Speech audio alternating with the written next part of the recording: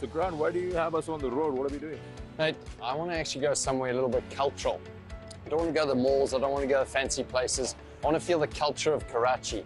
Maybe even get a leather jacket. I heard the leather jackets are good here. Oh yeah, they export us, but I'm warning you, the market is like really cramped up. So are you ready for some serious rush hour shopping? Oh, if that's where we have to go, the market, then I'm keen. Let's do it. I got this ride of mine. Would you fit in there? Yeah, that's a sweet ride. Is that the quickest way to get around, Sackers? Quickest way and the fun way. Okay, is that a market bin?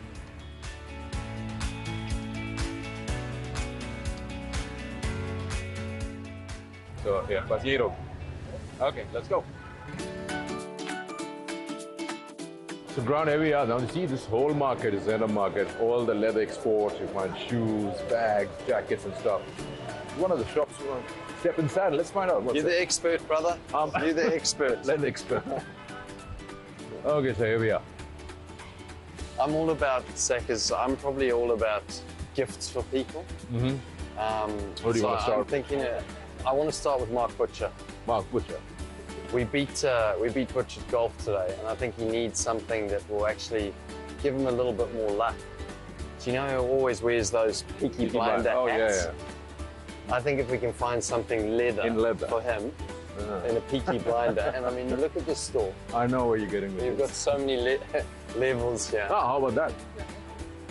That would be probably ideal. I mean, I was thinking in black, but I mean, this is, what color would you call that? Camel skin? Caramel? Yeah, camel. Camel skin, you reckon? It looks like it's very breathable for him, Mark Butcher. And he can carry it off. And I think this would be absolutely perfect for him. You reckon? Yeah, I think that's something we'll give it on the show.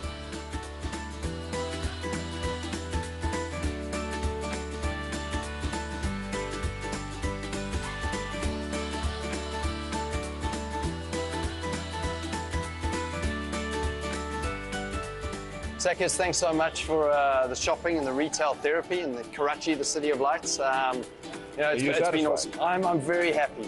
I am very happy. And hopefully we can get back to the cricket where we can see some willow hitting the leather. Yeah. Cricket Mubarak. In the third ODI in Karachi, all eyes were on Fakhr Zaman. Chasing a unique milestone of 4 back-to-back ODI hundreds, the left-hander started with his usual flair. Oh, fine shot from Fakhr Zaman. But he could not convert the good start into a big score. The keeper has called for it. The safe his hands. Man with the glove takes it. And it would be a sigh of relief to see the back of Fakhr Zaman early in the innings. Imamul Haq led the charge, scoring a solid 90. Oh, smashed. Been waiting for that from Imamul Haq. Babar Azam once again was on song, completing yet another fluent half-century. 50 for Babar Azam. 26th ODI 50. A cameo from Shadab Khan helped the hosts reach 287. New Zealand were off to a great start thanks to Tom Blundell and Will Young. His first 50 in one-day international cricket. But some electrifying fielding pegged them back. Pakistan's feared pace battery were relentless, hitting the bullseye. Debutant Cole McConkey provided a sliver of hope. But it was not good enough as the home team finished on top, sealing the series with 2 games still to be played. Back in the city of lights, and nice to be here. Sunny conditions overall, a bit of a breeze going on as well. We're here for the 4th one-day international live from National Bank Stadium here in Karachi.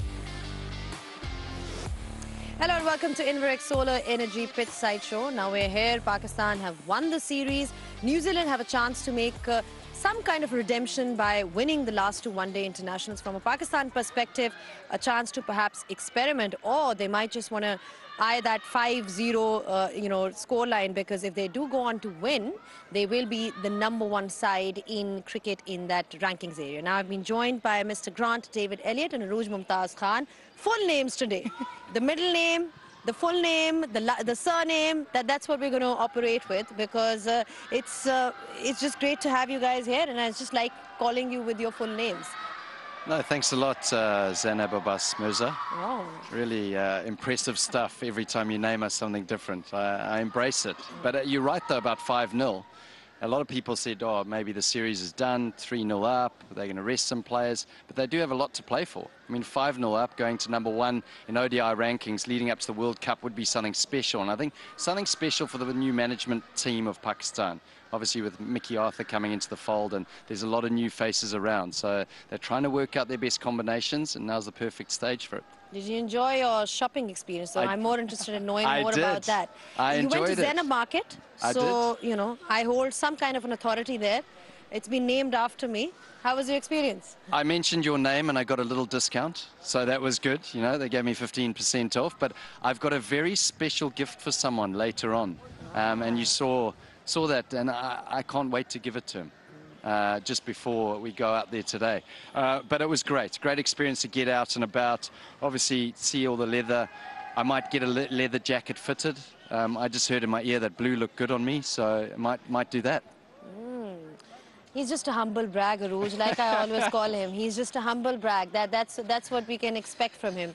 But Dr. Khan, what can we expect from the Pakistan side today? Because I mean, they're eyeing that 5-0. Remember, we've done that. We've been there, done that, where we've come close to winning a series in the T20s, and then we managed to level it when New Zealand made a comeback, and this we've already won. So that tick box is basically been ticked.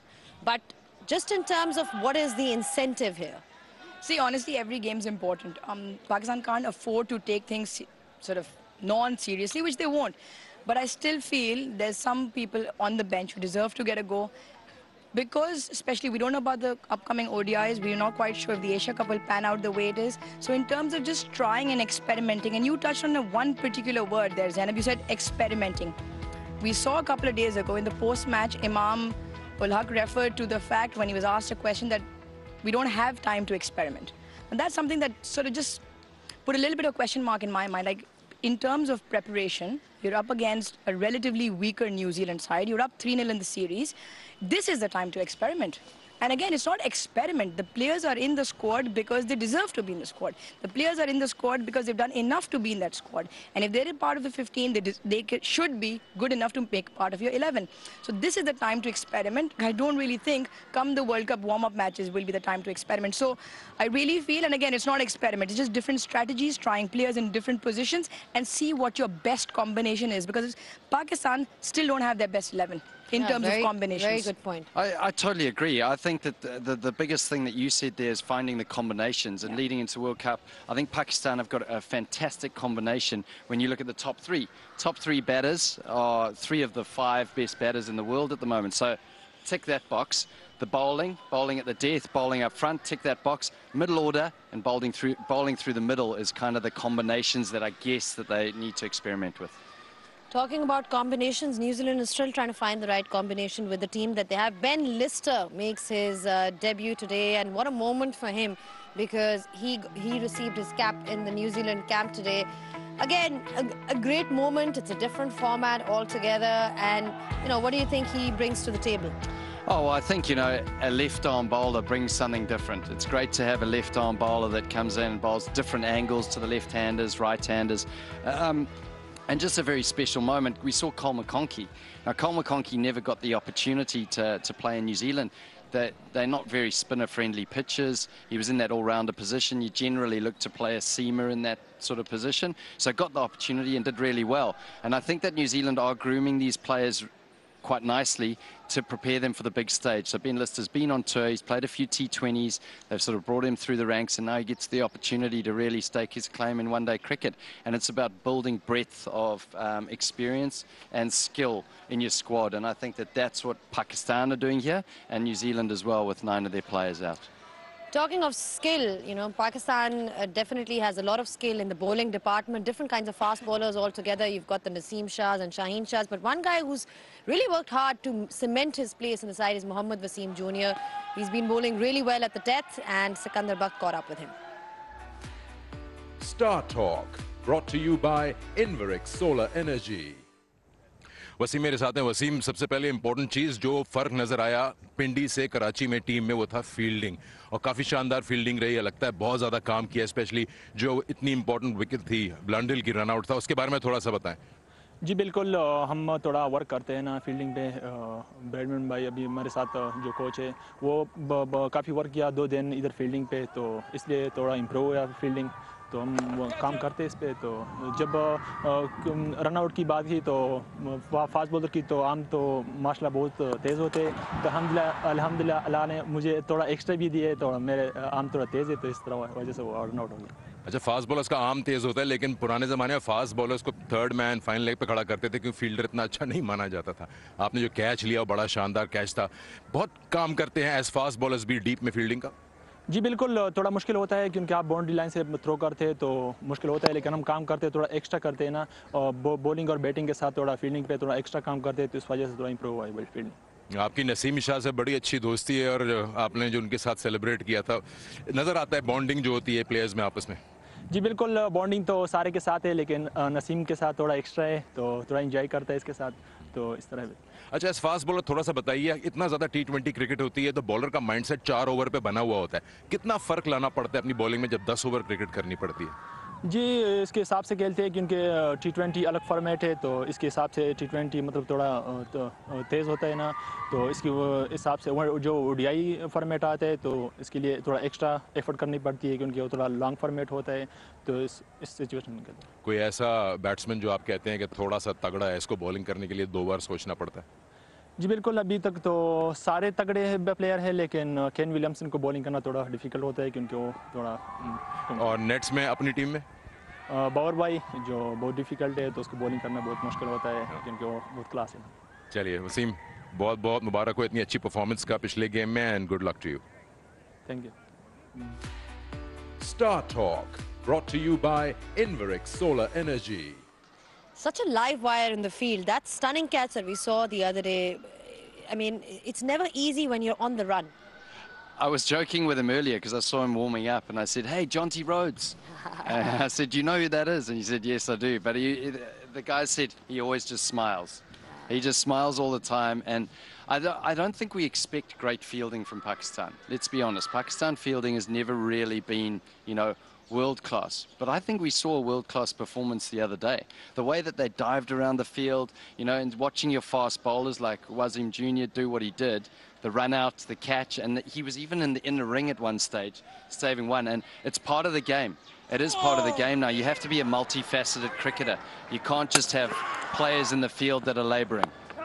Yeah, absolutely. And I think what Grant has mentioned, I really hope that they go back into the dressing room like that and somebody has a word like, guys, we can do it. This is the kind of standard we should set for ourselves and not settle for anything less than that. Because again, it is something which comes from within. You are responsible, you can work on it, you can make it better. And as a group, when Pakistan click in the fielding unit, they look a different side. And it is, again, it's a mindset that they shouldn't settle for anything less from themselves. So there's no margin for complacency. Let's talk about the combination, Aruj, because Mohammad Nawaz has been ruled out. He had an injury. He's not playing today. So what kind of combination do you think Pakistan can go with today? Whether they go with the pace or they go with the two leg spinners, I highly doubt they'll go with the two leg spinners, but they'll probably want to put in who now? Like, they pretty much got this set. It's more of a position where Pakistan can afford to put in anybody. I wouldn't mind seeing Osama Mir, because we've still got enough bowling options. But again, the one name that I've been talking about throughout the series is Iftikhar. I would love to see Iftikhar make a place in this side. He bats in the number 5-6 position and he bowls at off spin as well. With New Zealand left-handers, that they've got a few of them in that top 5, top 6, the off spin of Iftikhar is a very, very good asset to have within that 11. And the fact that, you know, you talk about his bowling as well, like she said, she mentioned the fact that, you know, they have a few left-handed batsmen, but also his batting on its own. He sort of has, you know, you saw a bit of him. He has managed to create his own space within the side. Well, he's a power hitter, and I think the only other power hitter that Pakistan have really got in that middle is Shadab, but you need two players there.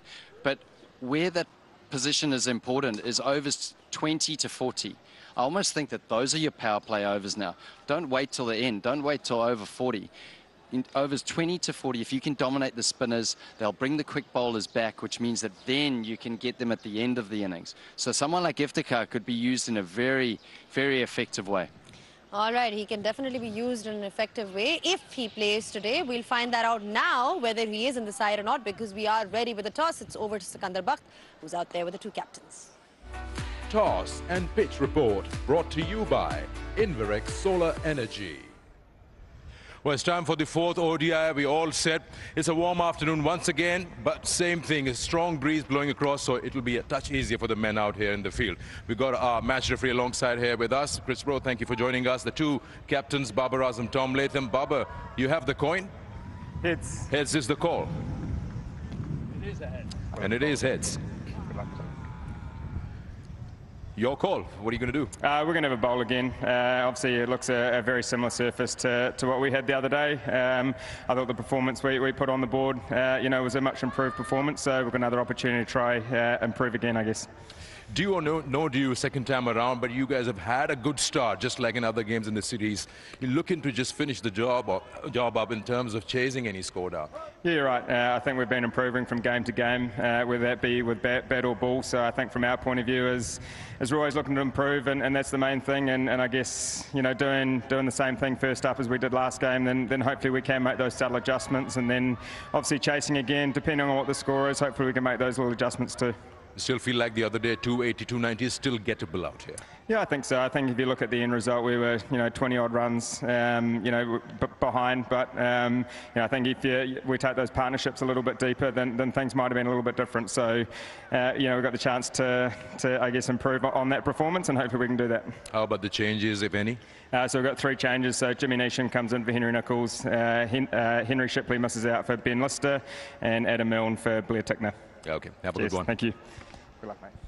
Babar, happy batting first once again? Yes, we will also batting first if we are won the toss.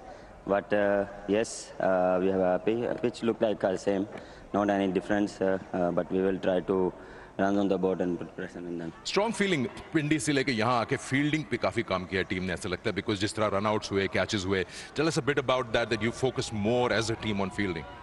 बिल्कुल, जिस तरह हमने last 2 जो practice session थे उसमें काफ़ी हमने fielding पे काम किया था और उस पर हमने काफ़ी जो 1 घंटा हमने फील्डिंग पे लगाया और डिफरेंट ड्रिल्स हमने की और फील्डिंग पे हमने उसको और मज़ीद अच्छा करने की कोशिश की. और बिल्कुल जब आपका कोई भी स्पोर्ट एक होता है, इसको आप इम्प्रूव करते हैं तो उसके लिए आपको थोड़ा सा हार्ड वर्क करना पड़ता है. तो वो हमने किया और रिज़ल्ट आपके सामने. और मेरे ख्याल से किसी भी टाइम पे आप सेटिस्फाई नहीं होते, हर चीज़ में आपको इम्प्रूवमेंट की ज़रूरत होती है. You still happy with 280, 290 is a good score out here?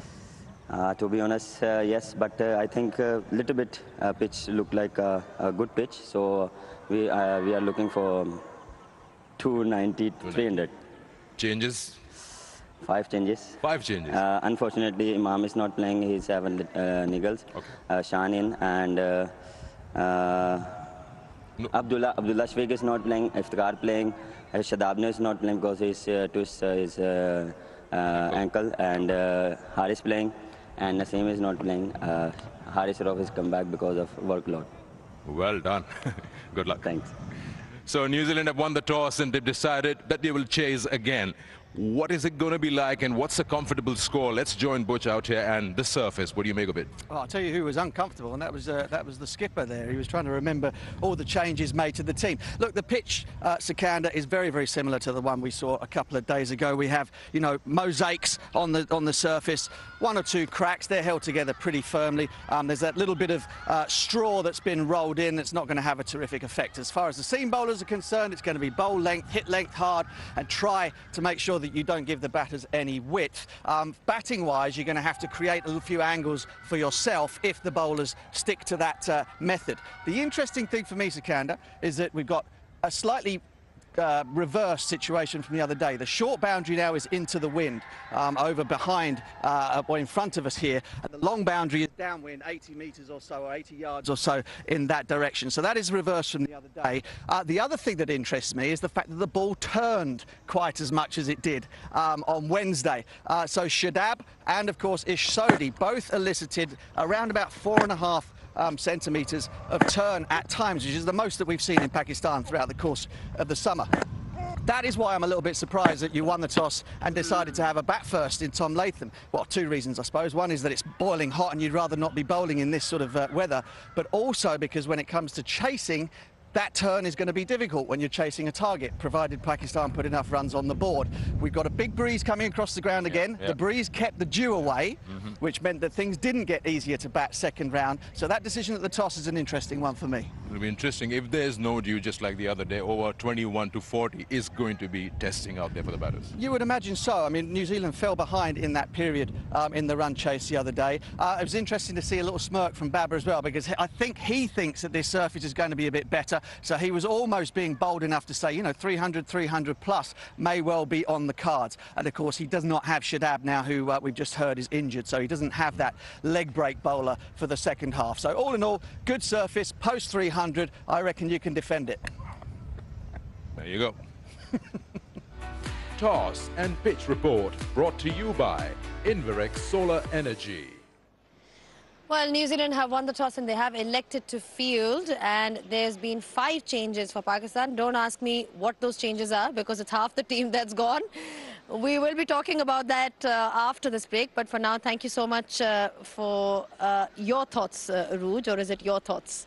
I've forgotten who's leaving after the show. I'm leaving. It's one of them. One of them is leaving us and another person is joining us. But yeah, and there's been a few changes for New Zealand as well, but we'll talk about that just on the other side.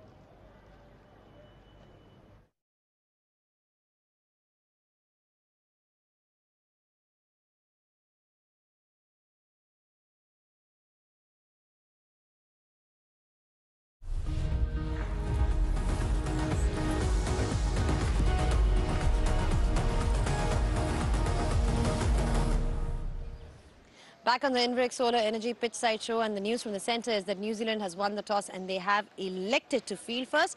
I've now been joined by Mr. Butch. Butch, nice to have you here.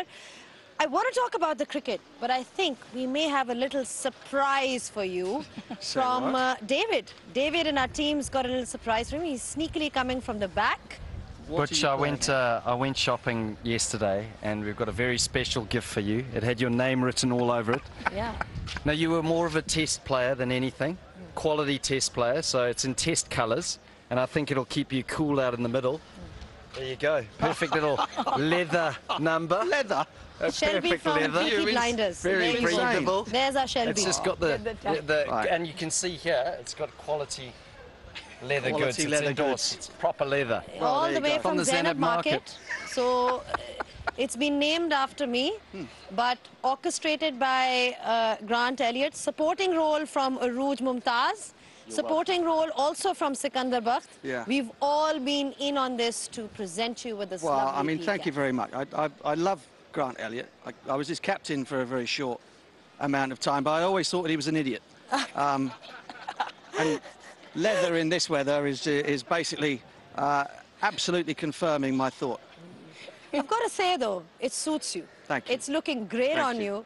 And Grant's got a great choice, I've got to say, in this department, indeed. That took no time. That took no time to throw it away. It's making the melon very, very warm. Yeah, he looked at what is the cheaper one. He said, I'm going to get the cheapest cap in the book. And oh, wow. Look at this. I mean, Aruj, do you want to try this on as well? Grant, do you want to pass it on? I think it's safe to say that we're all having a lot of fun, but we need to be looking at the sides now, finally. I think that's what people want to hear. I think so. Pakistan's team first. Aruj, I'll let you do the talking in that regard because there have been 5 changes. 5 changes. Yeah, some of them a little bit baffling, but anyway, Shan Masood comes in for Imam Ulaq. Iftikhar comes in. That was probably one change which was on the card. Mohammad Haris comes in as well. Husam Amir for Shadab Khan and Mohammad Wasim Jr. for Naseem Shah. So Abdullah sits out. Shadab, Naseem, Imam and Mohammad Nawaz, they all sit out. Again, it looks a very, very good side. And Babar didn't mention 2 of the players had niggles, one of them workload management and one of them rotation policies as well. But again, it's good in the sense that they are trying out their bench strength and they've got enough players in terms of replacements if they are required in the future. And if Iftikhar is playing, who you mentioned that you want to see him in the side at least, just to see what he can offer in this particular format. Let's talk about New Zealand. There's been a cap that was presented to Ben Lister earlier on, and you've also got other changes, Tickner coming in. So they've tried to work things around a little bit. Yeah, I mean, they're going to have 1 or 2 niggles as well. They obviously lost the series. A debut for Lister, left-arm quick bowler. He offers them a little bit of something in terms of a change of angle. Jimmy Neesham in the side, I think, is very important because it gives them that little bit of extra power, especially given that they've decided to chase once again. And Blair Tickner, big, tall man. If he can hold a really tight line and length on off-stump, it will make life difficult for Pakistan's batters with a new ball. All right, let's see what happens in that regard. But with regards to the crowd and spectators that we've seen throughout the series, Pindi was fantastic. Karachi, crowds, you need to wake up. You need to come to the ground. That's what we need from all of you. But some very passionate fans as well. It's time for Gupshup with the lovely Mehak.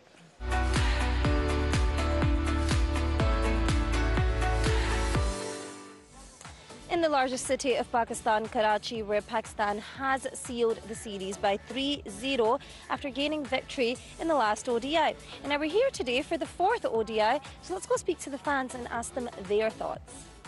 आपको cricket का कितना शौक है? Cricket का तो बहुत ही शौक है, बस जब देखने का मज़ा तब आता है जब पाकिस्तान अपनी परफॉर्मेंस दे. जब पाकिस्तान डाउन हो जाता है तो फिर ये होता है बस अब अपनी स्क्रीन्स को ऑफ कर दिया जाए और बस दिल ख़राब हो जाता है. इतनी शौक से अपना टाइम हम लोग निकाल के बैठते हैं कि नहीं मैच देखना है घर के काम काज छोड़ के. तो फिर जब उसकी परफॉर्मेंस डाउन होती है तो दिल दुखता है कि यार मतलब सारे काम छोड़े हम मैच देखने बैठ रहे हैं और फिर वो कभी उनकी वो बैटिंग ना डाउन होती है, कभी बॉलिंग डाउन, किसी ना किसी एक रीज़न की वजह से वो बैक पे आ जाते हैं. अच्छी खासी टीम चल रही होती है, फिर कोई ना कोई या तो बैटिंग डाउन हो जाती है या बॉलिंग डाउन हो जाती है, तो फिर वो सारा मज़ा ख़राब हो जाता है. तो इस सीरीज़ की परफॉर्मेंस, पाकिस्तान की परफॉर्मेंस से तो आप बहुत ही खुश होंगी क्योंकि आप ऐसे लग रहा है कि आप सही डाई हार्ड क्रिकेट फ़ैन हैं.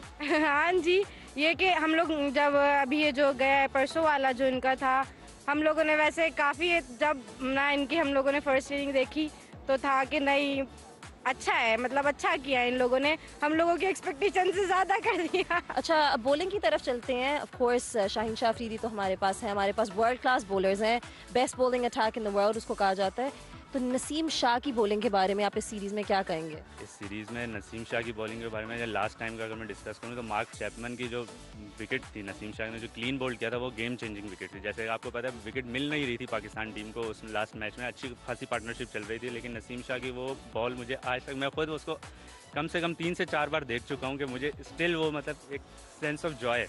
आपको लगता है कि पाकिस्तान आज फिर से मैच जीत सकेगा या फिर आपको लगता है कि न्यूजीलैंड एक नए प्लान के साथ आएगी?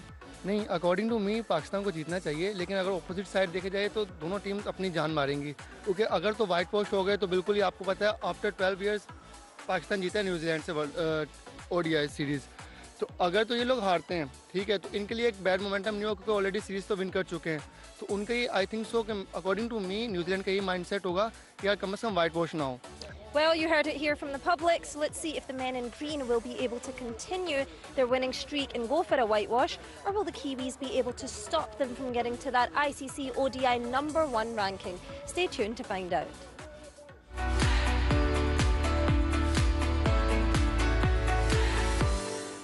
All right, you heard it from the fans. Thank you so much, Rouge and Butch. It was lovely to hear your thoughts once again. New Zealand has won the toss and they have elected to bowl first. 5 changes for Pakistan, few changes for New Zealand as well. All of that on the other side. Don't go anywhere.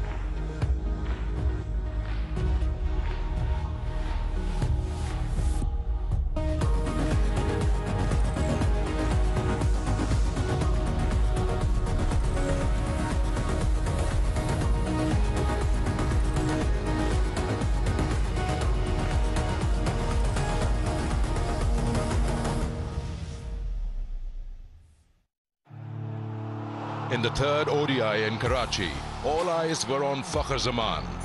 Chasing a unique milestone of 4 back-to-back ODI hundreds, the left-hander started with his usual flair. Oh, fine shot from Fakhr Zaman. But he could not convert the good start into a big score. The keeper has called for it, the safe is hands, man with the glove takes it. And it would be a sigh of relief to see the back of Fakhr Zaman early in the innings. Imam ul Haq led the charge, scoring a solid 90. Oh, smashed. Been waiting for that from Imam ul Haq. Babar Azam once again was on song, completing yet another fluent half-century. 50 for Babar Azam, 26th ODI 50. A cameo from Shadab Khan helped the hosts reach 287. New Zealand were off to a great start thanks to Tom Blundell and Will Young. His first 50 in one-day international cricket. But some electrifying fielding pegged them back. Pakistan's feared pace battery were relentless, hitting the bullseye.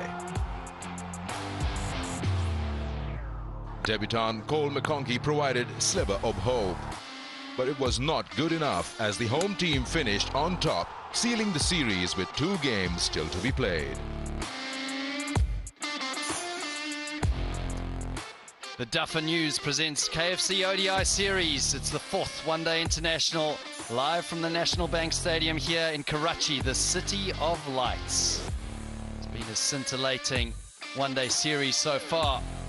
And there's still just 2 games to be played and plenty to play for Pakistan. They win all 5, they go to #1 in the world. So today, that's where we are. And then on the 7th of May, we're back here for the 5th ODI. Quick turnaround for the players. They warmed up earlier on today, Mohammad Rizwan. Be interesting to see where he bats today. Maybe at 4, and Iftikhar back in the fold.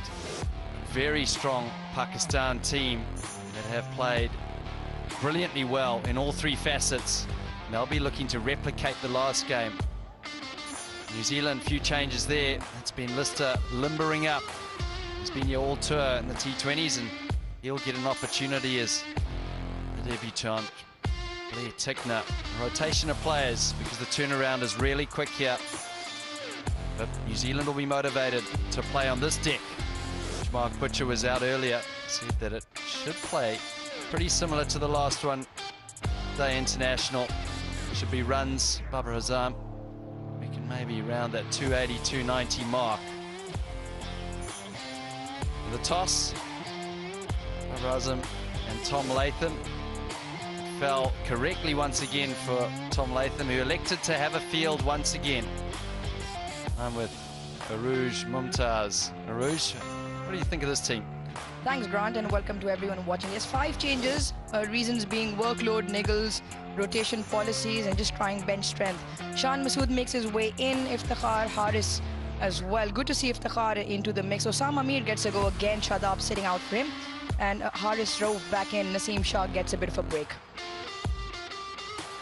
Well, earlier on, Grant, you caught up with one of the debutants. Oh, we'll come back to that a little bit later. How about you tell us about the New Zealand side first? Ben Lister comes in and Blair Tickner, Jimmy Neesham. So 3 changes. Adam Milne is out and Henry Shipley, the other one to go out. Well, these players, they're looking strong up top there. Young, Blundell and Mitchell, Latham in the top.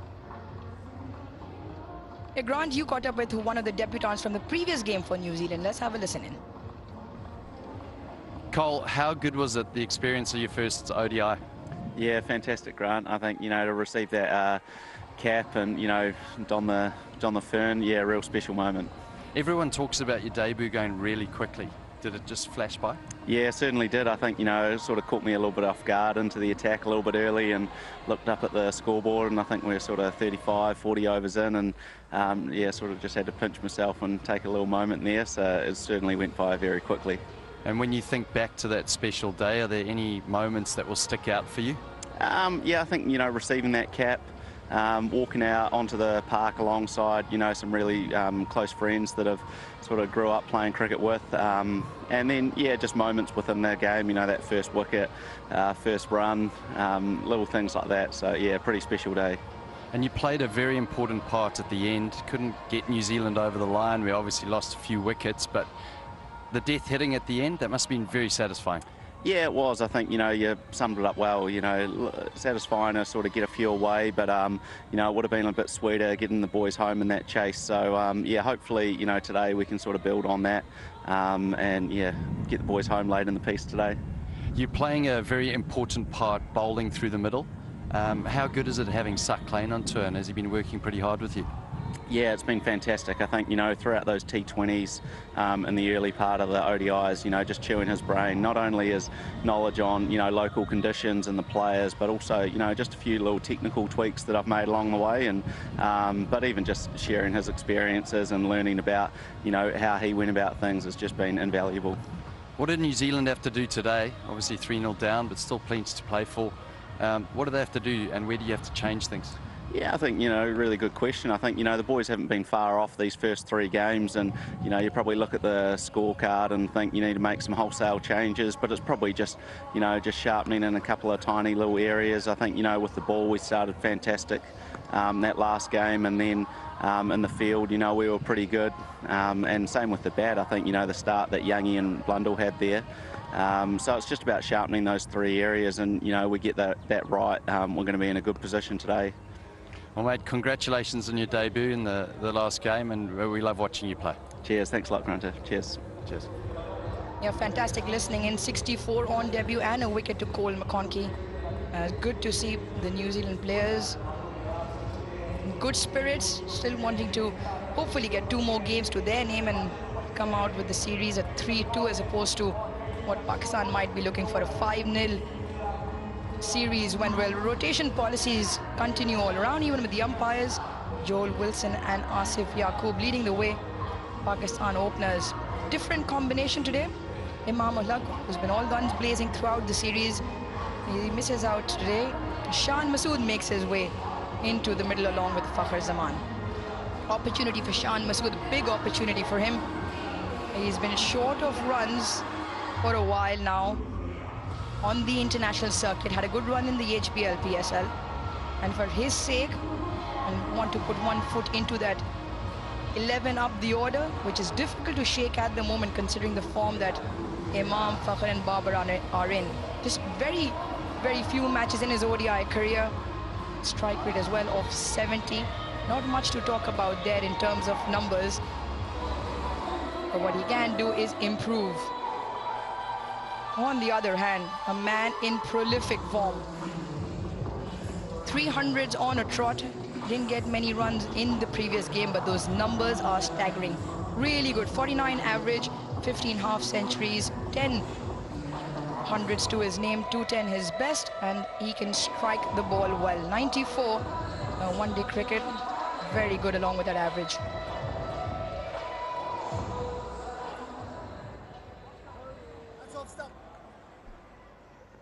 Yeah, formidable opening pair, which has lost Imam Al-Haq, unfortunately. Tight hammy, but that does, you spoke about opportunity, Rouge, and an opportunity for Shan Masood. Matt Henry, who's got a real knack of striking early and has been the most consistent bowler, you'd say the premier bowler for New Zealand since they've been in Pakistan, showing his experience. Once again, it looks like deja vu out there. There's the third slip and a little bit squarer. Gentlemen, let's play. Fakhr Zaman looks to take the first delivery.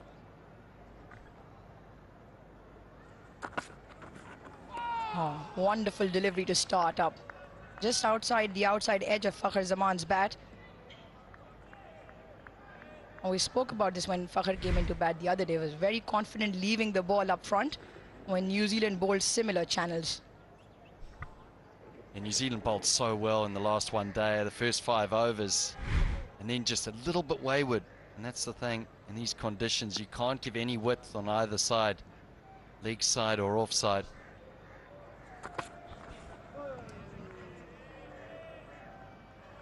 Oh, we keep talking about matchups and stats and numbers and records. Oh, he got him out in the previous game. Matt Henry. Fakhr Zaman had a big swipe across the line. All he managed was vertical distance.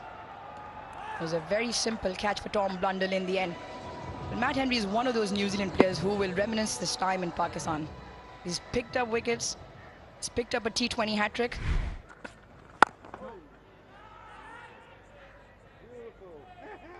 He's been having a lot of fun. Yeah, he is. I spoke to him in the hotel as well, and he was talking about how hard you had to toil as a bowler. I think it's the experience, and this is how hard you have to toil when you look at it. 35 degrees maximum. I don't feel that where I am at the moment. Some beautiful aircon and humidity, so it should be a beautiful day for cricket out there. Beautiful day when you're in the air-conditioned commentary box. Grant, I'm not sure the players agree with what you've just said. Well, funnily enough, when the toss went up as well, and Butch made the point, he said, I'm really surprised at that decision. I mean, it is warm here. It must be at least about 20 degrees in the commentary box. But I guess Tom Latham thinks that it's going to dew up again. And the reason why Butch was saying, oh, it's a single here. And it'll be overthrows. So not a great start here for New Zealand. They'll haul it in. Coming back again. Well, little mishap there from New Zealand. Lapse in concentration from me as well. Yeah, quick single. And then the shy at the stumps yielded 3 more runs. So they ran through for 4 eventually. And Pakistan off the mark with 4 singles altogether.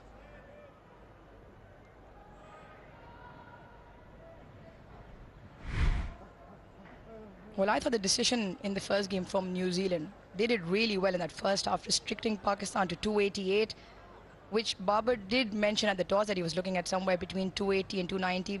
We all felt there was more runs in the surface.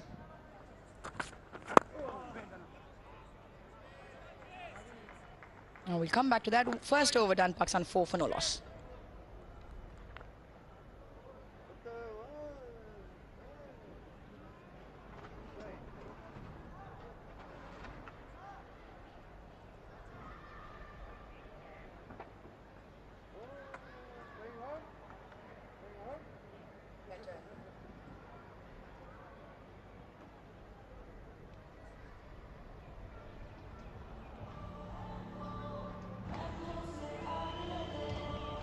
Eight changes altogether in the game, 5 from Pakistan, 3 from New Zealand. Plenty of players getting an opportunity, and more importantly, Ben Lister making his ODI debut. Left arm medium. He bowled in the T20 series as well. His List A career, Grant. 43 games, 49 wickets. A really handy bowler, Benjamin George Lister. Making his debut, special moment. Brilliant for Auckland, gets wickets up front, moves the ball through the air. So a challenge for him, because you won't get much movement. Speaking to Adam Milne just before the game, he said first 3 balls swung and then not much after that. So you have to find a way, and Matt Henry showed the way. It's consistency. Pakistan bowlers, Naseem Shah, also someone that has shone quite brightly in this series. It's just been that consistent line and length, and you can't stray. Any hint of width that you gives the batsman an opportunity to get away. But exciting as he prepares for his first ball in ODI International.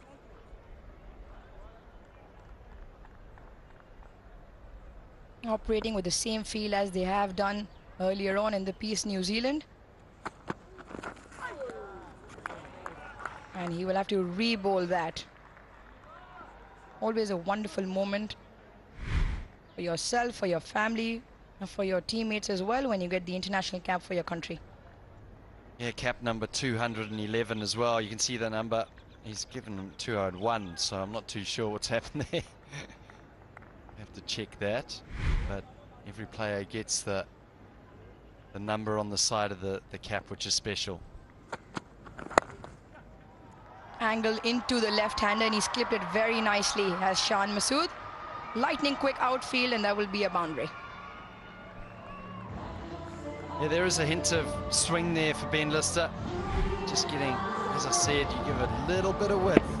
That's on leg stump. That'll be a sigh of relief for Shah Masood, who knows that this is a huge opportunity for him. Imam Al-Haq out with a hamstring injury, or just a slight little twinge. That's great balance there from Shah Masood.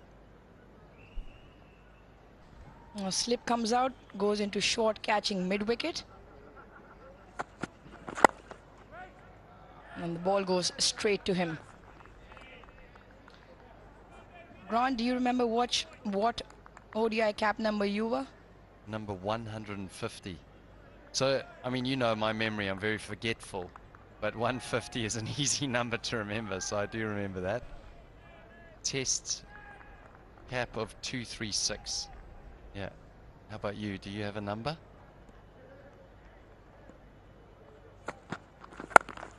Or do you know who 201 is? New Zealand? I'm going to take a guess, and it's only because I may have been told, but Michael Bracewell. That's why I was confused, because it said number 211, and I thought, oh, maybe we've got that wrong. But perhaps they didn't have that cap ready. They didn't think that 211. And I'm sure they could find someone at the Zanab Markets. I know a few people there, the Zanab Markets, to get the embroidery done. Lovely moment. Once again, down the legs. Doesn't get bat on that. Will run through for a leg by. Well, I do remember my cap numbers, both one day and test. 36 in one day international and 20 in test cricket.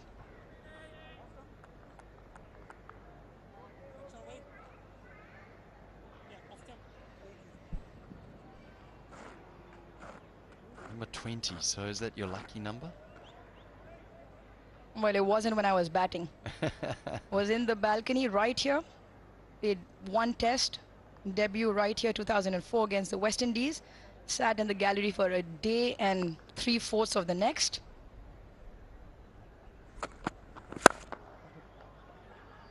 And stood there watching one of the best innings I have seen in test cricket. Kiran Baloch, 242 not out.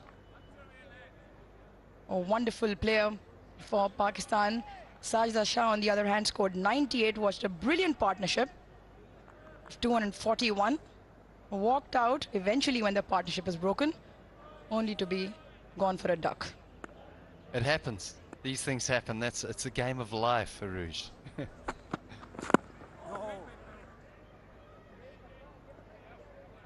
Ben Lister's first over in one-day cricket goes for 6. It's 10 for no loss.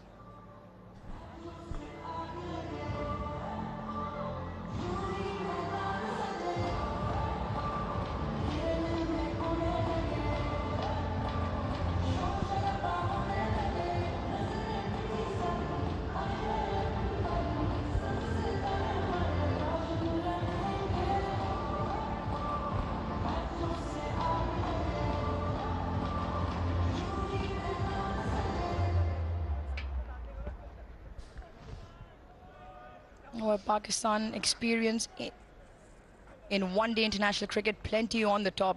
Fakhar Zaman, Babar Azam, Mohammad Rizwan, big numbers.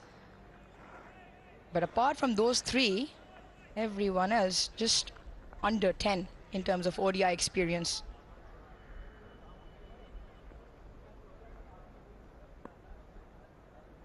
Matt Henry.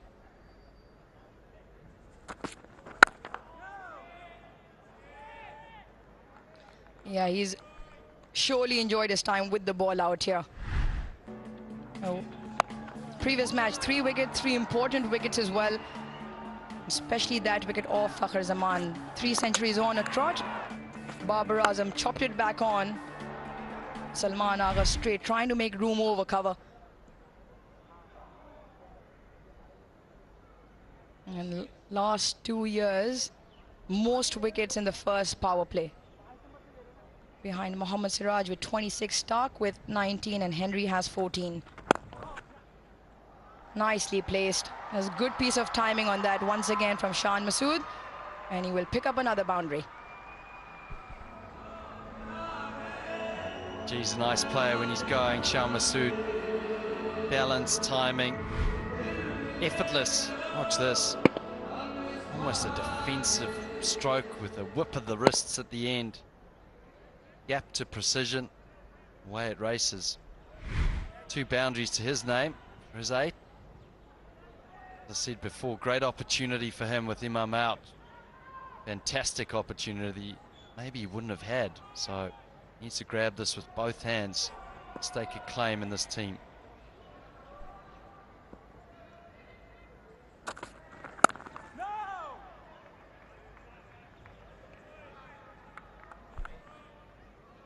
Matt Henry's been a significant part of this team and the foundations of the bowling, and when you look at that, the thing that stands out for me is the economy rate, 3.77, not just the wickets, and that's just in the first power play now that you're looking, competing with Siraj and Stark at the top there. Some big names.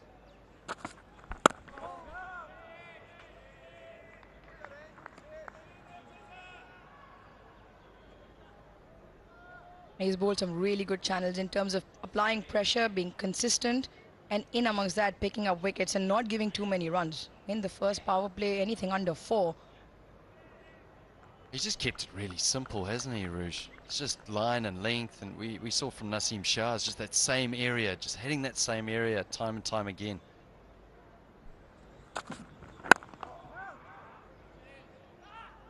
And it's the kind of length that you have to hit in Pakistan. Afternoon start, placid surfaces, with absolutely no swing on offer. You mentioned he told you that it swung for 3 balls only.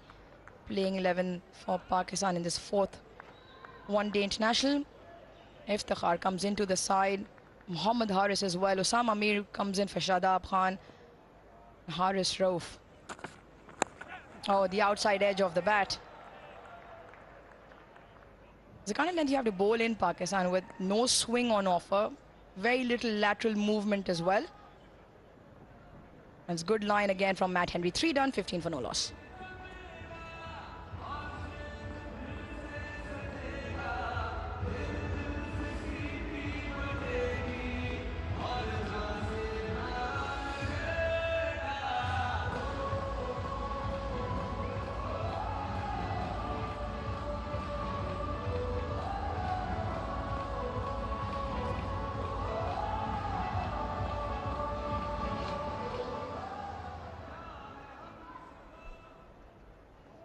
It's the New Zealand team.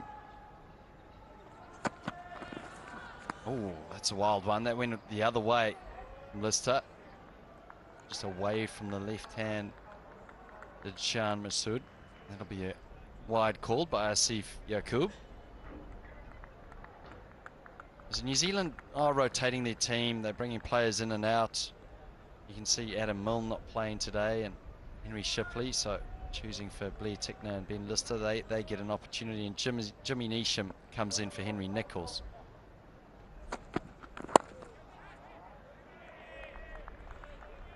Oh, you were talking about in the previous game when Tom Latham elected to bowl, you thought they should have batted first, but you can almost understand that the fact that they've done it again today after winning the toss. It could be a case of putting Pakistan to bat first, and we know Pakistan sometimes can struggle in putting up a score. I thought they bowled really well to restrict Pakistan to 288 in the first game. Driven through the gap. Timing has been quite impeccable from Shan Masood, and that's his 3rd boundary. Well, he's whipped 2 through mid-wicket, and now through the offside, showing just how classy this player can be. He scores runs, he's just so easy on the eye, effortless the way he plays the strokes. Proper cricket shots. Look at that average this day career. We wouldn't mind that today, but see the best of 182. You're eyeing that up even more. So talking about the fact that New Zealand only fell short by 26. It was a case of them not chasing well enough. It probably could be a similar story, because when Sikandar asked Babar Azam at the toss, because Babar said it looks a better surface, and he said maybe today 290, 300. So again, the range in at least Babar's mind is that much. If New Zealand can repeat what they did with the ball and hope for a better chase, with Jimmy Neesham now in that middle, it's a matter of them getting over the line with whatever they manage to restrict Pakistan to. Yeah, I think it's a good point that you make, and there you go. As you said, 26 runs short. New Zealand did extremely well. I think that was a par score that they limited Pakistan to. If they can do more of the same, but then just get one player, that's all they need, is one player to get in and score 100. You look at the names of Blundell there and Latham, they both got in, got out. one of those players goes on to score 100, probably get over the line there. I also think, Aruj, you have to, as a captain, you always think of the due. And you go, well, if I won the toss and there is due, which, you know, Mark Butcher, who was out there earlier, he said there's a strong breeze, and because there's a breeze, there won't be any dew. And that's generally what happens at this ground when you speak to the local meteorologists. So, you know, maybe he could have batted first, but that dew factor is huge.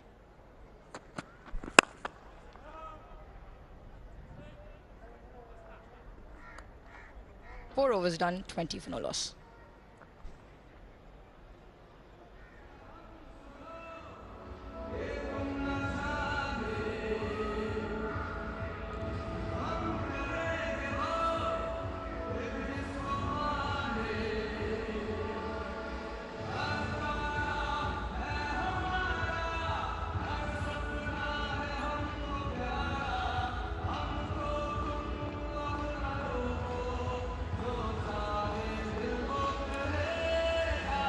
The 3 boundaries all courtesy Shan Masood, who makes his way into the 11. Imam Ulaq sitting out with a bit of a niggle.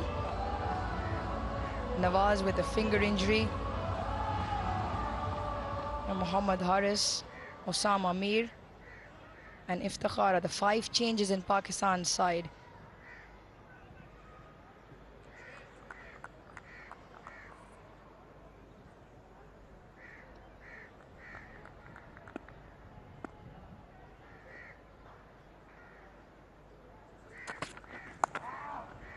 With the form that he is in, he will hit that to the boundary any day, any time.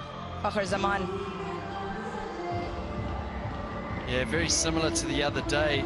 New Zealand got off to an absolutely beautiful start with the ball, but this time just a little bit leg side there from Matt Henry. Be disappointed, probably wanted to go upstairs to Fakhar Zaman. The sort of form that he's in, if it's just slightly loose, he's generally put it away. New Zealand would love to see the back of Fakhar Zaman early.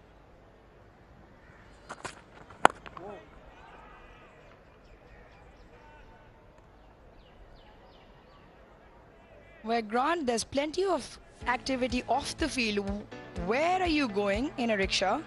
Apparently you went on a shopping extravaganza. I went to a leather shop in the Zadab markets. Picked up a beautiful handbag for myself there, you could see that. And picked up a lovely little Peaky Blinders hat for Mark Butcher. So I'll have to find the hat. It's a beautiful leather number, very breathable in this weather.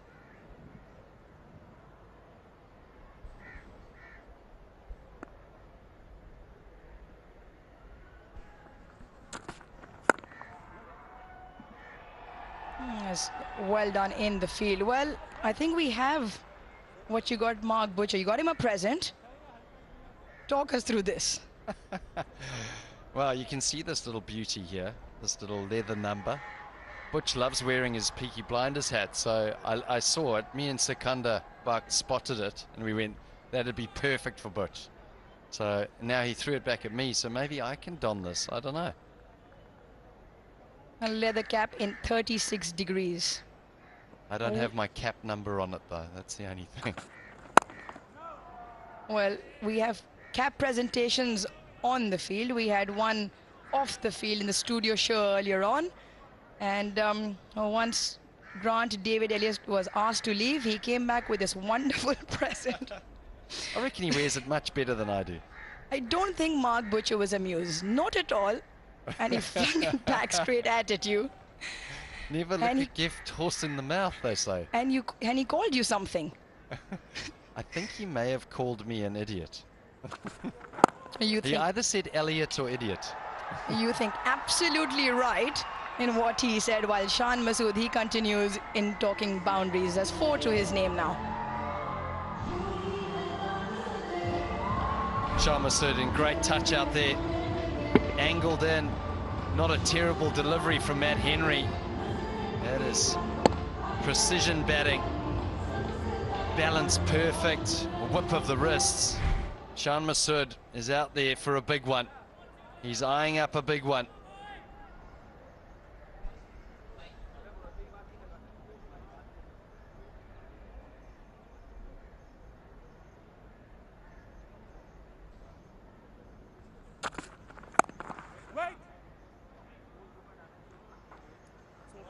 It's been a good over for Pakistan. 9 come off it, 29 for no loss.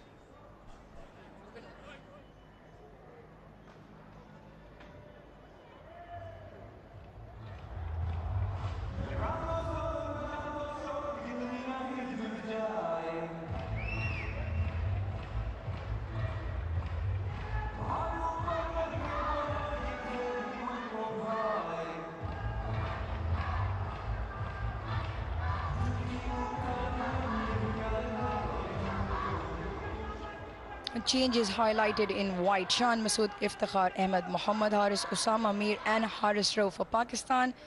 Jimmy Neesham, Ben Lister and Blair Tickner for New Zealand. So plenty of rotation, niggles, rest, workload. And just to clarify, Babar Azam did mention at the toss that Imam might have a niggle, but that is not the case. He has just been rested as part of the rotation policy. Well, Grant, I don't blame him. When you've got 5 changes, it's difficult for him to remember who's out for what reason. And in terms of remembering names, well, we're glad Babar doesn't have that problem in scoring runs. It's always the most difficult thing as captain. You're out there and you're thinking of the game and you're thinking about batting and what should I do, bat or bowl, and then suddenly they ask you what the changes are and you forget, because we're in the 4th ODI here and there is a quick turnaround for the game, so there's a lot of changes in the teams. Oh, smashed through the covers and smashed away for 4. This time it's Fakhr.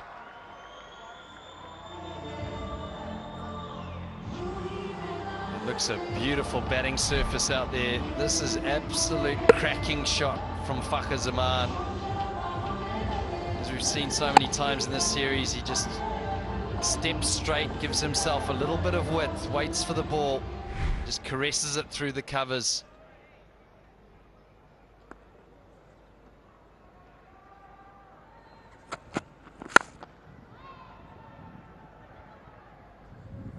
We talk about balance when you're striking the ball and the point of impact. Fakhr Zaman, like you mentioned, doesn't have a big stride forward, doesn't have a stride in the line of the ball. It's just a small step forward to create that strong base, but his head goes in line of the ball, and he's so balanced at the time of contact. Lets the hands through.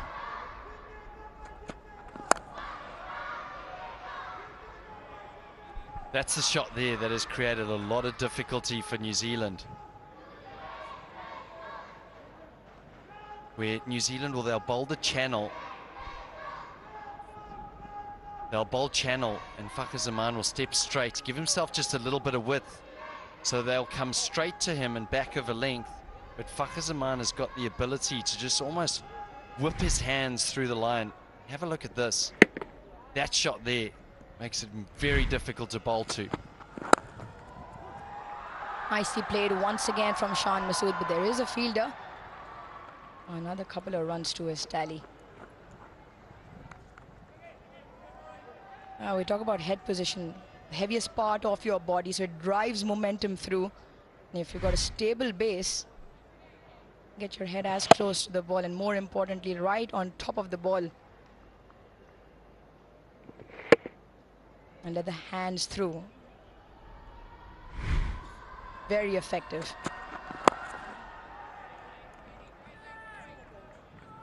Six done is 36 for none.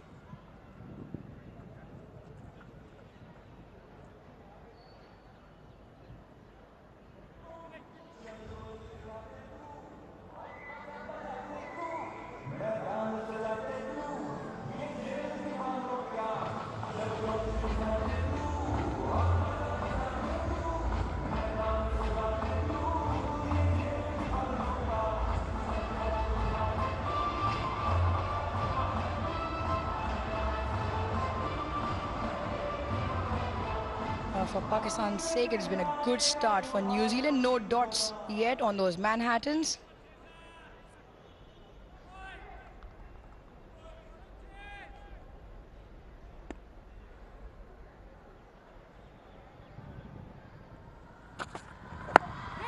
In the air.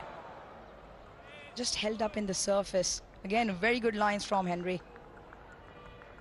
It's the second time it's happened, actually, where I've heard on the stump mic, I heard Fakhar Zaman just a little bit of a yelp or surprise at the bounce, and you can see there it is probably quite unusual.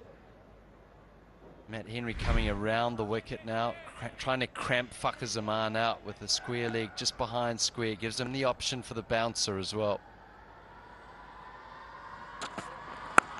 Oh, it's in the air. Will this be a similar dismissal? Blundell getting under. Oh, what a take in the end. He almost misjudged that and then put in the full length dive. That is brilliant. Brilliant because it also dismisses Fakhar Zaman. Well, very similar to the last ODI. Cross the line from Fakhar Zaman. It's that shot he plays so well, just back of a length. And Tom Blundell looking up at the spider cam and saying that was a little bit more difficult than it normally was. Excellent catch from him, and New Zealand will be ecstatic to see Fakhar Zaman leave the field for 14. It's 36 for 1.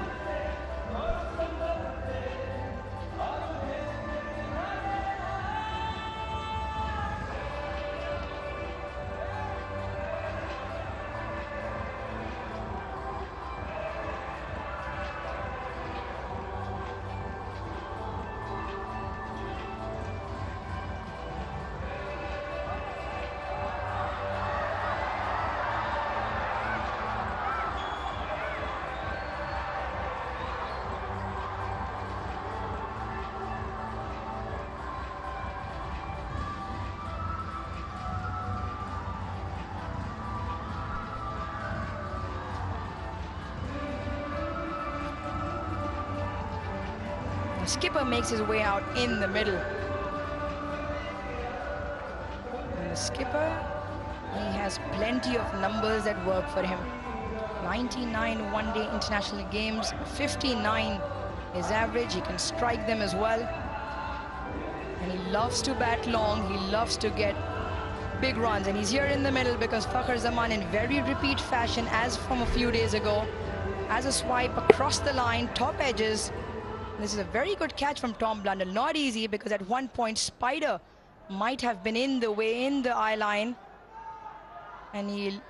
There you go. Come on, Spidey. I mean, we know we want the perfect shot. But that is a really well-judged catch. In the end, had to put in the full-length body dive.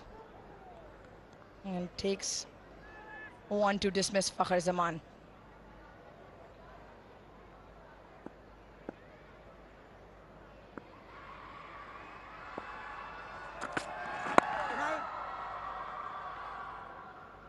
Once again, Matt Henry adds to his tally of wickets in the power play. Well, let's have a look. It went high. Here's Spider just to the top right of your screen. And Tom Blundell. The game's hard enough as it is.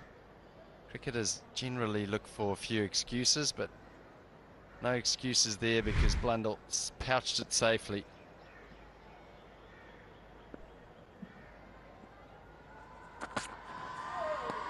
Oh, watches it through. Oh, well, we have a bit of a rotation policy going for ourselves up here. The rotation policy of the cap presentation was given to Mark Butcher, thrown back to me, and now Rouge Mumtaz has got it. I think it looks pretty good. I'm not quite sure. Twitter will tell us very shortly. Yeah, please do, actually, Twitter. Tell us what you think of the leather number that we've got. We know what Mark Butcher thought of it earlier on. Threw it back right at you, Mr. Grant Elliott. Fakhar Zaman, last ODI, similar swipe across the line with the same combination of Matt Henry and Tom Blundell. That time a relatively easier take for Blundell. This time he had to get under the ball, swivel around because of Spider. In the end, well judged. Kept his eyes on the ball till the very end and pouched it quite comfortably. 7 done is 36 for 1.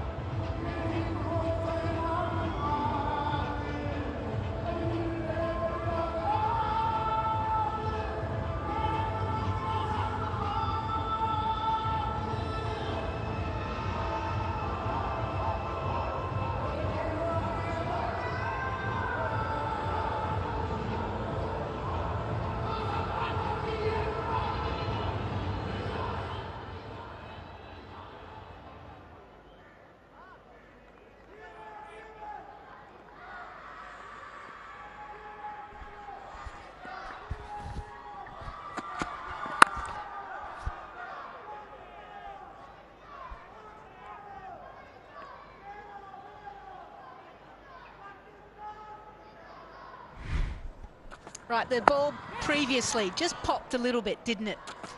Fakhr Zaman, and he thought, okay, maybe I can go across the line, but we've seen this pitch and even, yes, the previous ODI, some variable bounce. Makes it a little bit hard to play that shot.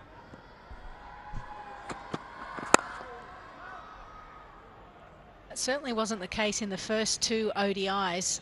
We saw Fakhr Zaman, who obviously peeled off two back-to-back hundreds. He was able to play that shot quite freely, whereas here in Karachi, we've seen variable bounce, makes it hard.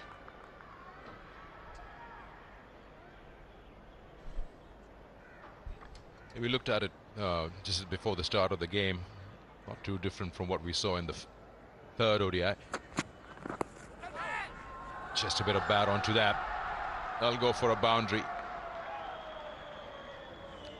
Chance looked good from what we've seen of him in the 23 deliveries he's faced, but just coming back to that dismissal of Fakhr Zaman.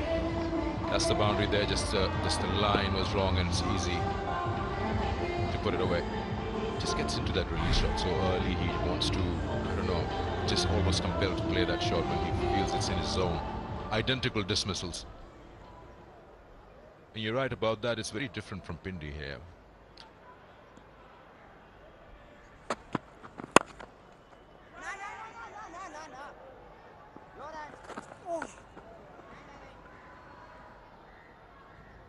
It was Shan Masood's call, but a good barber that he said no straight away. You have to work a bit when you're batting with a new partner. Shan hasn't really had many opportunities to be in the center.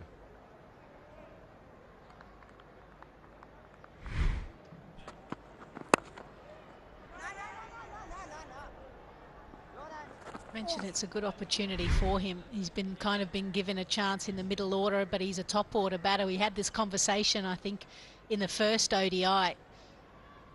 And because of this series and the fact that Pakistan have already won this ODI series, they have an opportunity just to test players.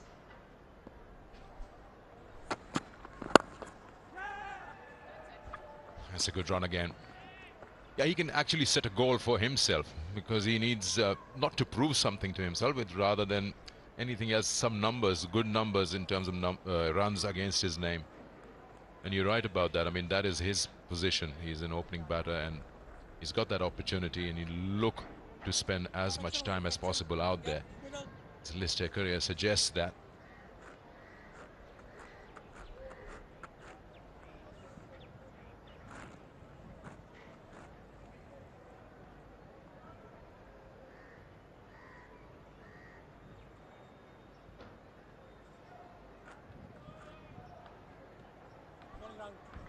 That's his 8 ODIs that he's played for Pakistan. Yeah, no, not him.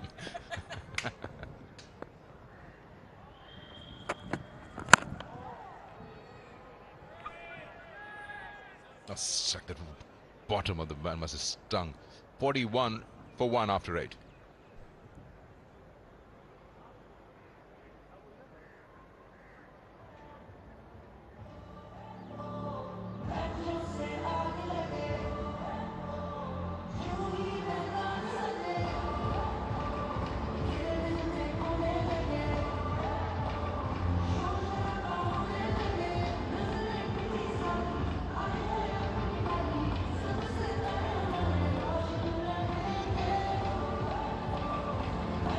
Quite a revamp. Pakistan making 5 changes today, some forced, some load management. Where Rizwan comes to 4, that's what he asked for, or hoped for.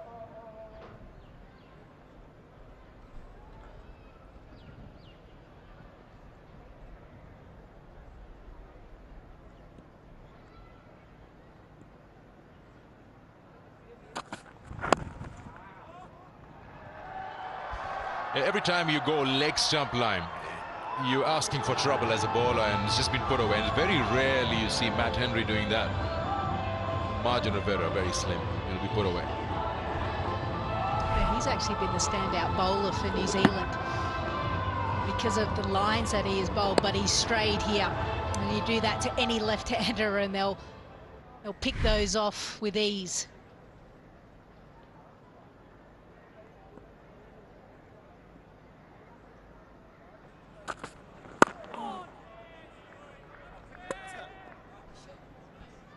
So just to highlight how well Matt Henry has been bowling in this series compared to the other New Zealand fast bowlers, is literally his line. Now it's that fourth stump, top of the off stump, that's where you want to go. All those white deliveries, wickets and dots. You can see hardly any deliveries on the legs. The last one, you can maybe add that to that pile, but very few.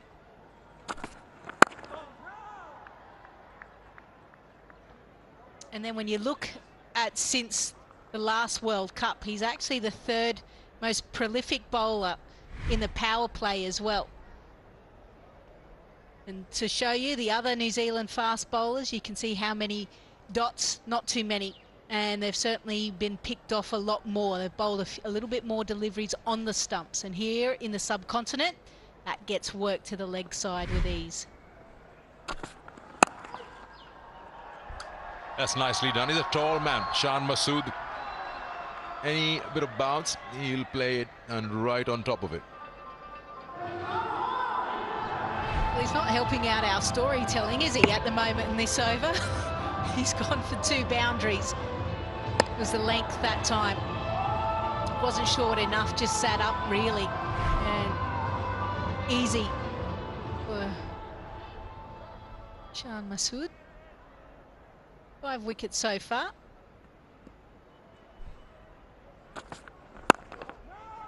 He showed that beehive, showing that Matt Henry has hardly bowled anything on the leg stump or around the hips.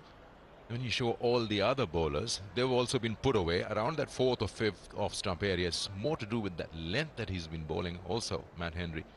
It's been tough to put away.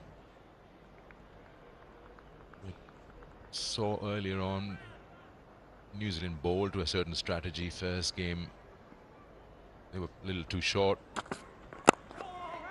Don't know, they saw something in Pindi or trying to test the Pakistan batters. We'll come back to that. 49 for 1.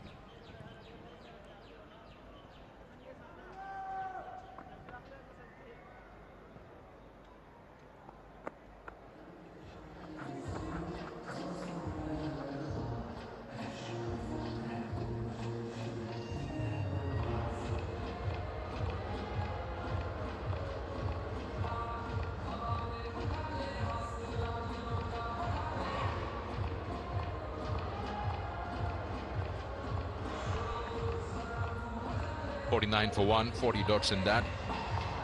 Some boundaries, more on the onside.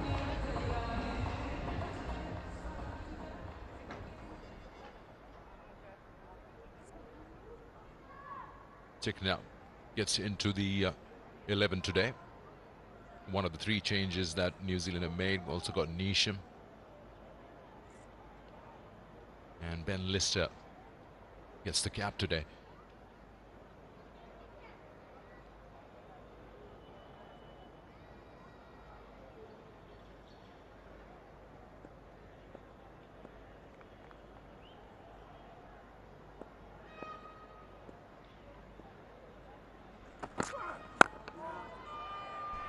You mentioned day before yesterday about how quickly a touring side has to, adapt to the conditions and everything. There are no practice games or 3 or 4 day games, and you just get a sense that New Zealand bowlers, apart from Matt Henry, were just trying to figure out what lengths should be bowled. Someone we saw in Pindi were just on the shorter side. That's why they were put away.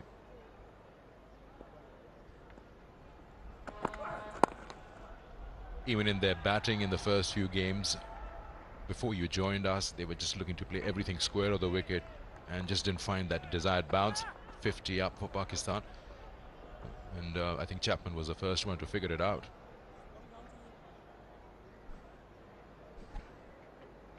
Yeah, he found it out in the last T20, and then Daryl Mitchell has kind of taken over, hasn't he, in the sense of understanding, hitting straight down the ground. I think as a touring team, you look at subcontinent players and they're very wristy, aren't they?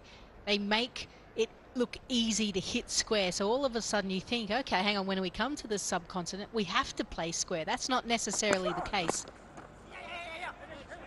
And and it is also dependent on the lines that the bowlers bowl. But you've got to separate yourself from subcontinent players that tend to be more supple with their wrists.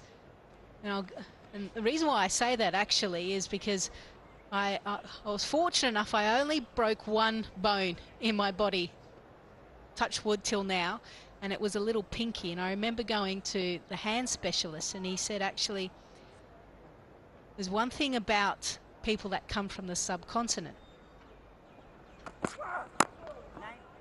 They heal very quickly, but also they're able to have a little bit more flexion in everything that they do.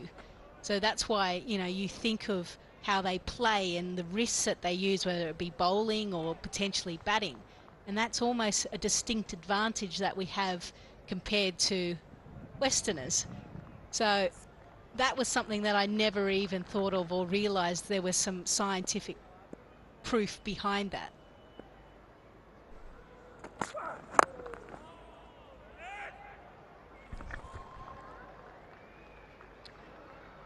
Bit of an opportunity, but couldn't collect it cleanly.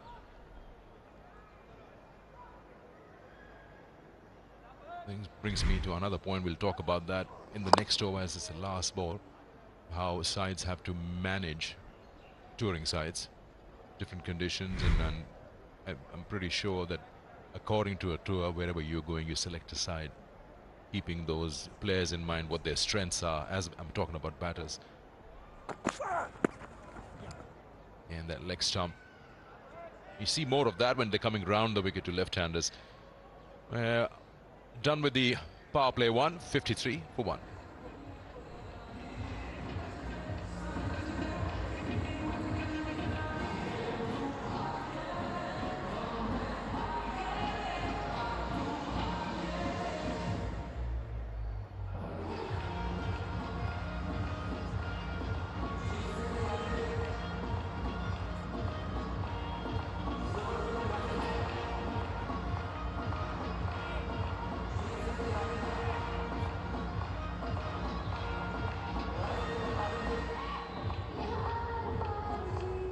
Power play 1 done. We're now into 11 to 40, which will be your power play 2. That's the signal there. So quickly coming back to what we were discussing now, would I be wrong to say that if you're selecting a side touring Australia, you'd look for batters who are good playing square of the wicket, compared to taking a team to England? You look to have players who better in the weave, more straighter bat, and then subcontinent you said wristy players, but then that doesn't really come immediately to a player. That's certainly the case. Obviously, when you tour probably South Africa or Australia, there's that extra bounce and carry. You play off the back foot a lot more, pull shots, hook shots, cut shots. So someone that doesn't like the short ball, I wouldn't suggest that they go to Australia, because they are certainly going to get peppered.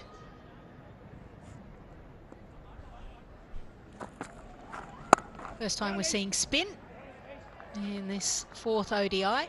And then here, obviously, in the subcontinent, spinners play an important role. Yet it's quite funny that both New Zealand and Pakistan's spinners have certainly struggled for a period of time. They haven't necessarily been able to pick up as many wickets as they would have liked.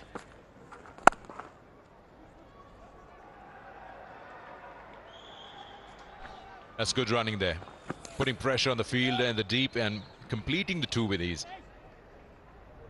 With big boundaries, square of the wicket, so important how you gauge how many runs are available. Have a look at that. Running the first one hard and trusting each other's call and finishing it with ease.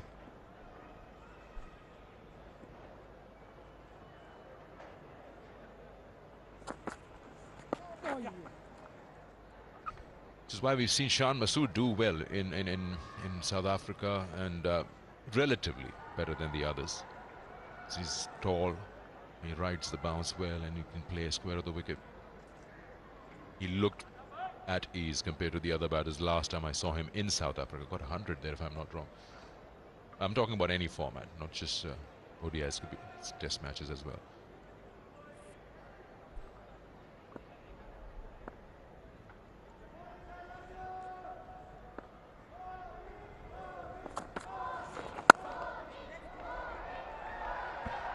just off the back foot. He's so good at that. 2 more to the total.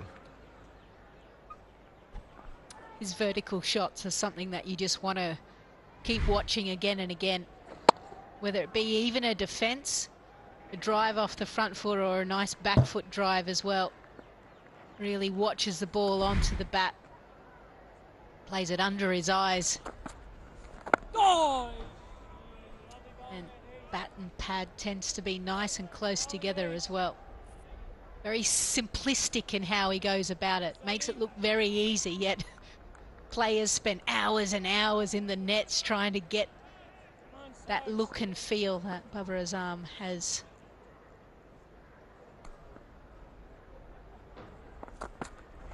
Oh, that's good. 5 of the over.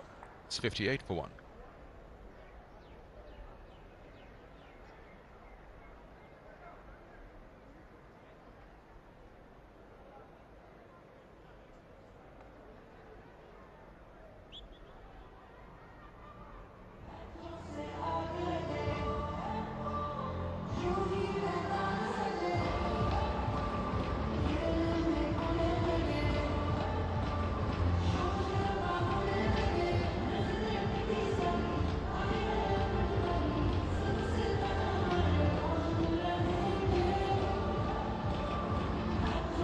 Four bowlers just around an over more than the first power play. Wicket for Matt Henry. No surprises there.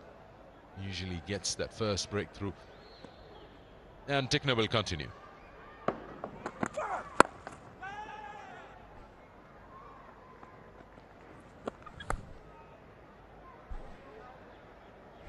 Well, the innings so far, Pakistan actually wanted to bat first, and certainly looks like a pitch that might get a little bit slower and lower, so it's all about capitalising. Unfortunately, Babar Zaman went the same way as he did in the previous ODI. An excellent catch by Blundell. Matt Henry, the one that was able to take down the first wicket. Other than that, it's probably been even Stevens from a batting and a bowling perspective.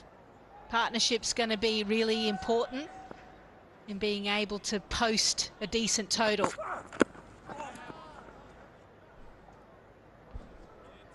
One thing about New Zealand, and obviously this is probably a second side, so an opportunity to bloods a new players, but it's always searching for different types of bowlers, and fast bowlers especially. You kind of want release points to be different, left arm, right arm. You can see that Shipley obviously has that extra height, and you can see that Adam Milne actually bowls a little bit further away than the stumps. Just those subtle changes can be important. Whereas Pakistan, obviously they've got Shaheen Shah Afridi as well involved, so that left armour, and that's why Ben Lister is important in this ODI. And you can see they're actually all different in where they release. And then obviously from a speed point of view, Pakistan have the wood over New Zealand in that aspect as well. It's a little bit same for New Zealand, especially with this squad. You just feel New Zealand was vertically different, they are horizontally different. And you should just, this time around only, we noticed that Haris Rauf was making a deliberate effort of bowling wide of the crease. You're not getting much. It's a good thing to test yourself and see how you can use that box out there. And he was in Pindi. Was really trying to go wide and angle it into the right-handers. And it worked for him. He got 4, I think, the last game in Pindi. It's a wide call by the umpire. It's over the head. Yeah, so just to kind of go on to your conversation we were talking about, you know, when you're travelling, depending on the surfaces, what to pick. So obviously the World Cup, that will be played in India.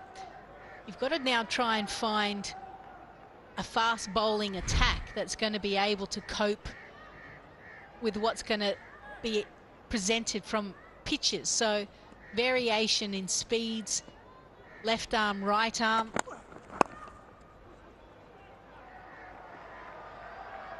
Might be important as well. So do you feel that this New Zealand attack, you know, who would you be taking out of this squad potentially and selecting them for India? What we see over here, I mean, Pakistan seems to be spoiled for choices in terms of bowling. When going to India, I believe that they're prepared. I mean, they can actually pick and leave a few behind and still won't be in trouble.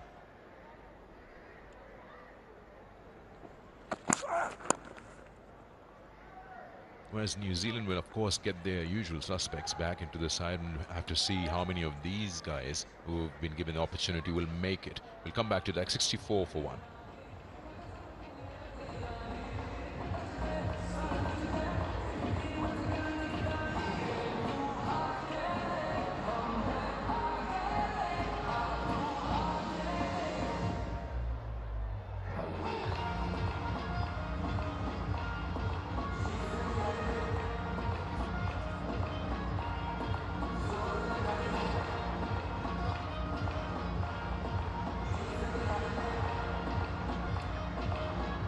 Here we are, New Zealand's ODI squad that was available to them who have come to Pakistan.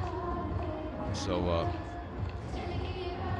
I believe Adam Milne, Matt Henry will be, of course, a no-brainer. They will be going along in terms of fast bowlers we're talking about.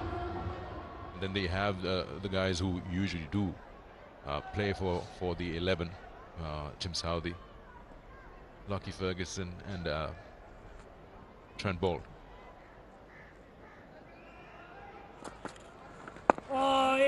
You just can't leave those behind, but then there are a few who have set up a proper case and who've bowled well. Spin department, of course, again, quite a few options that they have available. Santner, who will surely make it race well. Sodhi.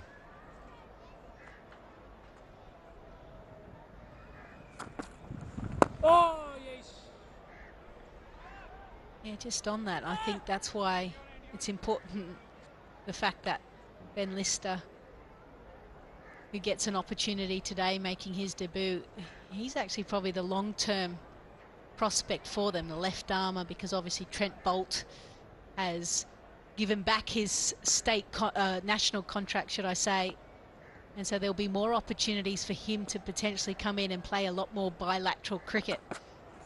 Oh, that's good, Ace. And when you think of what he's been able to do, he's actually got the best economy rate since making his debut in T20 cricket, and that's from a fast bowling perspective in New Zealand at 8.06. So there's a lot to like about him. I think he's certainly being fast-tracked to, and he may be someone that they bring and take as a backup to Trent Boult if he gets injured, because otherwise they have too much of the right-arm fast bowlers.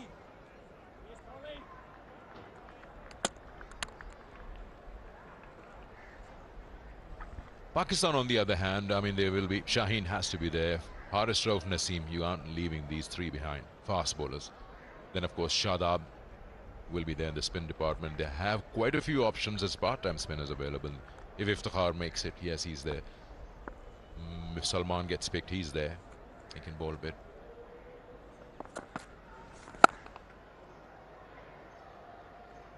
Not really sure if Ehsanullah, though pace does matter wherever you're going in the world. He's very quick. Shahnawaz Dani, he's going on a Pakistan A tour to Zimbabwe to see what he does over there. They're playing some 4-day games and some one-days.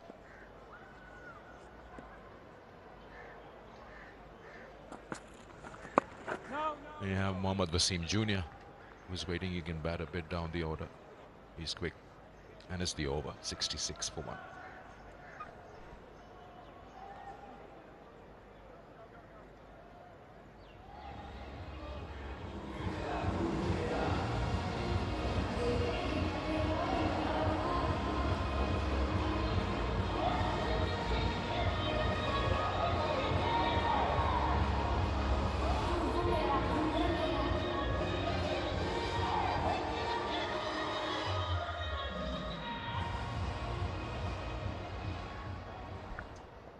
That's the Pakistan squad for this series.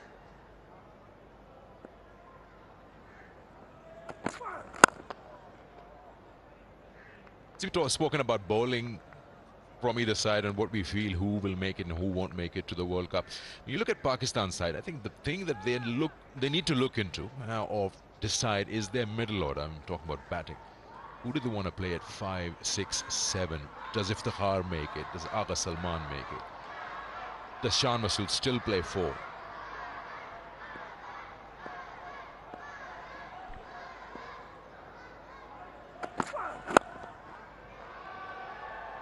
And as you mentioned, you need that finisher, someone who can just get that top gear going in the last 10 overs. I believe Iftikhar and Salman, both part-time off-spinners, both bat somewhere around the same number, so you can't have both in the side. Today is a different story. Quite a few injuries that Pakistan are facing. Yeah, and that's why I have no issues with the amount of players that have been brought into this fixture, and no doubt the final ODI as well in a couple of days' time. As both teams are trying to find their best 11, and Arush was talking about that as well in the pre-show. Need to be able to get as much information as you can out of this series. So it's about exposing players into those situations, and you can't necessarily create that in a training environment. There's not the pressure, the fear of getting out. Whereas here, this is where you really put players under pressure. Nicely timed. And found the gap perfectly as well. Just lent on it. It's already into the 40s. Shan Masood. Yeah, that's the Shan Masood we know. You can just sense how good he is feeling out there, the ball onto the bat. He's already faced 47 deliveries and opening for the side, so he's in confidence, and he now understands what exactly is required of the surface. Usually will come to bat around this time or a little later after the 20th over.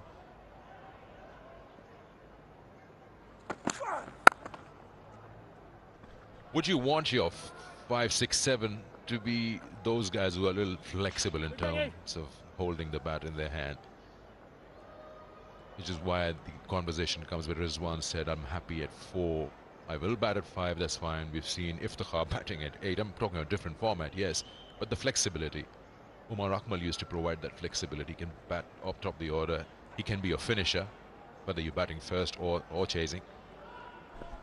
I actually think the number where you bat is dependent on how many overs are left. But we'll get back to that the next time you and I are on comms. It's 73 for 1.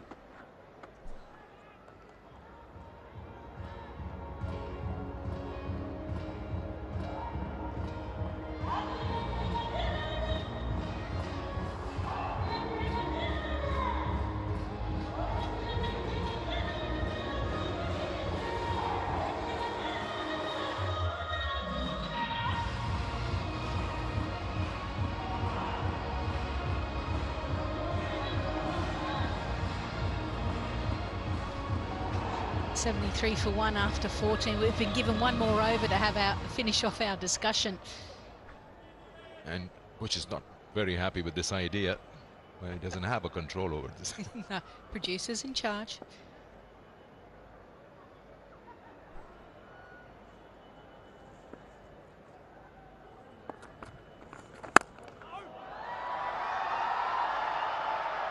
Oh, I think that might have gone all the way.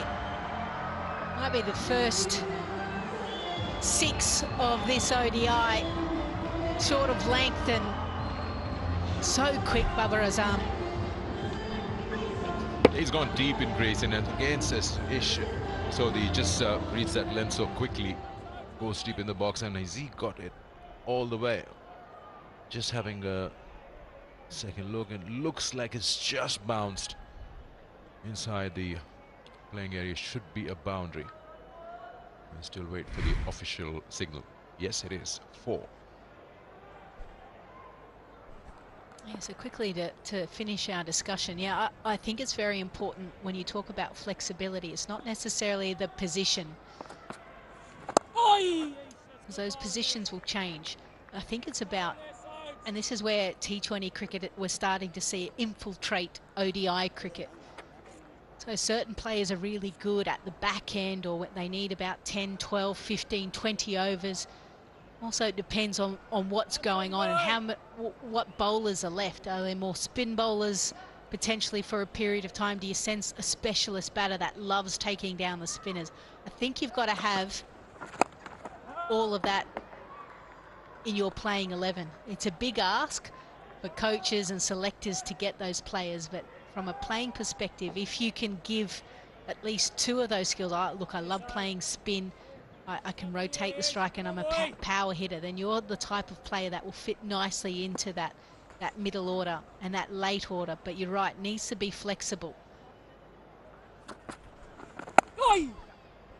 That's really what we've noticed and has happened in the T20s, where Shan Masood coming at 4, and if he gets to bat at over number 13, you don't need him there. You just skip over him and get to your middle order or the lower middle order who can just smack the ball.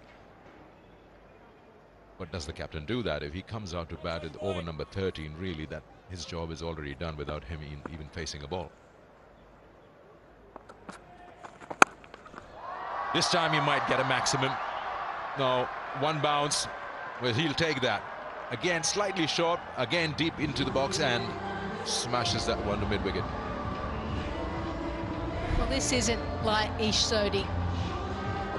10 runs off this over, 2 poor deliveries as well, drag downs, and has cost him dearly. He's disappointed, isn't he? He wanted a 6. Oh, that's good bowling, Ish. 83 for 1.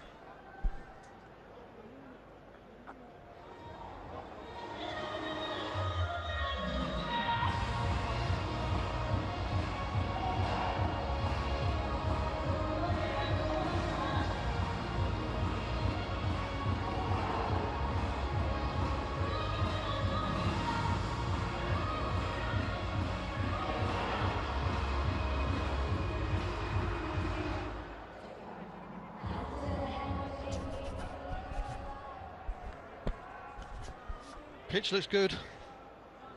Pakistan's captain thought so at the toss.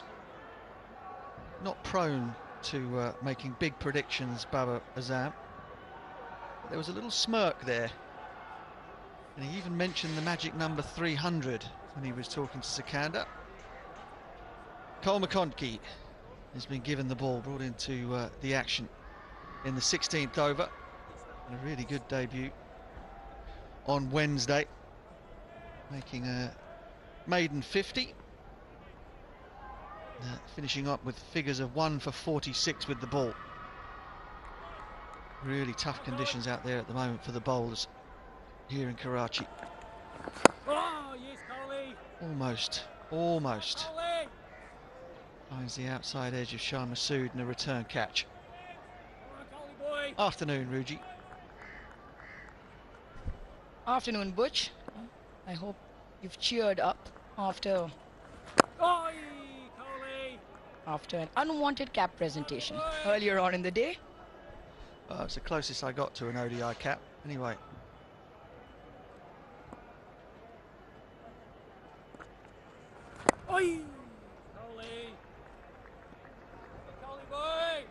But I think you wear it much better than I do anyway. Yeah, I'm taking this one. Thank you, Grant. Thank you, Butch. And, well, I think I look good. I don't know.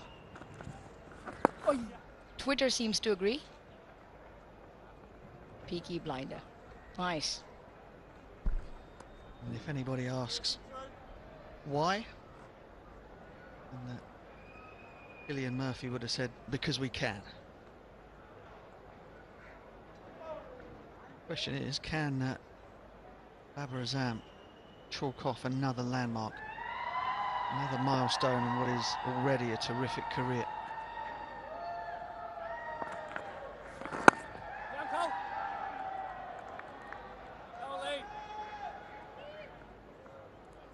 Once again, he's on the verge of something very special.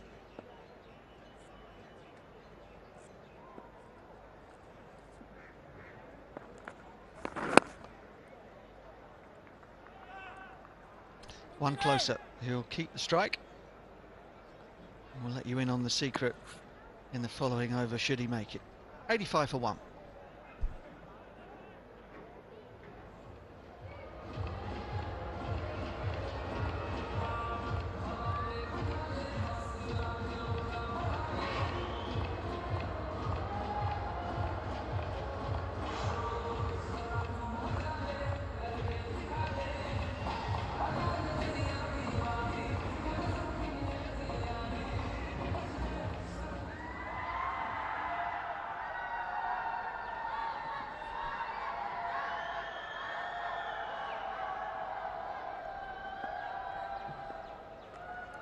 Somebody couldn't wait. Oh!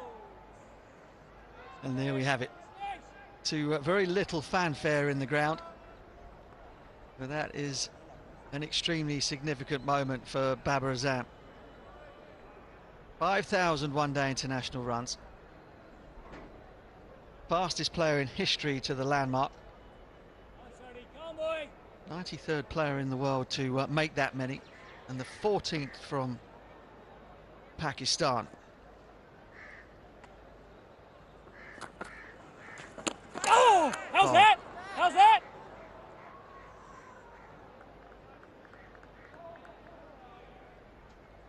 Take a look upstairs. Third umpire to director. We have an umpire review for stumping. I've checked the front foot. It's a fair delivery. Let's start with front on, please.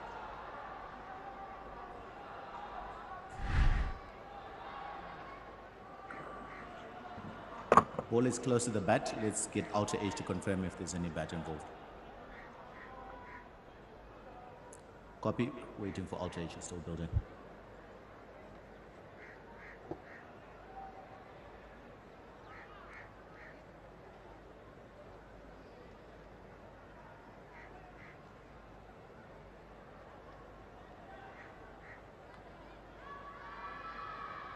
Outer edge coming up.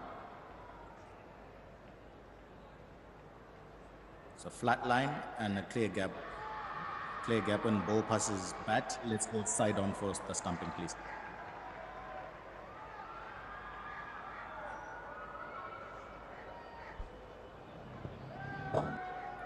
Foot appears to be on the line there. Do you have the opposite angle? I want to see if that foot's behind the line.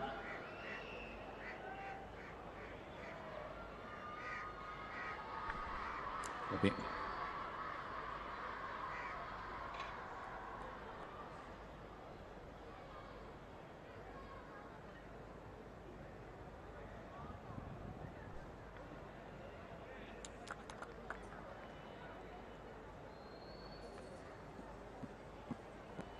Okay, slow it down. I can see the foot's grounded there. Do you have any other angle to show me if there's any part of that foot behind the line?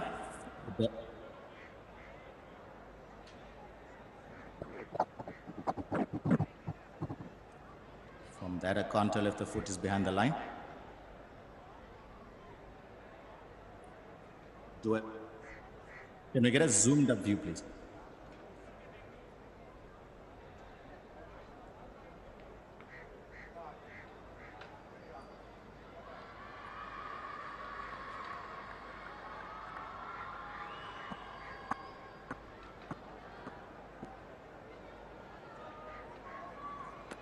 There's no part of the foot behind the line there. The foot is on the line. I have a decision for the big screen.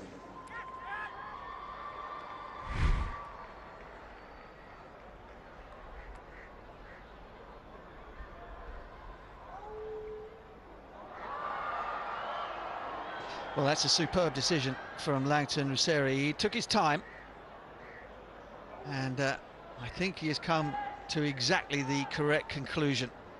Shah Massoud is out stumped for 44 on his return to the one-day international side. Brilliant piece of work from Blundell. Shan overstretching, done in the flight by Ish Sodhi. So he will have to make his way back for 44. Pakistan 86 for 2, and it's time for drinks.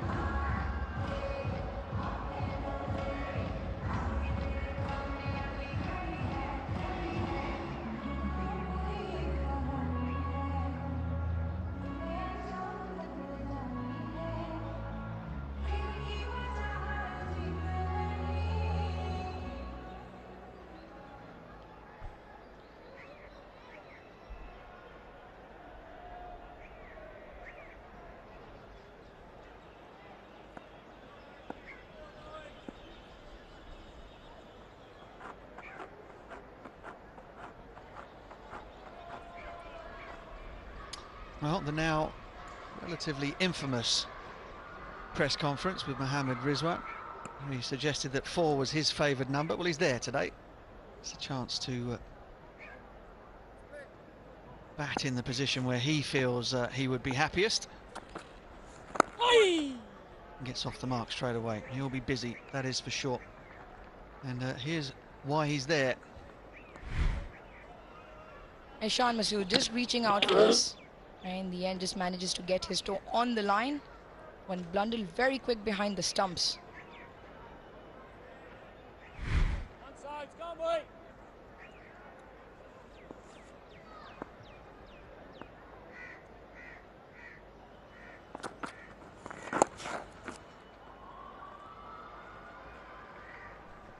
Excellent piece of bowling from Ish Sodhi. You'd expect a keeper of Blundell's quality to whip the bails off given half the chance, but it was the drop here. A little bit of drop. Ball that went straight on, probably out of the front of the hand. Blundell did the rest. Shan was stretching for it, groping for thin air.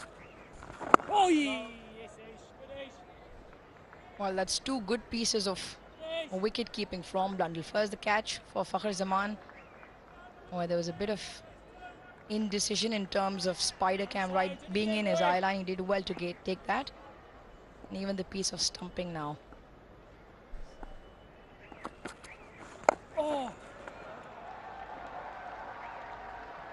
Didn't take long before we saw the Rizwan broom heading towards the short side. And that's the end of a successful over for Ish Sodhi. 89 for 2.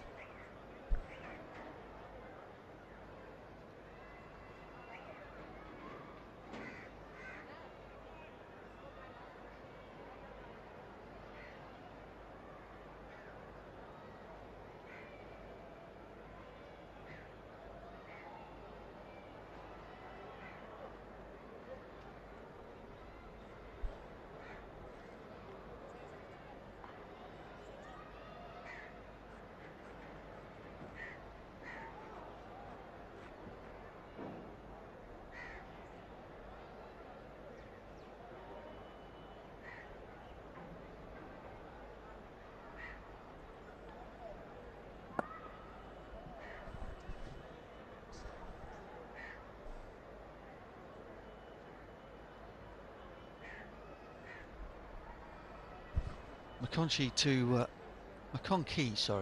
to Mohammad Rizwan.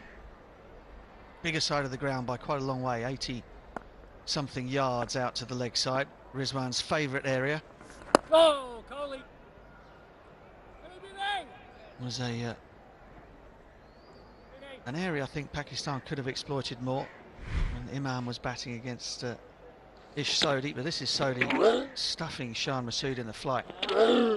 Blundell is one of the very, very best glovesmen in world cricket. That was fine bowling from the leggy. Baba continues on his merry way. It went by with barely a whimper, Arouge, but this is some achievement from Babar Azam. And the other names on that list, well, quite elite company. 97 innings only to 5,000. And you'd imagine there's a lot more to come. The thing that always amazes me about that list, you think, remember when Viv Richards played his last one-day international, just how far and away ahead he was of his contemporaries at the time. He had a strike rate 92, 93 or something in an era where sort of 60, 70 was considered blistering throughout most of his career. And the fact that he's still right up there with the likes of Kohli and Warner, the modern day greats, is testament to just how destructive a player he was. But Babar Azam, he's the man we're talking about today. 97 innings for 5,000 ODI runs. That is quite magnificent and will take some beating.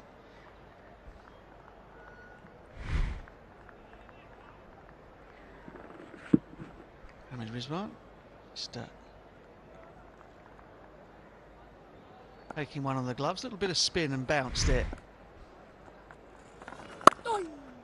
for bowling on McConkey. It's another reason why I was a little bit surprised and changed subject, veer off in another direction. A little bit surprised that New Zealand decided they were going to bat second again, given what happened in the middle part of the innings on Wednesday, where Pakistan spinners turned the ball quite sharply at times. And get Arooj's considered opinion on that during the next over. 18 gone, 95 for 2.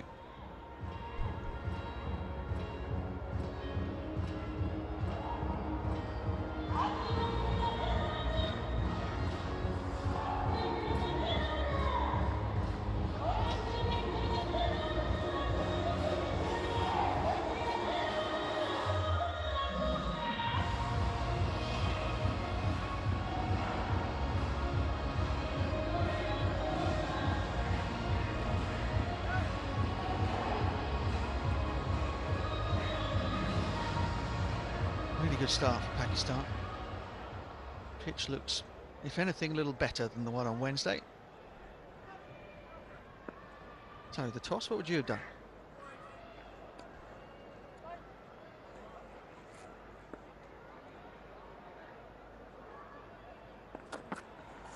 Catch! There's that turn again. Well, I would have batted first, but I wasn't Tom Latham earlier on in the piece. Again, a little bit of turn. Outside edge of Babar Azam's bat. I think what Tom Latham and company would have decided is, again, put Pakistan in, try and restrict them to a par score. Oh, yeah. And provide reinforcements in their own middle order, because they've only shot by 26 in the end. Probably their thinking. This one, Babar Azam was out, caught at extra cover. Same sort of delivery. It actually didn't turn that much. It was a googly. I think he picked it, but over-egged the amount of turn that he was expecting. Closed the face too early. He was out like that in the second ODI. I think it was the second. It was definitely in Islamabad anyway. One of the two. And that's one of the issues, I suppose, for Babar, because there's a lot of talk that he doesn't pick the googly. Well, he's picking it now, or at least thinks that he is, but is now overcompensating, closing the face too much on it. Catch it, Ace, catch it! Terrific shot from Babar. Love seeing him look to be dominant against spin when the man is up. Brings up the 100 for Pakistan. He has an area of his game where he has improved a lot in terms of taking the attack on. Doesn't mind playing those big, expensive, aggressive shots. And this one straight through the line of the ball. Yeah, it forces a field change as well. Mid-off has now gone back, and the man on the sweep has come up inside the circle. It's not a shot that Babar plays an enormous amount, the sweep, but he's been tempted because he's looking in that direction. Will he try and peel off a sweep shot now? Oh, that's good, Ace. He does not. Was the second one-day international. If it's very similar. Catch! Very similar. Now, once again, like you mentioned, Butch, overcorrecting with the angle of the bat, closing the bat face. Trying to play it probably behind square as opposed to dropping it into mid-wicket, probably in front of square. Thing is, I think he thought that was a googly. It was actually a leg break. So there's confusion there a little bit for Babar with the leg spin. 101 for 2.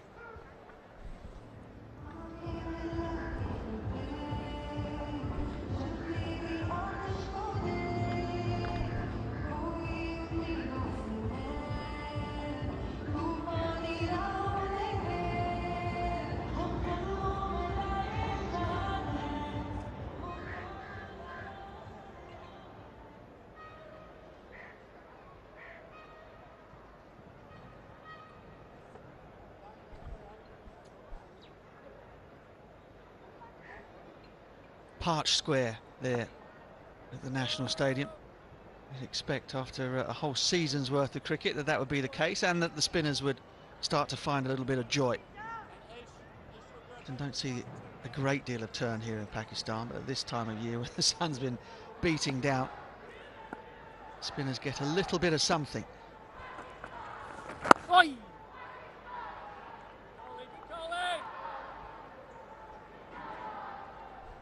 Well, you touched on the fact that behind square, especially playing the sweep shot, is not something that Babar does very often.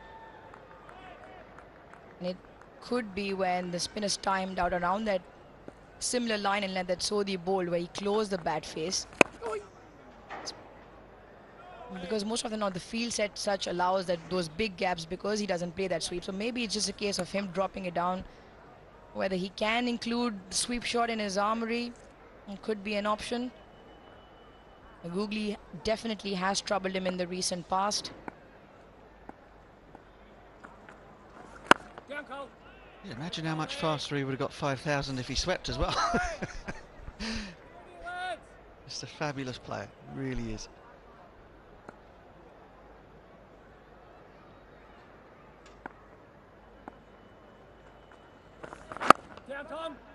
Again, a bit of turn, but that's excellent footwork from Rizwan, opening up the offside.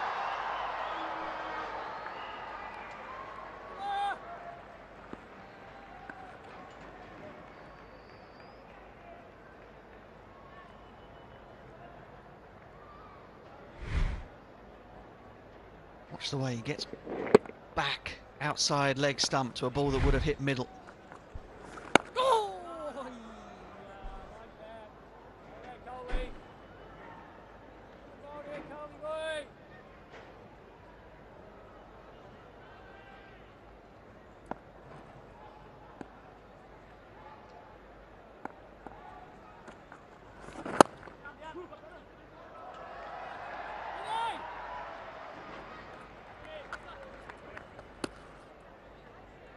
Twenty overs gone, 106 for 2.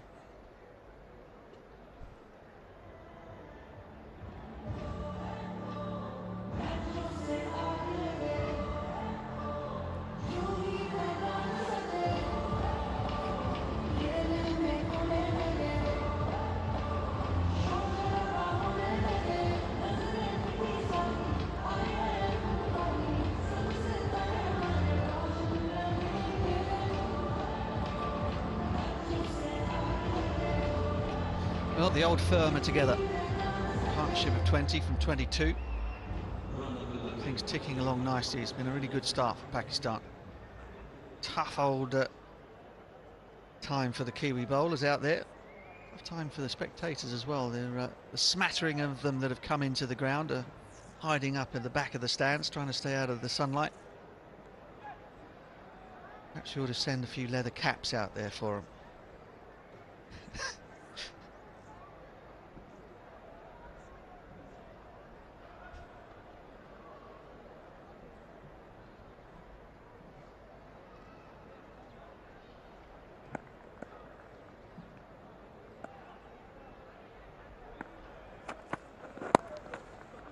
Lister back into the attack on debut.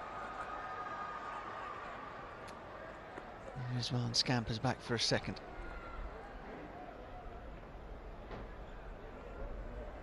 And for Tepal tea, always, no matter how warm it is out there. Yeah, #1 tea here in Pakistan.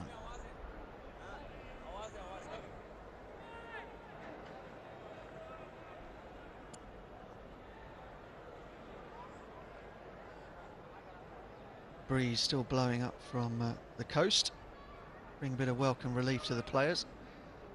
Babar's been having 1 or 2 bat issues over the course of this series. Rizwan looks as though he might have a loose handle in his as well now. A lot of packages flying backwards and forwards from the UK from Gray Nichols for these two.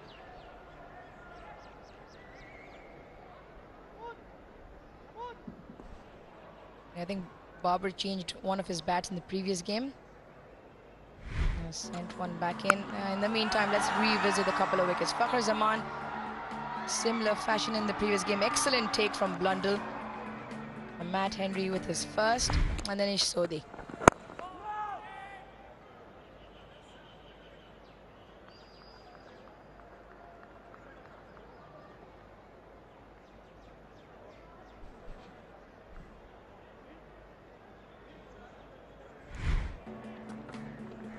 just recently, How's that? How's that? Shah Masood was foxed by Ish Sodhi. Really good piece of bowling from him. Drop and dip. Blundell did the rest.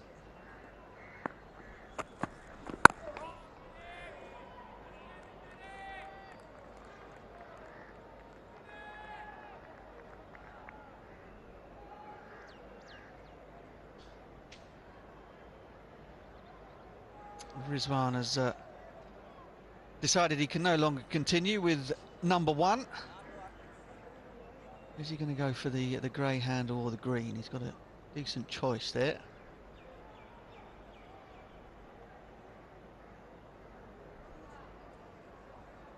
May well have been using Baba's bat for that first delivery while they sorted out a spare for him. That's brotherly love for you. I think of too many blokes, I would let you use mine. I was just going to ask.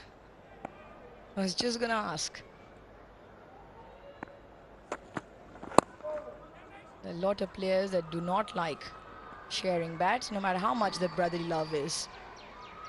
Are you one of those? It's a personal thing, isn't it? I mean, you've got just the right amount of grips on it. Just the right weight. Yeah, no problem. Baba's in generous mood, and why wouldn't he be? 5,000 ODI runs to his name.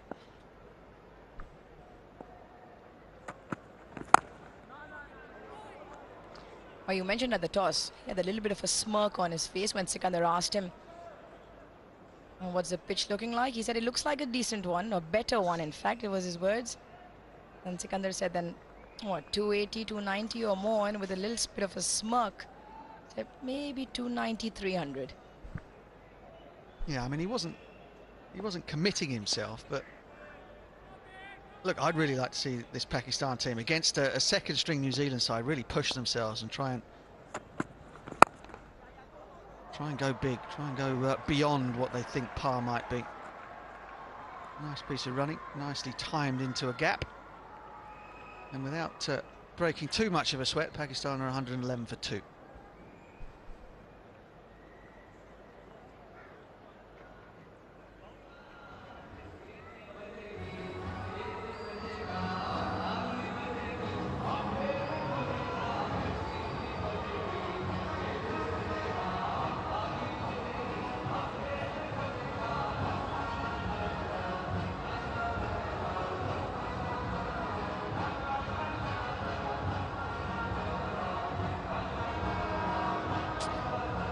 Some steady run scoring the last 5 overs. 26 for 1. The loss of Shah Masood for 44. And Rizwan just getting himself settled in, 14 from 17.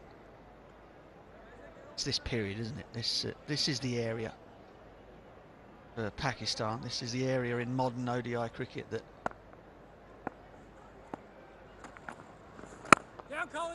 teams have tried, and I speak perhaps from an Indian point of view, teams have tried not to allow this to be a lull, to look at it a little bit as they would in a T20 game and just keep the foot down. Well, they've done better today, Pakistan. Asif Yaqub just having a word with Cole McConkey.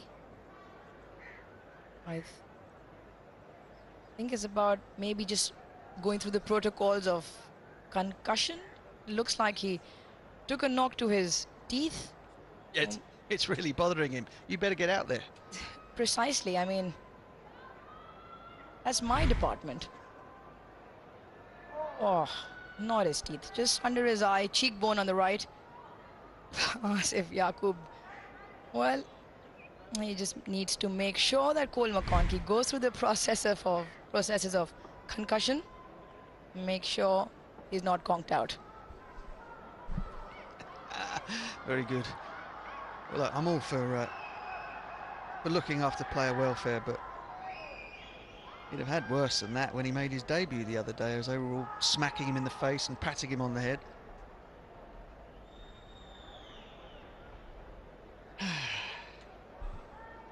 I think even he was surprised.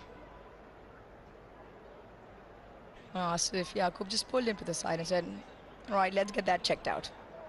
But rules are rules. Oh, we got to play by them. Health and safety, prime concern. Babar Azam, quickest to 5,000 runs in one-day international cricket. Picked up a couple of short deliveries from Ish Sodhi. And smacked them into the leg side boundary. Catch it, Ace, catch it. And this was very nicely hit over. He's in really good form, Babar Azam, and there is just confirmation of that. Fastest to 5,000 international runs in one-day cricket. There's some big names in that list.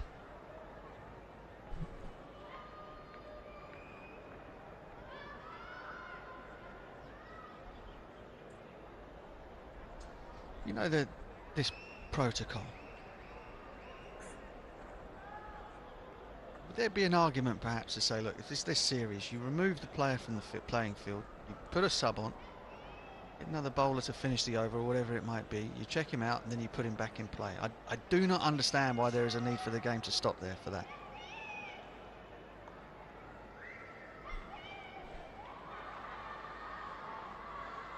I get your point.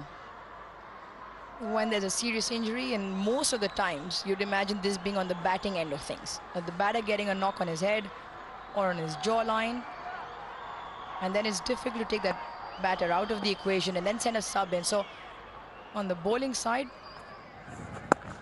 it probably doesn't happen that often. So no, you're right. I mean, it's just forever talking about the way that the game kind of meanders along at times. 50 over cricket, test matches, it happens. Even T20s now become arduous concerns at times with the amount of stoppages.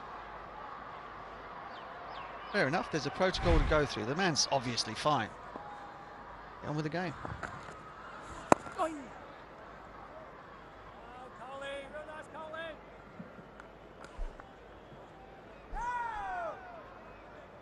we're talking about that period in the game, 20 to 40 overs. They've done well, Pakistan, with their start in the first 20.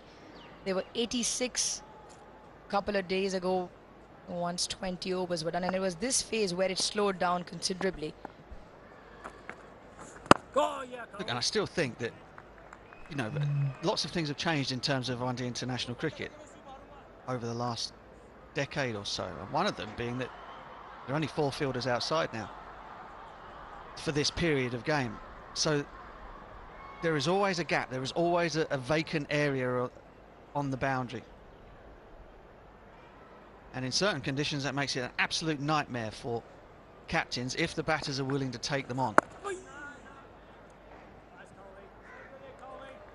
You'd just be really interested to watch, not in terms of whether it affects Pakistan winning or losing the game, but just really interesting to watch. Run rate now is around about 5.2. You've got spinners on. Got 2 very fine players at the crease. Will they let that drop down to 5 or below during this period? 114 for 2.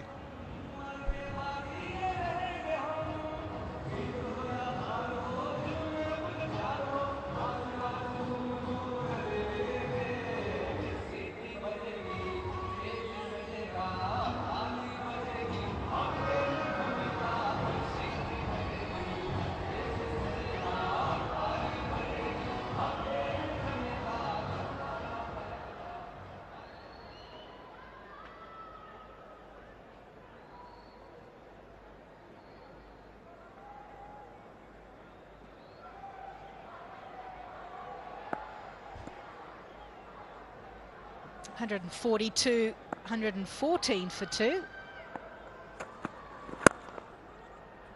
Quick single. And unfortunately, there's Matt Henry there that didn't pick up the ball cleanly. And now all of a sudden, Mohammad Rizwan has to pick himself up. Well, we saw some precise fielding from Pakistan in the last one day. They were hitting everything. This have been an opportunity. Picks it up cleanly. I don't know what happened there with Matt Henry. Just fell out of his hand. And you can see Jimmy Neesham is going, come on, let's get on with it.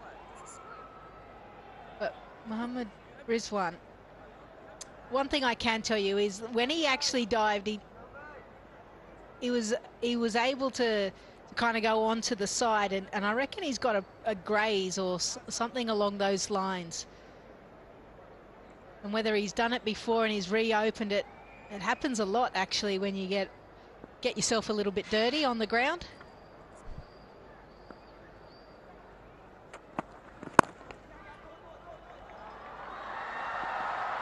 Abrasive surfaces here in Pakistan, and I reckon Jimmy Neesham went up to him and said, listen mate, it's hot out here, we don't want to be out here any longer than we have to, get on with it. And Mohammad Rizwan listened to him, and you look there, yeah, that could be a bit of arm, bit of knee, bit of hip. Oh yeah, there you go, nasty. That's the hip bone, that's where it goes. I can tell you from experience, Grant, you seem too pretty, you wouldn't have gotten dirty.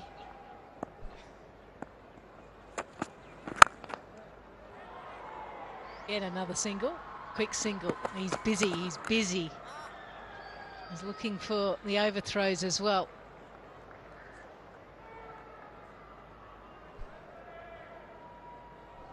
It's not about pretty, Ace, it's about whether or not you want to be there at the crease. That decision where you look at the abrasive surface and you go, do I dive? Do I not want to dive? I guess if you're on over 100, maybe you don't. Done your time out there.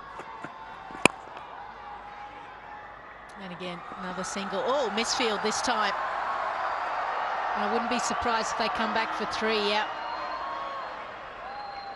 It's 2 times this over. Matt Henry hasn't been able to pick up the ball cleanly. Lapse of concentration here. Oh, he went with the one hand. He went aggressively. You don't mind that as a captain.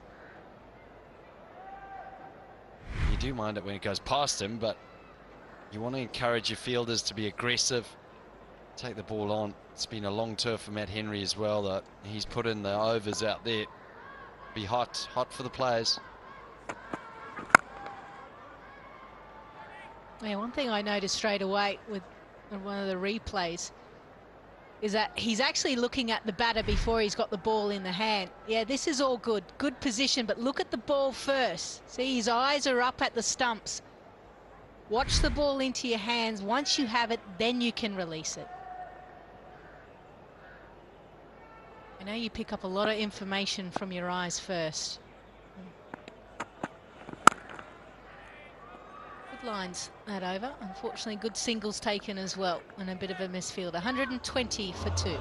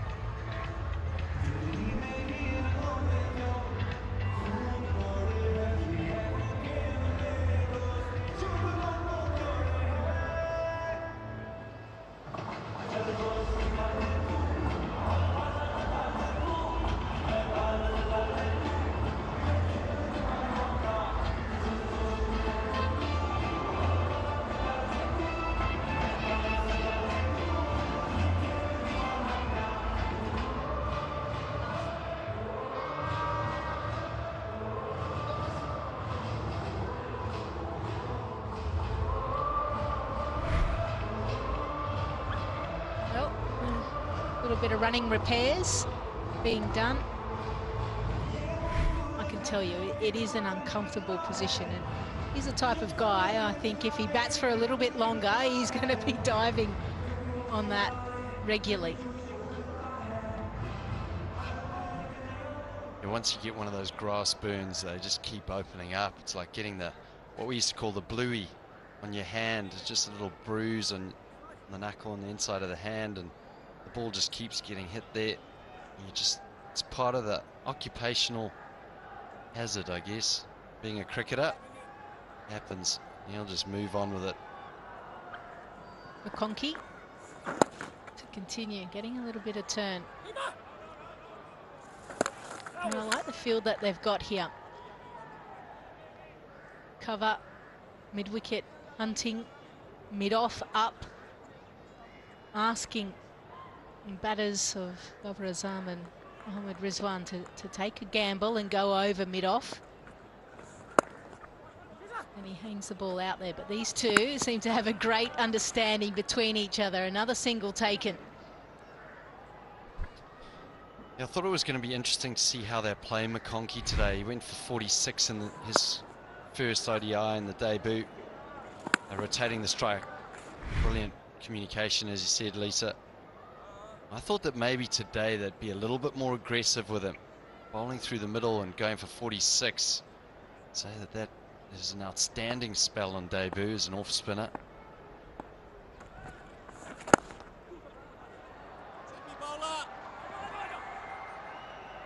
And it's also the period in the middle where you want to actually look to manipulate the bowlers, but be aggressive. You want to leave it to the 40th over when there's 5 players out.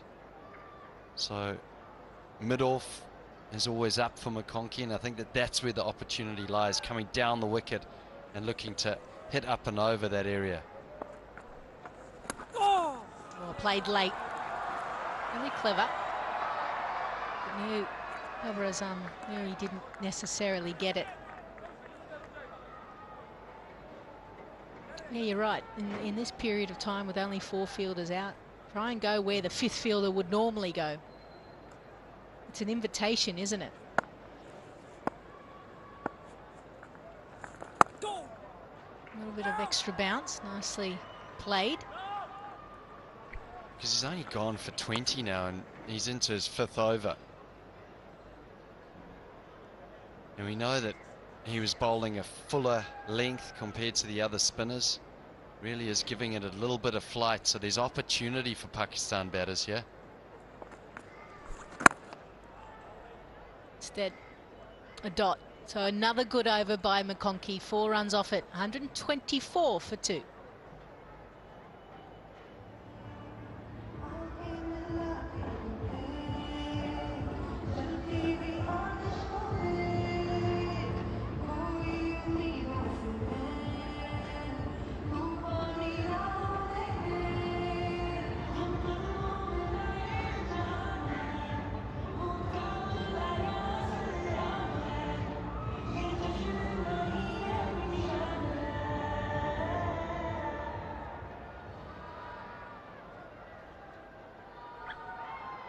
Five bowlers used so far. Henry, Sodhi, again in the wickets column. Lister on debut. Not too bad. An opportunity for them just to test out Jimmy Neesham as well. Best bowling, 5 for 27. I'll be looking for him to bowl stump to stump.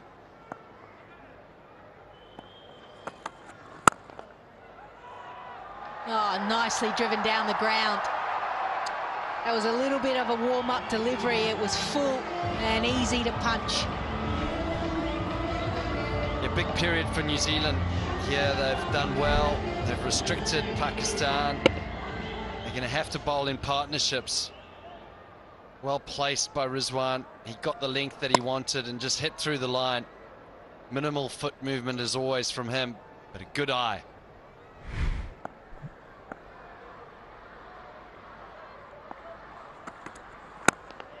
And again, and another quick single. Oh, hit the stumps this time. Matt Henry, who had misfielded the previous time a couple of times, picks up and throws down the stumps. Third umpire to director. We have an umpire review for run out at the bowler's end. Let's go to side on, please.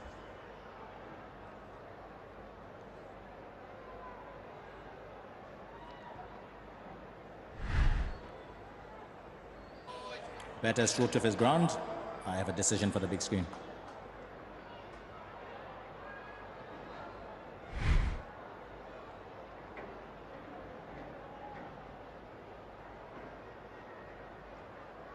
swift work from Matt Henry. Mohammad Rizwan, big wicket. Saw how well Pakistan fielded the other night. Well, Matt Henry made a few mistakes in the previous over. Makes no mistake now.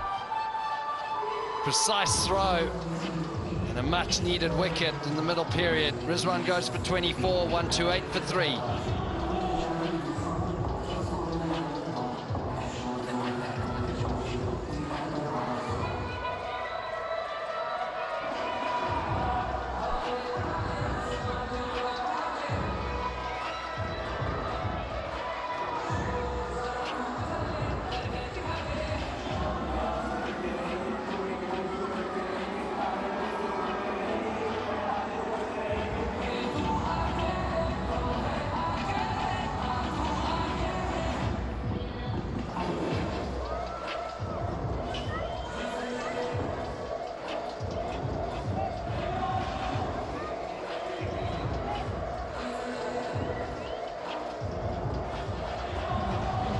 Partnership broken because of some sharp work in the field by Matt Henry.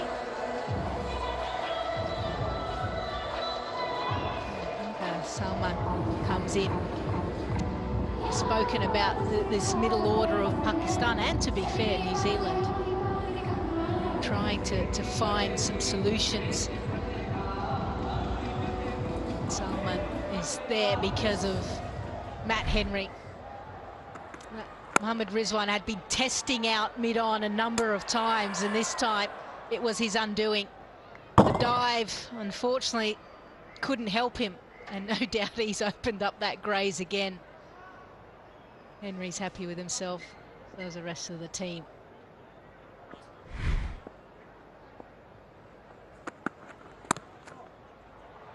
Nicely played.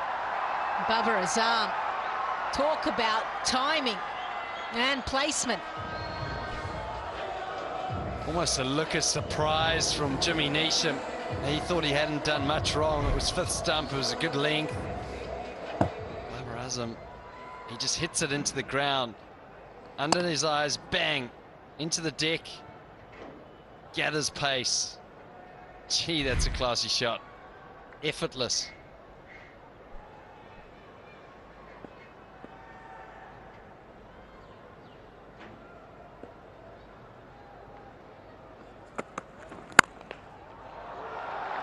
Driven.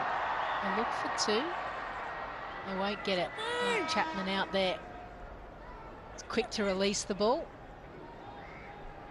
You almost get the feeling, Lisa, that when Babar Azam, when he gets himself in, and the other night we saw him get to 30 or 40. This is the dismissal. It wasn't middle stump, but it was good enough. Matt Henry, a couple of mistakes the previous over. There we go. He's happy with that. So is New Zealand. See the back of Rizwan. He's a dangerous player. Fielding has really made the difference in the last ODI. Been saving runs from both teams. He's just talking about Babar Azam. When he feels like he's in, I think it happened around about 35 runs in the last ODI. He starts playing a little bit more expansively, gets a little bit funkier with his stroke play. They're very difficult to bowl to, because anything outside off he can hit through mid-wicket, and outside off he can actually carve through that cover point region. It really puts the bowlers under a lot of pressure, especially when he's getting boundaries early on in the over.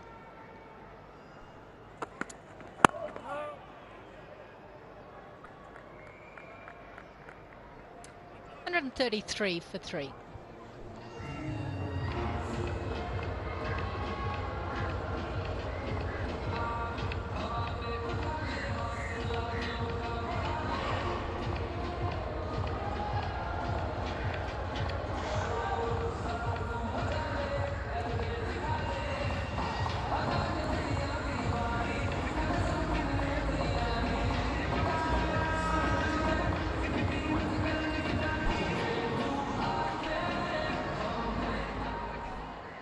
Couple of starts there. Shah Masood getting an opportunity to open the batting. 44, and then Rizwan, the last man to go. Pakistan. This is an important period of time for them to really ensure that they build a partnership. We got a little bit of an insight at the toss when Babar Azam spoke about potentially 290, 300. Well, if that's the case, these guys have to go big. They've got to stay out there to the 44th, 45th over.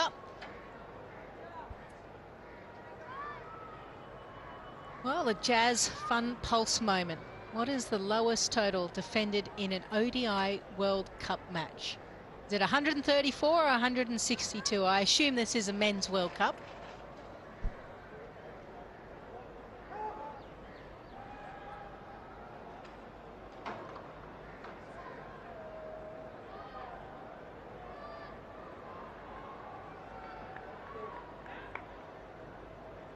We're talking about an opportunity for the batters to try and dominate McConkey and New Zealand now through this middle period. But now that they've lost a wicket, it means that Babar Azam really has to just be a little bit more circumspect as Salman starts getting himself in, start building a partnership.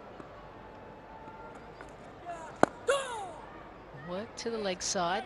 This is where mid-wicket is so crucial.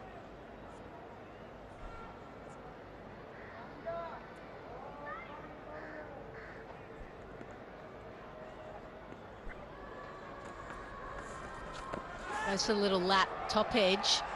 Not convincing. But you're right. You know, I think you know, when I was playing and you had someone that was making their debut, you wanted to make their life living hell, didn't you? You wanted them to realise, well, hang on, you've just gone up a level. Don't think you can just rock up and just do what you normally do at a domestic level. Whereas McConkey has been allowed to bowl his line and lengths without too much pressure from any of the Pakistan players.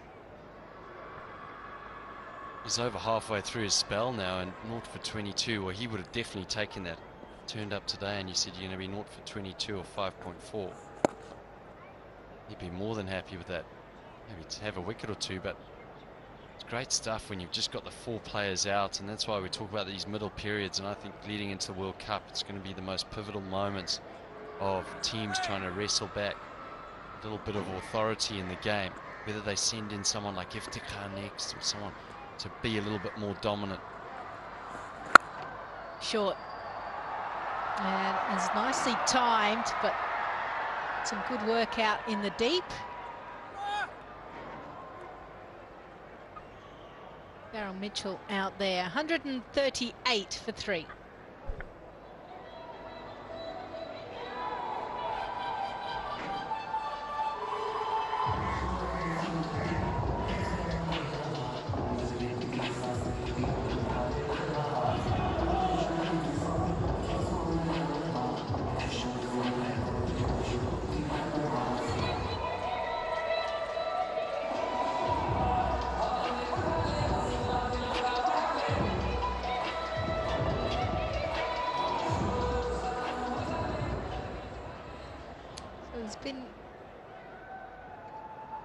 Too many tall towers, tall buildings in Pakistan's total so far. Just 3 overs actually over 7 runs and over. Driven beautifully down the ground. Oh, you cannot bowl that length.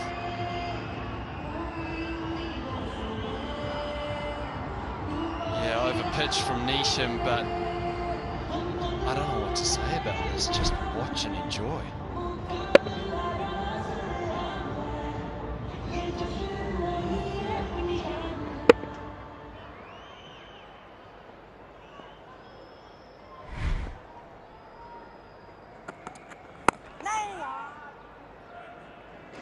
And then isn't it amazing, you know, that line?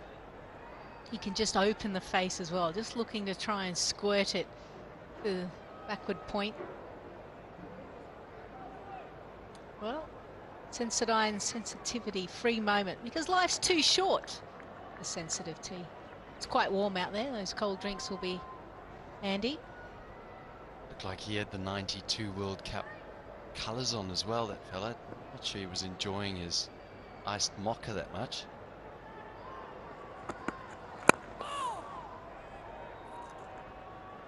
But you're right, Lisa. I think that's probably why Babar Azam is so difficult to bowl to. You bowl him a ball that's outside the off stump and it either gets hit through mid-wicket or it gets carved through the offside, either straight or open the blade and through that cover point region. And the way that he manipulates his wrists and his body for the same delivery, he almost gives himself 4 options of where he could hit the same delivery. So as a bowler, you're always on the back foot. Just plays that one a little bit later as well. Crowd is starting to anticipate potentially another half century from their skipper. And he's looked good throughout this series, this ODI series. 49 off 46, 65 off 66, 54 off 62. He scored so freely every time he's come out to the middle. But he would be disappointed he hasn't gone on.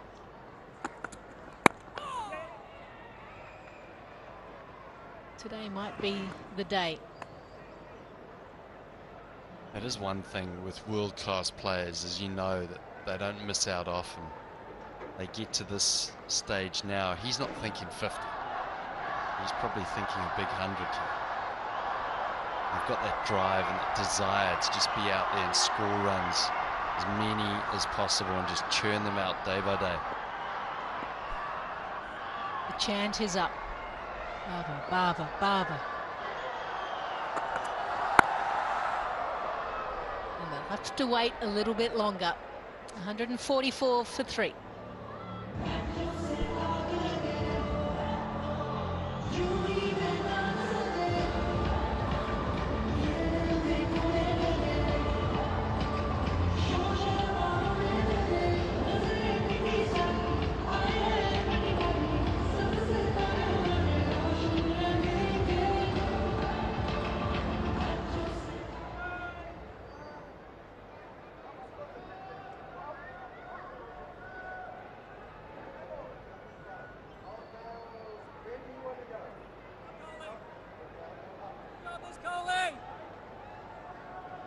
.144 for 3.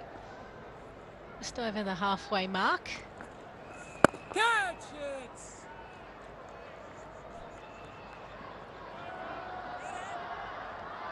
Yeah, what a spell this is from McConkey. Bowling in the middle overs, it's tough. There's just 4 out. And have a look at his bowling length from the 3rd ODI. Needs us to make a mention. Well fielded, that's it. This is where New Zealand have to put some pressure on. So there'll be an opportunity here for Babar Azam to get another 50, but he's full, McConkey. All is the way to create opportunities. But for Babar Azam, he gets another 50. 27th 50 in ODIs, 17 centuries as well. And because of that, he'll get 50,000 PKR, courtesy of Brighto Paints, that are celebrating their 50 years.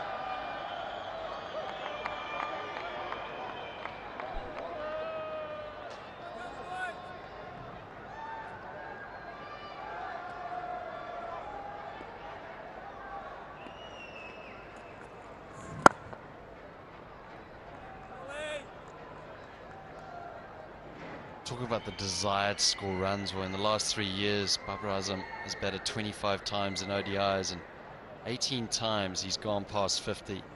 It's incredible desire to be out there in the middle, churning them out.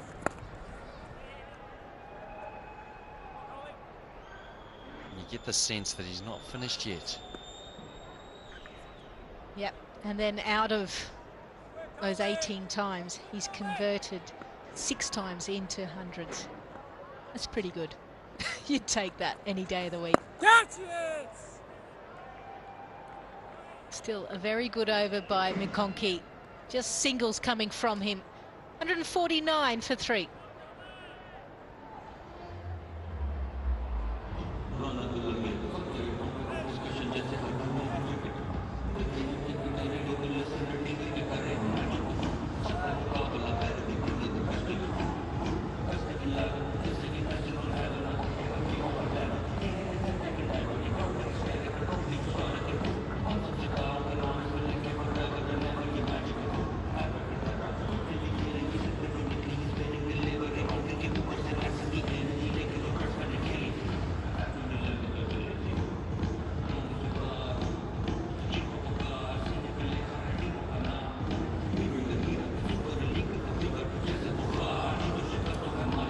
Azam. His record.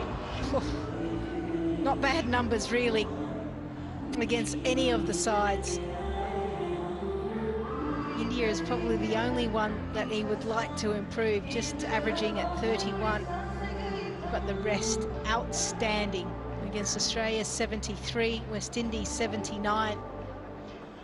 He has a real appetite for runs.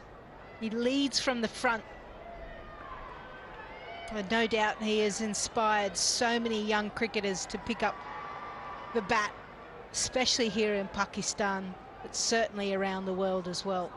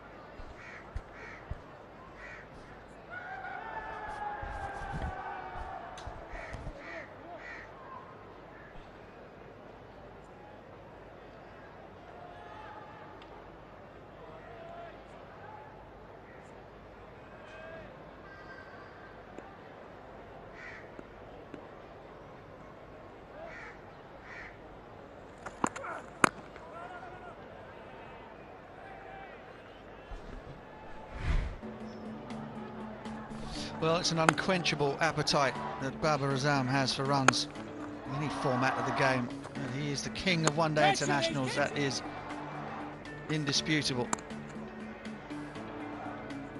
Just serenely finding the boundary, ticking the scoreboard over, moving past 5,000 runs in the process, the fastest player in the history of the game to do so.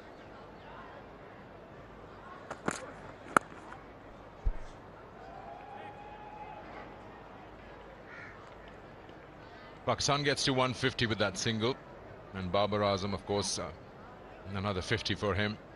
Fastest or quickest to 5,000 runs in ODIs, and at this point, to celebrate 50 years of Brighto Paints, any player who scores a 50 will be awarded 50,000 rupees from Brighto Paints on this occasion.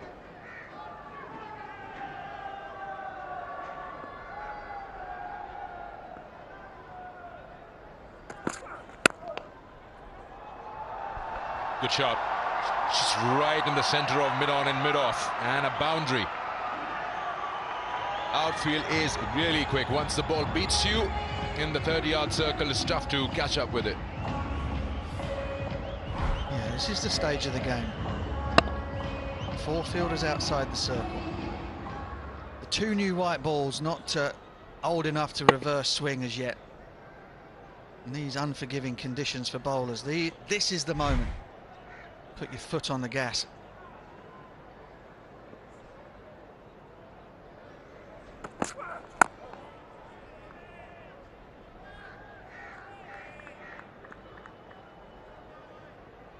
Real challenge for Pakistan's middle and lower order.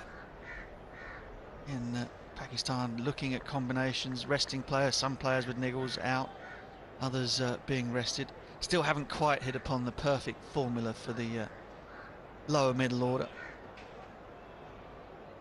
Today it's Salman, Iftikhar,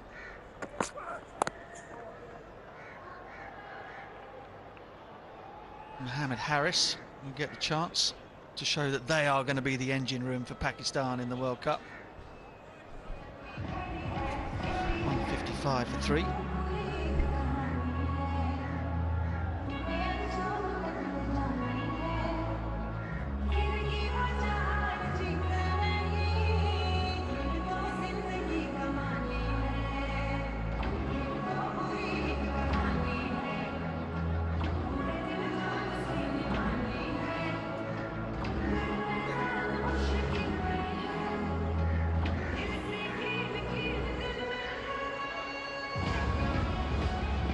We've discussed this earlier with Lisa around the Pakistan's middle order is something that they're looking for, that best combination. That is the number of batters they've tried in the last 2 years in ODIs for that middle order between 4 and 6. And two of them, Kamran Ghulam and Tayyib Tahir, were never played. They sat the bench. Asif Ali played one, didn't get to bat. Do you think that the middle order goes further down than 6? Again, in modern ODIs, if you're going to keep up a high tempo throughout the course of 50 overs, it needs to be 7 and 8 as well, doesn't it? It's kind of the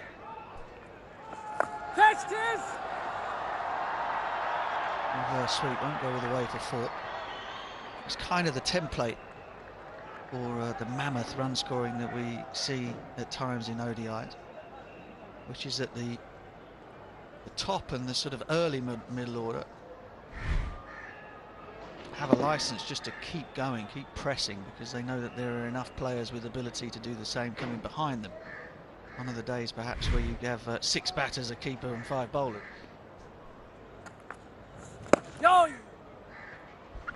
You know, because of that issue of 4 to 6 and so many people tried, other different stats come to life. Talking about Pakistan having a very low average between over number 21 and 40.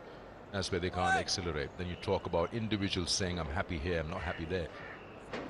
And also the finishing touch, whether you're batting first or chasing. Because you don't want to be standing there after the match saying, I feel we are 15-20 short. So Pakistan set as far as their bowling goes. We're looking at the World Cup, lots of choices, but the middle order need to find the right numbers. Oh, it's missed by the keeper. For a moment I thought Babar was falling over. Might be an opportunity. Just clipped the pad, didn't it? Just took it away from Blundell.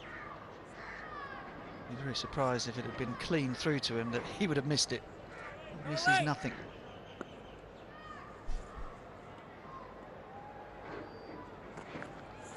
Oh, man. Unless it's so wide that he can't get a glove on it. That's a really bad delivery from Cole McConkey. So he'll have to bowl it again. Identical issues that New Zealand have. Every time they have such a good start, they're going, when you're talking about their batting, they lose their way somewhere around the 30th over. And the margin of victories has been that way, 20 runs, 26 runs.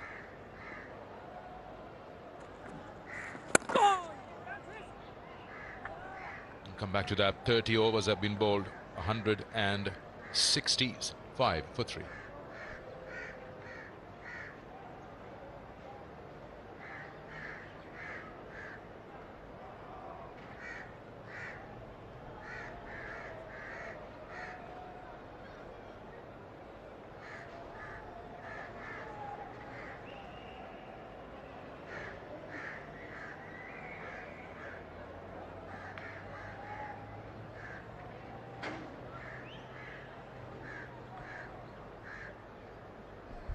City of Karachi, just around the stadium. Concrete jungle. But not a lot of movement around there at ground level. Don't blame them either. Stay indoors. The interesting thing, just continuing our conversation from the previous over, have to view those positions 5, 6, 7, maybe even 8 now, being specialist batting positions. Requires a special set of skills to come in and finish games off, or come in and take a bowling attack down when you're setting. So it has to be players employed in those positions who do that on the regular basis. It's no good having top order players suddenly having to transform themselves into late order finishers. And if Director of Cricket Mickey Arthur is listening back there in Derby, I think it might be raining there, which very rarely happens, I can tell you. Rain in Derbyshire. So he's listening or not? He might be listening. Might be listening. I'm sure. I mean, he doesn't need us to tell him that having players in those positions who week in, week out perform that task, the very specific tasks of being a middle and lower order player in one-day international cricket. Having those players at your disposal is very, very important.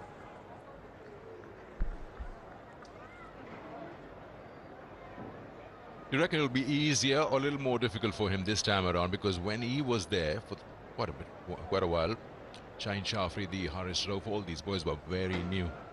You just mold them according to the way you want, and now they're established.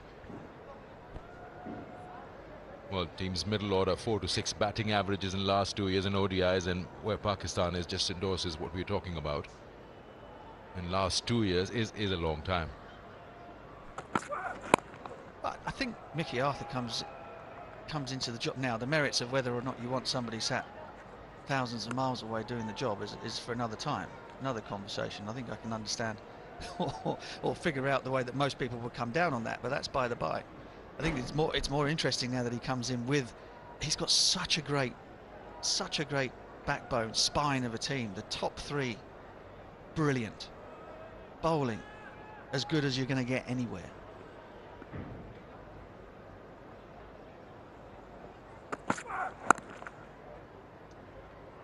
And then it's a case of, and bits and pieces is the wrong word, then it is a case of finding the people, picking and backing the people who are most adept or have the most potential of doing the job that you need them to do in the middle. And that means guys that can bowl a little bit, particularly the World Cup being in India. So you've got guys who bowl left arm spin. Pakistan very rarely have to have just 5 bowlers that bowl 10. They've always got other people that can stand in. Can those blokes finish? Can those guys go out there and score 120, 130 strike rate given the need? So he's actually in a terrific position because the top and the bottom of the team are absolutely 100% sorted. Then it's a case of finding the people that can fulfill the role that you need in order to become a very good side, a very strong side in 50 over cricket. 170 for 3.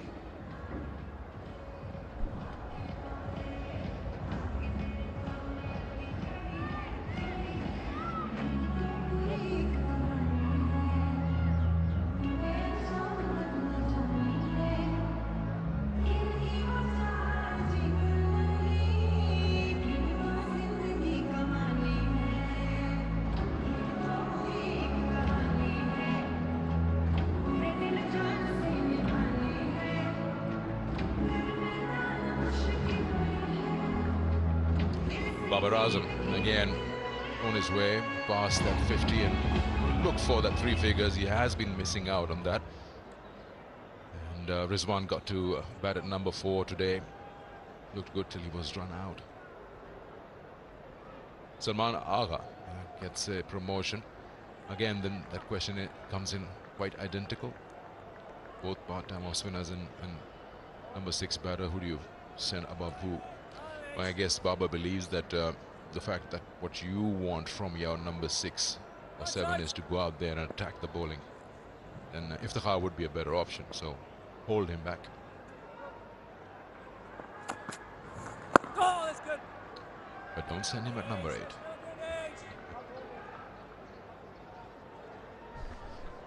Yeah, I mean, the other side of it is that your batting order should never be set in stone. You know, there are certain circumstances or bowling attacks that suit certain players better than others. Oh, that's good. Do not get hung up with the number that is next to your name when the team sheet goes out. Be prepared for people to be leapfrogged, people to be stood down in the order.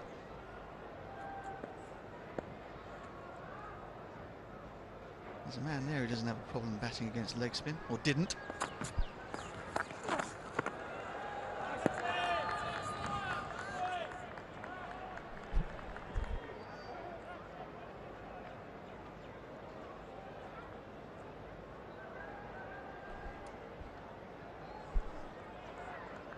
Highest averages versus leg spin. You'd like to think Babar Azam is right there at number 2. Seems to be dismissed there by leg spinners as well.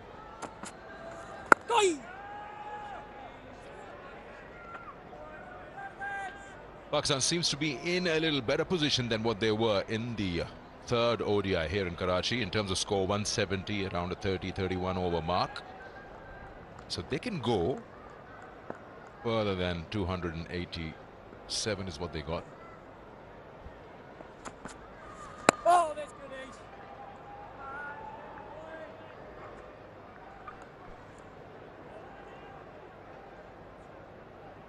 Not sure it was a tactic just to say it at the toss that I wanted to bat first, or is it really that Baba wanted to bat first? Oh, you think he really wanted to bat first?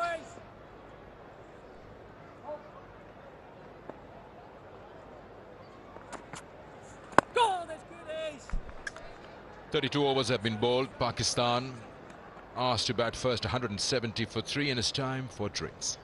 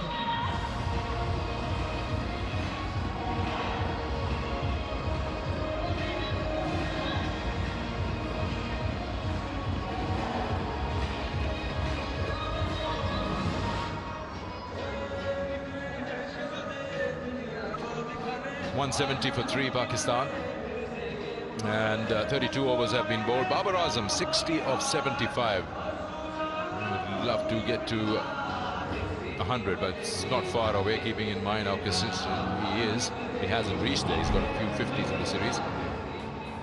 He's looks good as always. Sodhi was slightly short on 2 occasions to sit away. He's been good in the V, and well, he's a 360 player, really. Straight bat shots, plays to the merit, takes his time. Seems to be enjoying every single moment out there, every time he comes. This is the wagon wheel. Lots of singles pushing him around square of the wicket. Boundaries with the straight bat.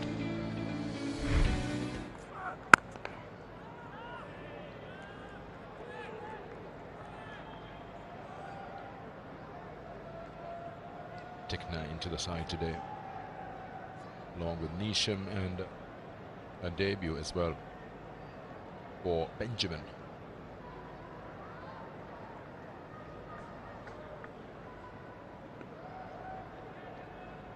There he is.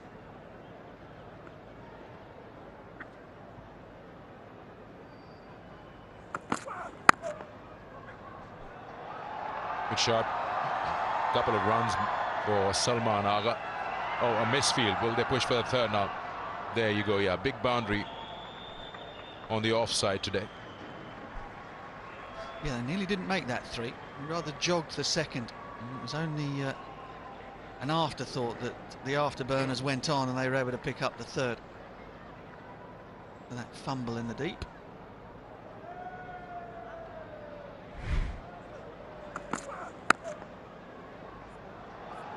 Let's watch him go back for the second here. Not interested, really. Oh, hang on.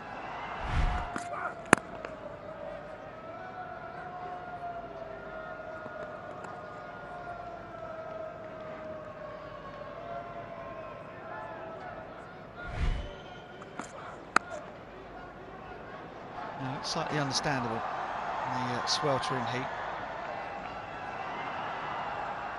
The opportunity may have gone begging had the ball not ricocheted quite so far off the fielder out there.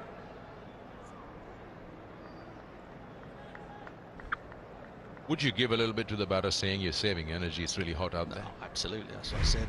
It's understandable in these conditions.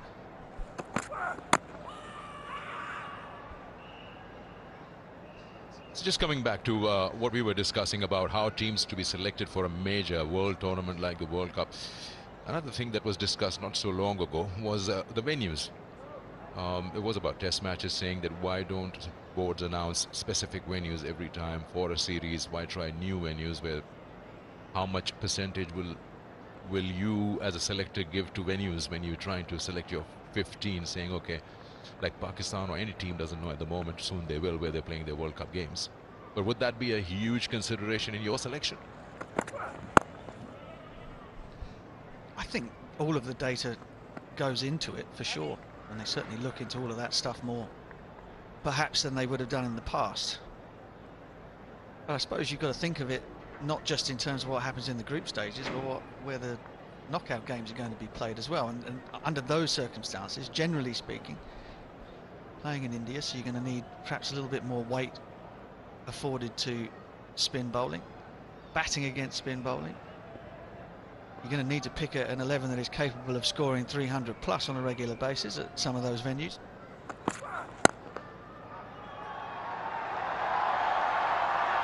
And the style of cricket you want to play, you have to settle on and then pick players who can do that. It's a terrific way to finish the 33rd over.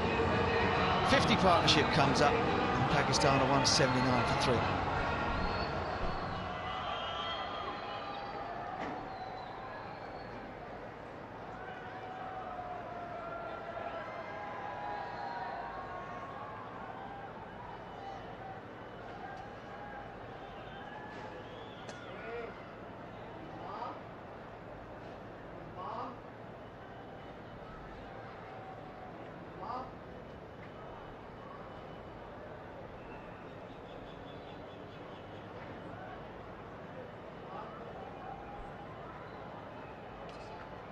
That's how the progression has been. Pakistan, after 33 overs, 179. Just talking more about how the preparations would be for any side which is participating in the ICC Men's 50 Over World Cup in India later in the year. And it's nicely done. It's about the placement. He's one of your best batters against spin, Salman, and he shows that. Yeah, that's a specialist shot for a guy who bats middle order in ODIs. He's going to come in and play against a lot of spin. This is where I talk about the 4 fielders outside the circle to spinners in the middle part of 50 over games nowadays. There's always a gap somewhere. Always a gap somewhere. And if you can sweep, you can make life hell for the opposing captain. Excellent shot from Salman. So already the change is happening. Man has had to go across from the offside. And this is where, of course, those crazy fellas who can play the sweep on both sides of the wicket become a nightmare for the captain. You've now got one less fielder on the offside. So if you can reverse sweep the leg spinner, there are boundaries galore on the offside as well.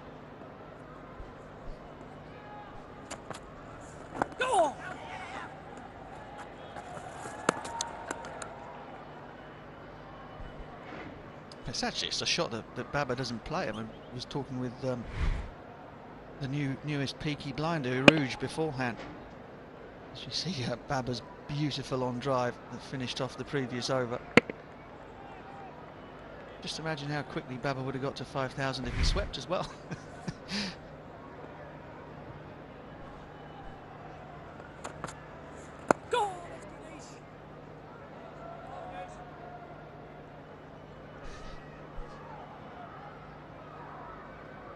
It's interesting to chat about venues as well. I know there's been a bit of talk in India about, or at least former captain Kohli wanting the international team to play test match cricket in 5-set venues, the biggest traditional venues there in India. That got me to thinking about, I mean, India's a vast country, Pakistan is a vast country. I can say in England it would be fine to play in five venues. You're never more than an hour away from a city centre wherever you are in the UK. Not by road. Finds the fielder out there at mid-wicket. But in a country like India, a country like Pakistan, it's fabulous to get the game out to parts of the country that wouldn't necessarily be the major centres. Think about the reaction that there was to the game returning to Islamabad when England turned up there on the Test match tour. It's so important. It's not just about what the players want or what the administrators are after. Think about the people that love the game. There is the reverse. Right on cue from Salman. That is the headache for any captain. Player that can sweep on both sides. Brilliant stuff from him. 189 for 3.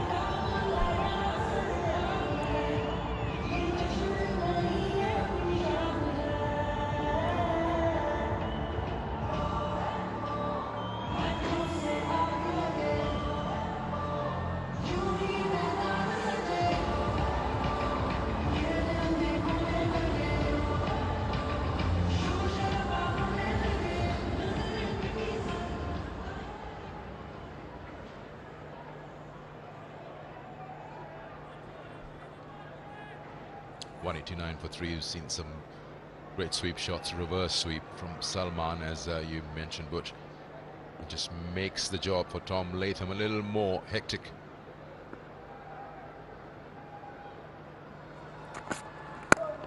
And he would know, he's a big fan of sweep himself.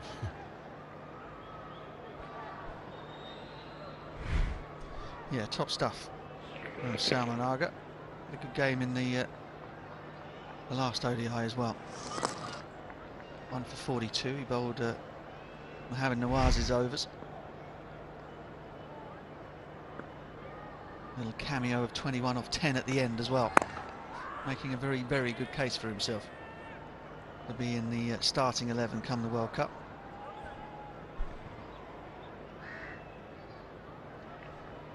The difference is that Salman today, with this injury issue and everything, he's batting with Babar or batting with Iftikhar. Usually he has to bat with the tail because he's your last batter.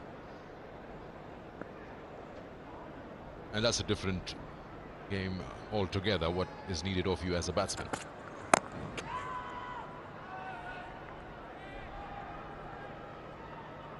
The Sensodyne sensitivity free moment, because life is too short for sensitive teeth.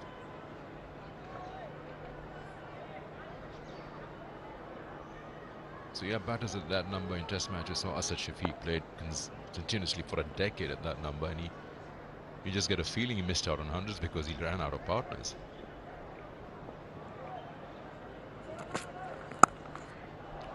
That's a great shot. That's such a good shot. It had timing, placement, everything right about that from Babar Azam.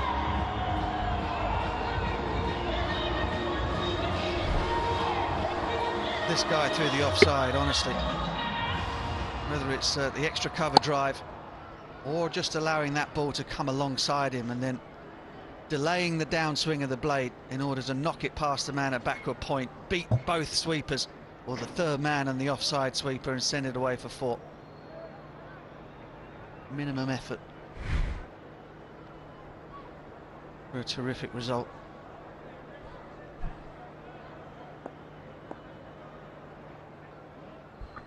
The special thing was this backward point there, and then there's a wide third man. You beat them both.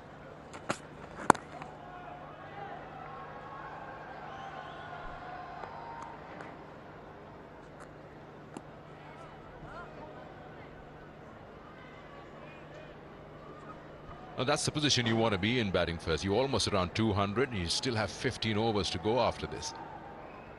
And actually, I'd say I'd choose somewhere between 7 and 9 if you keep batting like that, because you've got Iftikhar now coming up. But yeah, more realistic, go with 7, a little above than that.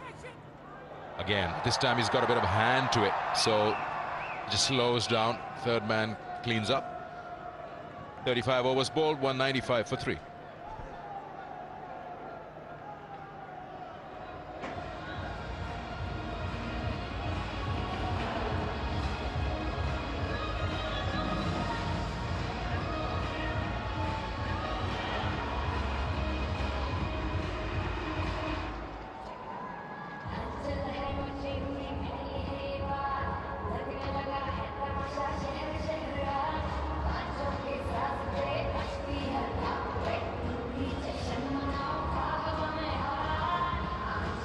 New Zealand bowlers toiling hard. Isham half and over, but you look at it, been tidy. 2 maidens as well, one from Henry and one from Sodhi, but just the 2 wickets. Bowlers and 1 run out. Mohammad Rizwan. That's when they fell. 28 for 3 it was, and this partnership developing nicely now between these 2 batters. 67 off 65 deliveries between Salman and Babar Azam, who's eyeing up triple figures again. Let's have a look at those wickets. Fakhar Zaman was the first one to go. Very similar fashion to the 3rd ODI. Well taken by Tom Blundell. I wasn't sure if Matt Henry was crying with happiness from that one, to see the back of Fakhar Zaman, because he has batted so well in this series. Brilliant view there from the camera. Tears of joy. And then it was Shah Masood. Rather innocuous sort of decision. We thought that maybe safe, but in the end stumped Tom Blundell. Good glove work. Nish Sodhi. Consistent lines and length. Crowd also disappointed because he was batting nicely, Shah Masood. And then Matt Henry, precise throw, hitting the stumps, very similar fashion to what Pakistan did in the 3rd one day. New Zealand doing the necessary. That was a wicket at the right time for New Zealand, where momentum was just getting taken away from them. And you can see Matt Henry out there. He's toiled hard in this tour. All the bowlers have. I must say Cliffy Deakin is out there with the players, just attending to them, because it's certainly very hot out there. Maybe a bit of cramp from Babar Azam. This is what happened earlier. 200th game, international game for Cliffy Deakin. He's been around with the Pakistan team and as the official physio. Wonderful guy, lovely company the boys seem. They say that he's good company around as well. Always has a big smile on his face, and you can just see on the screen when players are involved in such celebrations, the guy must genuinely be good at his job and has good company in the dressing room. Yeah, not only a physiotherapist though. I played against Cliffy Deakin back in the day. Fast left arm bowler. I'm pretty sure that maybe straps on the sprigs every now and then, bowls in the nets. Hard-hitting left-handed batter as well. From Bloemfontein, we always played against him. He was a name that was always seen in the middle of the sheet, so having that cricket knowledge as well for the players is very handy, especially for the bowlers, knowing about bowling loads and understanding the heavy toil it takes on the body for bowlers, not just batters. There's other batters out there. Batters are a little bit more precious than bowlers though, aren't they, Arush? They need to be looked after.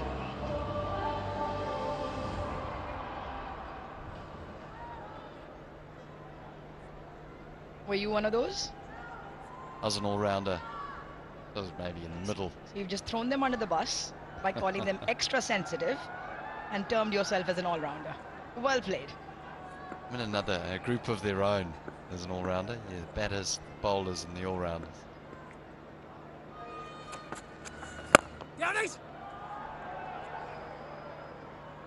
Now one day they're batting all-rounders, the next day they're bowling all-rounders. Were you one of those? Yeah, you get to choose the camp that you want to be in. Depending on which way the tide is. Absolutely. Grant David Elliott at his very, very best. Let's talk about the tide out there at the moment, though. You get a real sense here that Pakistan want to push the runs on. In an excellent position. Just 3 wickets down. They've set a great foundation. Pulled away. There was an opportunity. It was airborne. And perhaps, I don't even know if New Zealand got a little fingertip to that, but 4 more to Baba.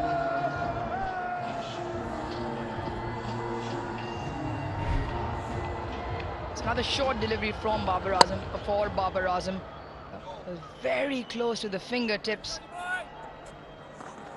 Jimmy Neesham, who's a gun fielder. Oh, that's good, Ace. We have seen Jimmy Neesham take a couple of those catches. Big man, but can throw himself around the field athletically, and you can see there the momentum. Fourth 50, just taking 41 balls. Deliveries, so Pakistan putting the foot down. Down, Tom.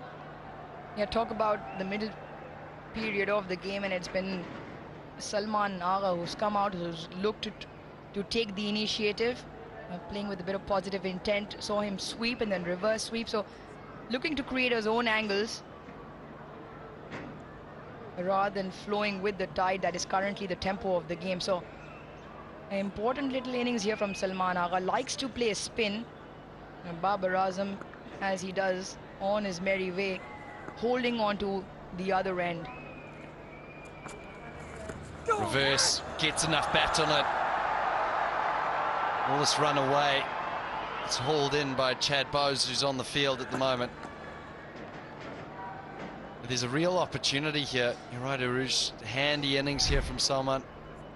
Swaps the hands around. We see Tom Latham playing that shot a bit. He's got a backwards square, behind square and one in front. Those are the 2 on the leg side, and cover and mid-off. So the opportunity's over mid-on, mid-wicket area. Oh, Ace. Inside edge, just for 1. It'll finish East Sodi over. Went for 9, 204 for 3.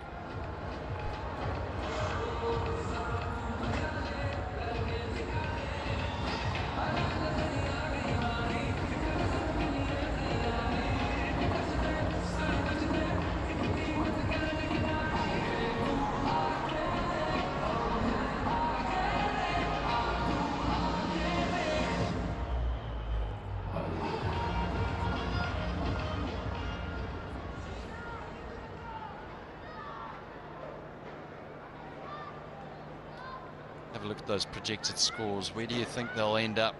You're looking at that at home.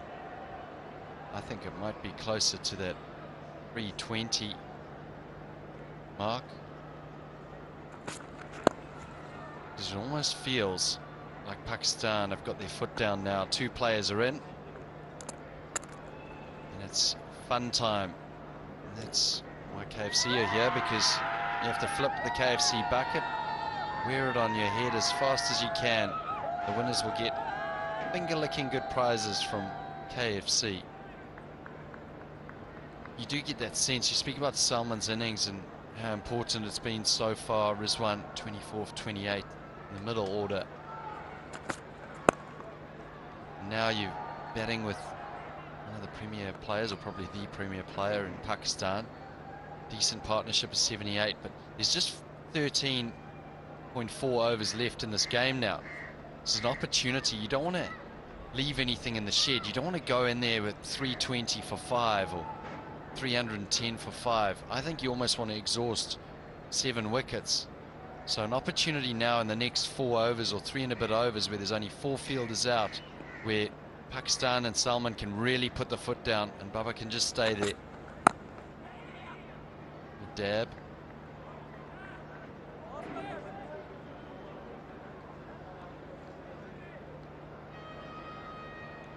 Babar Azam, he's been a star performer for Pakistan. We saw earlier in the day 5,000 runs, the quickest to get them in one-day international cricket. 97 innings is what it took him. 27 scores of 50, 1700s to his name. On 2 occasions he scored 3 back-to-back hundreds.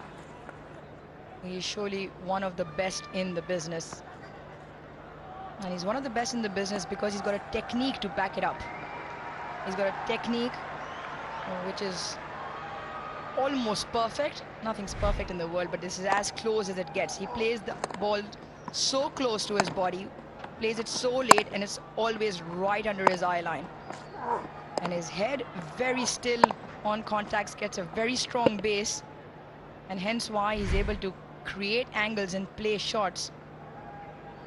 It is down to that flawless technique. Yeah, really good graphic from side on there. I think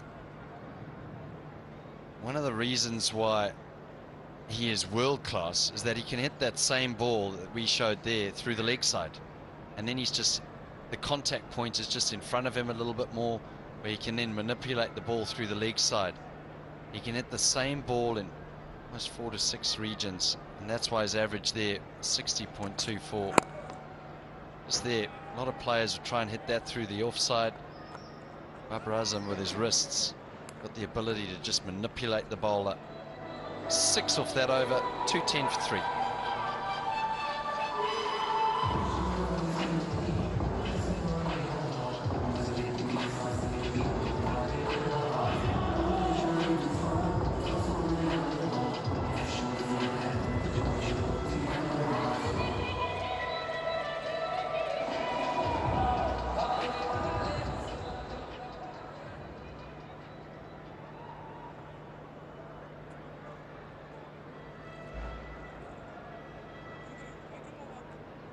Manhattan's, there's a policy you're not allowed to get above 10 stories today. I think we might see that after over 40. Might see a few big overs. It's the only thing that this innings is missing. Got a player in Pakistan, Babar Azam, edging closer and closer to 100. Paul McConkey coming back into the attack. You feel that they've played him in a real circumspect way. He's bowled well, he's been consistent, he's put a lot of work on the ball. Bowled full just like that. You're looking at the middle order, Rouge. You must be happy though seeing someone like Salman come in and strike where he's striking it at now, 110.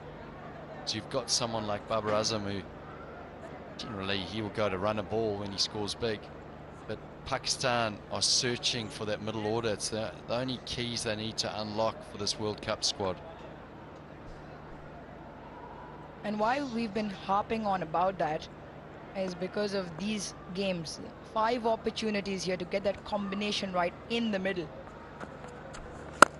Down the wicket. Slap past McConkey with a lot of force. Well, that might be the sign from Salman that he's prepared to open the shoulders now. On the full, he got a hold of this on the full, Salman, and that was because he danced down the track. He's a very good player of spin, and even better, is not afraid to take the game on. Go! This time swept, it'll just be 1. And Grant, we saw a graphic earlier. We showed the viewers at home as well that Pakistan have played around with 11 different middle order players in the past 2 years, batting positions 4, 5 and 6. And that is probably one reason why that middle order output results have been inconsistent, because the combinations have been inconsistent. And I really thought that this these 5 games were a perfect opportunity for Pakistan to have a discussion with the new think tank on board, pin down who those players might be, and give them a run. And be open with communication with the group as well. I think that is the key. This is what we want from you. These are our best players suited to do this job, and convey the same message to the players. So there's no confusion with regards to that. So have your plan A. And at the same time be flexible if required and play the situation of the game on the day. 38 done, 217 for 3.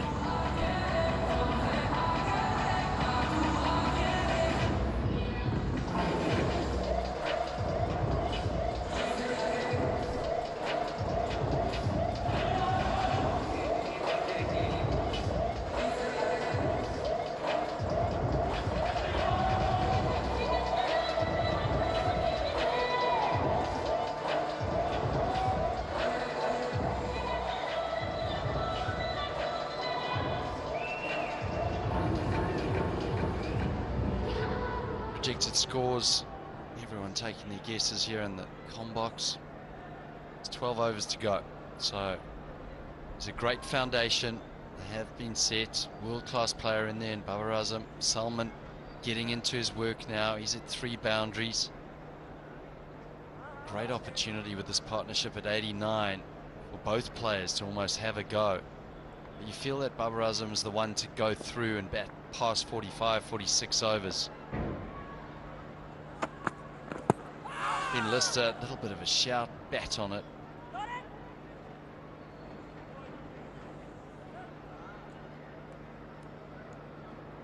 And it's time for the Zik Oil motor. We'll unveil the real peel to reveal. Take the sticker off and we reveal what's underneath that sticker. Good fun. Used it with my motor oil yesterday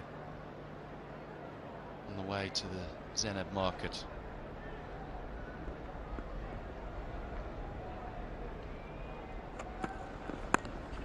Rolling his finger over it. You get the sense from New Zealand cricketers now that they're changing things up. McConkey's come round the wicket to the right-hander. Ben Lister's come on, he's rolling his fingers over. They can almost sense that something is brewing here.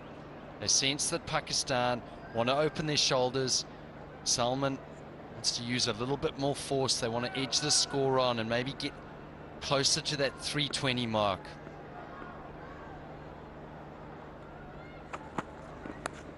Edged. Wasn't going to carry anyway. Fortunate runs.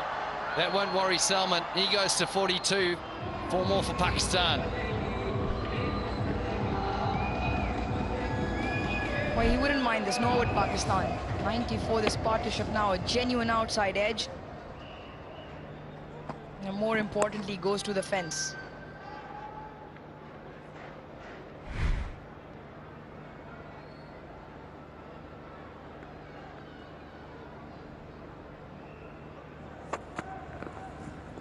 Down leg from Lister.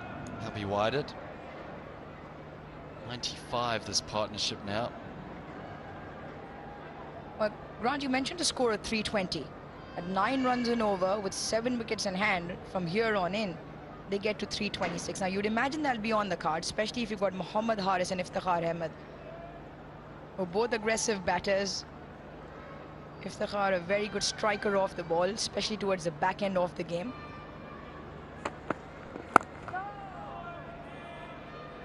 And especially with 7 wickets in hand.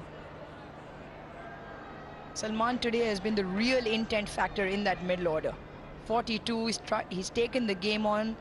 He's come out looking to play his stroke and he hasn't shied away from them. He hasn't gone back into his shell. And that is what has helped Pakistan in that middle period of the game. I just feel now it's a case of teeing off at both ends.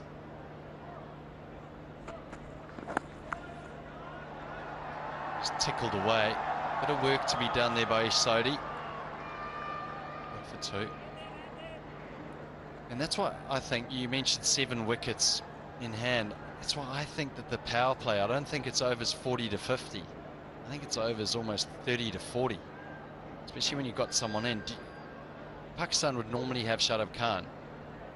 playing, who's out with a sore ankle, rolled his ankle in the third ODI, so just a precautionary thing there. But he can be attacking, but could you send someone like that in earlier just to be attacking, push the score on, because you don't want to end up being 3 down at the 40 over mark.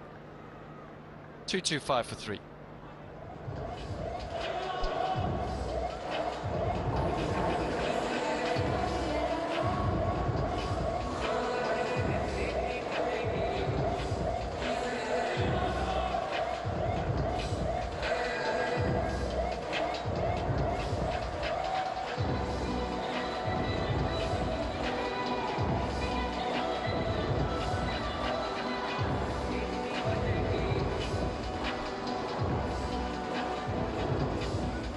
Going nicely, Pakistan. I think that New Zealand, they'll be relatively happy if they can get 2-3 wickets. It could really stem the flow of runs in the latter part of this game as we edge 1 over closer. So this is a big over, an opportunity for Pakistan with just 4 out, cover back and 3 back on the leg side boundary. Babar Azam coming down the wicket, trying to access that length to McConkey, and it's his last over. Bowled with consistency and a lot of discipline once again. He went for 46 in the third ODI, and now at 47, entering into his last over. And you sense that he's trying to be defensive here, coming around the wicket to Salman.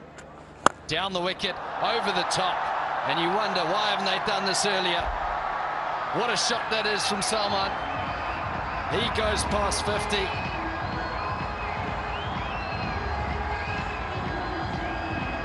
What a stroke that was to get the milestone, his second 50 in ODIs. And he will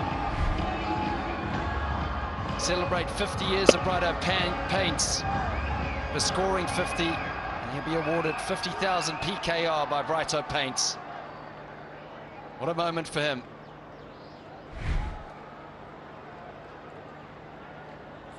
It's been a great knock in the context of the game. Striking at 125, taken the game on. And he's created those angles in the field, hasn't allowed the bowlers to settle, in particular the spinners.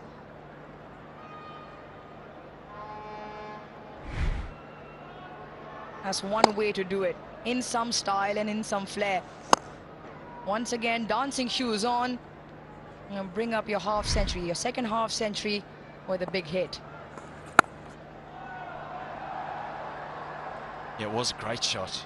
Round the wicket from McConkey, just gave himself a little bit of room. Sometimes players give themselves too much room. It's just a subtle change, just outside leg, a little shimmy. As you mentioned, Aruj, the dancing shoes came out, looking to dominate that length. It's a shot of real class from Salman. Again, down the wicket, this time straight as you like, and another maximum for Salman. Brilliant batsmanship from him. Well, you might have just jinxed old McConkey's figures. His last over, 5 deliveries so far have gone for 15. That is some ball striking. Brilliant use of the feet, comes down leg side off the ball, so he gets that free swing through the line. 40 done, 240 for 3.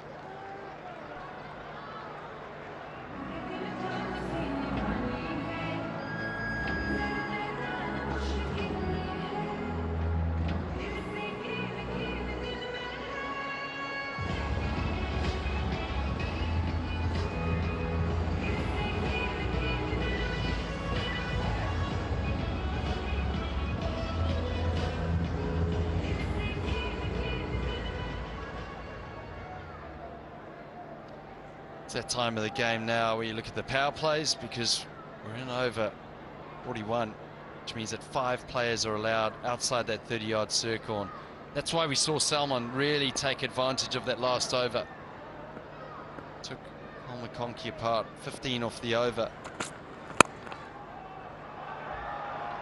So Tom Latham decides to bring back his premier bowler, Matt Henry, hopefully to get a wicket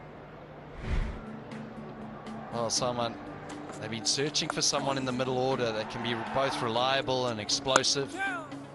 He's come into this team, and he's looked the part.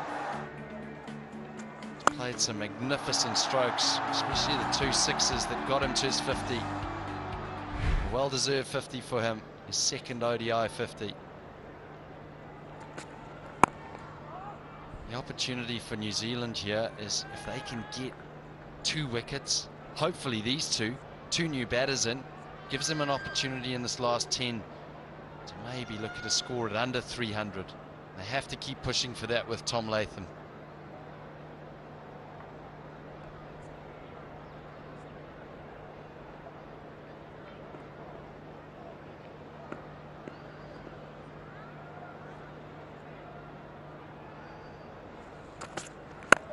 Bit of room from Salman. The offside just got it a little bit on the outside half of the bat. Trying to go through extra cover.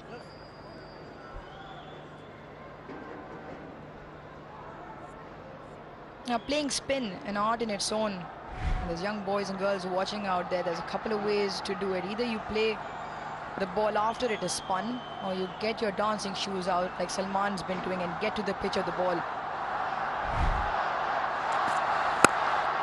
Or down the wicket. Fortune for Henry. Oh, I wonder what's happened here. Quick thinking from the fast bowler. Salman's not too sure. We're going to go upstairs and have a look. This will be an interesting one for you back at home.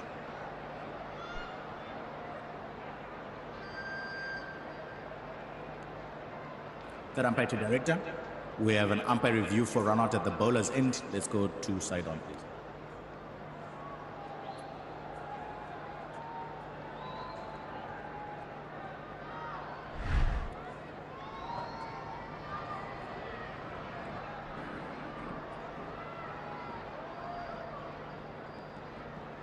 Can we go to the other opposite angle? I want to see which hand he uses to take the stump out of the ground.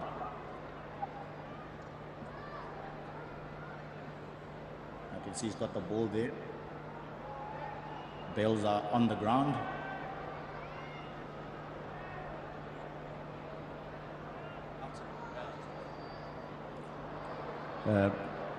Take that back for me. I want to see.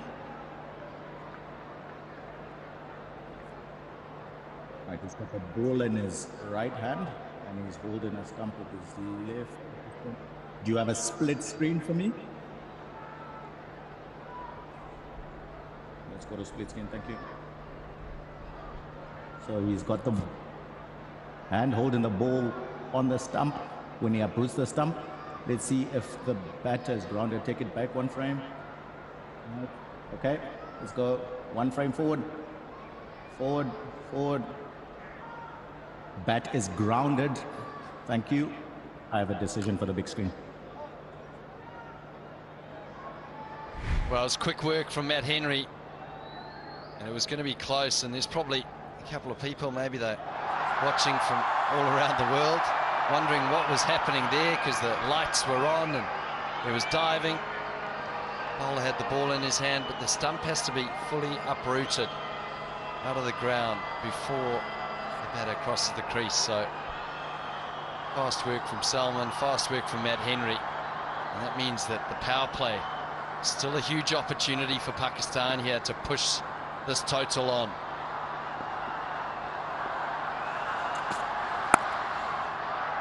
Just sliced away by Babar Azam. Pace off the blade. They'll look for 3. Very quick running out there between these two. The partnership's 117 now.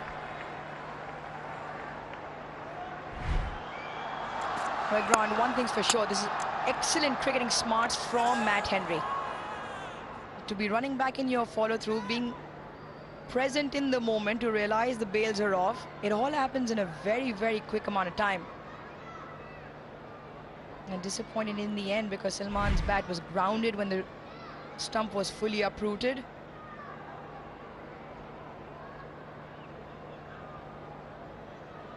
And the field set for Babar Azam at the moment, I'm not quite sure is the one to go to. There was one fielder sweeper on the offside boundary, everyone else inside, and the technique and the class that Babar Azam possesses, he's very much capable of creating those angles and playing through the offside. Not quite sure if Henry and Tom Latham will continue with that field when he comes back on strike. Now, we've seen in this series so far, when Babar Azam wants to go for those big shots, he does give himself room on the offside, able to hit that horizontal shot for 6 back over the bowler's head as well, and play everything else through the offside. So when he does come back on strike, well, we'll have a look. 117 between the two of them in good time. Oh, that's brilliant from Matt Henry. Wow. We might have to go and have a look at this. It was a slower ball, 126 k's an hour, high up on the bat to Salman. New Zealand needed something brilliant, and it came in the form of Matt Henry with a Superman cape on. That is absolutely brilliant. He has plucked it out of nowhere. It is truly a wow moment. Have a look at this, eyes on the ball. You see that every time. Look at that, eyes on the ball, outstretched right hand and millimeters off the grass carpet. Moment of brilliance in the field by Matt Henry. The receiving end was Salman Agha, who scored an excellent 58 in a good amount of time. 46 deliveries, 41 done to 45 for 4.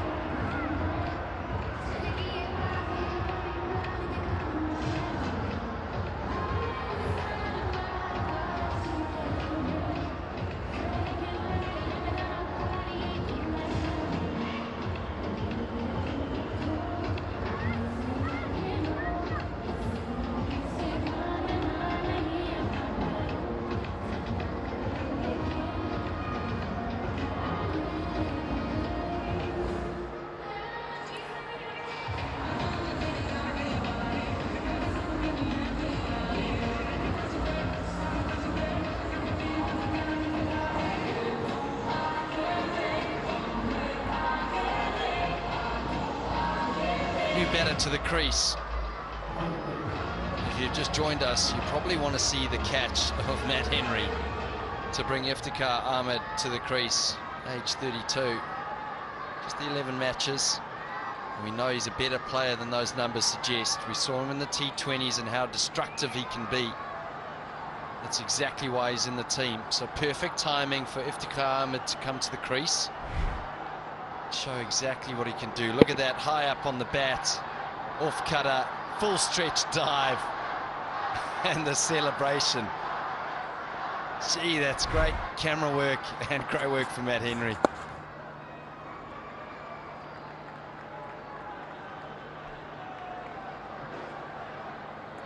Babar Azam edging closer and closer to that 100. Oh, we can watch this again and again. An absolute stunner. A quick bowler in his follow-through. You weren't convinced, were you? I sort of thought it was a catch. Got really excited. Were you convinced, or did you think it had bounced?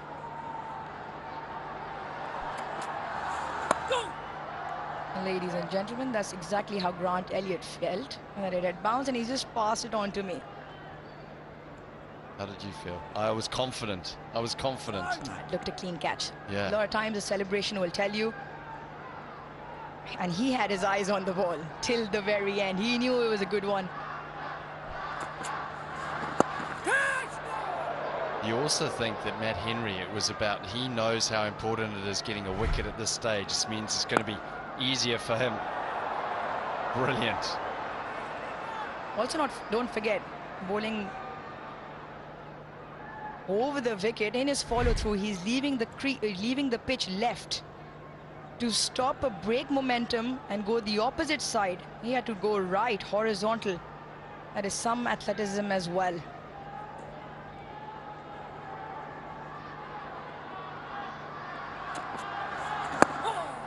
what it does now is it does this. We're in the 40th over.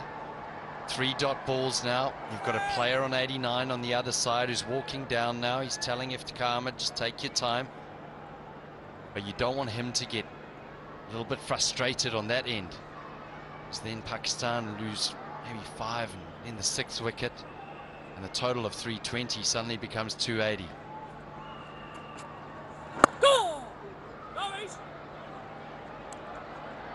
Discipline from Isodi and well run from Pakistan. 2 for Iftikhar Ahmed.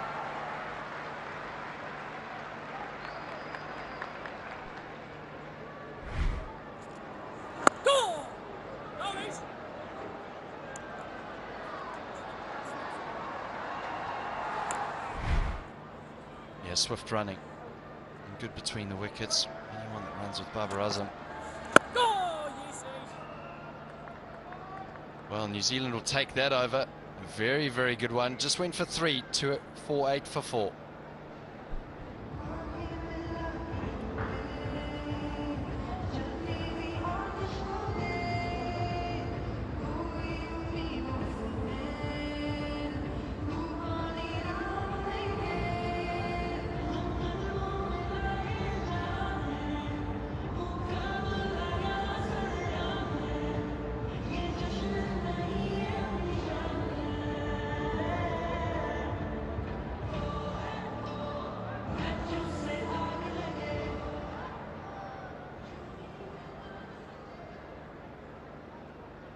New partnership developing here. Babar Azam edging just a little bit closer. 89, just 11 more for him. Iftikhar Ahmed, we want to see some fireworks from him, and so do the crowd in Karachi, the city of lights. See him light it up.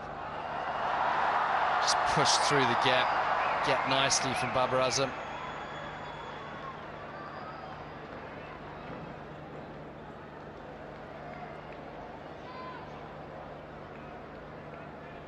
Time for a cuppa. It's a Pal Tea Lounge. Number 1 tea in Pakistan. Time to enjoy it. It's the Tapal Tea Lounge. Lovely place. Enjoy your cricket.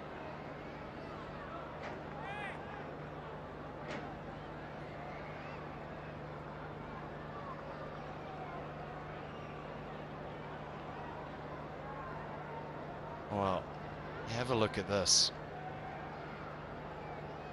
The sunset is absolutely beautiful. City of lights. Sights and lights.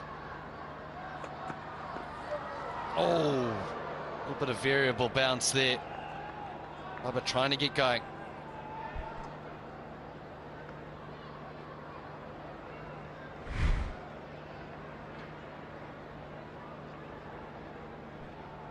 Matt Henry, Rouge Mumtaz mentioned his follow-through and how difficult it was with that catch. Of how he needs to change direction. You can see there, that's his usual run up and follow through.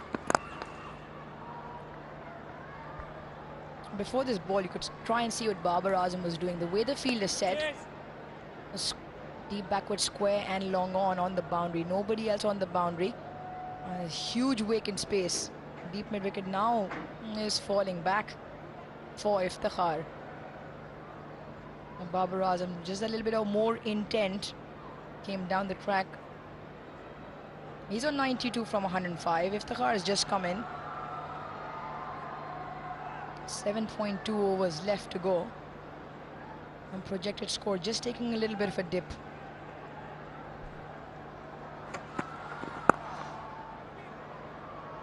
Just dab down. It'll only be the one here. And this is special. Really special from the big fast bowler. Because his follow through would take him off the surface. To change direction, to change momentum. He even lost his footing on the surface there. You can see in spite of all of that. He's managed to pluck this. Brilliant. Well, Baba's running between the wickets. Has been very efficient. Trying to push things on here, Pakistan. 253 for 4.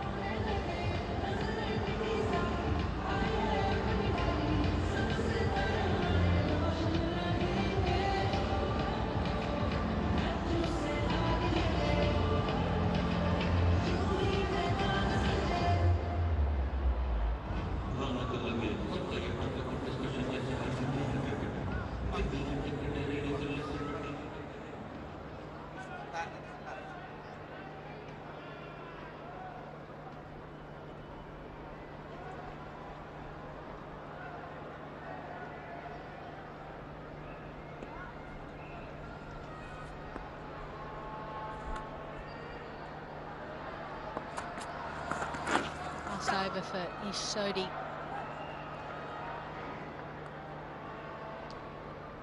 And Pakistan are in a really good position at the moment, despite having just lost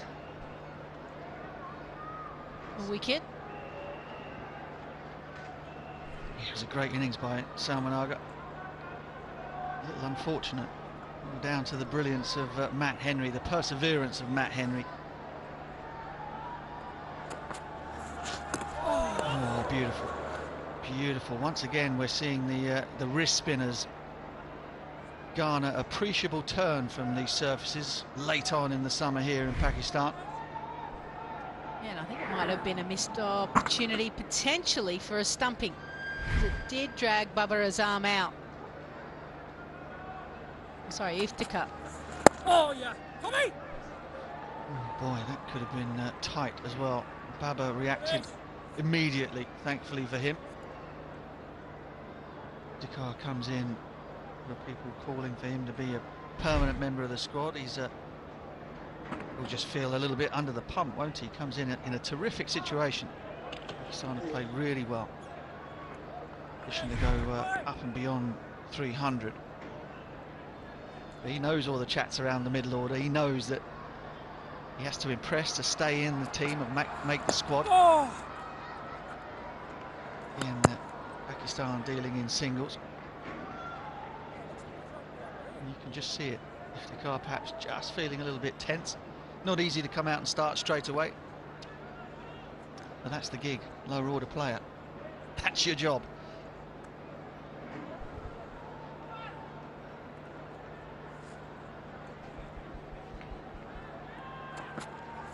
Oh, yes, yes. Well, and the other thing is, Salman, when he came in, he got it moving along really quickly. When you look at his innings, 58 off 46, 2 sixes, 4 fours, strike rate of 126. That's exactly what you want in that position. At number 5. Yeah, he did it brilliantly, didn't he? He might be getting a ticket to the World Cup, Salman Agha. 44 gone, 257 for 4.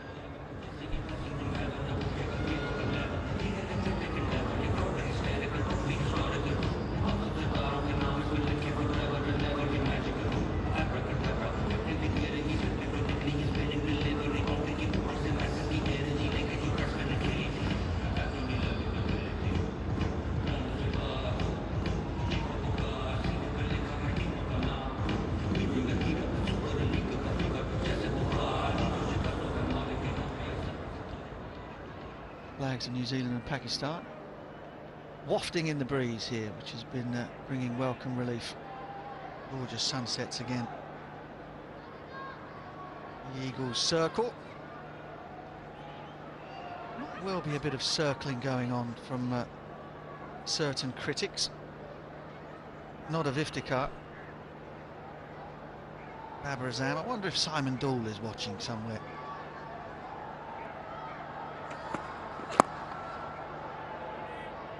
It's 22 balls since Babar hit a boundary, as he's closed in on yet another century.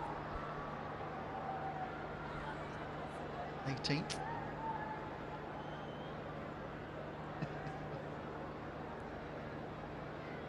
Has he slowed up in the search of 100, or has he just not had any strike?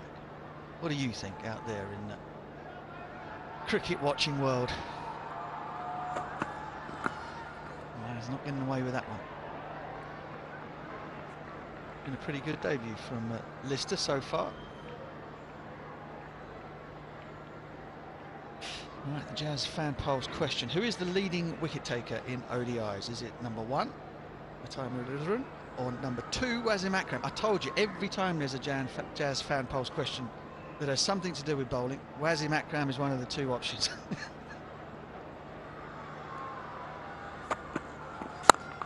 Almost as though he's some sort of a legend in these parts. Just a little one, right? Didn't do much in his playing career. He's literally inspired everyone, hasn't he? Yep. And I'm sure every ground in Pakistan has some little corner that's dedicated to him. Well, there's a little corner in a certain ground in Australia that has a part dedicated to him.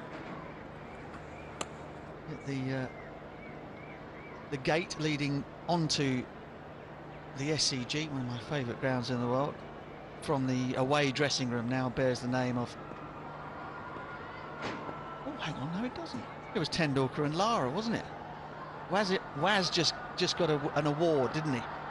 Honorary membership of the SCG. Thank you, Lisa Sthalekar. Knew there was something back in your home country. Yeah, it's all right.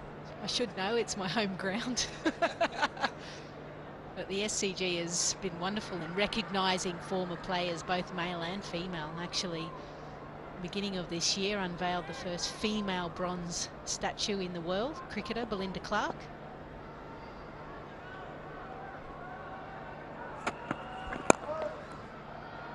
That is a name to conjure with, isn't it? Belinda Clark. Also, news out of the UK today that Catherine Sciver-Brunt has hung up her boots in international cricket. Congratulations to her on what has been a wonderful career. Come back after all forms of adversity, injury, keep going and be one of the scourges of female batters through the ages. 19 years. Oh, Iftikhar opens his shoulders. Oh, yes. He's away. Absolutely nailed that one wide of mid-off, and he'll feel a lot better for it. End of the 45th, 264 for 4.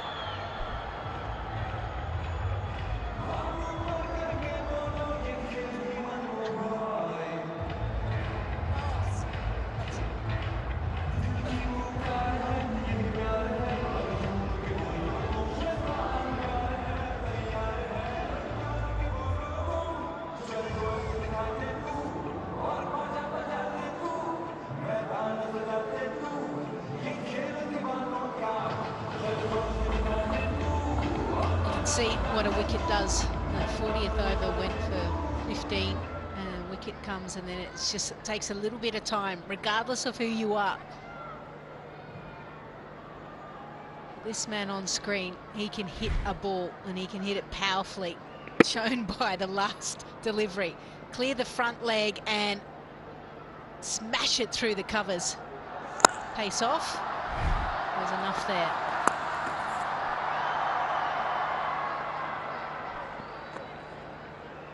Five balls without a boundary for Bubba. They could have bowled well to him. I don't know.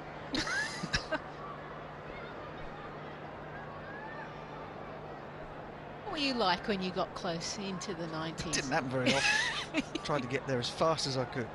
That's what some of these players do nowadays, isn't it?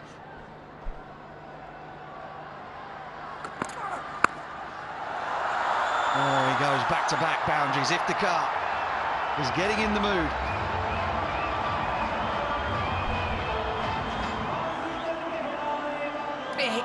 Difference between the two shots. Iftikhar a bit more power, but also knew exactly where the fielder was behind square and made sure he played it a little bit later. Because of that power, he's able to find the boundary. As they say to a lot of batters coming out, hit the outfielders as hard as you can, and then you can go either side a couple of metres and hopefully look for 2. But if you hit it well enough, you're going to get yourself a boundary. And that's exactly what he's done. 14 off 15 now. Yeah, and now headaches for Latham again. 5 out, of course, in the final 10 overs. 3 men patrolling the leg side boundary. Oh, deliberate or not, it brings another one. 3 in a row for Iftikhar. And this is exactly the injection of pace that Pakistan need at this stage. Yeah, he wanted to play it late. He probably wanted to play it to the right of that short third. Instead, got more of an edge. Yeah, not the best slow ball from Tickner. The arm slowed down, the body slowed down. It was rather telegraphed. Short and wide as well. Gets it exactly where he wants it this time. brilliant. 4 in 4. Well, the crowd has been patiently waiting on the edge of their seats for their skipper to bring up another milestone, but all of a sudden, Iftikhar has taken the game away. He's not messing around with singles, he's just thinking boundaries. He's thinking of a 300 total, which is exactly what Pakistan need. Yeah, 10 and over from here gets 320. And given the start and the middle that they've had, is exactly where they should be looking. Iftikhar surveys the gaps again. Short, backward a square, but the man has been moved a little finer.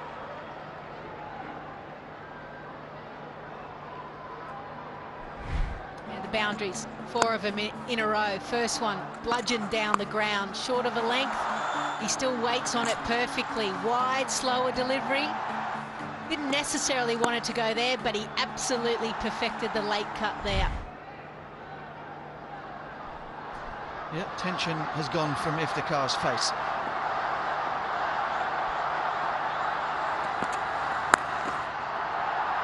Shouts 2. Babur will get back. Iftikhar was wise to the possibilities, and that's a really good over. 16 from it for Pakistan, 280 for 4.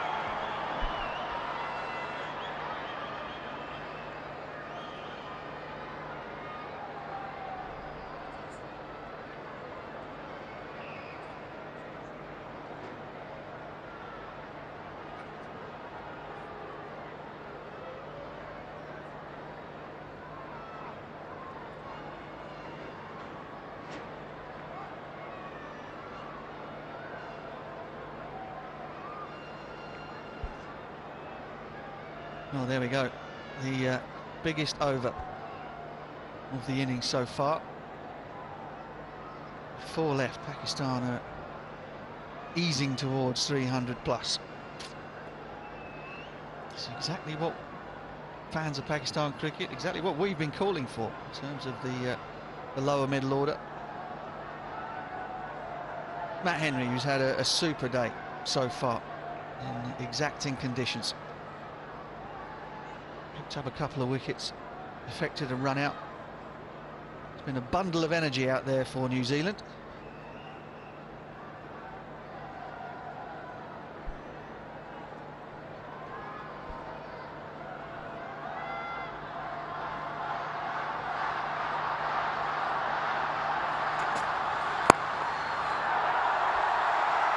Wow.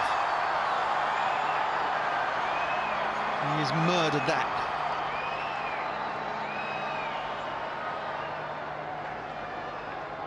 This is what Pakistan have been missing in ODIs.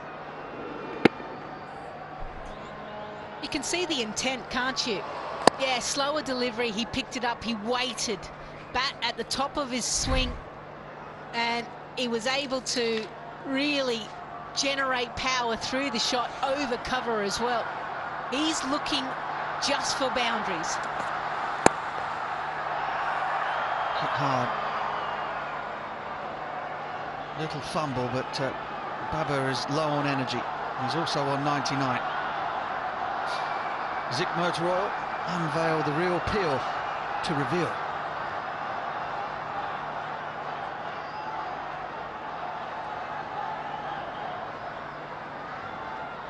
Well, they're all out now on the balcony.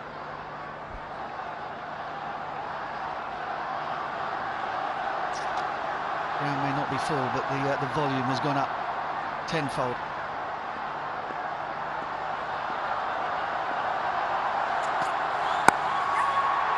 One-day international hundreds for Babar Azam. He's passed 5,000 ODI runs, the fastest man to do so in the history of the game. He is by far and away the most popular cricketer in this part of the world. And he is by far and away the best player in one-day international cricket right now.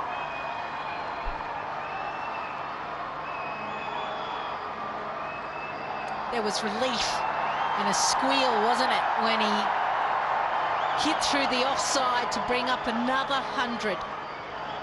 in 99 matches, over 5,000 runs.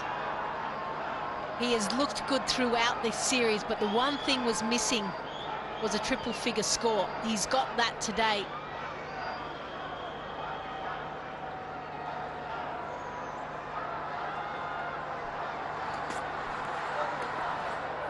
Yeah, that's good from Henry. Really good from Matt Henry. Be interesting to see how high the backlift is from Baba now that he's made it past 100.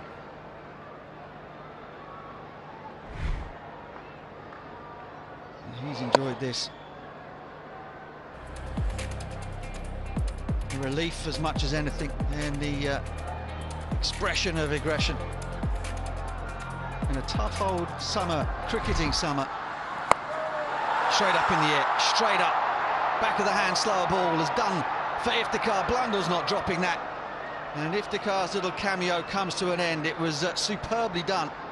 Just the sort of impetus and aggression that was needed at the back end, but he's fallen. And once again, it's Matt Henry who's having a super day for New Zealand, who picks up the wicket. Yeah, really clever bowling. Firstly, the previous delivery as well to Iftikhar took it outside his swinging arc, and then when he went closer to the arc goes a slower ball, knowing full well that Iftikhar is just looking for boundaries and he would swing hard. Slower delivery, Blundell keeps his record intact, takes another good catch. Iftikhar goes for 28, Pakistan 286 for 5.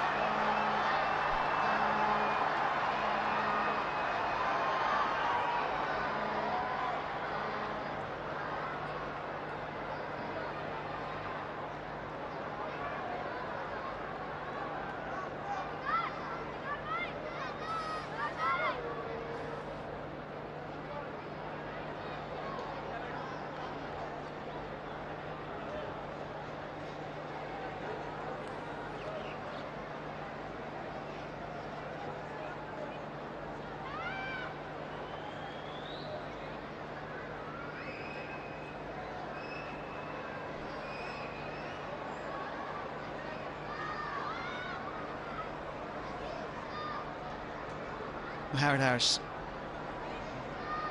is the new man. Only the 5 ODIs. Will open in T20 cricket in the PSL, but is a natural middle order player in List A cricket.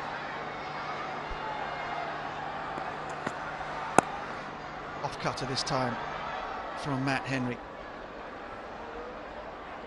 He's as I've mentioned before, having a terrific day. 3 for 50 plus a run out, 287 for 5.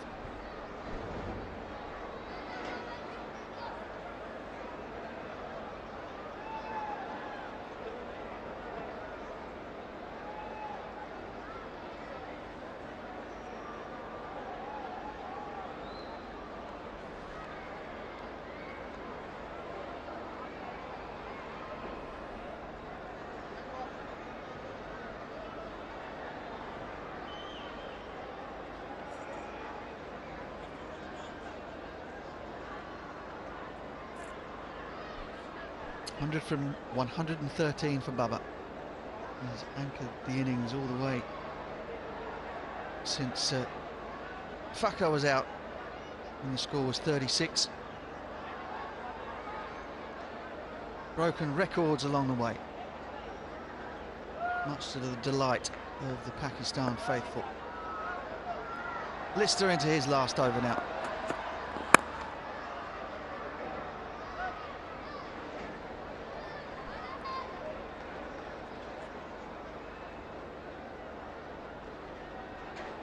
Matt Henry has 1 over to go.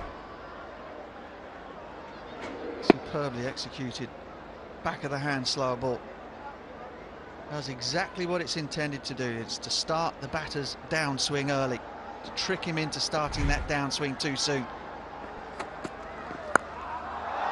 Baba should pick up 2 and does. And now you would expect Baba Nizam to start to move around the crease and start to look for that boundary a little bit more frequently. A chance really for him to free his arms. the moment, if they continue at this rate, they'll just get over 300. Tries to go inside out. It's high up on the bat. Certainly they should be looking at something in the vicinity of 300 plus, 310 plus. The great and the good.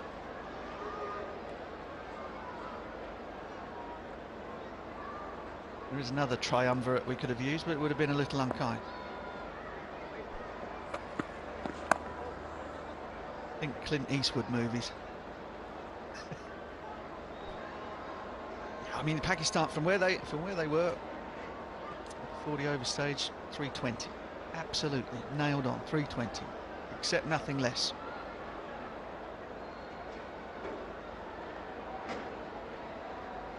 See, the opposition aren't going to just roll out the red carpet and allow you to smash them all over the place, but the intention, oh, that intention is good. Slammed down the ground by Baba. Just flexed the right hamstring there as though he'd suffered a little bit of cramp. You wouldn't blame him. That's exactly what Pakistan are after. Yeah, starting to understand that New Zealanders are taking pace off. So to generate some power, he's coming at the bowler and slapping the ball straight down the ground. Yeah, he's flicking the little hamstring. Gives himself a bit of room, goes out to the long side. It should be out, it is out. Cole McConkey takes the catch. He's silenced the crowd here at the National Stadium. And Ben Lister has a first one-day international wicket, and it's one that he will not forget in a hurry. He's knocked over the #1 ODI batter in the world. Pakistan's captain Babar Azam goes for 107. And Lister has him in his pocket. Not a bad #1. Yeah, really clever piece of bowling, change of pace and asking Babar Azam to hit to the biggest part of the boundary where a number of fielders are. And also a slow walk off for Babar Azam. He is exhausted, batted in the heat of the day, was the glue for Pakistan. He'll raise his bat to the crowd, to his teammates. He departs for 107.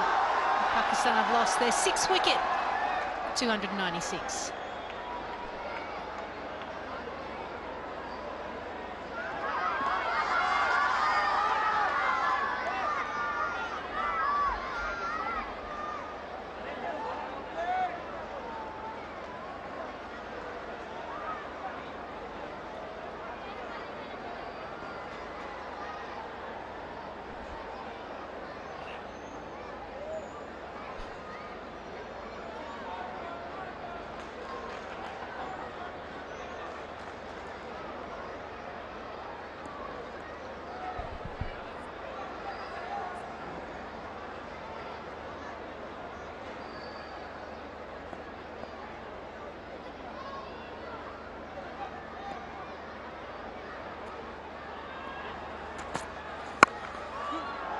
Smeared into the leg side to the shout. Shaheen Shah Afridi, fresh pair of legs. It's back to the non-striker's end. Babar deep in the crease. Lister followed him. And McConkey did the rest. Congratulations all round. Another splendid innings from Pakistan's captain. What a player.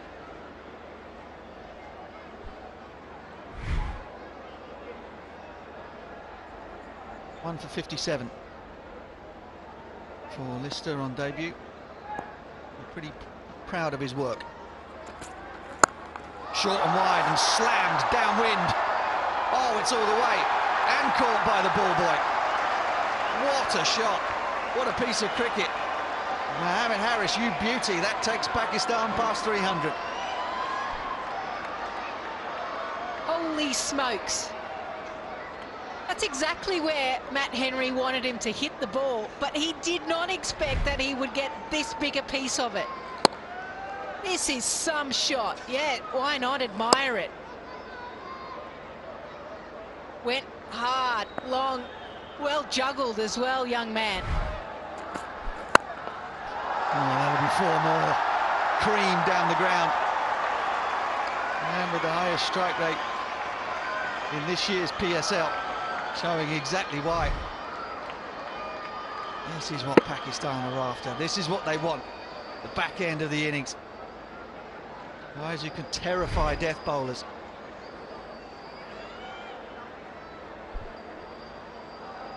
It's been missing, hasn't it, for them? It's the third 100 coming up off just 78 deliveries. And that's a lot to do with Salman. And then obviously now Harris as well.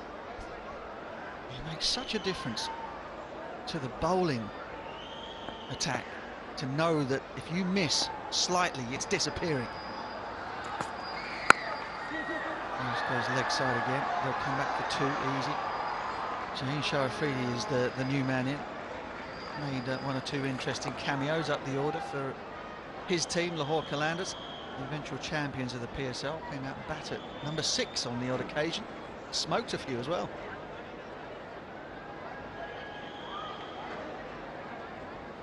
Yeah, long levers. Why not? Why not utilise that?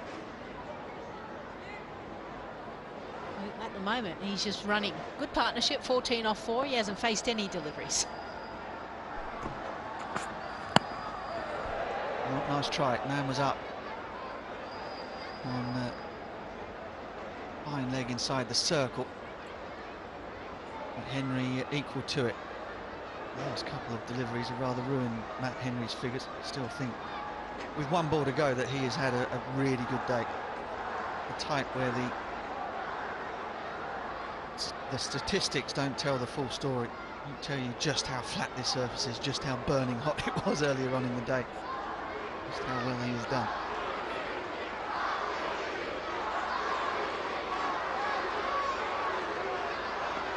Shaheen to face up the first ball, long off and long on back. 2 men back on the leg side, sweeper offside. New Zealand will be happy with that. Shaheen will keep the strike. Mohammed Harris will be away from it, and Pakistan are 3-12 for 6 with 1 to go.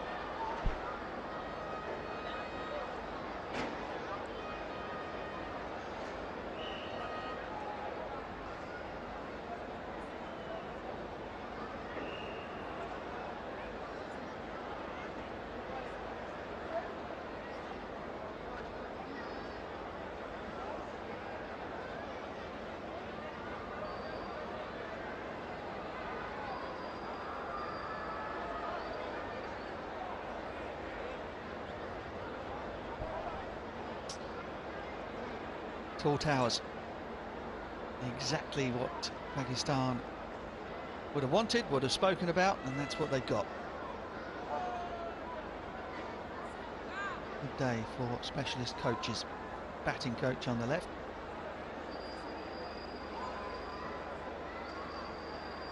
Batting coach on the right. It's my mum, you know, she never understood left and right. Andrew Patik, the batting coach of Pakistan, will be delighted the way they've gone about the last third of this innings. Swing and a miss. Good from Tickner. Well, as it so often is, the day so far has been about Babar Azam. Some of these shots are just glorious, straight down the ground. And plays them late as well. And when Ish Sodhi certainly missed his length, he capitalised. Relief for Babar Azam, another 100 to his name. Shaheen goes long, oh, it's all the way. This is what he can do. Not only is he one of the most devastating new and old ball bowlers in the world, he can also hit a long ball as well. Yeah, this is where you absolutely cash in. as a side, you've put New Zealand, or New Zealand should I say, put themselves out in the field and decided to chase the leather, and now they're fatiguing a little bit. It's a chance for the lower order to absolutely cash in on anything loose. Oh, that'll be 4 as well, finds the gap. Tickner missing the Yorker and being punished for it. There seems to be some energy as soon as these two have come out to the middle. Backlift is up, clearing the front leg. It's almost T20 cricket style now, isn't it? It kind of is, isn't it? Anyway, one of the arguments for picking guys out of T20 cricket who play in this sort of role, they generally come in with less than 20 overs to go. Oh, good Lord. That's the best of the lot. He's dumped it over long on. 6 for 6 to Shaheen. And this is pain for New Zealand. Yeah, and 320 was the number we were talking about. They're long gone past that. 328, 2 balls to go. And Tickner is not hitting his length. And remember, with such a long arc to his swing, anytime he misses his Yorker or short of a length, it's still hittable for Shaheen Shah Afridi. Yeah, anytime you see a guy come out with the big tall fella, long levers, long handle on the bat, I'm always thinking as a captain, go at his head. Keep it away from the hitting zone. Keep it away from the arc. Not swing and a miss.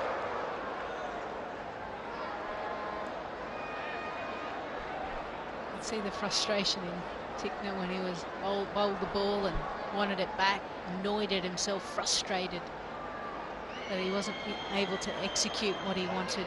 That time he did. Yeah, Tom Latham, I was really surprised, you know, that they decided to bowl again today, given what happened on Wednesday. He might well be ruining that decision now. Nisha, want to offer a few words of advice and encouragement.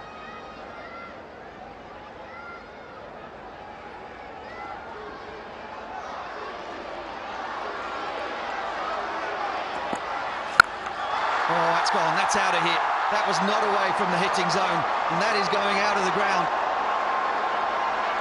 Absolute carnage here at the back end of the innings from Shaheen Shah Afridi. Pakistan post 334 for 6. And that is exactly the sort of flourish, the big finish that they've been missing, the big finish they've been talking about, and the big finish that they have got. 38 runs in the last 2. When you think of these two coming together, just 2 overs to go. 38 runs between them. 4 sixes, 2 fours. That the best of them as well. The sound off the bat was absolutely perfect. Music to everyone's ears, except if you're New Zealand bowlers. New Zealand team Pakistan team extremely happy with what they were able to actually produce at the back end, built by the foundations of Babar Azam as well, getting to his 5,000 ODI runs as well in that time. Tom Latham won the toss and put Pakistan in, and at a certain point they would have been happy, but all of a sudden Pakistan have just been able to get away. But today and tonight is all about Babar Azam, the skipper. 107 off 117 deliveries. Salman, excellent partnership between those two, 58 off 46, and that's really when Pakistan's innings started to motor in the right direction. Iftikhar given an opportunity, 28 off 22. Harris and Shaheen Shah Afridi at the end were able to really put some big blows into New Zealand's figures. Well, Sikandar has one of the batters down on the ground. Yeah, thanks, Lisa. I've got Salman alongside me. Firstly, 335. That's a bit more than you would have thought at the start of the game. Yeah, we were not thinking about 335 until 35 over. We were thinking around 300. But the way Harris and Shaheen and obviously Iftikhar are batted, that made us like 335 now. Good outing there. Usually you get to bat with the tail enders, and since you had a proper batter next to you, allowed you to, you know, play freely. Yeah, obviously, when you are batting with obviously a batsman, you have a different mindset, and you can take more risk and play your game, obviously, which is my like to go after spinners. So that's what I did today. Yeah, you're known to be very good against spin bowling, and those reverse sweeps and sweeps were deliberate effort just to work around the way you wanted the field to be. Yeah, obviously, I didn't want them to bolt at me, and I wanted obviously to be a bit more aggressive against them and use my reverse sweep and sweep so they can give me a bad balls as well. Number 6 position, just happy with that? You're feeling that you're now blending into that position, knowing what your role is? To be honest, I don't mind it's 5 or 6. I just want to play for Pakistan and do well. And at the moment, I'm just enjoying it. So it doesn't matter to me if it's a 5 or 6. I just want to contribute as much as I can. Well, that was a valuable innings, 40 plus. Enjoy the rest of the game. Thank you very much. Yeah, he batted beautifully. That partnership with Babar Azam, you could see 117 off 102, and then 41 off 36, and then right at the end 38 off 12. For the bowlers, it was a little bit hard going, especially right at the end. But Lister picking up his first wicket in one-day international. Matt Henry really the standout, 3 for 65. Well, the day started in the heat of the sun, and certainly Pakistan would have wanted to get off to a good start, but unfortunately Fakhar Zaman going the same way as he did in the previous ODI. Matt Henry just going short of a length. Shah Masood got an opportunity to open the batting, and he looked comfortable until his back foot just slightly moved. Langton Russeri giving him out, third umpire. Babar Azam was strong straight down the ground, playing some wonderful drives. Mohammad Rizwan, he put pressure on the fielders, but unfortunately that time it didn't work for him. He was run out. Probably the shot for Babar Azam. And then it was all about just going through the gears.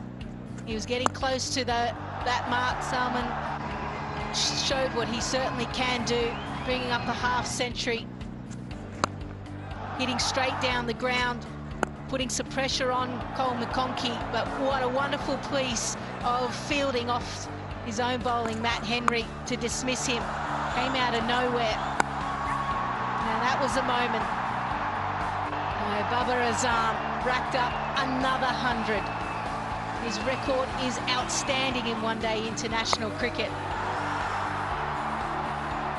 Boundaries were being searched for at the end, so you would expect wickets to fall like this.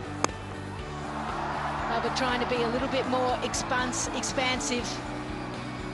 And Lister picking up his first one-day international wicket. What a moment for him. And then Harris came in, and so did Shaheen Afridi, and they were only looking for boundaries. Cleared the front leg, and the overs right at the end. 38 runs off the last two were hit off these two men. That got Pakistan into a very strong position. Smiles on their faces. So now New Zealand, they have to score 335. It should be an entertaining chase, and we'll be back soon to see if they can get it.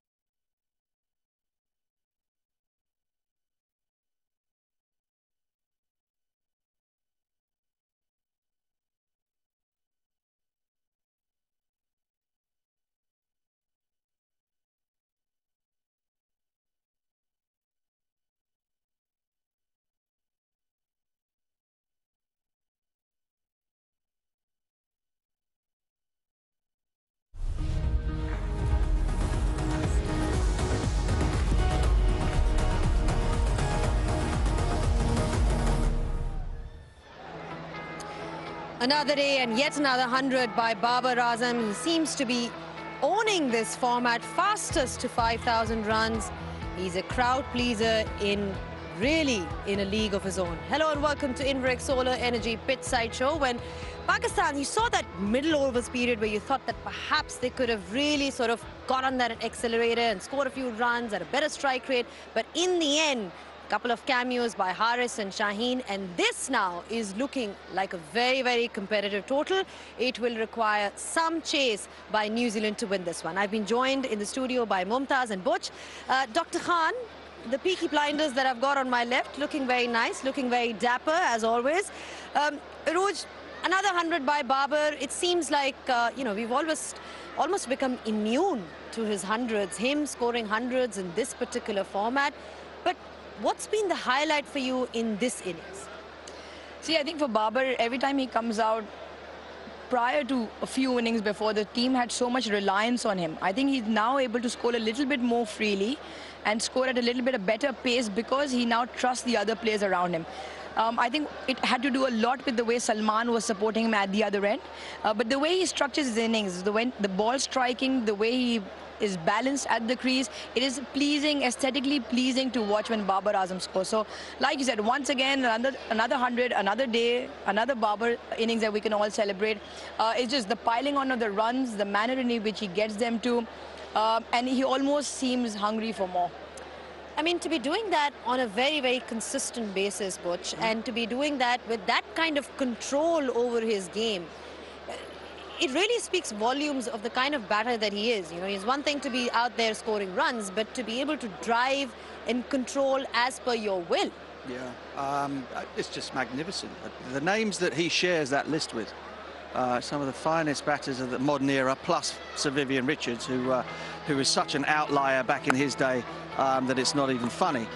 But look, it just comes as no surprise that he makes the runs, and he does. The only time he looks in any sort of strife whatsoever or any type of confusion is against the leg spinner. Leg spinner didn't get him out today. But that's what, 5 or 6 deliveries over the course of his innings of 117 balls or something like that. The rest of the time, he is 100% in control of everything that he does. He's just a wonderful, wonderful player. And he absolutely loves this format of the game. There we are again, fewest innings to 5,000 runs. Jumps over Hashim Amla, who was out there, way out in front of the next best, who is Sir Vivian Richards, who shares that spot with Virat Kohli. Again, talk about Sir Viv. He would have played his last one-day international 30 years ago. So he was so far ahead of the game back then, it's untrue. But Babar now stands out in front as the best of all time. The best of all time there. You heard it from Mark Butcher, but we spoke about it with Arooj and Butch, why they think what makes Babar so special. Let's find out from Grant Elliott, who's down there with Sikandar Bakht, what makes Babar Azam so special. Ground Zero, brought to you by Inverec Solar Energy. Thank you, Zainab. Now we're here at Ground Zero, the place where Babar scored yet another 100, place where he celebrated that 100, and he's just almost making a habit of it. We've got Grant Elliott alongside me, and he'll tell us what he feels, what are the subtle changes that he's brought in. He got to a couple of 50s earlier, but today he planned it that he wants to play a long knock. Oh, you know, Sikandar, watching him play, and I heard Mark Butcher say it's an absolute pleasure watching him play. All he's done is he's just gone on. What he does is he finds a pace that he's comfortable to bat at, and then you see a little bit of an acceleration between that 30 or 40 mark. He looks to dominate bowlers, but what he does well is he manipulates the field. He manipulates the field so that he can get singles and boundaries in the areas that he wants, that he feels comfortable. So I think if you see the graphic where it's side on, where we watch how late he plays the ball, he plays the ball so late, Babar Azam. He plays it underneath his eyes. And you watch him, whether he's cutting it, whether he's playing it through the covers, playing it down the ground, a hallmark, or even a little dab down to third man. The hallmark of a great player is playing the ball late because the ball's moved, the ball's seamed. Whether it's a slow ball, you're in control. So right underneath the eyes, and he's got the ability, and all those strokes were through the offside, okay? So the cuts off the right hip, playing it really late. He can decide to play it even later and just dab it down to third man. So the way he manipulates that area, magnificent. Now, if he wants to play that ball through the leg side, all he's going to do is his access point is going to be a little bit further ahead of himself, and then he starts accessing the onside. So the same delivery that Babar Azam, or the same line that he's playing, he can manipulate that ball in 4 different areas. So if we play the next graphic, having a look at this, he can play down the ground, he can play it to square leg, he can dab it down to third man, and he can even manipulate his body and try and get his body around or towards leg side to try and slice it through the offside. So that same line, this is the line you want to bowl. You want to bowl top of off, in and around that 4th stump, off stump region. And all Babar Azam is doing is bang down to third man, he's down the ground, he can even get that same delivery and just work it through square leg. So as a bowler, you just can't settle in on a length. He's in total control, and at worst, he's getting one a ball. Also, if you notice against spin, back in the start of the year, he was stumped thrice trying to attack the spinner. What did you notice about how he's handling Ish Sodhi today? Yeah, interesting. I think the first ODI, I think Ish Sodhi almost had his number. He came on, he was bowling aggressive. But now what I've noticed is he's playing really late. He's getting deep in the crease, and he's using the crease. So the ability to move around the crease and then to be able to work the ball, allow it to turn, take your time. He hasn't used his feet that many times. He's more comfortable getting deep, and exactly the same thing, manipulating the bowler down the ground, either mid-off, mid-on, or just working it through the covers or getting out to it and hitting it through the covers for that one. Well, Grant perfectly explained. So that's yet another Babar Azam's spectacular 100, this time here in Karachi, and that's all from Ground Zero. Ground Zero, brought to you by Inverix Solar Energy. Thanks, guys. Just such a hard batsman to bowl at, Butch. I mean, you look at him and you think about it, how many areas of weakness does he has as a batsman? And you can't pinpoint many, but if you were to analyze his game, is there anything that bowlers need to be looking at? Look, it feels as though I've been here for the entirety of the Cricket League summer, right? So I've seen a lot of Babar Azam batting. And the only time I can ever really feel that he was very, very uncomfortable indeed was Mark Wood bowling at him in the T20 series right the way back in September. So you've got slightly slow wickets where the bounce isn't particularly high, and you've got somebody bowling express pace. All England did with Mark Wood when Babar, as soon as he walked out to the crease and took guard, they threw Mark Wood the ball and said, right, bowl at his head. Bowl as fast as you possibly can, try and shake him up. And Babar, being the player that he is, would prefer to stay slightly leg side of the ball. He's not going to take it on the hook shot because it's too pacey, and he doesn't, not quite sure how high it's going to bounce. So then he's looking to go over third man. England have third man back, pop, straight down into his hands down the bottom here. And that's the only time I can remember discomfort throughout the course of the last, 6 months or so of watching him play. So, you know, if you have express pace, not everybody has it, but there is the area. You try and go wide on the crease at him, you angle the ball back in underneath the chin and say, right, now what are you going to do? Try and dab that down to third man along the ground. But other than that, he's just wonderful. He is absolutely wonderful, and as Butch pointed out, it's also the execution that matters, not just having that ability, but the execution under pressure in different situations. Easier said than done, as they say. On that note, we'll take a short breather and we'll be back with more, so don't go anywhere.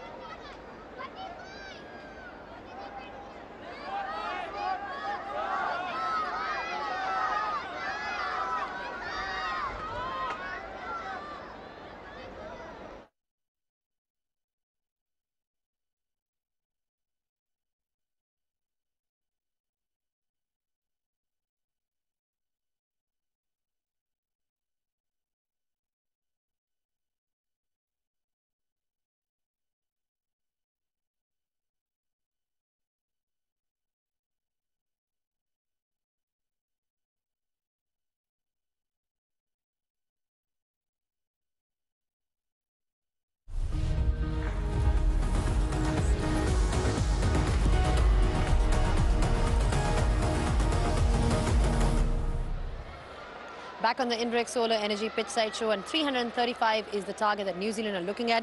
Arooj, you know, we spoke about Babar Azam, but also the finish by Pakistan. Shaheen Shah Afridi chipping in with some runs. Mohammad Haris. Is Shaheen Shah Afridi, does he have the potential to be a proper all-rounder? Or is it a case of everybody reading too much into it? Potential, yes.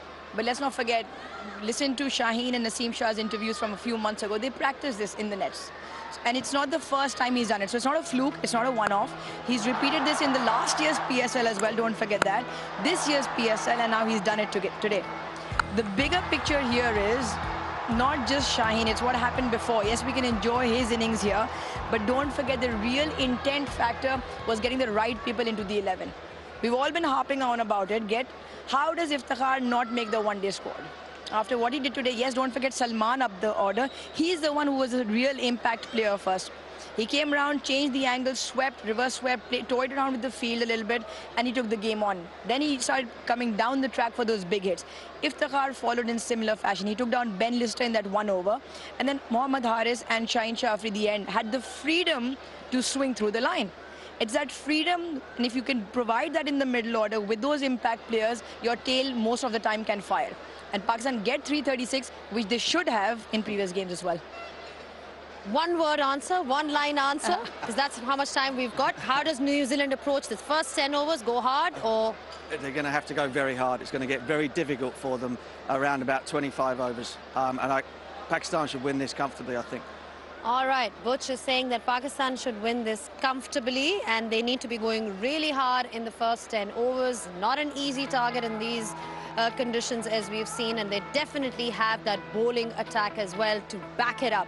It's going to be an interesting one, this game, and New Zealand would be looking to win. I'm sure Pakistan is also looking at that 5-0. All of that after the short break.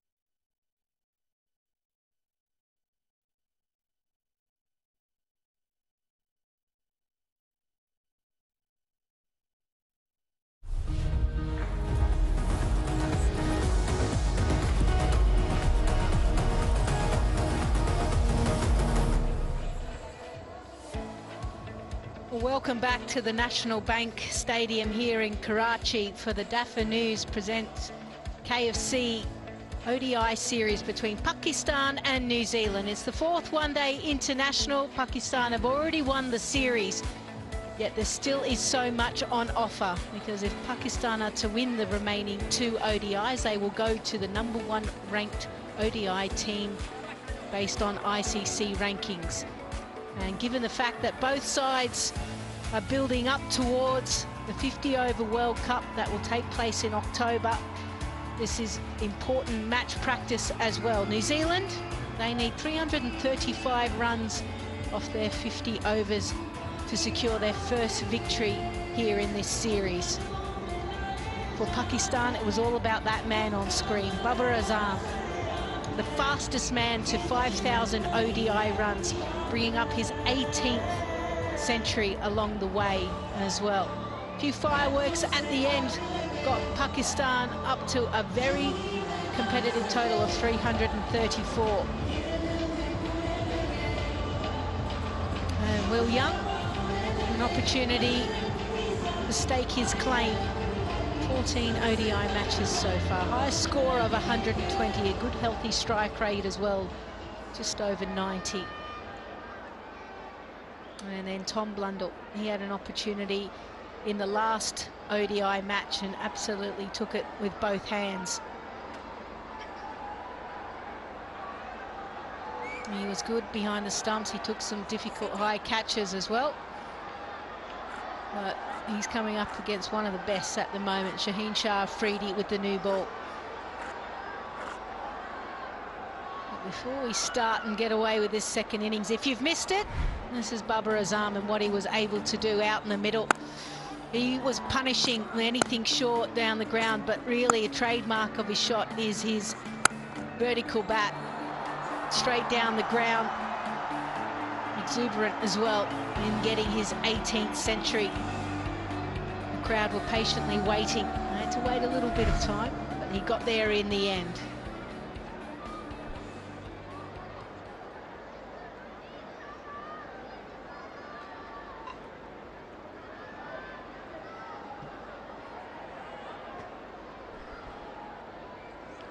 Shaheen Shah Afridi, as always, with the brand new ball. New Zealand required 335 at 6.7 runs and over. Here we go. Oh, that's a cracking shot. Wonderful to get off the mark from Young. Yeah, when it doesn't shape in, it just goes straight with the angle, and he plays that so well. Really Young slants that foot, and the placement is amazing. Silence in the crowd, you know it, that it's gone through that inner circle. The problem comes when that ball just shapes into that right hand, or it just comes off the surface, cuts you in half.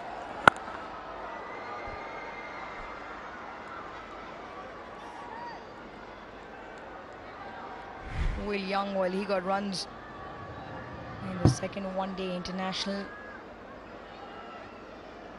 and holds the pose for the cameraman as well. A good feeling always when you get off the mark with a well-timed shot. His top score in the series, 86.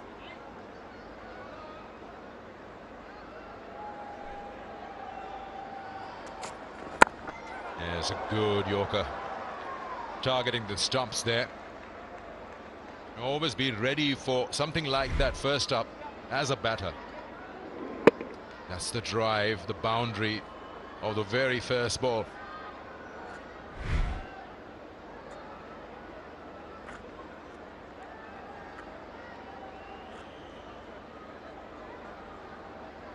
It's a phenomena of his bowling. He will pitch the ball up first, and if there's any swing, he can extract it. He's that kind of a bowler.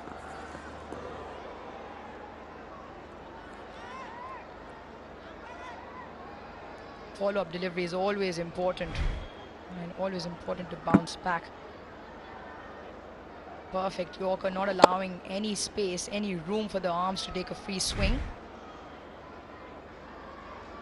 But New Zealand, their work's cut out. They've got a mountain to climb.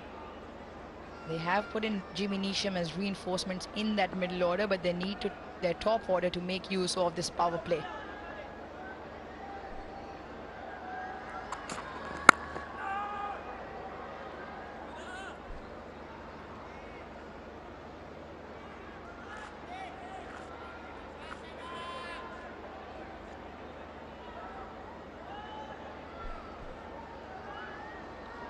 Will Young in the Pindi first ODI scored an 86, had a good start, and he's looking good. Nick suddenly gets that start, and you see those numbers there.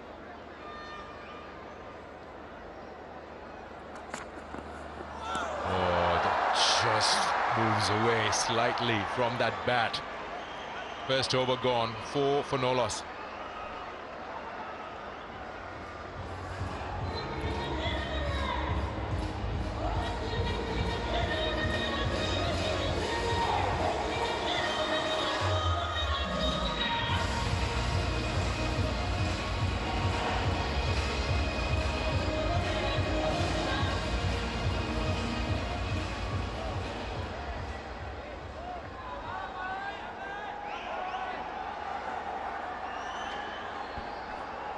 Another big 100 for Babar Azam, 107. Salman Agha was very good for his 58 or 46. Iftikhar, a cameo of 28, helped Pakistan to a score probably they didn't have in mind when they came out with that toss. A lot of work there to be done by New Zealand chasing this down. We didn't have any due day before yesterday. Today reinforcements, both Shaheen and Haris in the 11.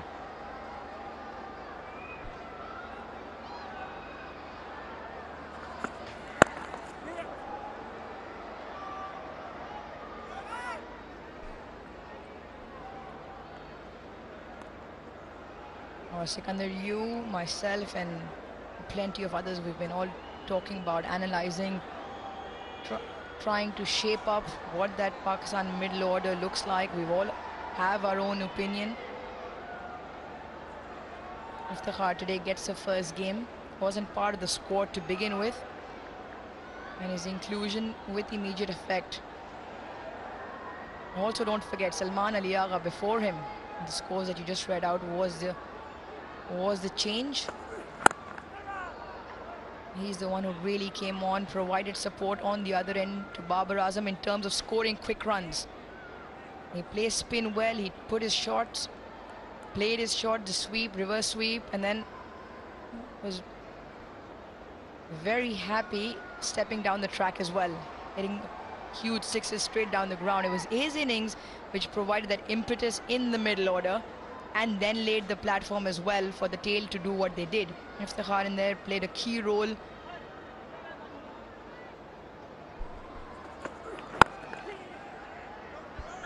Big single there, just putting pressure on that fielder. Usama Mir had to cover a lot of ground to rush at the ball.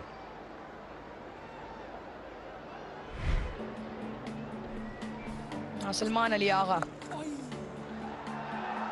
did a real good knock in the context of the situation Pakistan were in. In the middle period of the game where Pakistan at times meander along, he took the game on.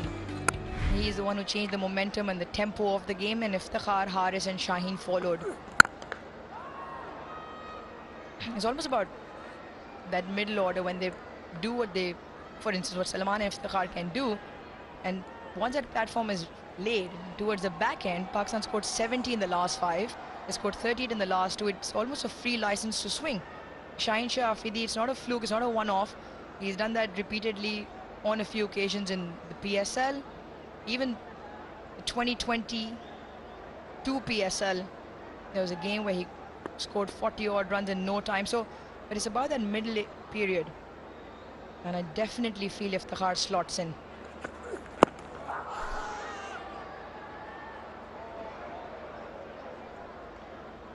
You just get a feeling that the homework wasn't done on how Shaheen Shah bats, because it was just length being offered and he was just swinging. It was in his arc. And you target mid-wicket, long on, and that's where he got the scores. Yeah, that single, not looking. Can't blame the bowler. He's asking for a decision from the umpire. But the batsman also has the right to make way because that is his road. It belongs to him.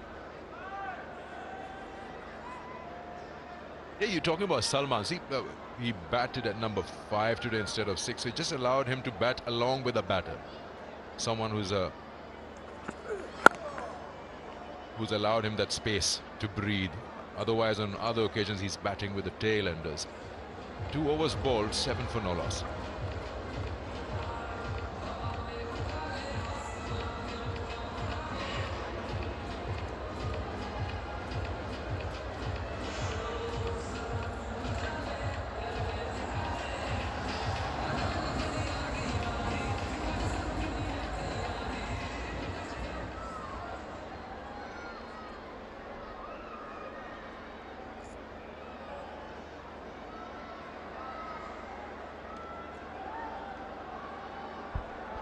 Lots of opportunities for some youngsters to be a part of that New Zealand squad in the absence of the usual members. It's a good shot. Just couldn't find that space to pierce that gap. Salman there in that position.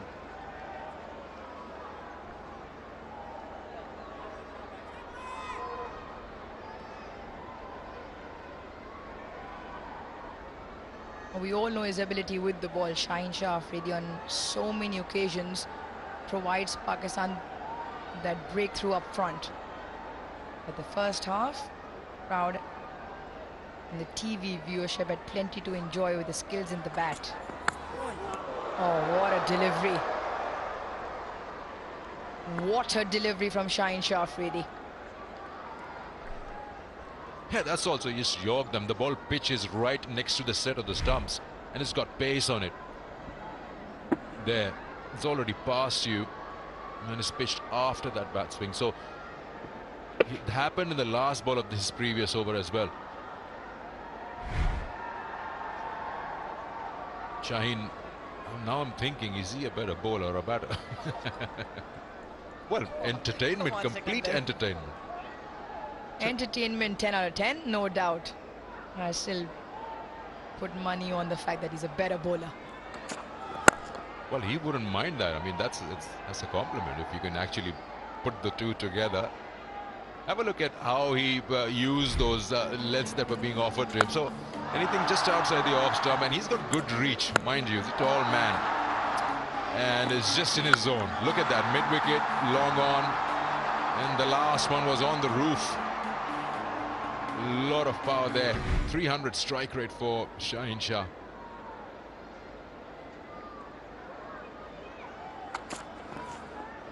And there Blundell sees that width and has a go at it.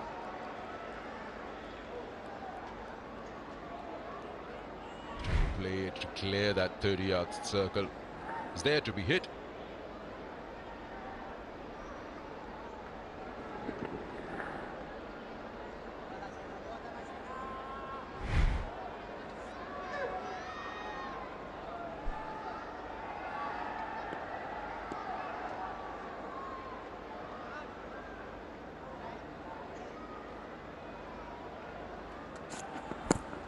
Again, the same thing. This is just too full, it's too quick. Can't get back onto it. My idea was right, just to somehow play it down to third. Yeah, both those deliveries. Excellent line. Just the shape on. Normally with Shaheen Shah Afridi, you get that swing back into the right-hander and that would have knocked the poles out. Haven't seen any swing as such yet. So just continuing on with the angle, holding the line. Oh, excellent over from yet a young run to be given in this one. And it stays that way. Maiden over from Shaheen Shah Afridi, New Zealand 7 for no loss.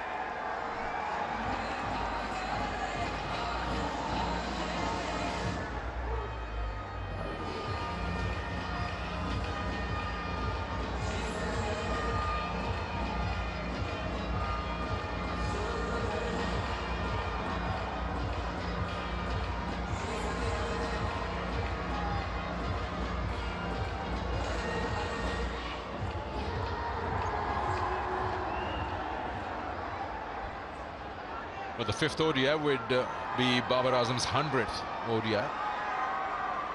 56 for Rizwan, and 69 for Fakhar Zaman, the experienced lot. Shaheen's got 35.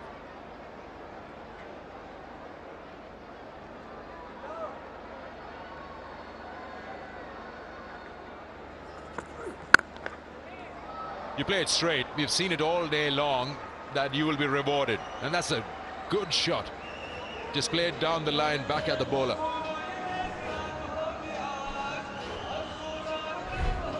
Just a punch. Just a punch through the line from Will Young. He's a good timer off the ball. And is the best place to hit back past the bowler.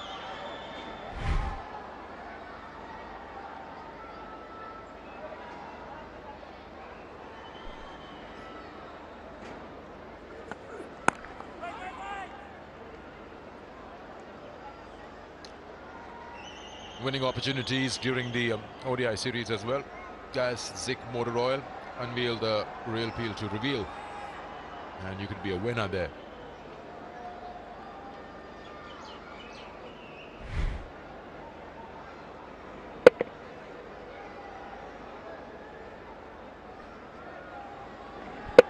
Still a very good surface to bat on. Reflection of that from that straight drive from Will Young.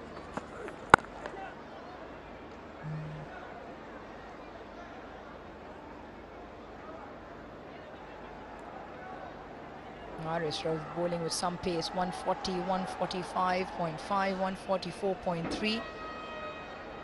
He's the kind of bowler who just starts around 145 normally and just keeps going up with pace on. And no sighters, no breathers. And Pakistan have quite a few who can bowl consistently around that 140k mark.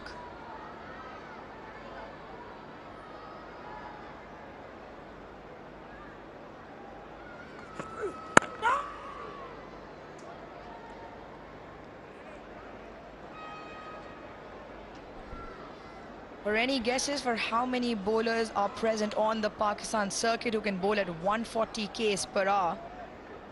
That is over 15 if my counting is correct. That is 16 of them. Amir Jamal, Aqif Javed, Arshad Iqbal, Haris Rauf, Hassan Ali, Ehsanullah, Muhammad Asnain, Muhammad Wasim. And that's half. Musa Khan, Naseem Shah, Salman Irshad, Shaheen Shah Afridi, Shahnawaz Dahani, Wahab Riaz, Zaman Khan and Zishan Zamir.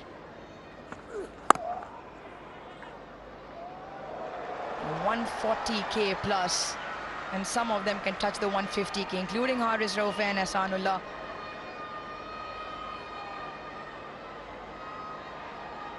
That is a lot of firepower in and around the country, in the squad, on the bench and available. It's a treat to watch all of them bowl when the HBL PSL is happening and is going on. And is the one thing that overseas players who come and play at that franchise level always talk about Pakistan. Well, they really think that it has the best bowling in terms of franchise cricket as well. Overdone, 13 for no loss.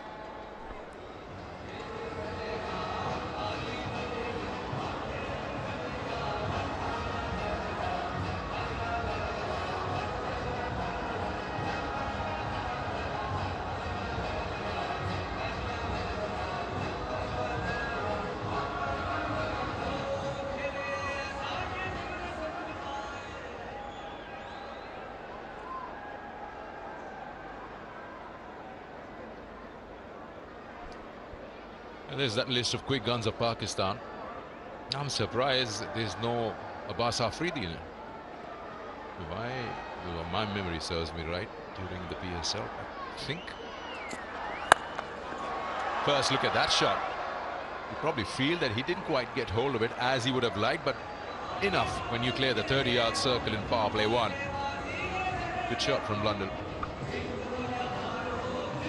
And that's the advantage of the power play.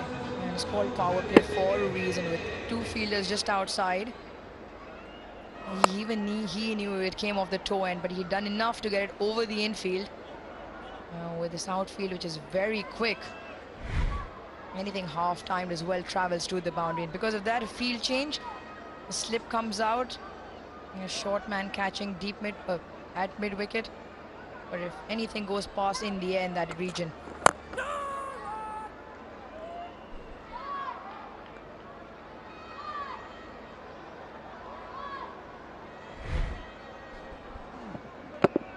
Absolutely right. Nailing the Yorkers. One of the very best in the business, especially up front with that brand new Kookaburra in his hand.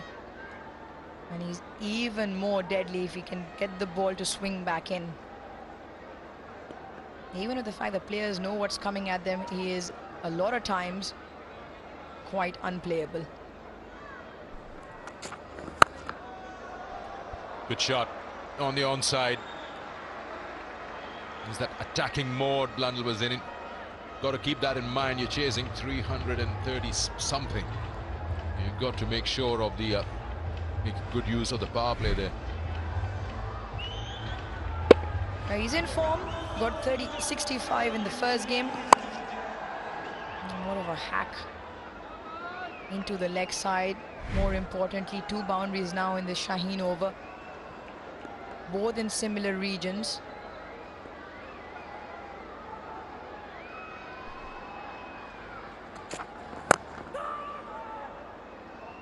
Just quickly coming back to that quick gun, so I'm surprised the highest wicket take in the PSL, not that being the reason, but I clearly remember he bowled 140 plus. I think Omar Gul's nephew, he could tell us if he feels that he is 140 plus. Samin Gul is another name that comes to my mind, could be. But are you saying consistently 140? Then maybe not. But if he can bowl more than 140, then maybe yes. Few more names.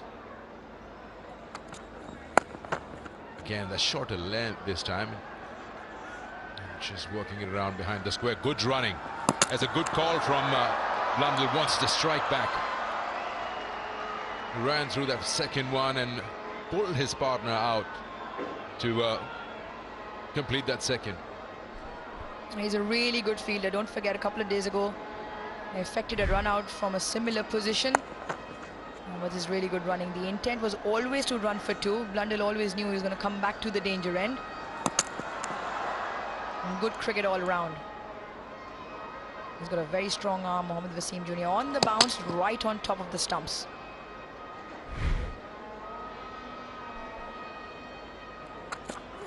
Oh! That didn't just come up as he would have liked into the rib cage.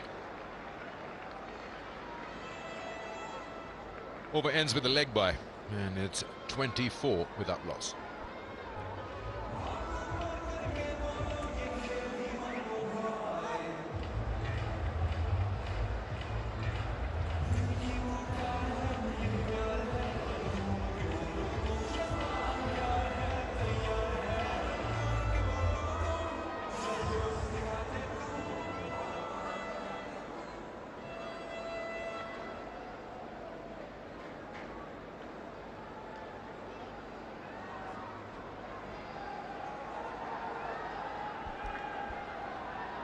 New Zealand will have to really pace their chase out here. They've seen them starting so well. Somewhat just running out of gas out of 35 or 30 overs, and today they have a bigger target to chase.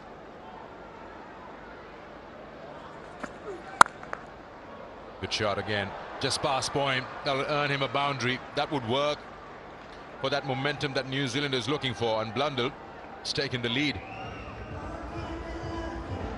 Well, when you're chasing 335, that is the approach you need to have. It's nicely driven, more of a power stroke through the offside. Fielder failing to stop that one.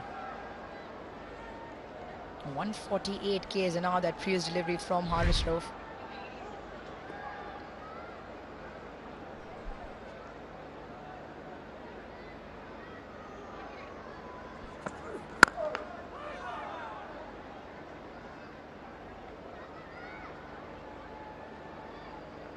If they can provide that platform somewhere up to the 35th over and have Cole McConkey come in and do what he did day before yesterday. He was amazing with that bat. He almost gave a glimmer of hope to New Zealand to chase that 288 down and win it.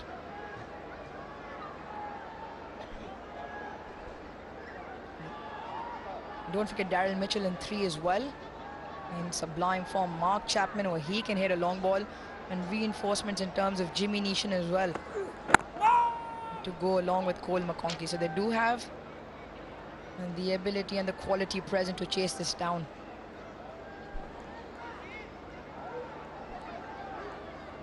Actually work this thing out. Shaheen and Haris will be coming at you, coming hard. Maybe look to score as many as possible against Osama Mir, who's got an opportunity.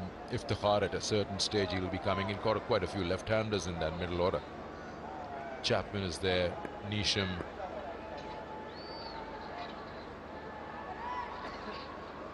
Tom Latham himself.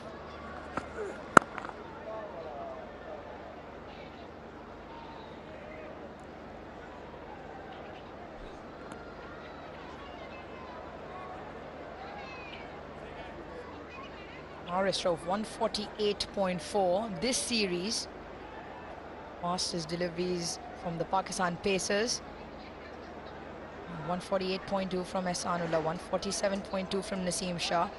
By far the 3 quickest men that Pakistan have. Wasim Jr., Shaheen Shah Afridi, and plenty more. I tell you, if Ehsanullah is watching that, he wouldn't be happy being at 2, because all he wants to do is bowl quick. He was very quick. 154, I've seen that. Not this series, of course.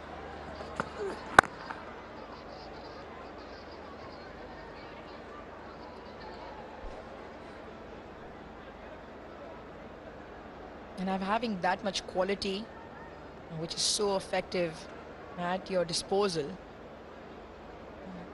so many times they've dug Pakistan out of trouble, where Pakistan have scored subpar scores, and they've relied very heavily on their bowling to do the job for them. Today, a different story. And that's the kind of approach, combinations that work for Pakistan. Get that big score, and then rely on that deadly attack. In terms of the bowlers that Pakistan have, even quality spinners, 6 done, 29 for no loss.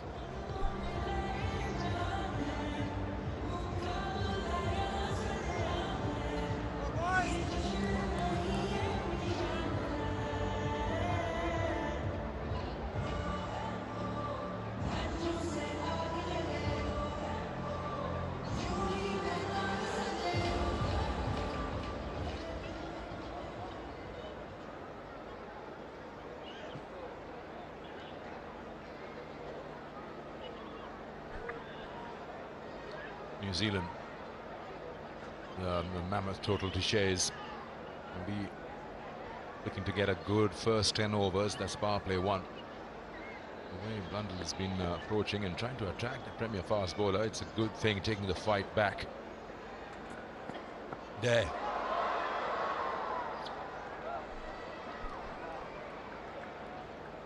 That is the natural game he plays. Even in the first one day, he was taking the attack on, and when you're chasing a big score, you have to deliver the counter punch consistently throughout the length of the game, and that's why getting ahead of the game or getting yourselves in a good position in the first 10 very important.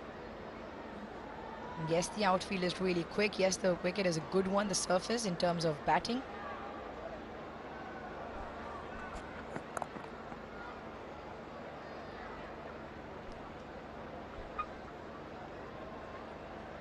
Cooler evenings in Karachi, always. You get that breeze blowing, and you can enjoy your favorite Tapal tea at the Tapal Tea Lounge.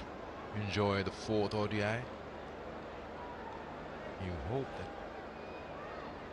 New Zealand puts up a fight here. We get a close finish. 3 down in the series.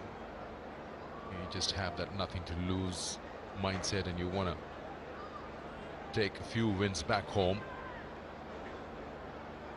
Played brilliantly, came back in the T20s.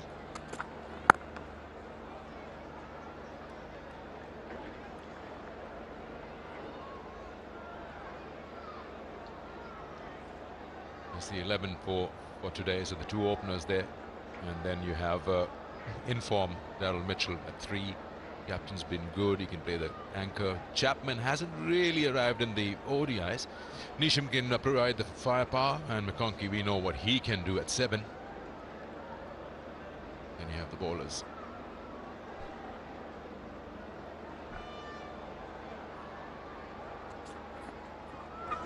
It's got to be a wide. No, he's appealing for it, and the umpire hasn't given a wide, so what has it touched? Are we going? Can they convince Babar? He hasn't gone upstairs, he's not sure. Not quite sure, Sikandar, because it appeared to be a wide, and if that's not given, Babar not convinced. DRS timer is run out, and now he has signaled a wide.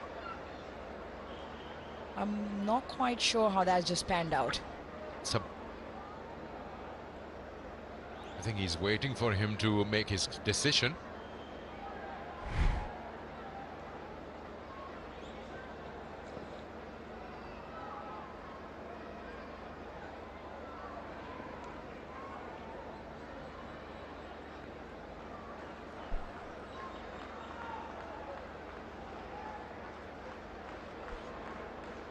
Well, technology has confirmed that it didn't touch any part of the glove or bat for Will Young.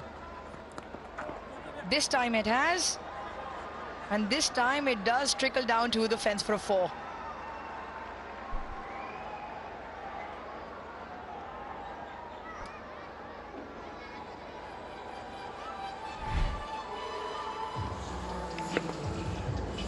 Just that delivery before that, where the umpire didn't signal the wide and waited for Babar Azam to go or not go for that review. But don't you feel that umpire can give his decision? He feels it's wide. If you are sure enough that the batter has nicked it, go on with the review.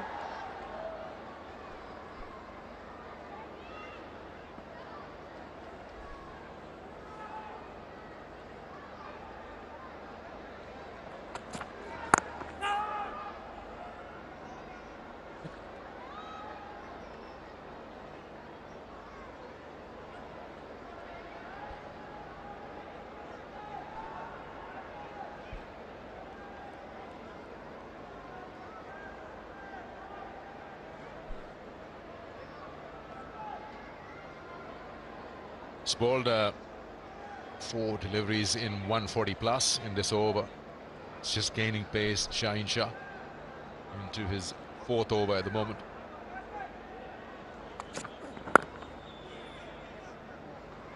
And single to end the 7th. It's 36 for no loss, New Zealand.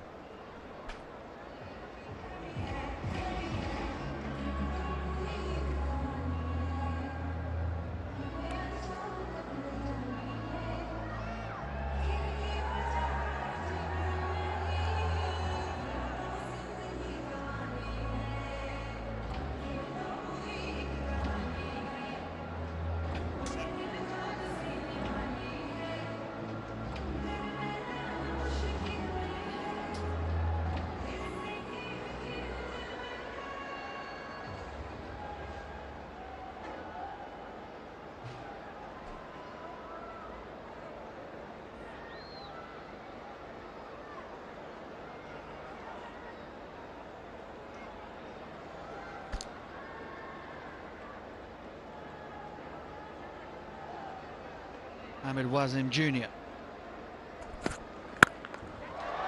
Oh, it's straight up in the air. Fielder tracks back. Oh, that's brilliant. Haris Rauf continues where Mohamed Wasim Jr. left off on Wednesday night. That is a stunning catch running backwards from the big fast bowler. Oh, first ball from Wasim. Fast bowler to fast bowler is nothing better than your fast bowling mates in the team taking a ripper of a catch like this. He runs back, he steadies himself and just snatches it at the last second. You can see he's pumped. It's the first wicket for Pakistan. Wasim Jr. gets it. It's Will Young for 15, 36 for 1.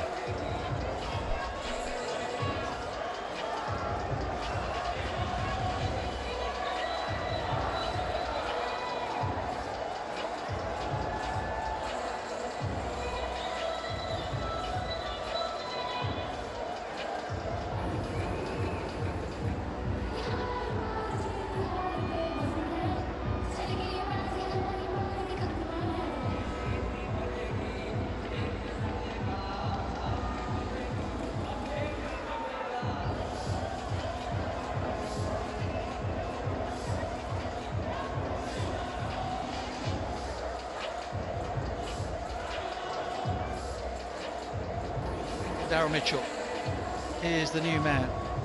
And if New Zealand are going to mount a serious challenge to chasing down this mammoth total, then you'd think that this man will have to make 100. They'll have to do it around him. Brilliant average, 250s, 300s. He's really enjoyed the ODI series here in Pakistan so far. He finds himself out in the middle because of another piece of brilliance from a Pakistani fast bowler in the field. Superb. It's breezy out there. He had a lot of work to do lining the ball up. White ball falling out of a jet black sky, nothing to line it up against. Thoroughly deserves all of the applause and celebrations that are coming his way.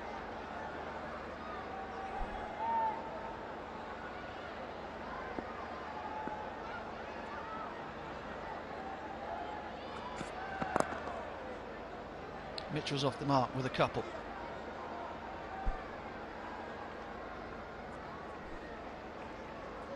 Thousand smiles of Wasim Jr. First delivery in his spell, he gets a wicket. We saw his pearly whites the other night. It wasn't because he was getting wickets, it's because he was running around like Jonty Rhodes in the outfield. He loves his cricket. It looks like he really enjoys himself out there.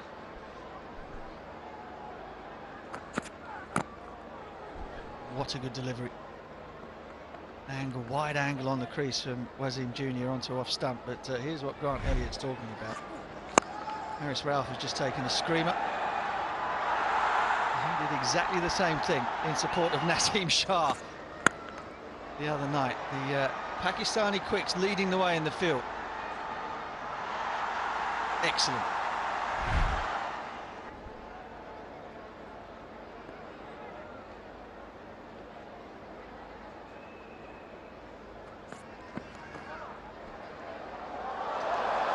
Rizwan now gets horizontal.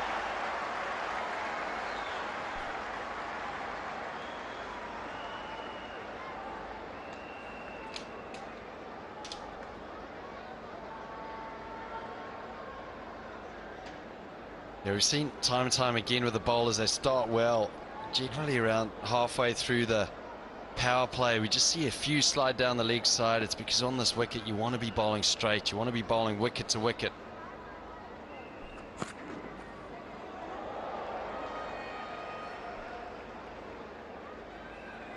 Everything seems to be coming together quite nicely for Pakistan here. Remember, we don't know how much ODI cricket they're going to have between now and the World Cup. And one of the great things about it is they've got brilliant fast bowling resources. And they're a real club out there. Doesn't matter which combination of quicks are out there, they enjoy each other's company and success.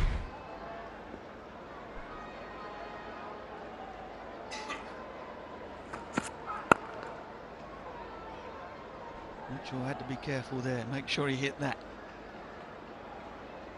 End of a successful over for Mohammad Wasim Jr., 41 for 1.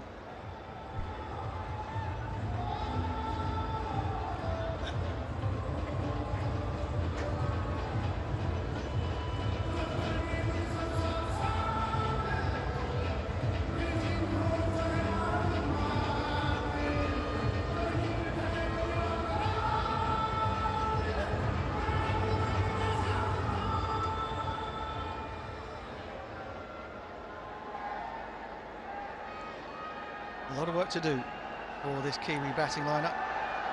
Jimmy Neesham back into the side once again. Paul McConkey down there at number 7. Chapman as well. So there's 3 there in the middle. Can offer some real acceleration for the Black Caps. First and foremost, this man at the field, he's got to get in. Got to get in. Play the sort of knock that Babar Azam did. If New Zealand are going to get anywhere near.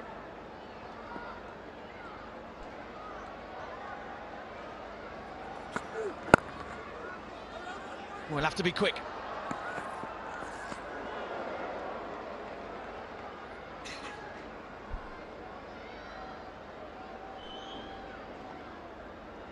Rewarding times for everyone, even for the fans. This car will be awarded by PCB to the winner of Jazz recharge activity in the series. Stay tuned to find out who's the lucky winner.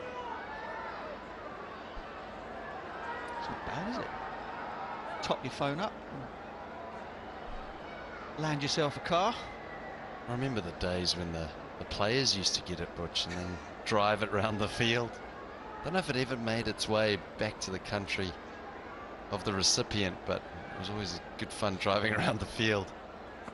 I think I can remember Joffa Archer winning player of the match. I can't remember exactly where, but he was given a push bike and Joff just hopped on it and was just belting around the outfield on this bike. Getting a few donuts. I won a trouser press once. Difficult to ride, I've got to tell you.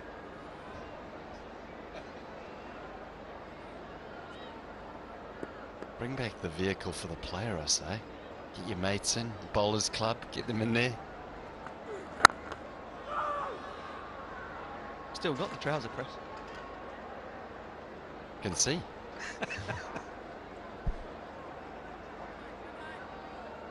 Yeah, you mentioned that Mitchell's the one to get 100, but I think he scored 280 the other night. I think maybe you can afford for one player to get 100.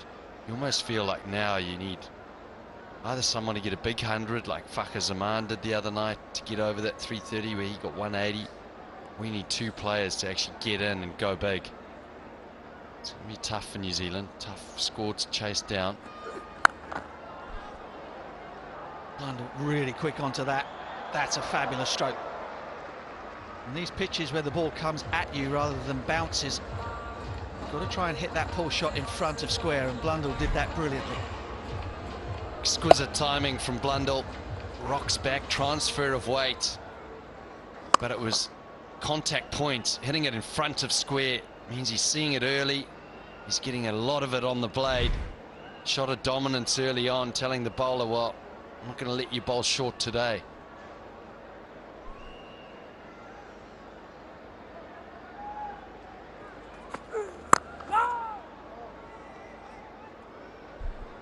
Harris Ralph won't enjoy that. 147 k's an hour to get pumped in front of square by the opening batter. Normally that's followed with another bouncer. Interesting to see what he bowls here. As a fast bowler, sometimes you just have to put your ego away.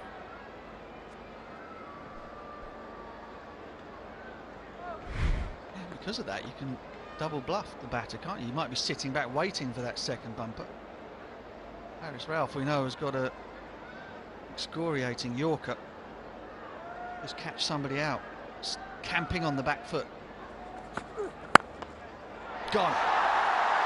Got him. He was sitting back. Harris Ralph went full. And Blundell has just plopped it into the hands of Iftikhar at extra cover. Well, he managed to put that ego away, Harris Ralph.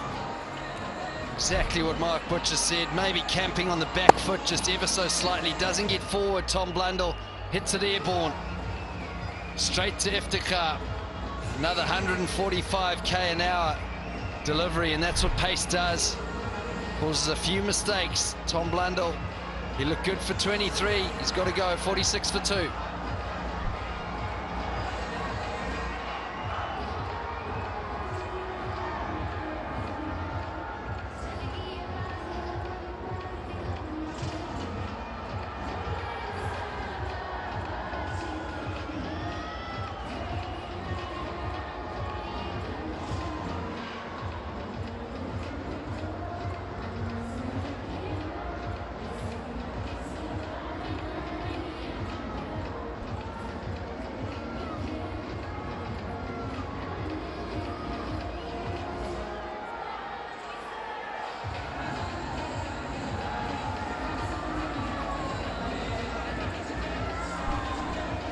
The skipper comes out, whirling the arms.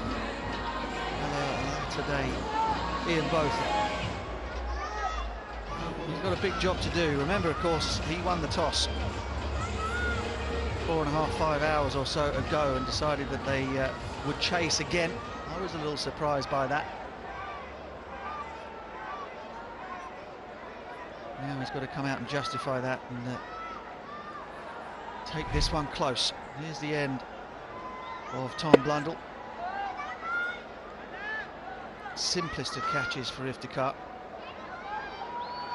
Harris Ralph will say, well, I'll take 4 in front of square on the pull shot as I get the final word.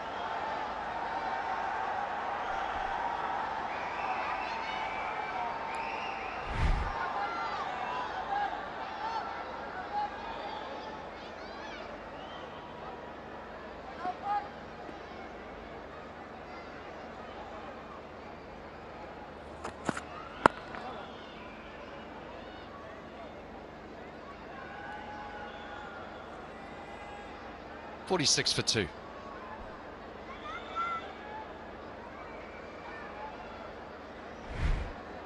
Having a look at Tom Blundell, and you see the head position there. We spoke about at the break, Babar Azam, how late he hits the ball, and you can see his weight was up.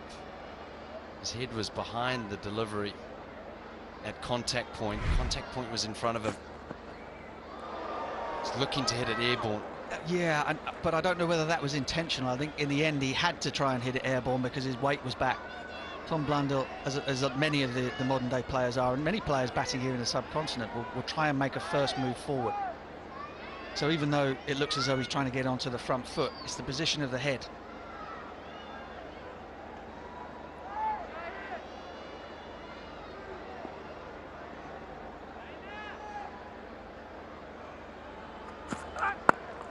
See, Mitchell, his first move is to go at the bowler, so you take a little step forward. But if you're really committing to go forward, or at least then making the move to go and play the ball on the front foot, then the head goes with it, right?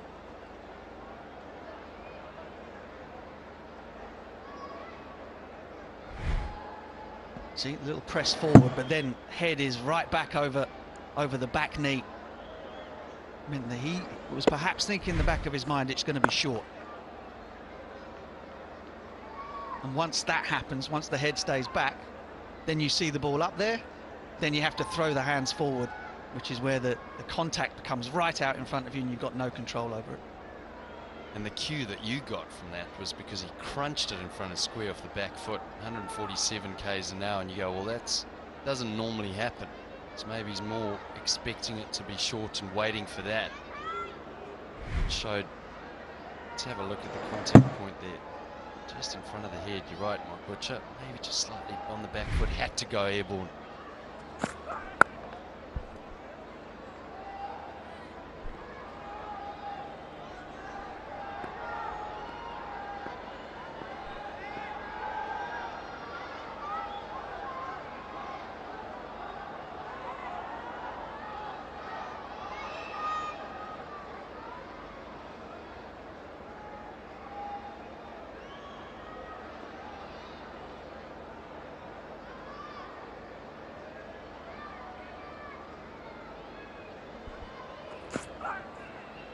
Excellent work from Mohamed Wasim Jr. Wicket in the previous over, followed up by a maiden. 10 gone, power play over, 46 for 2.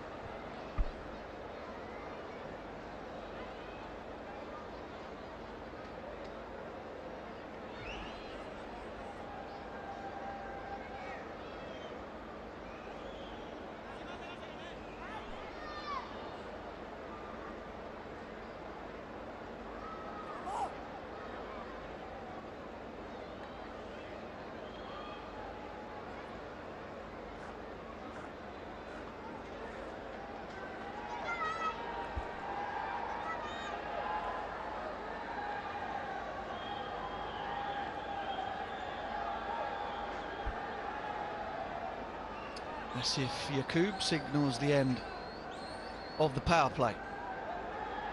And it's been one that has belonged to Pakistan. 2 wickets picked up, one by Harris Ralph, one by Mohamed Wasim Jr.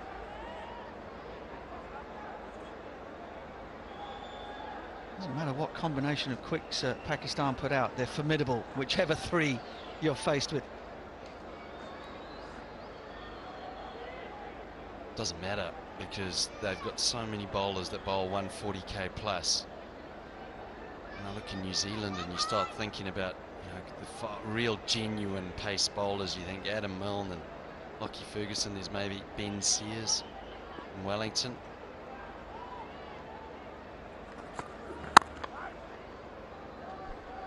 Pakistan possess so many fast bowlers, and what that does is it forces mistakes, new mistakes, and the ability to push players back. As Mark Butcher was saying, look at that contact point between Babar Azam and Tom Blundell. Admittedly, that ball's a little bit lower. Babar Azam just on shin height. That one's knee height to Tom Blundell. But look at the ball in front of the eyes. Tom Blundell, quite upright. Babar Azam, head over the ball, hitting it right underneath the eyes. Yeah, displays it pretty well. I suppose the only thing that you don't get from flat 2D pitches is the fact that the delivery to Babar was probably 128 and the delivery to Tom Blundell was about 20 clicks faster. But that supports your point, doesn't it? If you've got just a resource of fast bowlers, all of your guys are able to clock above 140. And it asks a lot of questions of technique and just the judgment. You know, you have to make split-second calls, and sometimes you make mistakes.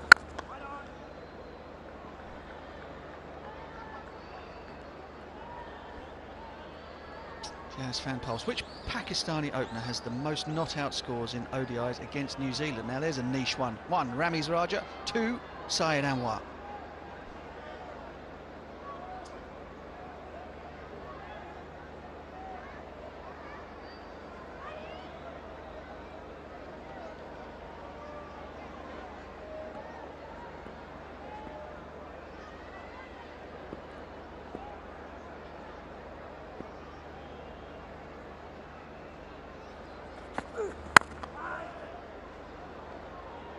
New Zealand just having a wall built in front of them at the moment.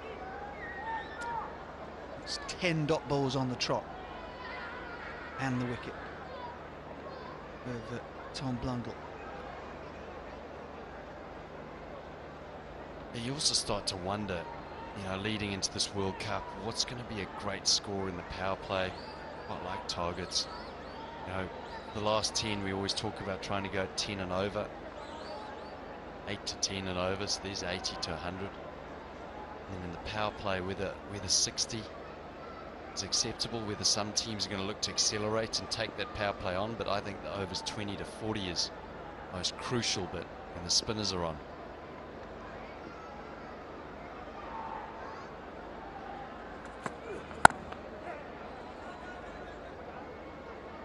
Well, 12 dots on the trot it was, including the wicket. Has been broken by a single. Wonder what was going on here. Cho Afridi perhaps offering a bit of hairstyling advice maybe, or trying to press a headache out of the head of Haris Ralph.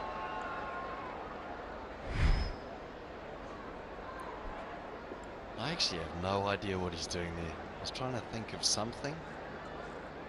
The only thing I can think of is maybe a little migraine. The harder you press, the better it'll get. Hell no. Either that or Haris Ralph's head had swelled a bit because of the brilliance of the catch and he was just trying to squeeze it back into place. Don't get a big head. Stay grounded.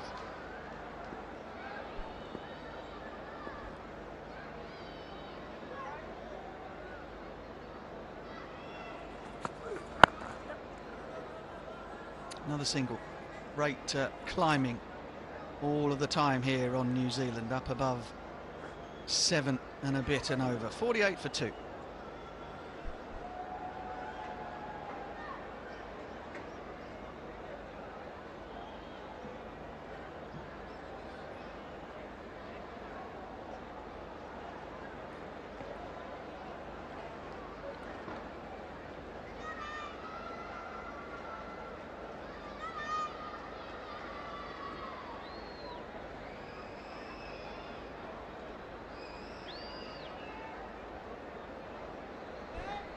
As though Haris Ralph is going to leave the field. I think we get fingers around the back of the neck like that. There's perhaps a bit of tension, a bit of a headache has crept in there somewhere.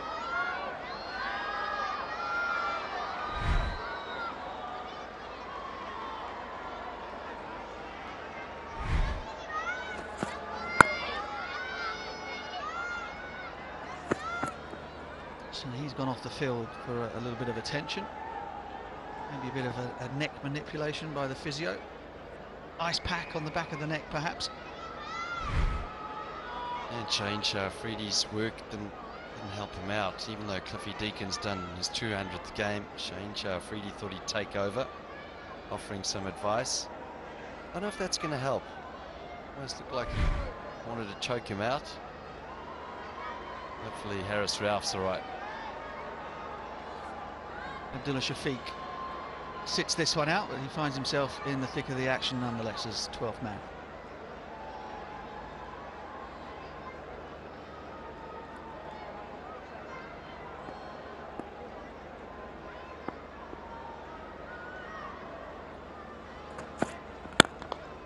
Shot.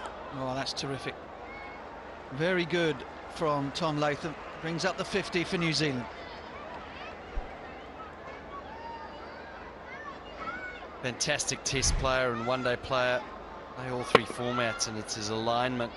Head right behind the ball, balanced, waits for it. That is as good as a coach would want to see from any player. For a young player, and they say play in the V, that's it.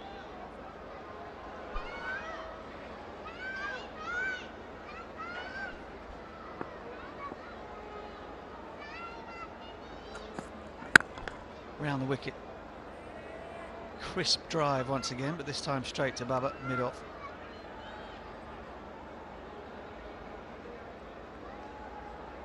Mitchell does it well. He rotates the strike, and at this stage of the game you're out of the power play, but you need to, it's all right getting bat on ball, you need to be scoring runs and just rotating the strike. You don't need boundaries. It's getting momentum into this partnership, which is fairly early on. Shots like that, you see Latham's just trying to open the blade, trying to manipulate the ball to try and get it down to third man. That was something that Babar Azam did so well throughout the middle stages.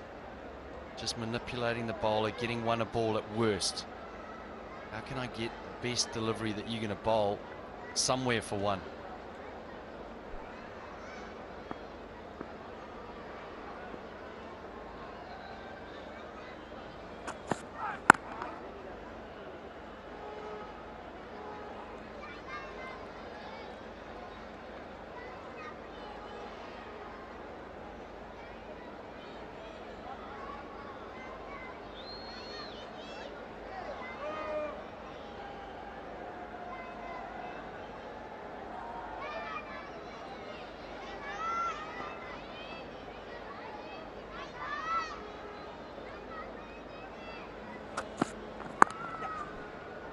Gets that one through.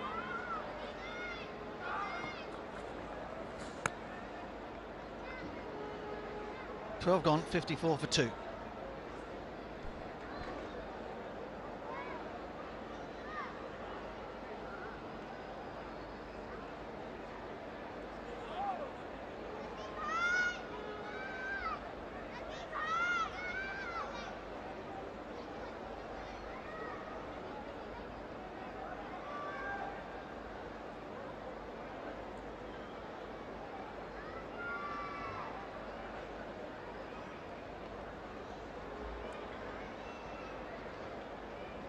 Tough going so far for New Zealand. It was tough going for them in the field, and they have their captain to thank for that. He put Pakistan in again in the heat of the day,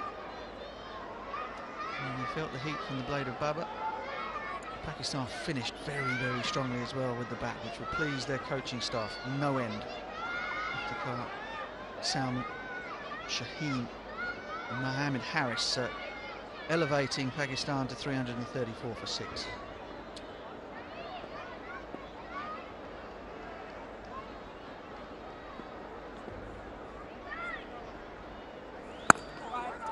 Salman it is who gets a chance with the ball. Performed well in the previous ODI. Perhaps wouldn't have bowled as many as 9 overs. Had it not been for the injury to Mohamed Nawaz, finished off with figures of 1 for 42 from 9. What about you, but Pakistan looked a slightly stronger side without Mohamed Nawaz in it today.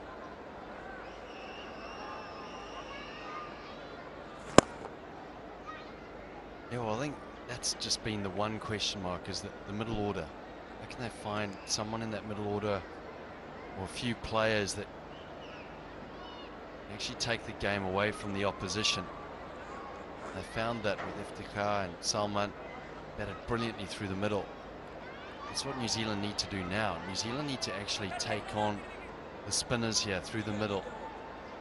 They need to be a little bit aggressive when they feel the time is right with this partnership.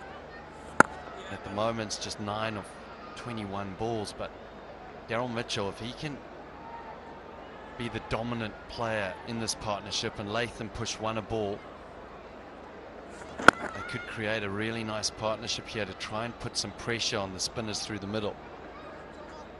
Otherwise, the run rate's just going to climb. We're already at 7.5s.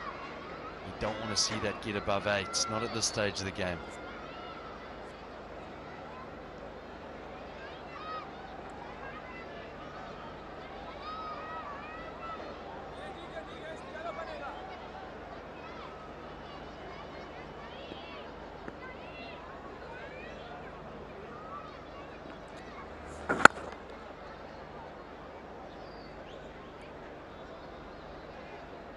Single starting to come in a trickle, not hurting Pakistan at this moment in time. 57 for 2.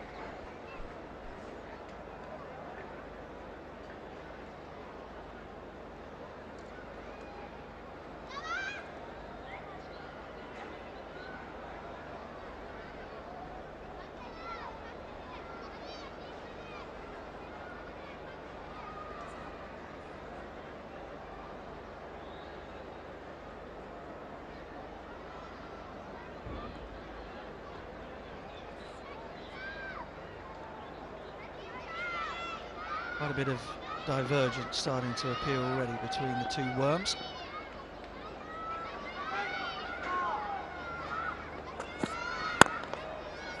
Nicely timed. Good work from Sama Mir. Do you think, Butch, that Pakistan, they're so dominant at the death that when you construct an innings against them, you could look at the power play, but once again, they've got a new ball. They've got Shane Shah Afridi and they've got Harris Ralph. Naseem Shah, if he's playing, or even Mohamed Wasim Jr. But it's the opportunity not through the middle. This is where you really have to try and hurt them. Overs 10 through to 40. Shot. A long-awaited boundary has arrived off the blade of Daryl Mitchell. Yeah, he's strong here. Short. Pakistan trying something different. It's around chest height. Daryl Mitchell just helps that on its way. He's a powerful player. Hopefully we're going to see that power tonight, because when he gets going, he can hit it all over the park.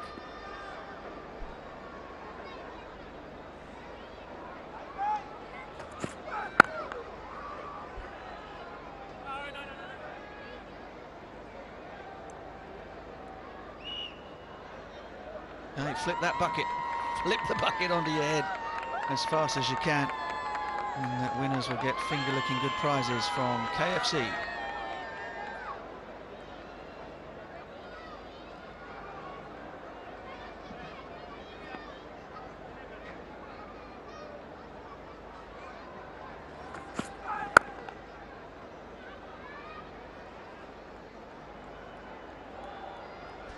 Going back to your question, I completely agree with you. Completely agree with you. Without Mohamed Nawaz in the 11, Pakistan have only got 4 specialist bowlers, although Salman is more than decent with his off-spin, and Iftikhar can also chip in. Sama Mir is the very beginning of his one-day international career. You've got to put somebody under some pressure in the bowling lineup, because if you leave it to the last 10, you might well fall very far short against Pakistan at the death.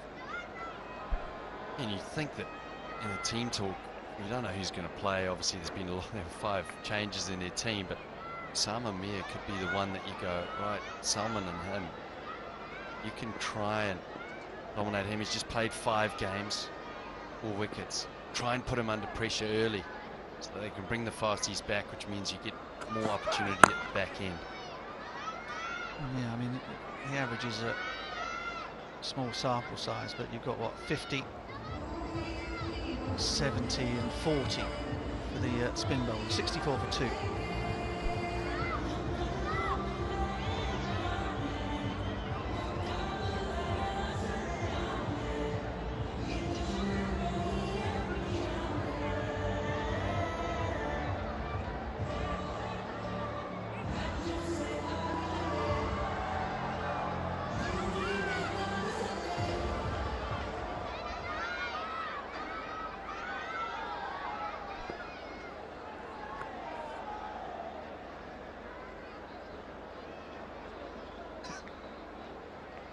Somebody wandered into the sight line of Tom Latham.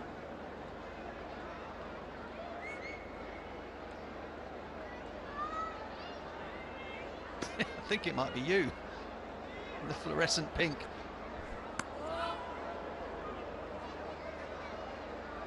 Faisal was looking around behind. It's like that embarrassing moment where you walk into a room and somebody waves. You wave back. Shot. Nicely played, Tom Latham. Unsurprisingly, he finds a gap behind square, either on the leg side, this time on the off. I went for the sweep. Someone then pushed it wider. Tom Latham just punches it off the back foot, opens the face. Nice placement. That's what they need. They need boundaries early on in the over. You'd never have done it, would you? You're such a popular guy. If someone is waving, they're definitely waving at you. But you must have had that horrible feeling where you kind of wave back and then realise it was the bloke behind you. I've done it. I'll tell you what happened. Reminded me of, I was in Canterbury and I was sitting there and Chris Cairns walked towards me and waved, and I thought, oh, I've only met him once. This is a bit odd. Thought, well, I'm not going to wave. And then he turned around, fielded the next ball at third man, waved again, and I waved back a little bit. That's a bit awkward. It was one of those awkward waves. And then I said to my mates, I said, that's really weird. Then I realised that his wife was sitting behind me. He wasn't waving at me. It was awkward. Very awkward, Butch, so I got up and left. Yeah, it's even worse if it's a beautiful woman doing the waving. 15 gone, 69 for 2.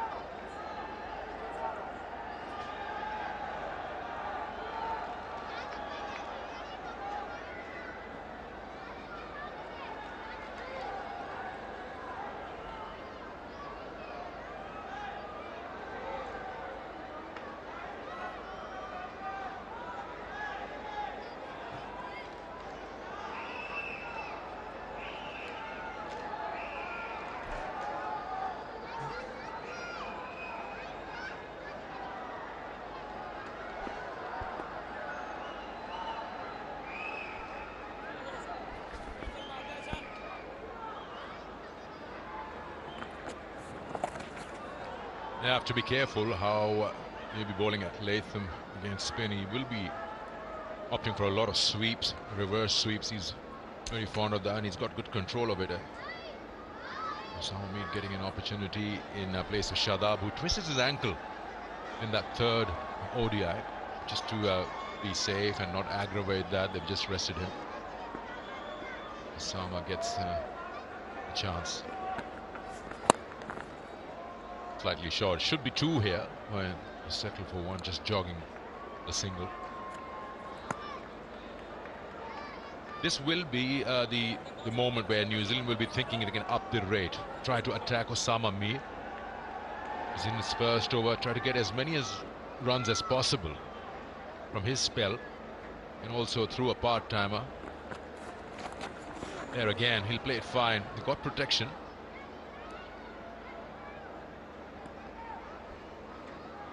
Salman Agha or Iftikhar or Osama Mir, they all are in operation. Those are the overs where you'd like to get more runs going, to just stay in the chase.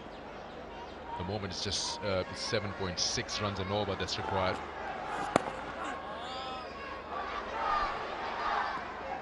Absolutely right, Sakand. Especially when you're chasing such a big score, well in above of 300, 335 is what they require. The asking rate is just over 7.5 at the moment. And they've lost 2 wickets along the way, but have experienced 2 in the middle in terms of skipper Tom Latham and Mitchell. And you're right in terms of they will have to target 1, if not 2, of the Pakistan bowlers. We know how effective Rauf and Shaheen, Mohammad Wasim Jr. with his reverse swing are at the back end.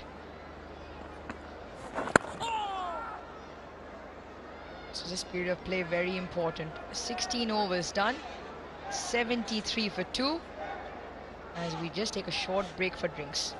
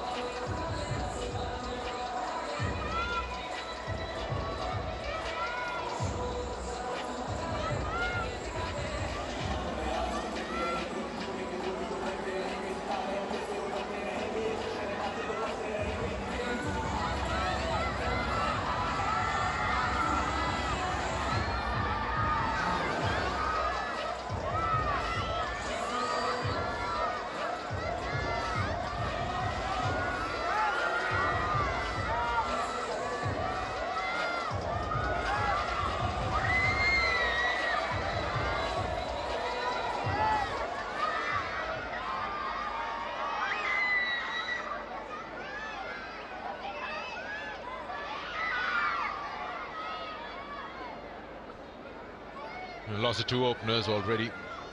It's a rebuilding process at the moment between captain and informed Daryl Mitchell. Salman is now the choice for Babar. It's bowled well in the third ODI. Conditions were suiting him, and he was smart with his length.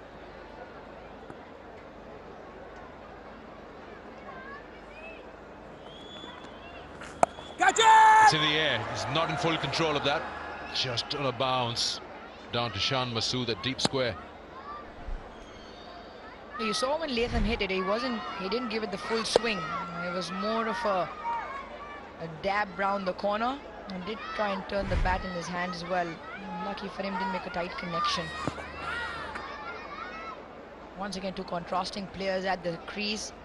Latham will play the spinners predominantly square off the wicket on either side and behind. Daryl Mitchell, he likes to hit the ball in front.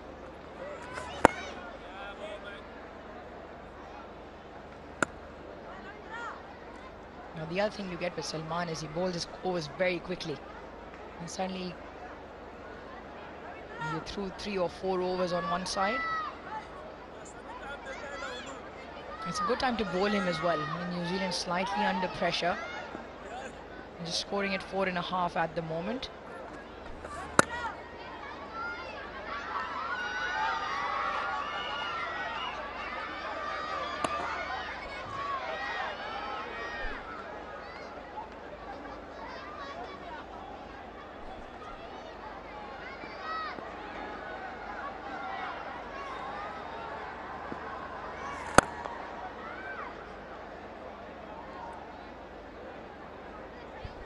$17 gone, 77 for 2.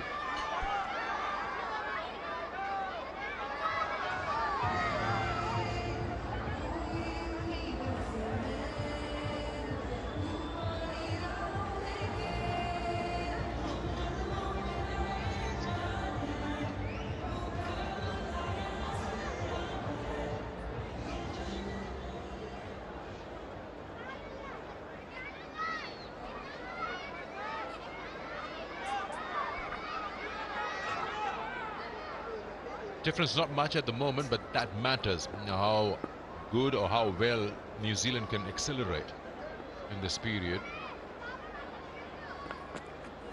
Oh, that second power play was a big one in terms of overs, goes up to 40.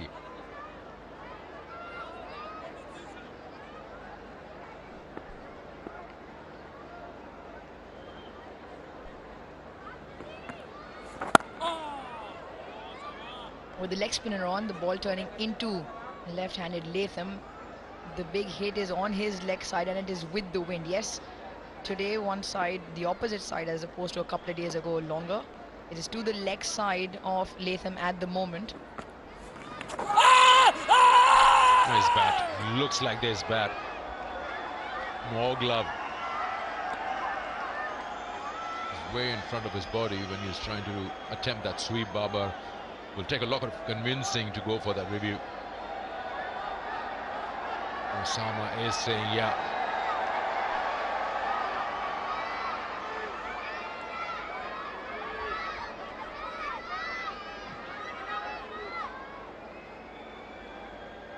Third umpire to director, we have a player review for LBW. Original decision on field is not out. I've checked the front foot, it's a fair delivery. Let's start with front foot, please.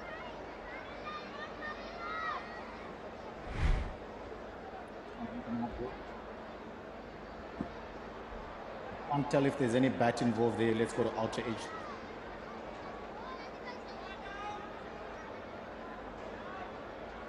Copy. Waiting for outer edge.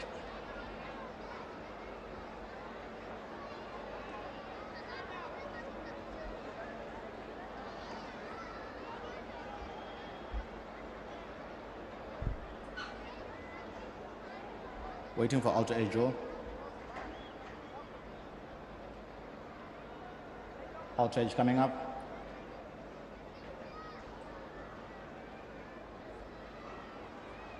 There's a flat line when the ball goes past the bat, so no bat involved. Let's go to ball tracking when ready.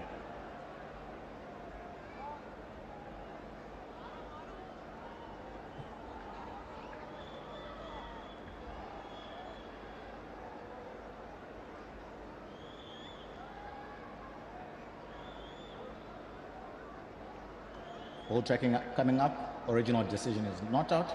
Pitching in line. Impact outside or stump. Stay with the original decision. Stand by. Your on-screen signal now.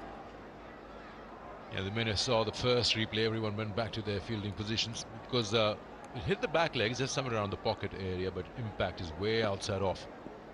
Very reluctantly, Babar went for that.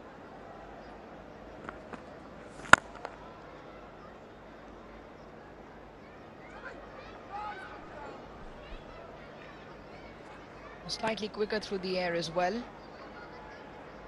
Hold it across the left-handed, continued on with the angle. And that LBW shout against Latham.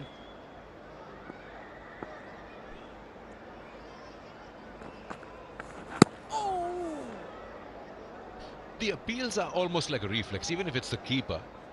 But when you actually deciding on a review, the keeper has a big say because the ball is way outside off when the impact happened. That's the last ball, just kept a touch low.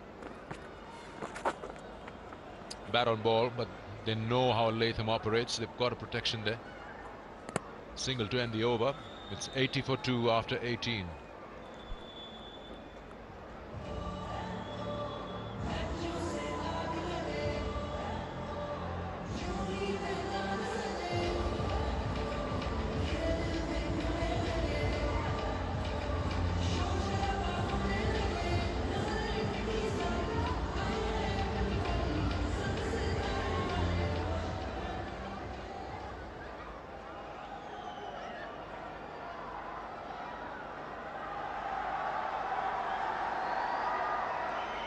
Match summary here, 334 for 6, Pakistan. And down the wicket he comes, almost takes the umpire with him. Good work by the umpire to get out of the way. That was hit flat straight at him. I tell you what, Sikandar, Asif Yaqub has done very well to get out of the way. And manages the top half of his body to sway left. Oh! And good reflexes. That was hit really hard. Good strike for Latham as well. And they just need to get a move on. And they're going around 4.5 steadily at the moment, but run rate keeps climbing. Just under 8 the asking rate now.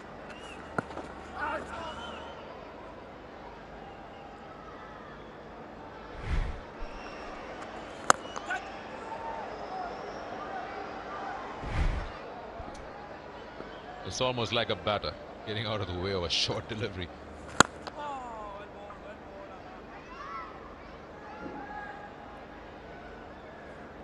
We still haven't seen the two batters trying to attempt anything against the part-timer and Osama Mir.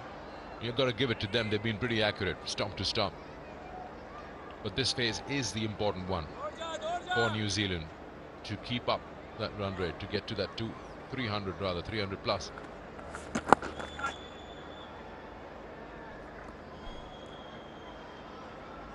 Well, we have to be something special from both Mitchell, Latham, or from the middle, and they need to lay a platform and not leave too many for too long to the back end. And he's hit that well, but there is a sweeper behind.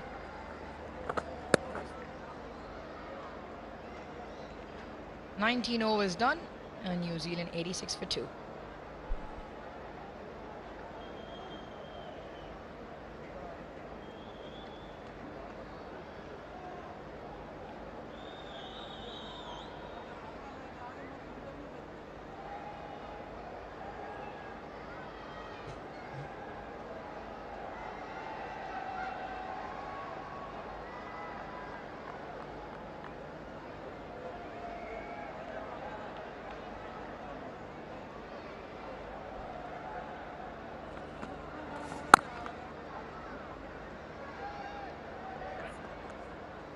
Samamir has done well, which is why he's earned himself this position to get into the squad and now into the 11. And this is what is required and needed by New Zealand. 8 runs and over.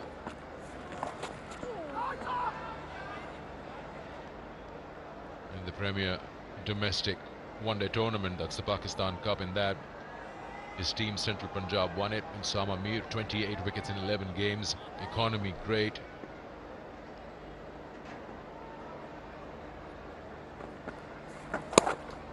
Got into the test side as a wide and got that all-important wicket. You remember in January he got the wicket of Kane Williamson, and that gave him so much confidence.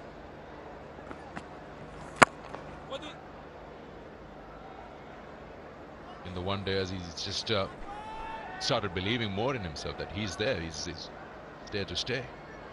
Then a good PSL for Multan Sultan. Oh, just he probably lost it in that helmet that he's wearing, the visor. The movement and the anticipation was correct from Mohammad Rizwan. Yeah, he's done well, and because he's anticipated the sweep, Latham's gone early. He gives him the cue, but it gets the top edge of the bat, because of which it goes over Rizwan.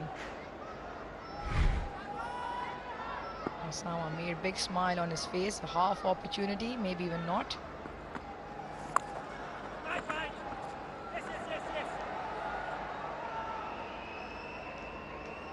A rare lapse in the field by Fakhr Zaman.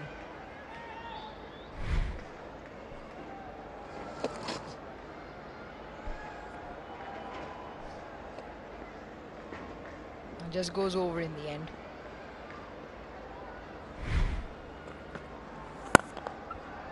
You get those helmets for the wicket keepers. Everything is similar except for their visors quite shorter, so that anything goes over their head, any catch. Take that back. I want to see initial landing. 20 gone. There's nothing behind the line. That's a no ball. No ball.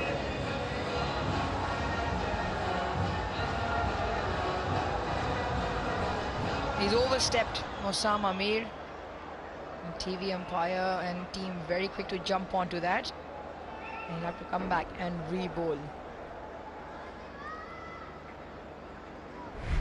And there is the confirmation.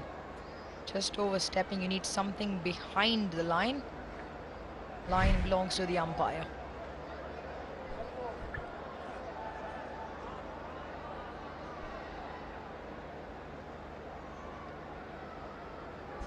Right, free hit opportunity for Daryl Mitchell. Long on, long off. On the fence, deep mid-wicket, also moving closer in to plug that gap. He likes to go over that area from mid-wicket to long off. Use his feet and goes down the track. Ah, yes, he does. Doesn't get the distance. It's a free hit. The crowd does not know that. So it'll just be the single. Oh, then eventually comes to an end, 93 for 2.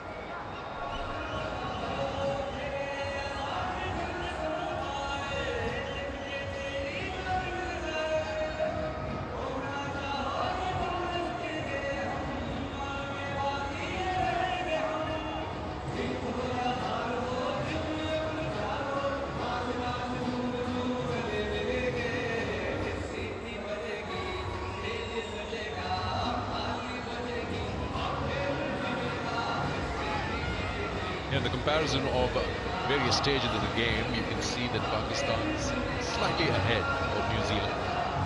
Now you're left with 3 sets of 10 overs. Got to accelerate somewhere.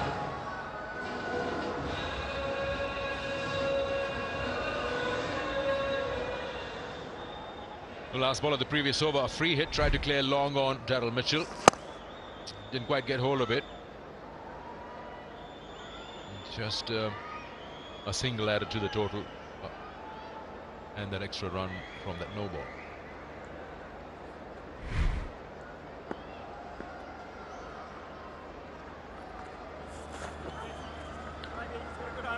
Should be at least, well, just one. Wasim is quick to cover ground there in the deep.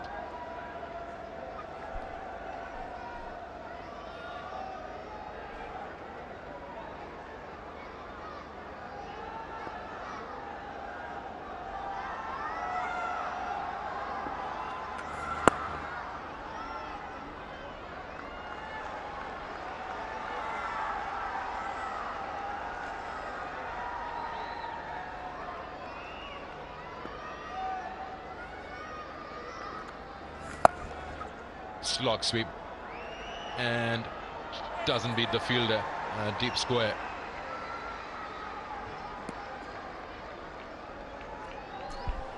Placement very good on that occasion.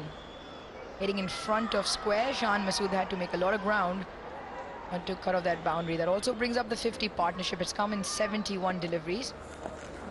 And this time goes for the reverse from the front of the bat.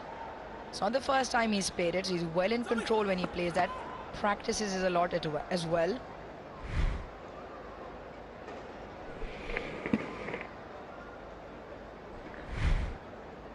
Yeah, the back of the bat. It could go anywhere because it's not a flat surface. Could actually play it onto the stumps.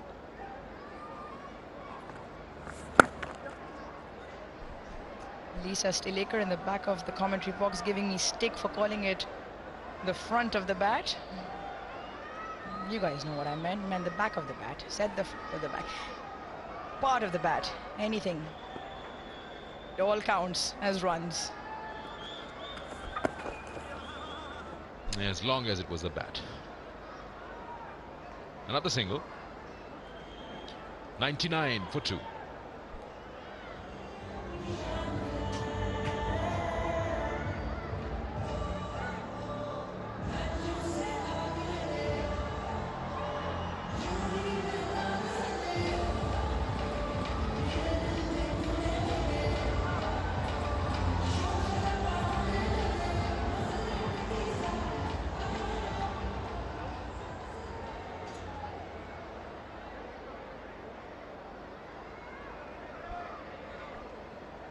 So 236 more to win this game for New Zealand. Got plenty of overs. 29 of them. Daryl Mitchell or Latham, someone will have to take charge.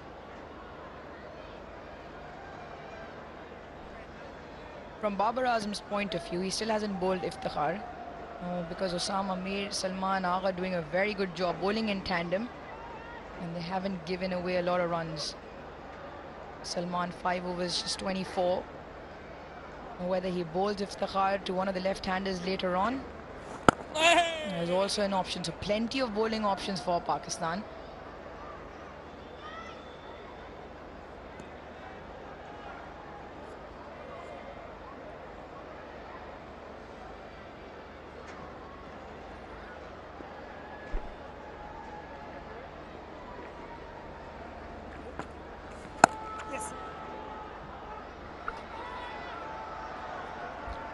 Yes, good running.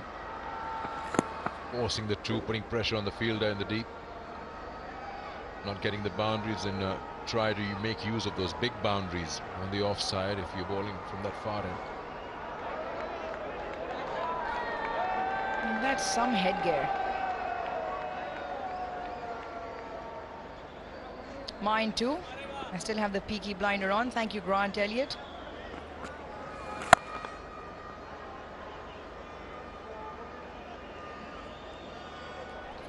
And you took Grant Elliott out on a shopping spree.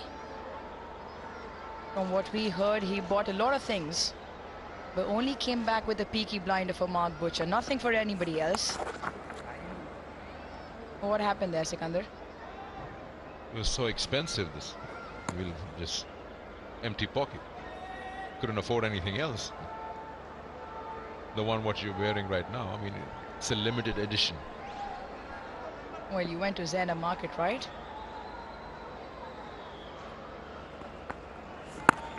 Anything has Zainab's name on it is a limited edition. That's exactly what it is. 22 done, 104 for 2.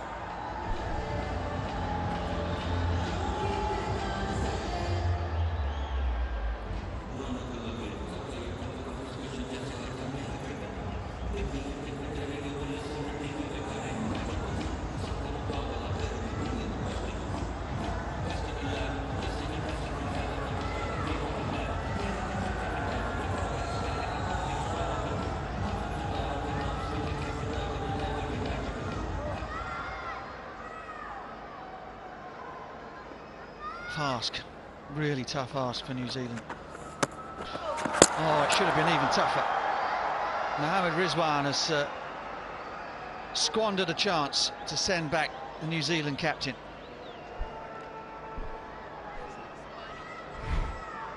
Yeah, well-flighted delivery. Enticing Latham out of the pitch, going across the line. That's where he was undone. Third umpire to director. Almost yorked himself. Umpire review for stumping.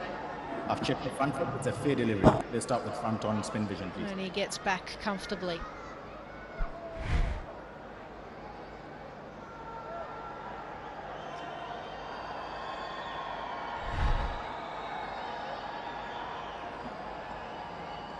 Ball passes close to the bat. Let's get Ultra H to confirm.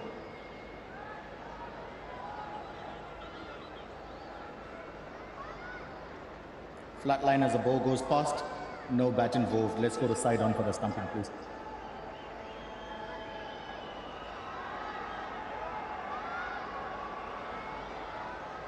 That's grounded behind the line. I have a decision for the big screen.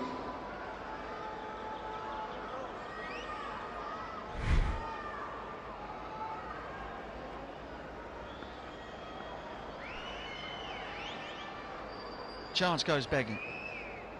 Tom Latham not happy again with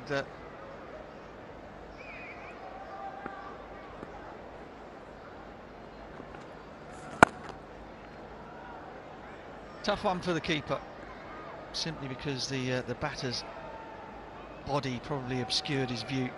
Always tough when they're full and they go between bat and pad, but Rizwan will still think, as good a keeper as he is, that he should have claimed the chance.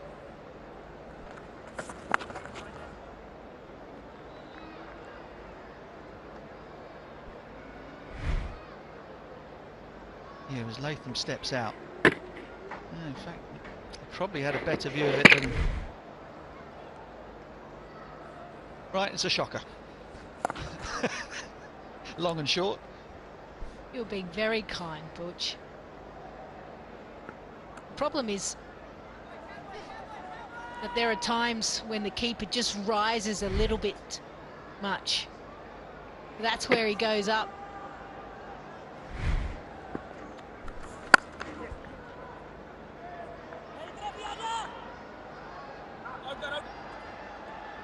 It's a big miss. Rizwan, that'll hurt Rizwan, professional that he is.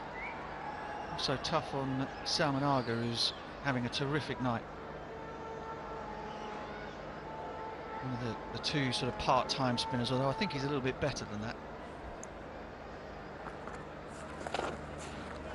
He's doing a really good job here in the middle overs, outside of the power play. Keeping a lid on things for Pakistan, 108 for 2.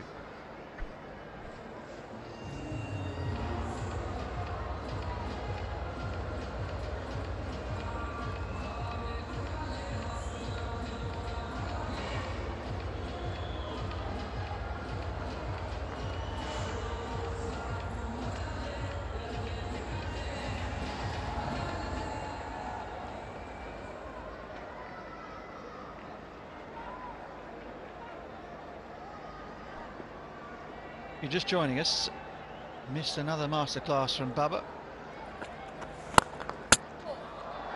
Unlucky, they might get 2 if Latham's quick on the turn. He's not. Bubba masterclass, an explosive finish from Pakistan's middle and lower middle order. And the Kiwis struggling to keep a pace with the ever-climbing scoring rate. And the stumps haven't helped them out a great deal there. Yeah, we've got to remember that New Zealand won the toss and elected to bowl first, so one thing that hasn't happened for New Zealand. No dew,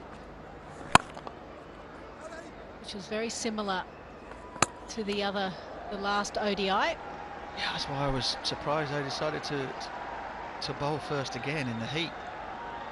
Conditions were almost identical to those on Wednesday.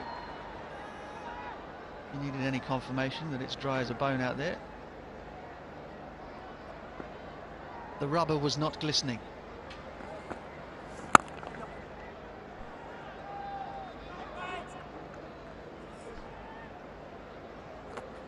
One thing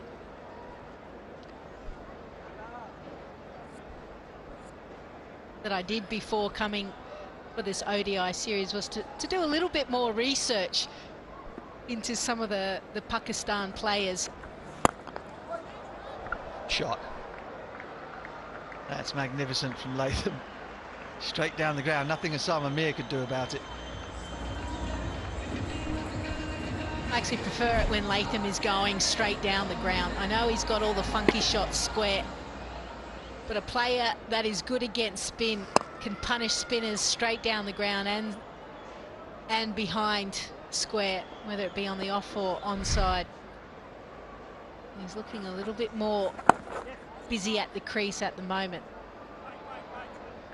But yeah, did a little bit of research on some of these players and how they started cricket, because I get fascinated with how people decide to pick up the bat and ball. Osama has an interesting story. You know, was kind of scolded for playing cricket, actually. Was told to get back into school. And they didn't obviously have a backyard, but they had a garage. Oh, dropped. Babar Azam. Quite extraordinary. That's 2 chances in consecutive overs. The Rizwan one was simple enough. This was an absolute dolly. 117 for 2.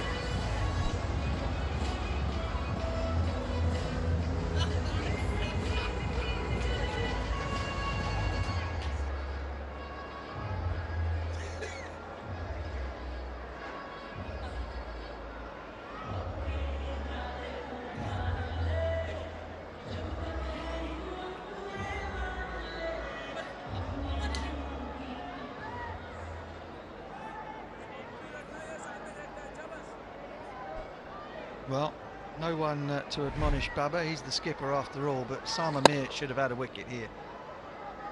Skewed off the outside half of the bat. Very little pace on it. It was almost too easy. Bubba didn't really move his feet. Yeah, that's how you should have done it.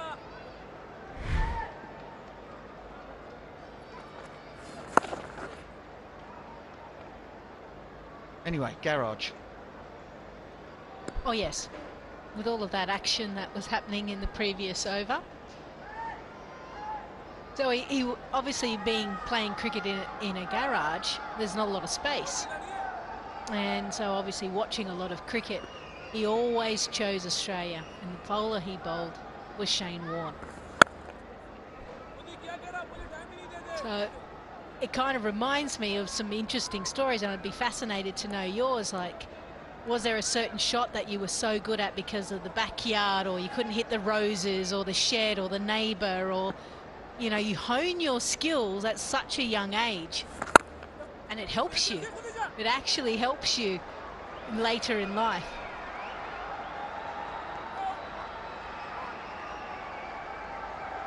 I mean, yeah, I suppose depending on which way you look at it, it could have really hindered me. I mean, being a left-hander in our back garden, we had a pond in the sort of the bottom corner, and all the windows are at the other. So just where I had to then take strike meant that there was more space on the offside, so I was an offsided player.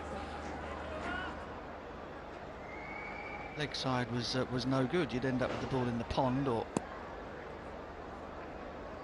through a window, which I still managed. But yeah, I think you're absolutely right. The conditions or the environment in which you learn the game can sometimes really have a bearing on how things turn out for you later in life. Viv Richards told me a great story. I had the great honour of having to go over to Antigua, terrible trip, to go and interview Sir Viv for a documentary back home, and he took me to the schoolyard where he practiced, and again, leg side was the place to hit it. Think of Viv and him stepping across and belting everything through mid-wicket and over square leg. That was honed in the schoolyard near his house in Antigua. Halfway then, 1, 2, 3 for 2.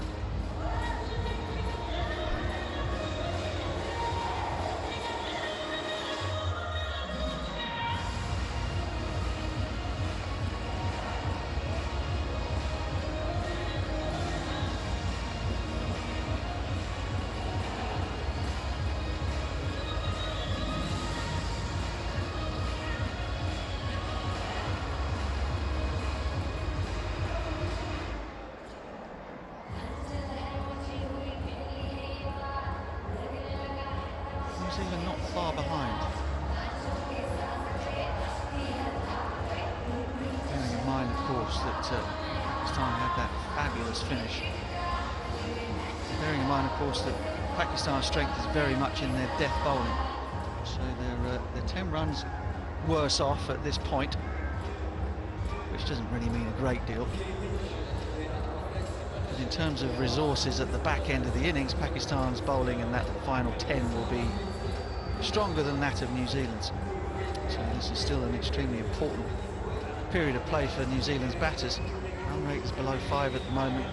Rate required is almost 8.5, and they're in danger of letting the whole thing spiral out of control. Yeah, and the other thing that I'm conscious of, just having a look at these guys, is every time Daryl Mitchell faces up, the beads of sweat come pouring off his helmet.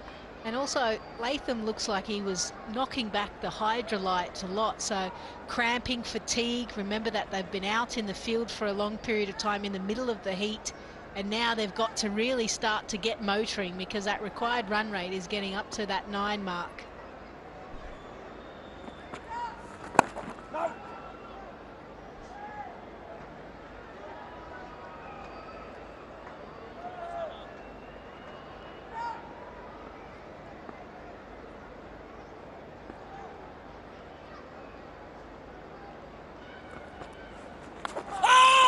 Goes for the favoured sweep. I think it might have come off the pad or perhaps a bottom edge. Either way, it's 4-leg byes, says Joel Wilson.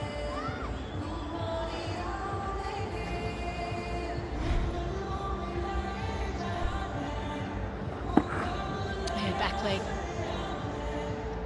outside the line of off stump. Let's see the ability just to lap. Reverse sweep and traditional sweep, and then go down the ground and expose the fact that mid-off is up.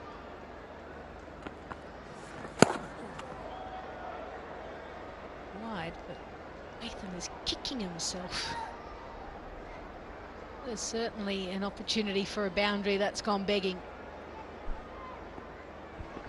Yeah, there was a lot of pace on that. Could have just tickled it rather than trying to hit it hard.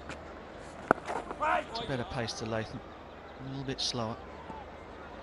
Before we came on, you've asked me your question, and a very good one it was. I was going to ask you about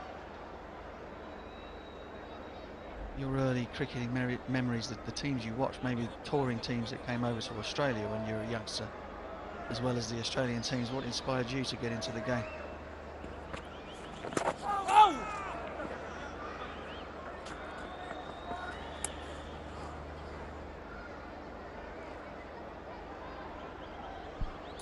Yeah, for me, I guess the 1992 World Cup. Off the helmet, so that means we're going to have a bit of a concussion check. Well, 2 opportunities have gone begging so far for Pakistan, and they were in successive overs as well. Missed stumping Mohammad Rizwan. He was on 35, Tom Latham, and then the very next over, Daryl Mitchell just popped one up to Babar Azam, who's perplexed at why he dropped it. Yeah, footwork. I think footwork was to blame for both, actually. I think you mentioned the fact that Rizwan came up a little early for the stumping, and Babar for the catch, where he just didn't move. The feet took root. You were talking about fatigue and the way that the heat is sapping the energy out of these New Zealand batters out there. Babar batted for the best part of 50 overs. Wouldn't be surprised if his mind and body were not perhaps in the full flush right now. Get to the back end of a long cricketing summer for these players.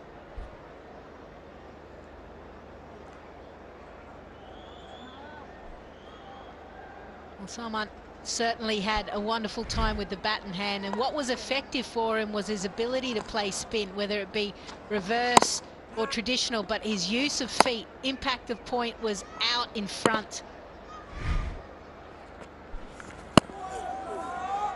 It's a 92 World Cup, you say. Famous win for Pakistan, obviously.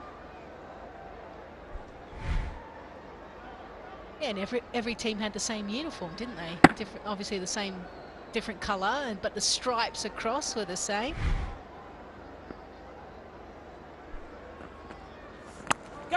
Skewed in the air, must be, is. The pressure was building. The chances were coming, and finally one has been snaffled. Shaheen Shah Afridi picks up the catch. Osama Mir with the wicket. Osama Mir has been bowling exceptionally well. He could have had a wicket in his previous over, but finally the partnership has been broken between Daryl Mitchell and Tom Latham. It was building nicely, 83 runs, but you felt that scoreboard pressure was just starting to get both of these players. Daryl Mitchell, he goes for 34. New Zealand now have lost their third wicket for 129.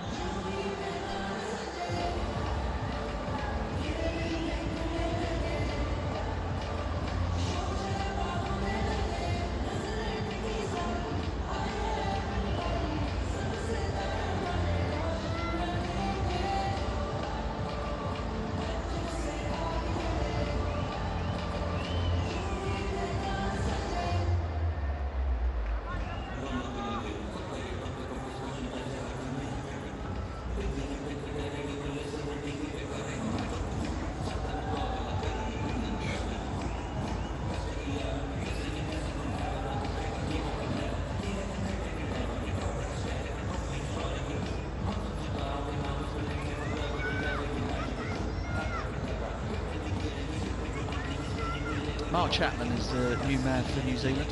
So two left-handers together in the middle. That'll be helpful to Arga Salman and his off-spin. Terrific average at the beginning of his career, Mark Chapman. And whatever happens on this tour, he'll always have the memory of the 100 that he made in the final T20. That's the end of Mitchell. Slow and wide off break from Arga Salman. Yeah, the pressure was just too much, wasn't it? The chances were coming, the runs were not coming. And finally, Pakistan managed to cling on to the chance, the gift-wrapped chances that have been coming their way.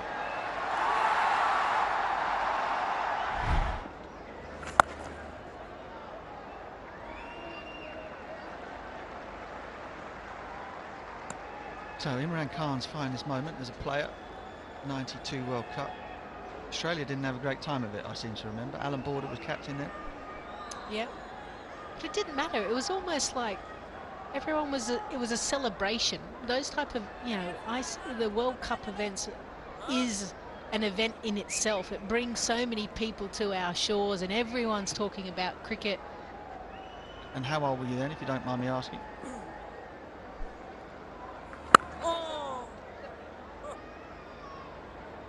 Well, I was 20. I reckon that makes you would have been 13. It sounds good to me. I can't figure it out. Those on Twitter, they want to figure it out. 79, 92. There you go. Beauty. That's the shirt. And it was the first World Cup with coloured clothing as well, wasn't it? The white balls. There'd been red ball cricket up until then. I think the previous World Cup would have been in India, wouldn't it? In 86, 87. Mike Gatting's reverse sweep. It's ubiquitous now and everybody plays it a lot better. 1-3-1 for 3.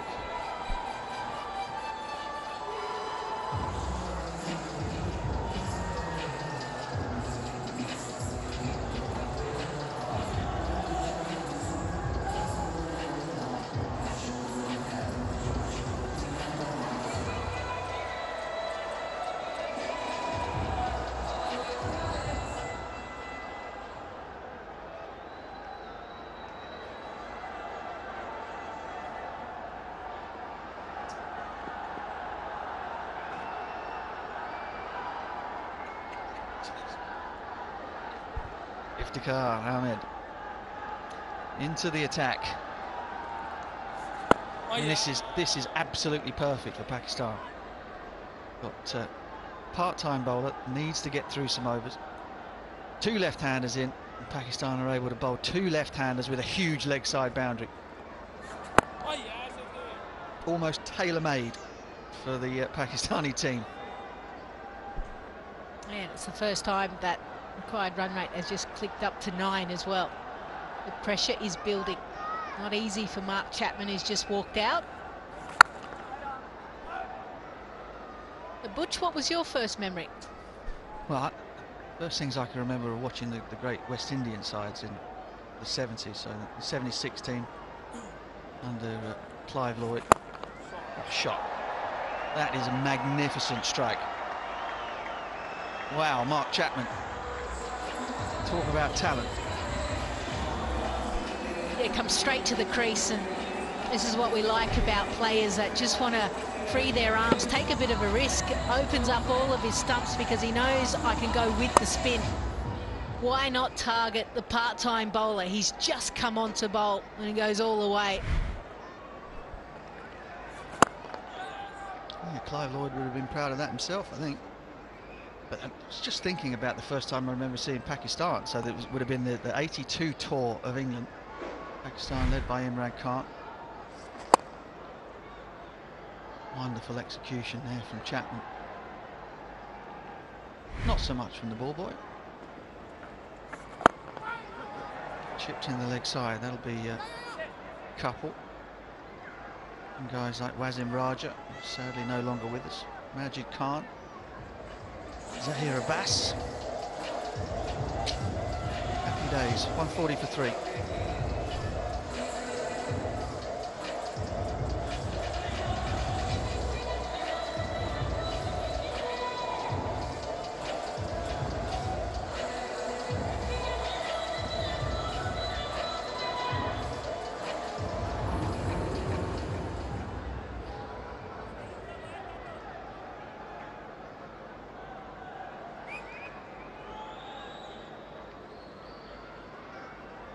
.195 off 132 required.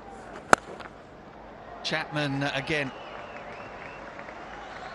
uses his feet brilliantly.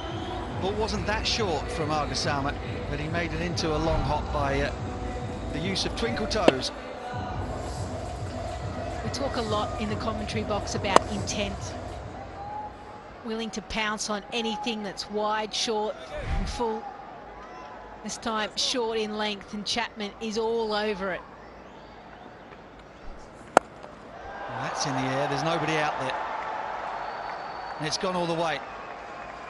Well, Mark Chapman has come to play here. And he will not die wondering. 150 up for New Zealand. Just imagine the ball, he's coming out in the middle. Required rate is gone up a little bit.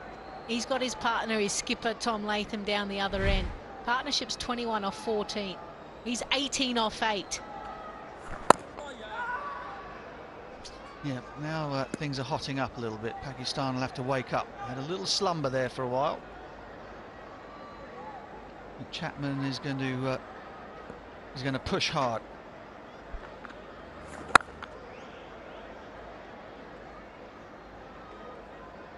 Other names from that 1982 tour, Lisa. Sarfraz Nawaz, who played county cricket for Northamptonshire, was the first person that I ever saw reverse swing the ball. Imran did it also on that tour.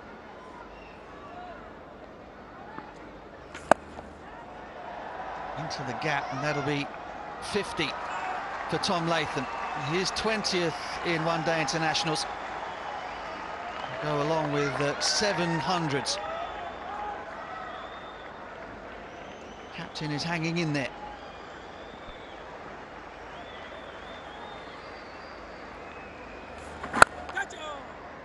$50,000 Pakistani rupees to Tom Latham from Brighto Paints. 50 years in the business for them. More business to be done by New Zealand. 153 for 3.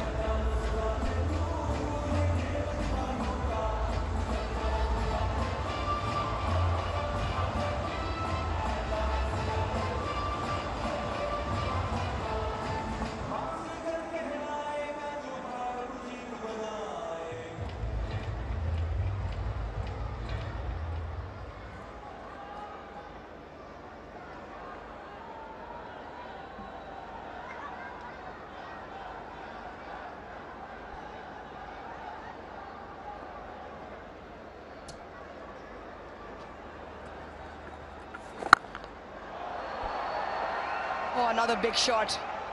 Another one that goes all the distance, and it once again Chapman. He is now 26 of just 12 with 3 really big hits. Well, this is the Chapman we saw in the T20s when he scored his 100. Well, he came in and he played strokes like that. Swashbuckling stuff here from Chapman. He's being aggressive, and this is what you need to do in the middle overs. Take the bowlers on. And he's doing just that. He's attacking Iftikhar, who gets a first game today.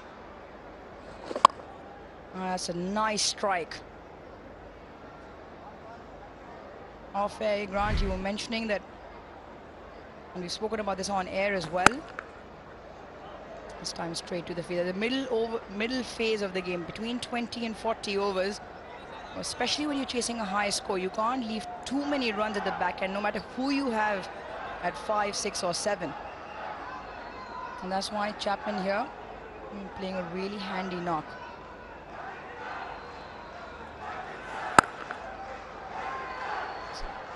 Should be a couple of runs.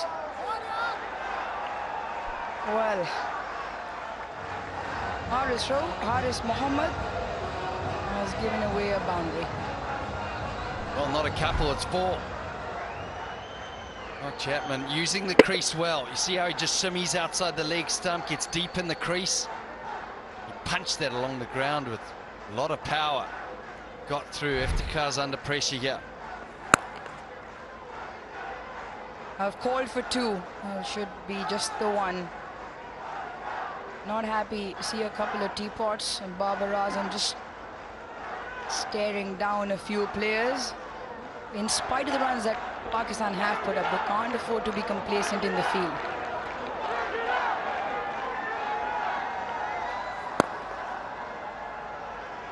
It's an excellent over for New Zealand. 12 of Iftikhar's second over, 165 for 3.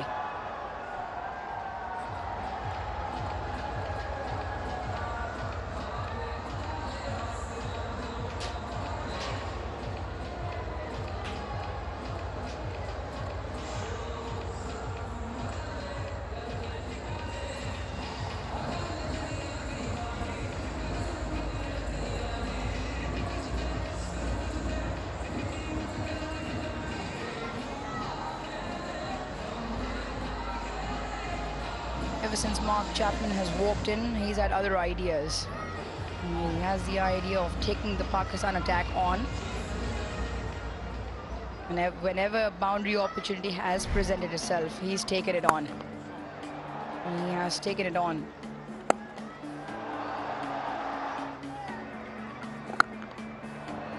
And you can enjoy the shot. 3 big hits to go along with a couple of boundaries, and it's the impact that he's having on the game. 31 of 16, partnership 36 of 24.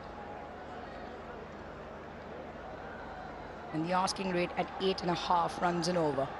Mohammad Wasim now with the ball.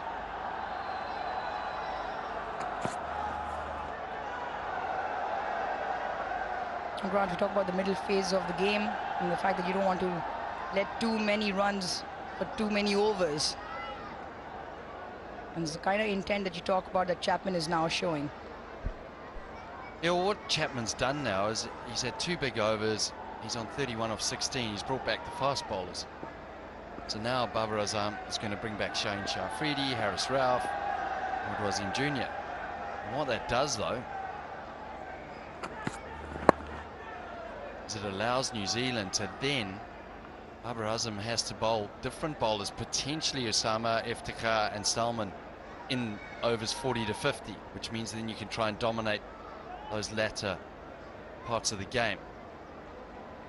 So you have to take it on, you have to be aggressive and try and change Babar Azam's blueprint of rotating his bowlers, and instead of him dominating the game through the middle, then all of a sudden the pressure goes on the captain and the bowling changes and the bowler coming into bowl.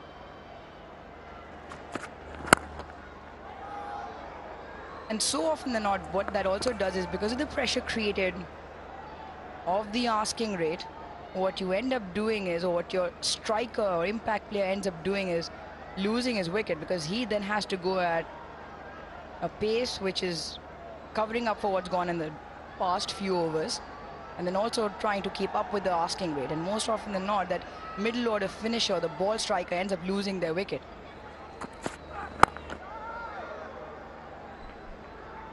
Yeah, so when you look at this game now and you assess it and you mark Chapman and Tom Latham, you say to yourself, right, well, we're prepared to try and go 10 and over for the last 10 overs. So there's 100 runs. So at the moment then, what do we need in the next 10 overs? So you need 68 in 10 overs, so that's possible. Almost just to run a ball.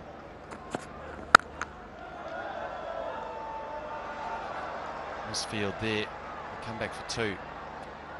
However, Pakistan are so good at the death that maybe you go, okay, well, let's go 8s, which means that in this period now, okay, 88 now, and then 80 at the death. That gives you your 168 to score.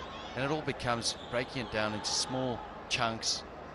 It makes you believe, makes you think that you're in the game. Looking at the score now, everyone would think, oh, well, you know, it's Pakistan's game. However, the game can turn in the next 10 overs. The next 10 overs are going to be the most crucial overs of this game.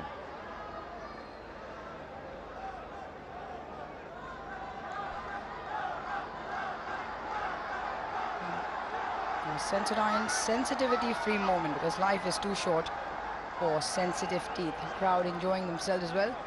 As Babar Azam just walking off the field. The impact of the previous delivery hit by Mark Chapman straight to Babar Azam. And just passing off instructions.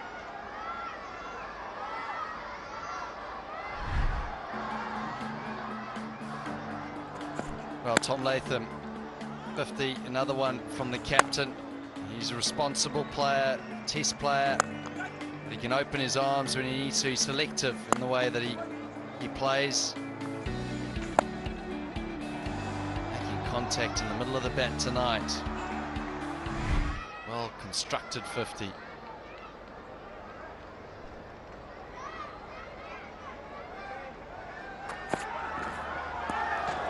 A rare swing and a miss from Chapman.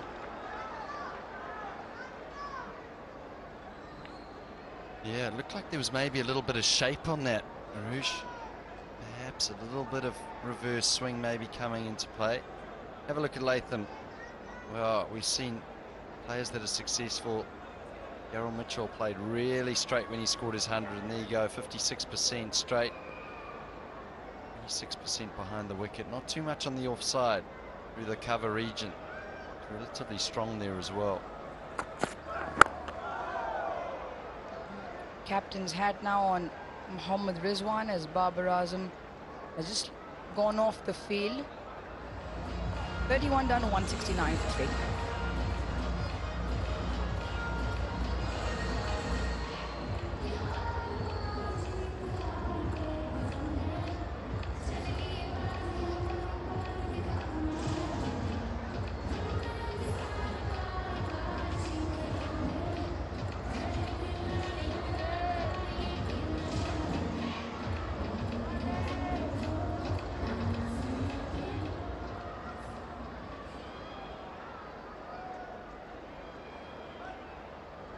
Very much neck and neck at the moment. It's the 1 run, the difference in between, but it was what Pakistan did at the back end. And in this period on, when Salman Ali Agha came in, followed by Iftikhar Shaheen Shah Afridi with his fireworks with the bat. Muhammad Haris as well, and they ended up getting 70 in the last 5, 38 in the last 2. Grant Elliott, what you said has transpired. Shaheen Shah Afridi now. Oh, it's a nice pickup shot. That is a really nice pickup shot from Latham. Yeah, this is brilliant batting. Absolutely brilliant. Because your premier fast bowler comes back. He's coming back to push that run rate up and get wickets. However, the first delivery, Tom Latham dispatches him over the big boundary, square leg. That immediately puts pressure on Shaheen Shah Afridi now. First ball boundary, you get 5 singles around it, you've got your 9 for the over.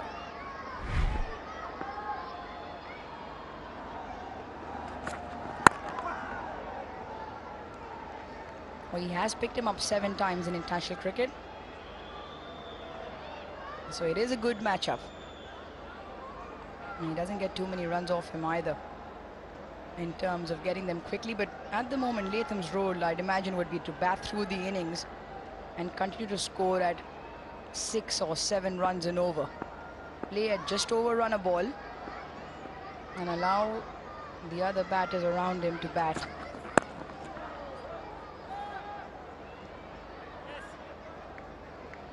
Once again, plugged into the gap for a couple of runs. Yeah, I guess I don't really see it as run a ball. I think when I used to look at the score line, I'd look at, okay, right, there's 110 balls left, there's 111, let's call it 110. You go 55 balls and then half the runs, so I need to score 80 or 55, which means that Tom Latham ends up on 138 or 127 balls. So if both players can think like that, then you know the pace that you need to go at. Run a ball would put a lot of pressure on his partner.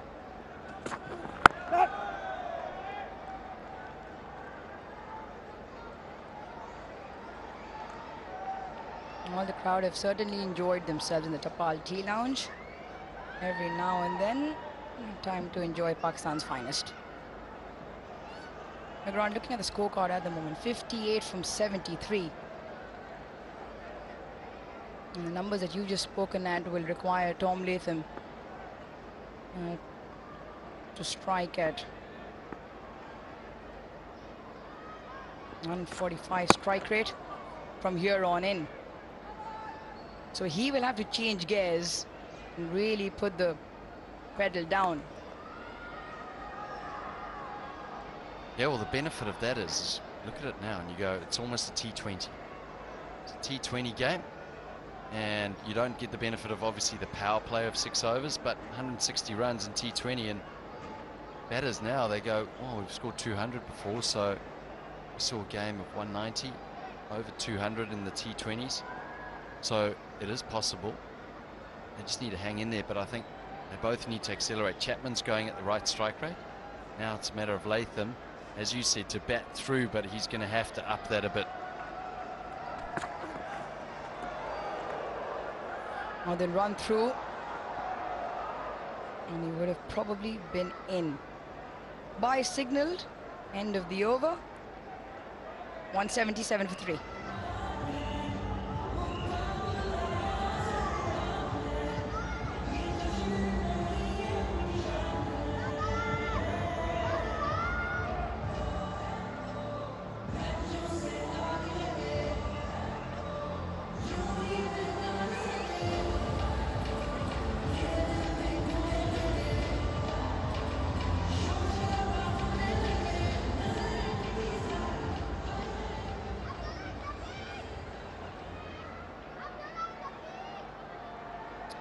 The last and final one again from Karachi, the 7th of May, Sunday. We will be here live at 3:20 p.m.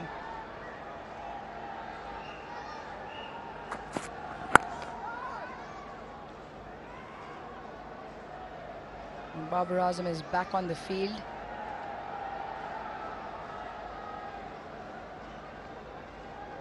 Just a reminder for that final game, it is a Sunday, so please make your way down to the stadium, pcb.bookme.pk. You can grab your tickets for the final international game of the season in Pakistan. And watch Pakistan, because they are well and truly on their way to that #1 spot. Oh, smack. That is a smack and a half from Mark Chapman. Absolutely crunched by Chapman. This is what set him on fire when he scored his T20 100. He was shimmying down the wicket, getting to the length of the ball, and it didn't matter where it was, hitting it through the offside, particularly through that extra cover mid-off region. Is this Chapman's day today?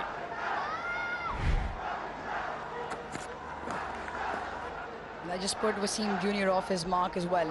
And the ability to take the ball, the bowler on with the power that he generates, and like you just mentioned, to use his feet as well. And we saw what he can do in the T20 series. maiden T20 century from him, and that came back from a long way. New Zealand were almost down and out when him and Jimmy Neesham put up quite a show.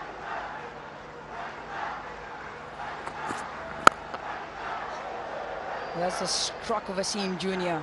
That was hit with some immense power again. I'm loving this. Just a great contest because Shane Shah-Afridi comes back, premier fast bowler. He goes for runs. The last 30 balls have gone for 51 runs. Wasim under pressure here now. A little bit of a bite back here from New Zealand.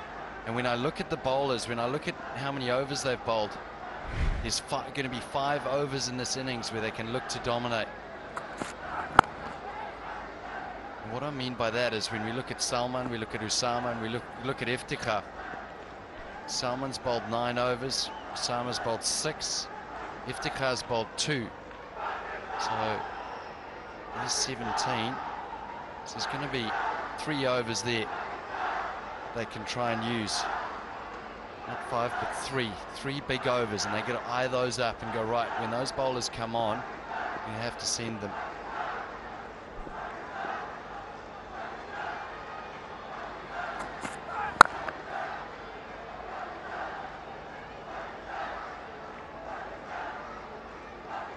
The fans have been kept engaged throughout this series, and you can keep your eye on the lucky winner, because PCB will be awarding this card to the winner of Jazz Recharge activity during this Pakistan-New Zealand series.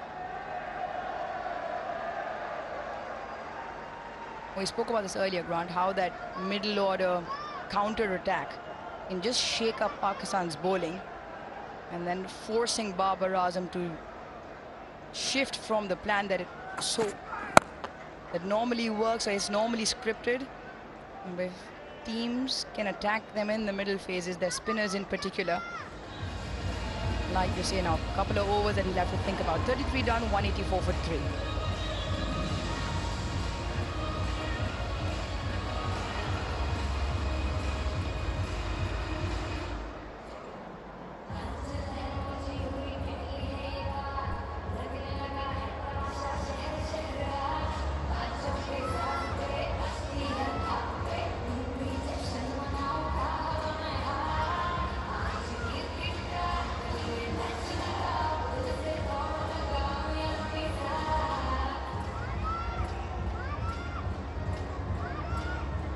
There's been a couple of bad changes already. Mohammad Rizwan wasn't happy earlier on in the piece. Very important, that bottom third on your screen. At the end of 33 overs, New Zealand 5 runs ahead. And it's courtesy the intent from Chapman. 38 from 27 in a 55-run partnership, which has come off 44 deliveries. And Latham on the other end, 60 now of 75. They've got the batters to follow, Jimmy Neesham and Cole McConkey. Cole McConkey making his debut in the previous game, getting 64. Got New Zealand close, but not close enough. There's also Jimmy Neesham to come. We know he's got a lot of power, as you mentioned, paired up nicely with Chapman in the T20s. Edged and taken. Shane Shah-Afridi comes back, and Tom Latham, the captain, is the man to go. He does it time and time again, Shane Shah-Afridi. Well, the world of matchups is going to have a field day. That matchup we spoke about earlier, add one more to the wickets column. Shane Shah-Afridi dismisses Tom Latham with an absolute scorcher. A fine tickle to Rizwan, and now he has him eight times in international cricket. Shane Shah-Afridi to Tom Latham. We can be very well delighted because of that. Tom Latham played a good innings, 60 of 76. New Zealand lose their 4th for 184.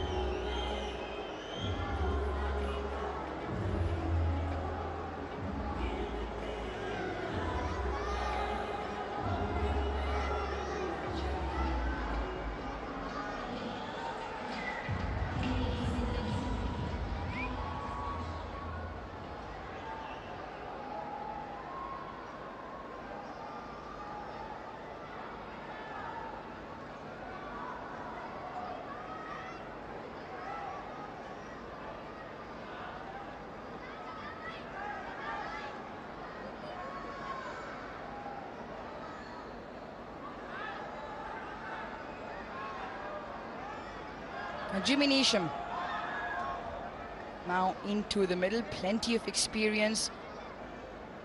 97 is best, and I reckon him and Chapman will have to repeat the dose from the last T20 in the series. Put on plenty of runs between the two of them. And Pakistan had absolutely no answers on that day. Shaheen Shah Afridi. Babar Azam threw him the ball in an aim to break the partnership, and he does exactly that. A perfect channel to the left-hander. Gets a tickle straight into Rizwan's gloves. There was the pace and the bounce. The bounce, he's tall, man. The celebration we've seen so many times in international cricket. Oh, very close to the stumps, and in the end, the bottom edge yields a boundary. Jimmy Neesham off the mark. What a shot. That is a great shot. You don't mind that. Aim for cover. Gets a little bit of the bat. And you get 4 and you're off the mark. Who cares? It's 4 runs. I wonder if he can repeat it. Let's wait and see. This will be good. Tell you what, Aruj, you don't mind it. Doesn't matter where the ball goes. Runs is runs. 100% agreed. Gets him on the shoulder. Doesn't get under the ball. The ball doesn't get high enough. Was facing some good fast bowling here from Shaheen up front. He's got it up to 139 Ks in this over. And then you see there the bounce. We haven't seen a lot of bounce on this pitch. The height of Shaheen and the energy he knows is an important spell. He could get the breakthrough. Might put the brakes on New Zealand.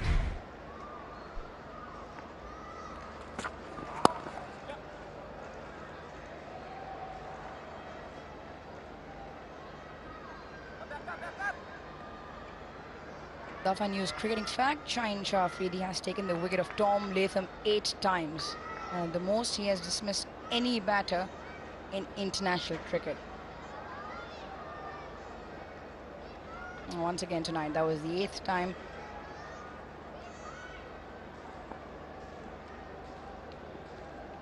Eight times across all formats in international cricket, and it was an important wicket in the context of the game. And guides it down to third. Will pick up a single, Chapman. The asking rate now has jumped over 9. 34 done, 190 for 4.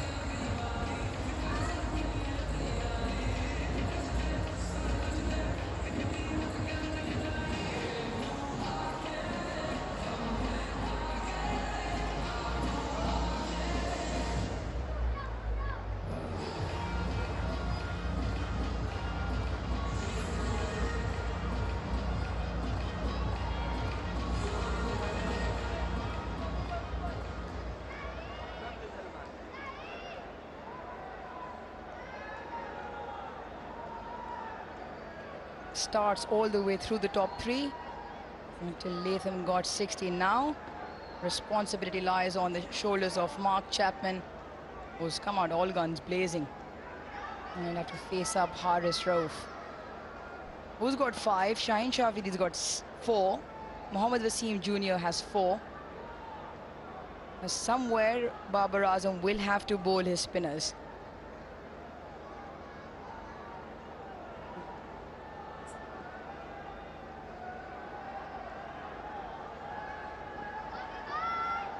And that's 3 overs of spin he will have to squeeze in somewhere, because the seamers have 13 between them, 17 left.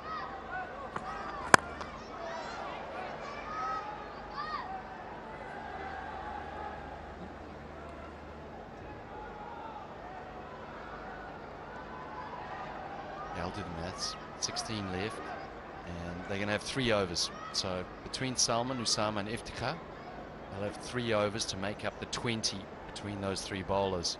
And then you've got 10 from Shaheen, Rauf and Wasim, who Babar Azam's bringing them back now. Shaheen Shah Afridi's done his bit. They might bowl for another 2-3 each. There will be those 3 overs at some stage that New Zealand have to pounce on. You think that Osama Mir, maybe someone spinning into the left-handers, that'll be a little bit easier than off spin of someone in Iftikhar.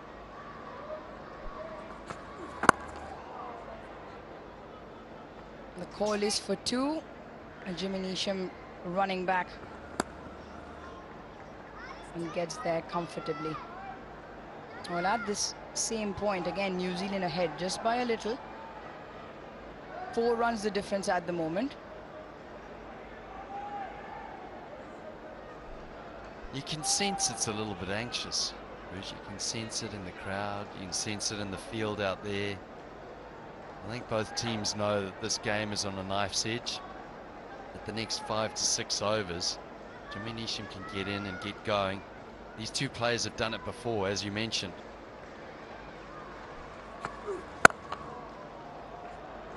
Crunched again, and this time straight to the sweeper. Just the one. Still just the one. Mohammad Rizwan had to cater to a wild throw from the deep from Wasim Jr. He's got a rocket arm. I've been calling him Jonty Rhodes. I walked up to him today and I said, hello, Jonty. And he had a big smile on his face, but that throw was a little bit wayward. He's been excellent in the field, though, running around, good energy. Looks like he really enjoys his cricket, Wasim Jr.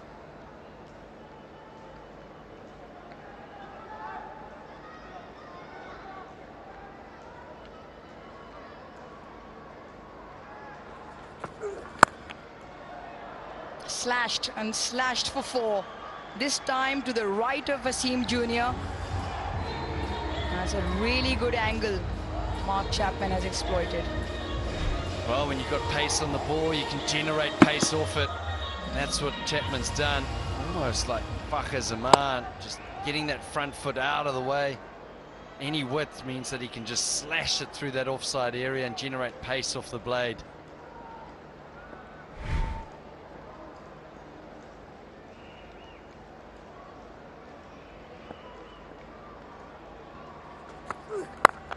This time down the track.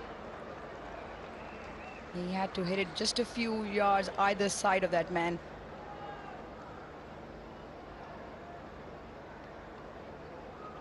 It was a signature feature in that innings again during the T20 series, where he wasn't afraid to come down the track to the pace of Haris Rauf. 146 that previous delivery.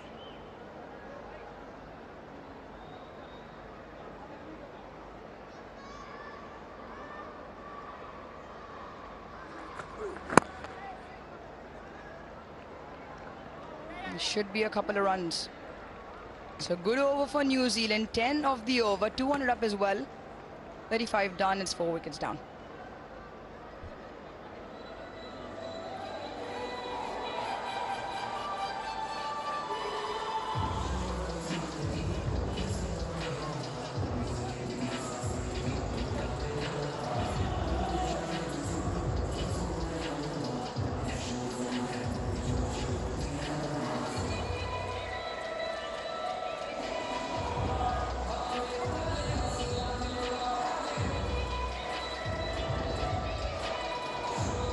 Just ahead New Zealand, 5 runs the difference.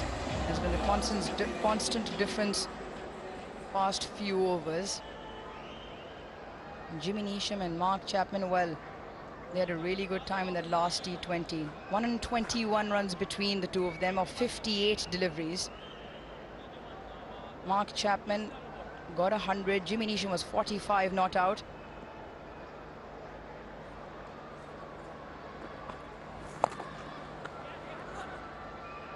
Leg spinner Osama Mir into the attack. He's got 4 overs. And I reckon this is the opportunity for Chapman and Neesham. Yeah, this is the over. This is one of the overs that New Zealand need to target. Chapman plays really well through the cow region, that mid-wicket region. If he gets full here, he's got the opportunity over mid-off. And he's got the opportunity to the big boundary just to the left of our screen. The opportunity was there, but it was grabbed by Osama Mir. Into the attack, and he rattles the stump of the dangerous Chapman. He goes for 46. Well, he didn't get it full. He got it short. Chapman rocked back and almost skidded on. Hurried on a little bit for Chapman. That's great under pressure from Osama Mir. It was going to be a big over. It skidded on. The dangerous Chapman goes for a very well compiled 46 to a 1 for 5.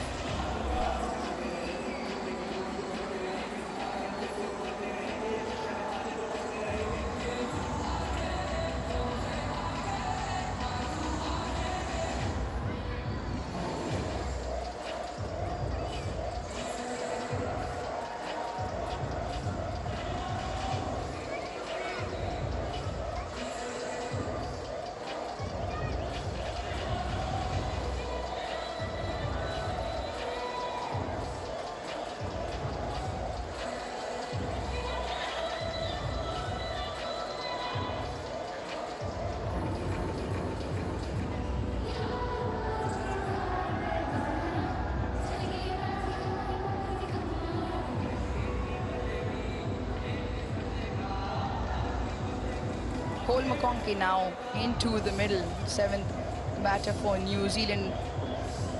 It's early days, very early days in his national career. This is his second outing, had a fantastic debut, 64, and he was the one who single-handedly tried to propel New Zealand closer. The wicket here, a slider from the front of the hand. And Mark Chapman done for the line and the pace of the delivery. You reckon almost in the end missed a straight one.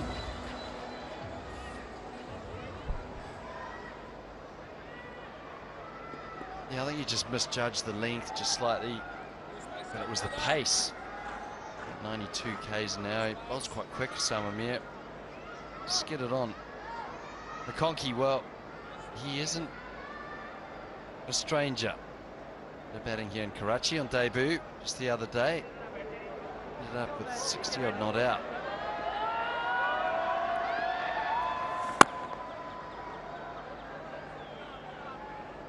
And bowling with a slip as well now.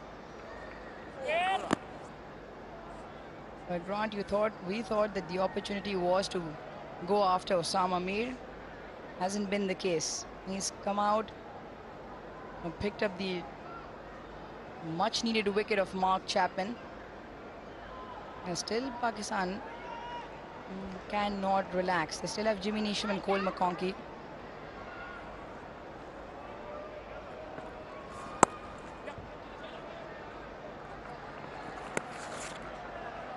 He's bowling a really good length though.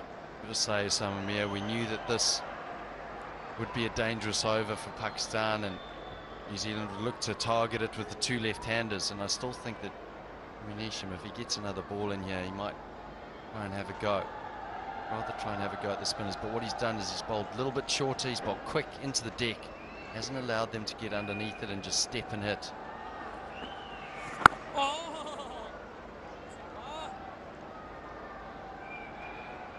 A really good line.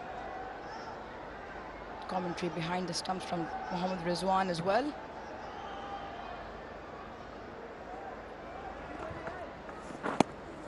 Oh, brilliant.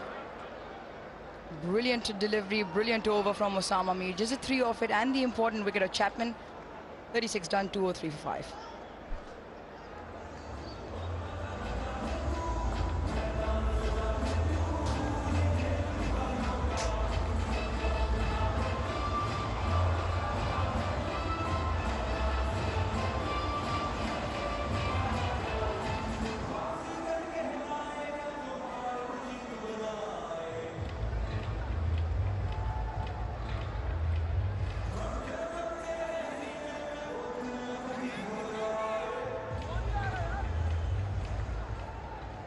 .203 for 5. Yeah, 14 more overs to go. This is just getting steep and steeper for New Zealand. That's his knock from the previous game. Just came out there and showed everyone what he's made of.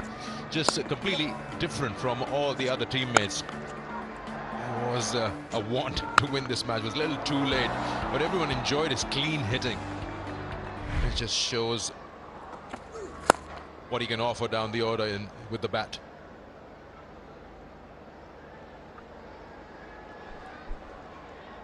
And if he can have a similar knock at the moment and build a partnership with Jimmy Neesham, then anything is possible. You start to put a bit of pressure on the opposition. Pakistan bowlers start to feel the pressure. They start to look at the scoreboard a little bit more. That's what New Zealand need to try and do. That means McConkey has to get going straight away. A little bit like what Chapman was able to do.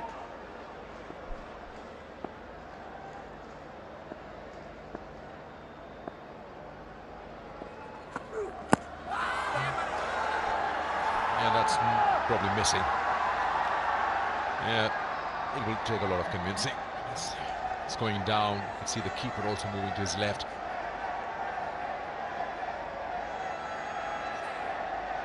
Keeper is not looking at Baba. He's just doesn't want to believe. Haris Rauf. And time's up.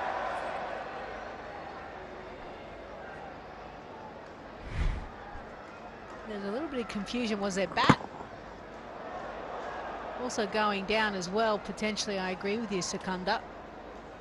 See, Mohammad Rizwan in the back isn't going up. It's only Haris Rauf.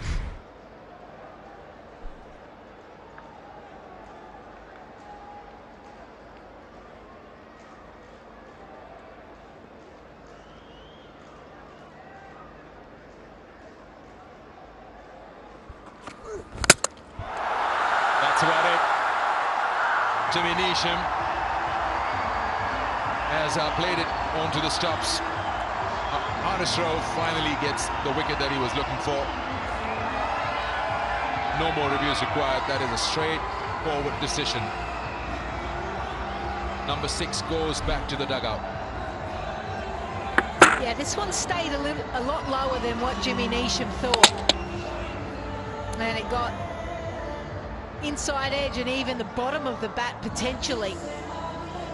And onto the stumps. Neesham thought it was in the area to hit. It wasn't. Goes for 11. It's 205 for 6.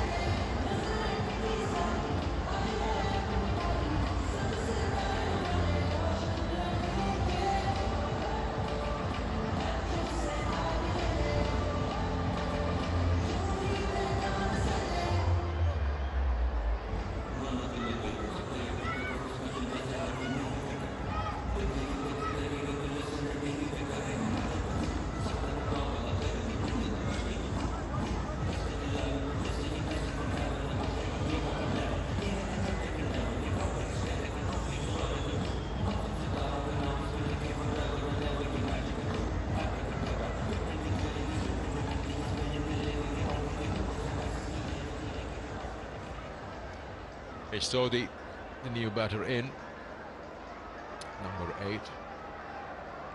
Look at the required run rate, it's 9.6. His best is 25. We are not going to look at that. Just Jimmy Neesham's dismissal on this tour has been dismissed 4 times. On all 4 occasions it's been Haris Rauf. There's a matchup.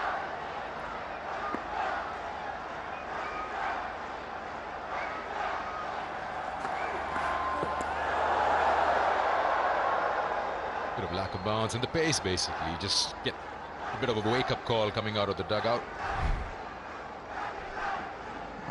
Yeah, 144 kilometres an hour. And the one thing that Haris Rauf does very well, whether it be to the right or left-handers, is he changes his point of release. Comes closer to the umpire, wider. The skipper's happy. Oh dear. The joys of live sport. That first ball to Sodhi was 148.1. What's it going to be now? Again, that similar line, playing a miss. This time slowing it down at least by 12 Ks.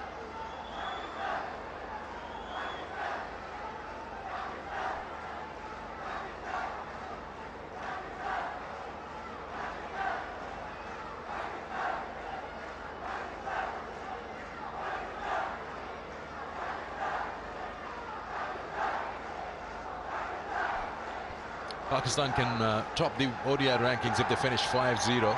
They sense they have 4-0 in the bag already.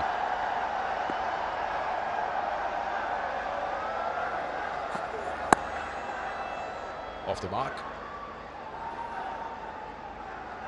In fact, he gets 2.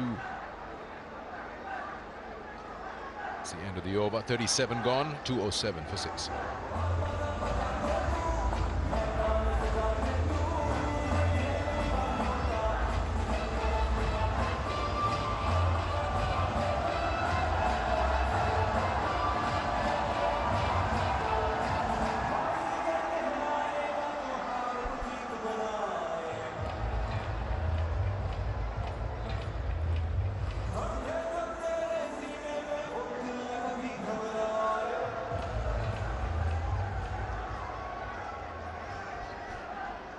Partnership there, Latham Chapman just was almost laying that foundation for Neesham and McConkey. Just got a feeling Latham never got going, couldn't get to that runner ball even.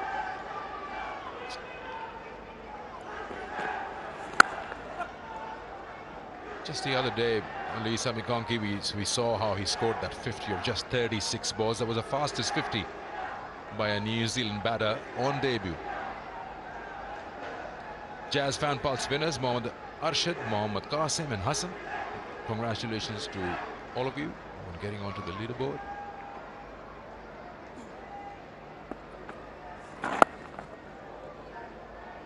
That's one way to announce yourself.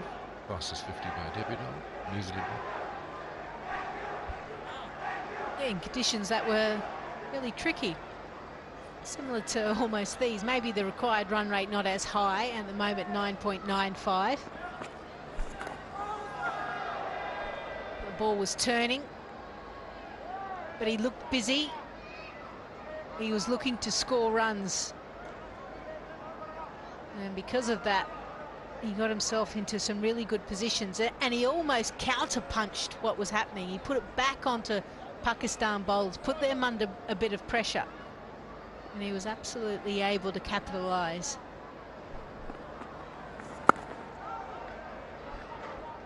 Also happens at times that you don't have much footage on a batter like him to know what his strengths and weaknesses are, and by the time you figure it out, he's got a 50 of 6 overs that he faced.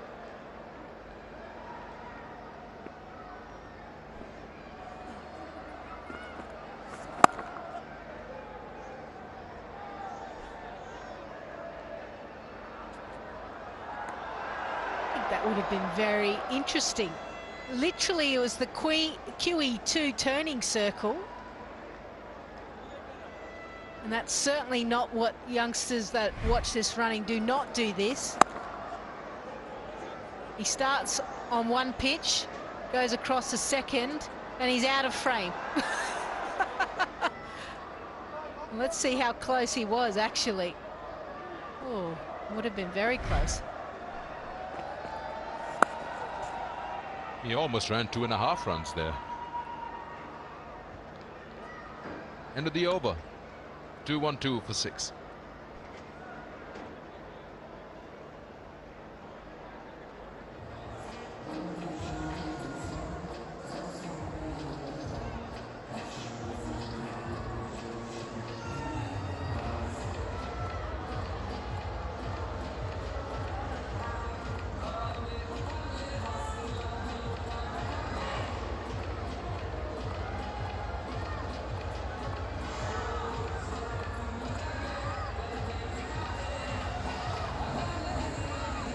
Talking about fastest 50s on debut. Krunal Pandya, 26 balls in Pune. Ishan Kishan, 33 balls. You got 35, 35, 36. Butcher.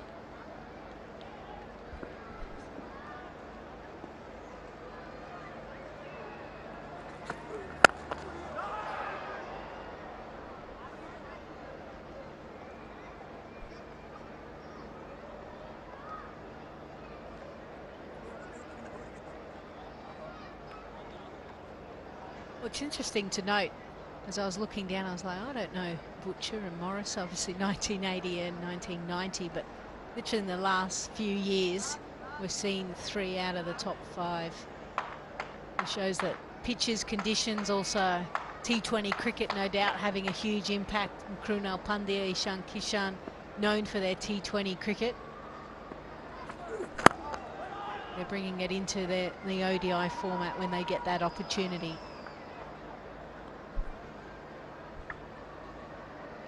I'm thinking the guy who scored it in 1980 would be a superhero. 35 ball 50. It would be unheard of.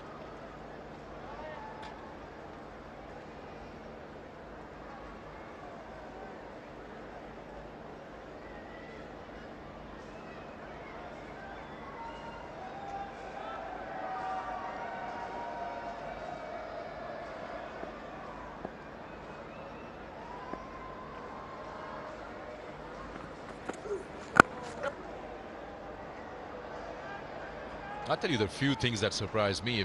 Australia-South Africa game, 400 plus and chase. That made you feel, okay, now cricket has changed. And to a certain extent, the 1996 37 ball 100.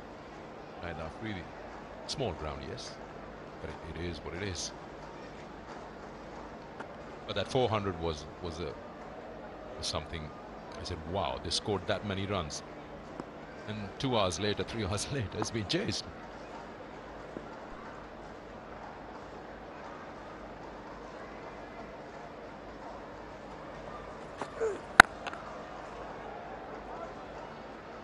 Well, the Wanderers in South Africa, a ground that's known because of its elevation as well, and the balls do fly and carry a little bit more. That has something to do with it. And even Afridi's 100 off 37 deliveries was a higher elevation as well. So, from a batting perspective, have more grounds in the mountains, I say.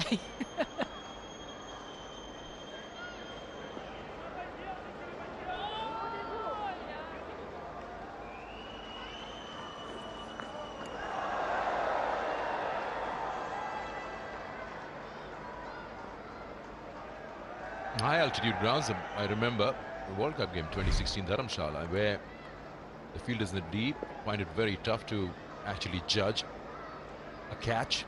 They think that they've got it covered and just flies over you.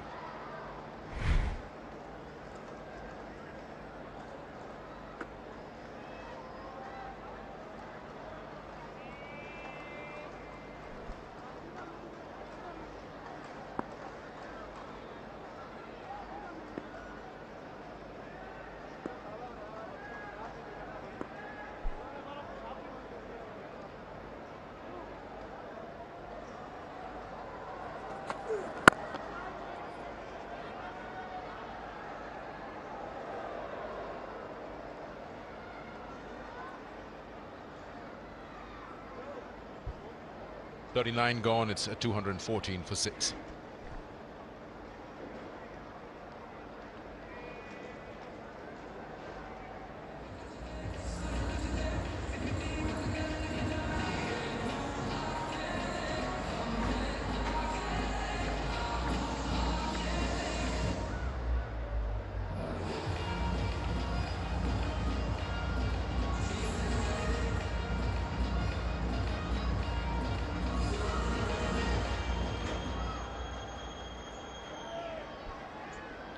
As the series scheduled, one more game to go after this. Pakistan unbeaten till now.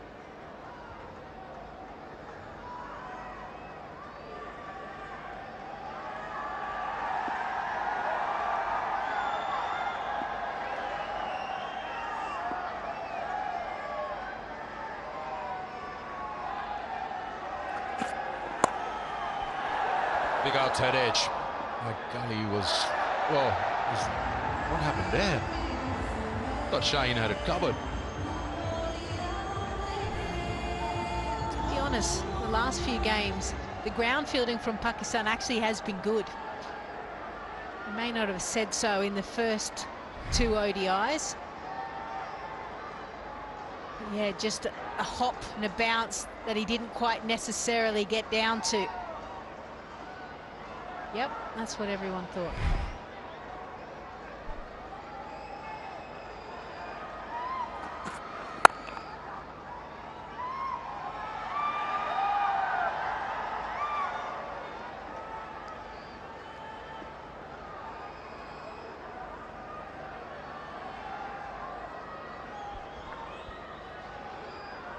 One more game to go after this, and that's where you can get your tickets for that 5th and final ODI, pcb.bookme.pk.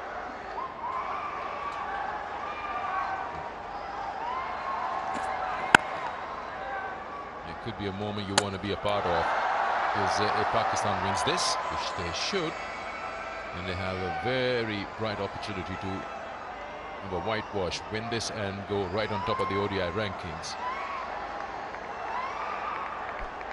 Well, the other thing as well, Sikandar, is it the last game here in Pakistan for a while as well?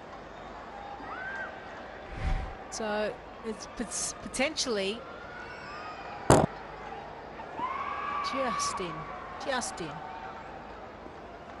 It's the last time Pakistan will play at home. Why not get down and cheer them on? Again, a chance for a direct hit shy of the stumps.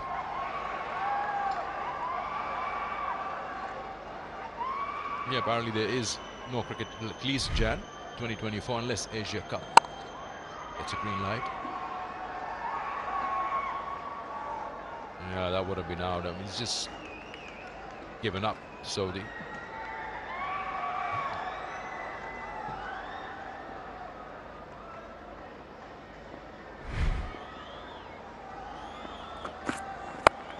It's high in the air. Will take some catching.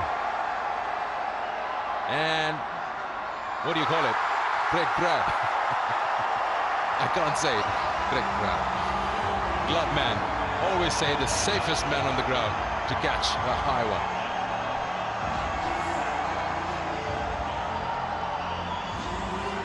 Yeah, it went high, didn't it? Pace on. Wasn't necessarily there, the length, and McConkey was trying to go straight down the ground. All he did was elevate it nice and high outside the inner circle. Mohammad Rizwan, eyes on the prize, focused. Mohammad Wasim picks up a wicket. Cole McConkey, he goes for 8. It's 219 for 7.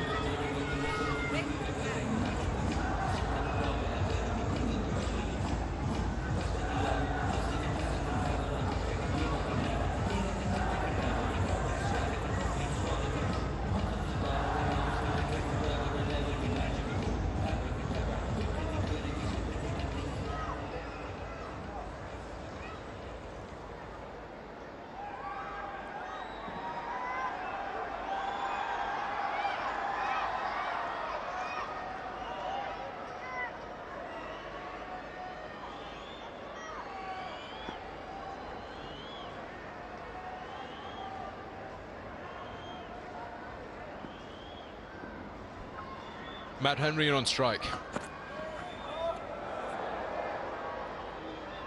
Play and a miss. End of the over. 40 overs bowled. End of the second power play. It's 219 for 7.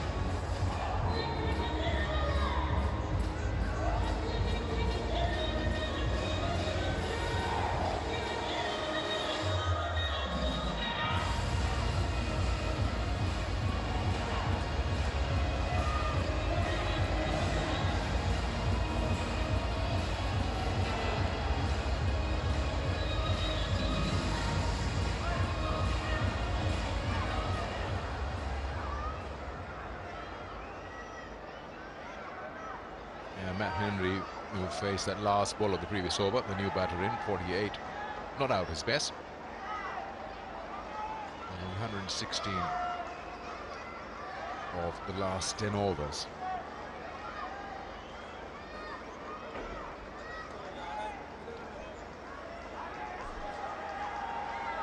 Last power play. The third one. 5 fielders, maximum of 5 fielders are allowed outside the 30-yard circle.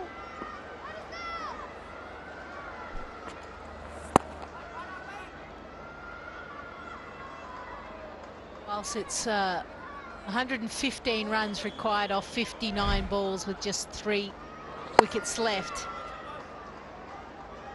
Batters that have come in because of Cole McConkey and a number of other players trying to find the boundary, they need to do that as well. Pakistan sense another victory, but New Zealand need to show a little bit of fight here. They need to be able to show that the tail can wag. It's so important for them to show that fight. Catch it!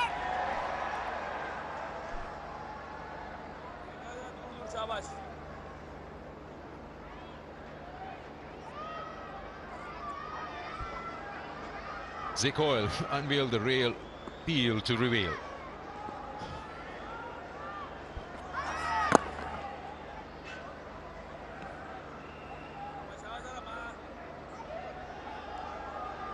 I'm going to put you in a spot for the next game. Got to give me the 15 that you feel will go from each side for the World Cup. There's some homework for you. Okay, choose one side. I won't give you both. Whichever you feel easy with. I think the Pakistan side is a little bit easier because Okay. you think of New Zealand and the amount of players missing. You bring your 15, I'll bring mine. Okay.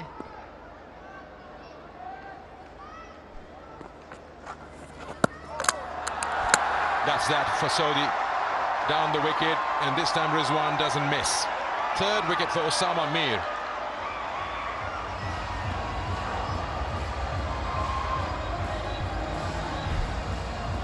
Yeah, well, there's always a game within a game, isn't it? Ish Sodhi, a leg spinner.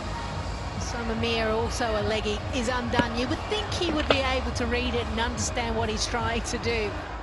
Sometimes that's not necessarily the case. Nicely flighted delivery, great pace, excellent line. Sodhi is stumped for 9. New Zealand at 221 for 8.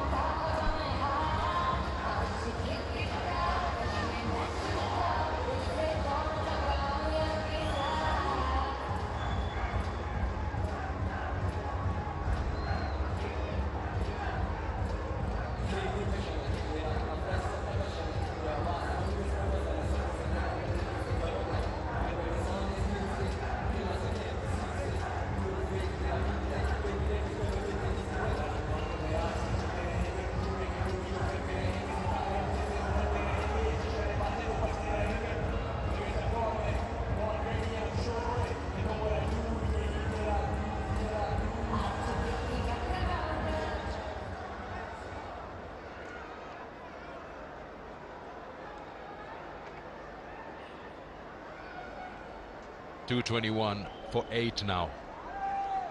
One more ball in the over. It brings out the new batter in, Blair Tickner.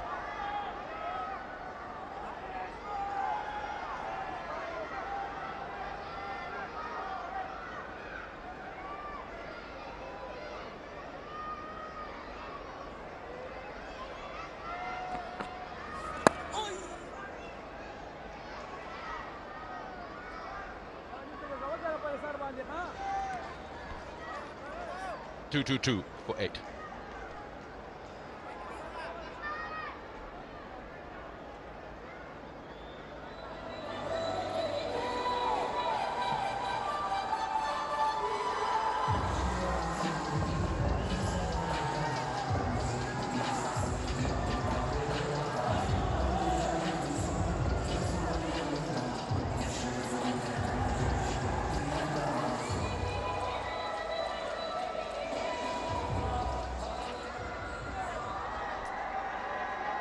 This could be the biggest margin of victory up till now in this series.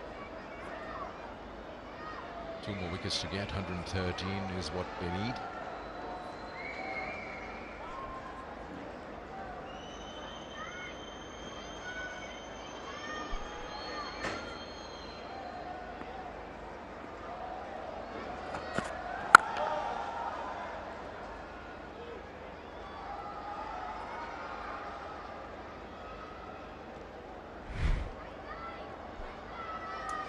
Yeah, good sharp stumping from Mohammad Rizwan. He has missed an opportunity tonight.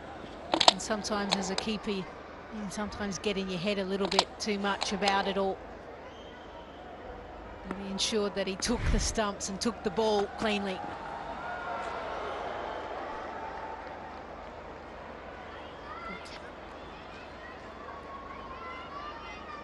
Ah, some fans. We know them. and will be happy. They're on TV.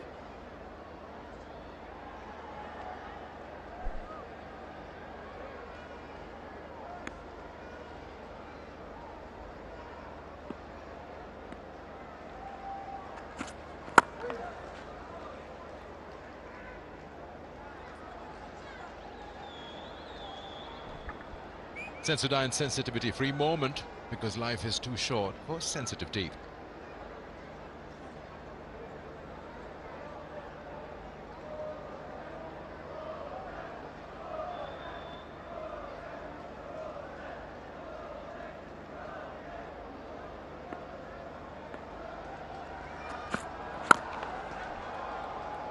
Not challenging the intent, but what do you see in the mid-overs from New Zealand? We haven't really seen one of the two batters out there trying to extract a boundary here and there. They're happy pushing the ball in the V or sweep or reverse sweep and just keep the strike rotating. Yeah, well, if you look at... I certainly don't think that these two, Matt Henry or Tickner, have the skill or nous to be able to build an innings. They're more about clearing the front leg and swinging hard. No, I'm with you. I was referring to the time when Latham and Chapman were having a good partnership, and also at a certain point in time Darryl Mitchell and the captain were trying to build that foundation. Yeah, you're right. Mitchell and Latham 83 off 105. This is probably, and Grant Elliott has spoken a lot about this as well, as this is pumped down the ground. A boundary off the last ball of the over. It's 227 for 8.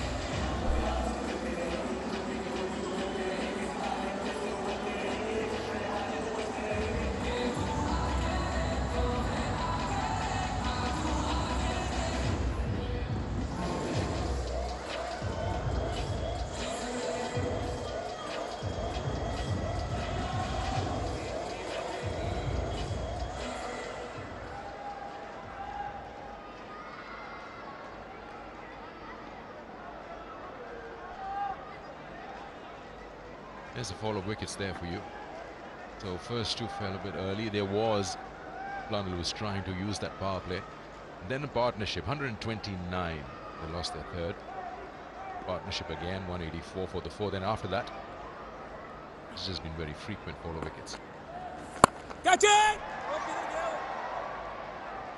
Yeah, just to elaborate on the question that you asked me, I really do feel that it's up to ensuring that you actually get some players in there that are willing to take a few more risks. Remember, the maximum only 4 fielders are outside the inner circle. This was a boundary last ball on the last over. Probably a typical boundary from a tail ender. Oh, that looks pretty close. Did it pitch outside leg? That's the only thing.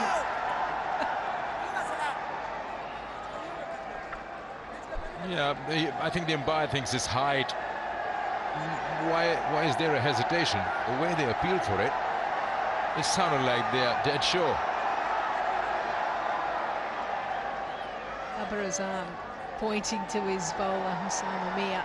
You better be right, because this is our last one. That's what I understood by it. We have a player review for LBW. Original decision on field is not out. I've checked the front foot, it's a fair delivery. Let's start with front on spin hitting, please.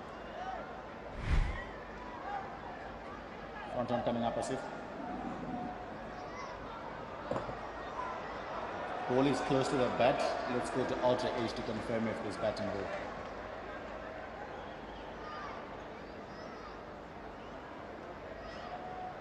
Ultra H coming up. Take that back a little. Take that back 2 frames. Okay, let's go flat line as the ball goes past the bat. Let's go to ball tracking maneuver. Ball tracking is on the screen now. Pitching outside leg stump. Stay with your original decision of not out. Stand by. Your on-screen signal now. Good call, umpire. Good call, Lisa. Osama doesn't want to look at Babin right now.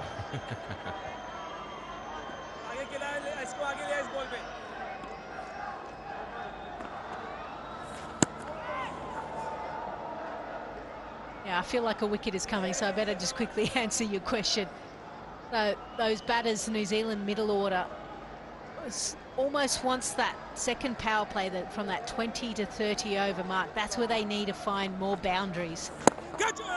Take a few more risks. Try and get over a runner ball, especially from a partnership. And I actually think the same can be said for Pakistan as well. There you go, you better be right. All right, we've just blown our last one. It's high in the air. Catch it is the call, and long on takes it. Haris Rauf takes the catch. And the ninth wicket goes down. And Osama has his fourth. Matt Henry is the wicket. Yeah, clever bowling, because the pace was taken off. 77 kilometres an hour, the slowest ball of that over. And what that means is that the ball is up above the batter's eye line, inviting him to go down ground. How strong are you? Remember that he is extracting a bit of turn out of this pitch as well. So Henry doesn't get it out of the middle. He goes for 5. New Zealand have lost their 9th wicket for 230.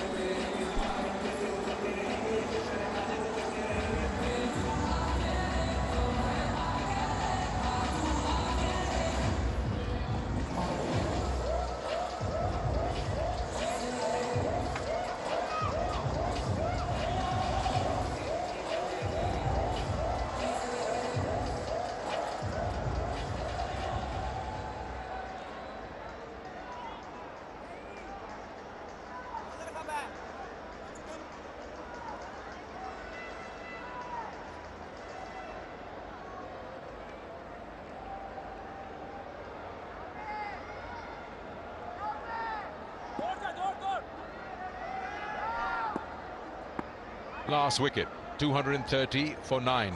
And Osama has already got career best, 4 for 43. Balls the wrong one and ends his spell of 10 overs. 4 for 43, the best for him till now, and it's the end of the over. 230 for 9.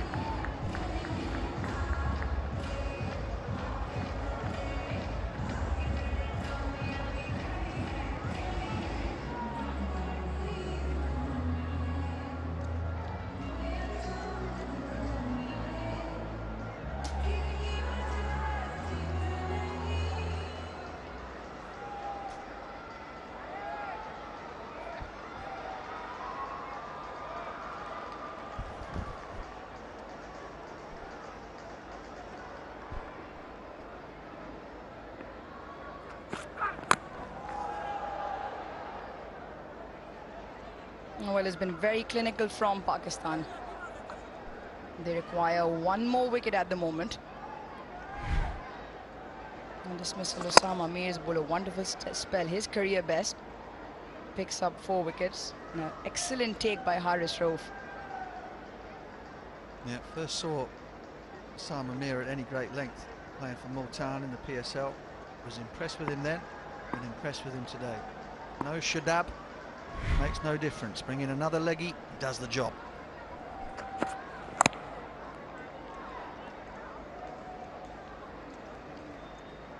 Lots to be cheerful about in this performance from Pakistan today.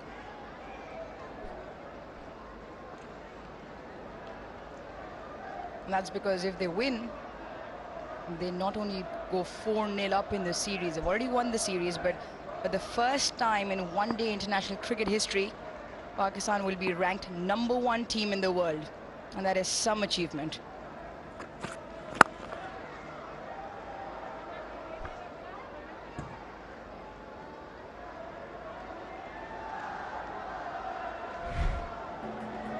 His 4 wickets, he's bowled well, he's bowled good lengths, and he's given the ball air, and this one quicker through the air. Brilliant stumping. And a brilliant take as well. With all courtesy, some good bowling, good leg spin bowling, bounce and turn. And wasn't afraid to give the ball air above the batter's eye line. That's it. Game's done. Mohammad Wasim Jr. cleans stumps and Pakistan go #1 in the world in one-day international cricket ratings. Yep, unprecedented, never happened before.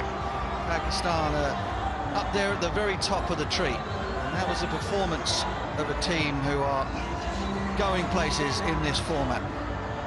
You'd expect hundreds from Babar. He has 18 of them. He's the fastest man ever to 5,000 runs. All of that is expected. Questions around the middle order. Can they accelerate? Can they put big totals on the board? That was answered to an extent today. Bowling, well, it's spectacular. It really is. And they've found another leg spinner in Osama Mir. The fast bowling, doesn't matter which combination of three you put out there on the park, they are lethal. And if the Pakistan team can put runs on the board in excess of par, then they are going to be a team that is very, very difficult to beat indeed. New Zealand, for their part, well, they're a second 11, it has to be said. A little surprised that Tom Latham invited Pakistan to put total on the board for the second time here in Karachi. But having done so, Pakistan did everything right from first ball to last.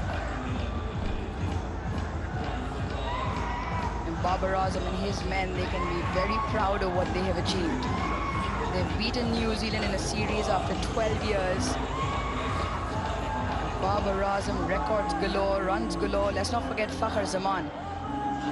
2 centuries in the series, followed up by the one earlier on against New Zealand. So there was 3 on a trot from him.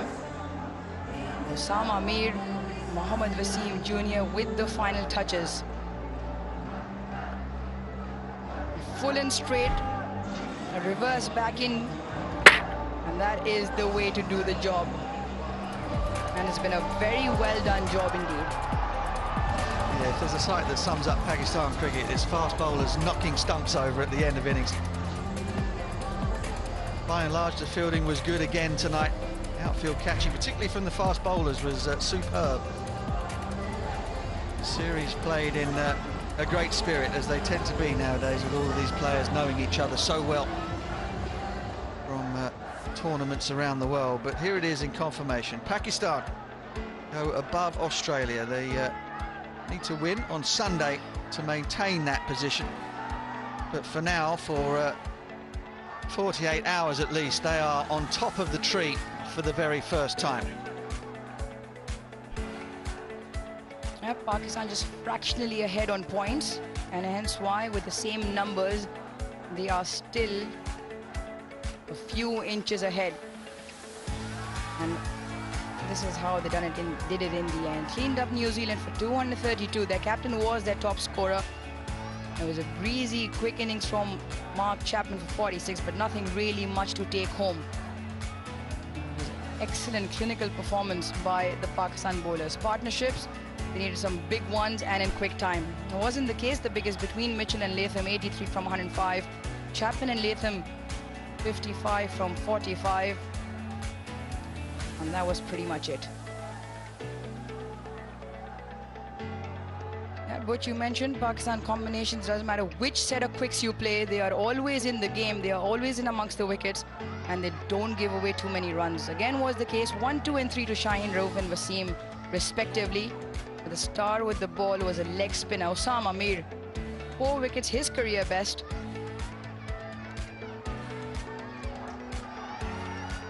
That is the story of the night. 4th one-day international, Pakistan put into bat first. Took the opportunity by both hands, led the way by the skipper, 107 to him. Salman played a very good hand at 58. They ended up with 334 for 6. Matt Henry, excellent figures from him in terms of the context of the game. 3 important wickets. New Zealand in reply, bowled out for 232 in 43.4 overs. Pakistan, they win by 102 runs.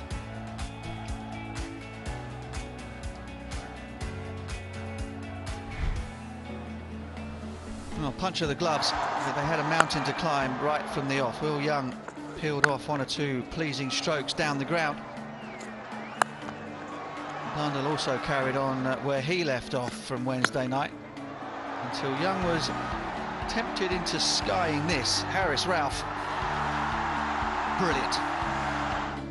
Mohamed Wasim Jr. making the opening breakthrough. Then pace from Harris Ralph had Blundell on the back foot a little, spooned a drive into extra cover, and that was the end of him. Latham took a while to get going. There was a spell of 12 dot balls on the trot after the wicket of Blundell. And the pressure told in the end. Darryl Mitchell, who's had a terrific trip so far in the ODI series, was unable to get Sama Mir away. Latham continued on the sweep. And brought up yet another one-day international 50. Mark Chapman came in and was breezy. It was exactly what New Zealand needed. That wasn't. Shaheen Shah Afridi brought back into the attack to that express purpose, to remove the captain. Then Osama Mir snuck one through Chapman, who had played quite beautifully up until that point. The change of pace from Mir knocked him over, and then it was the death rattle. All flying up into the night sky. Mohammad Rizwan making this one look easy. Wasim Jr. saluting his crowd. Sodhi danced past one, Rizwan did the rest.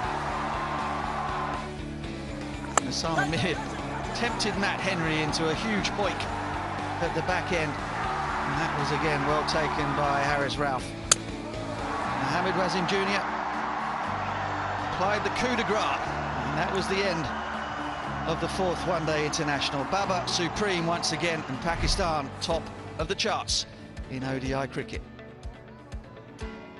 So we've had 4 of the 5 one-day internationals. Pakistan have won them all. 5 wickets, 7 wickets, 26 runs, a mammoth 102 runs here tonight in Karachi. And there's one left on Sunday.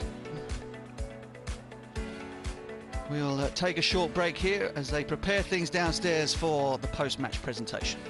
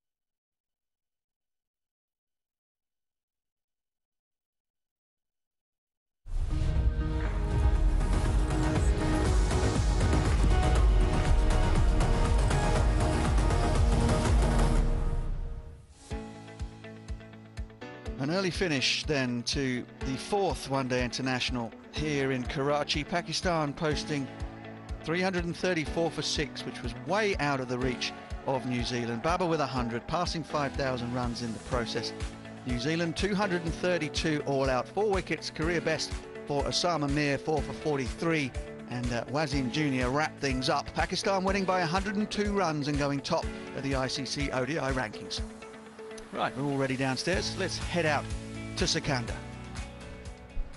Thanks, Butch, and welcome to the post-match presentation of the fourth ODI between Pakistan and New Zealand. And what a win. Clinical, and 102 was the margin by which Pakistan won this match and goes 4-0 in the series. And also, as you mentioned a while ago, it is Pakistan's first time ever to top the ODI rankings. Pakistan becomes the #1 ODI team in the world.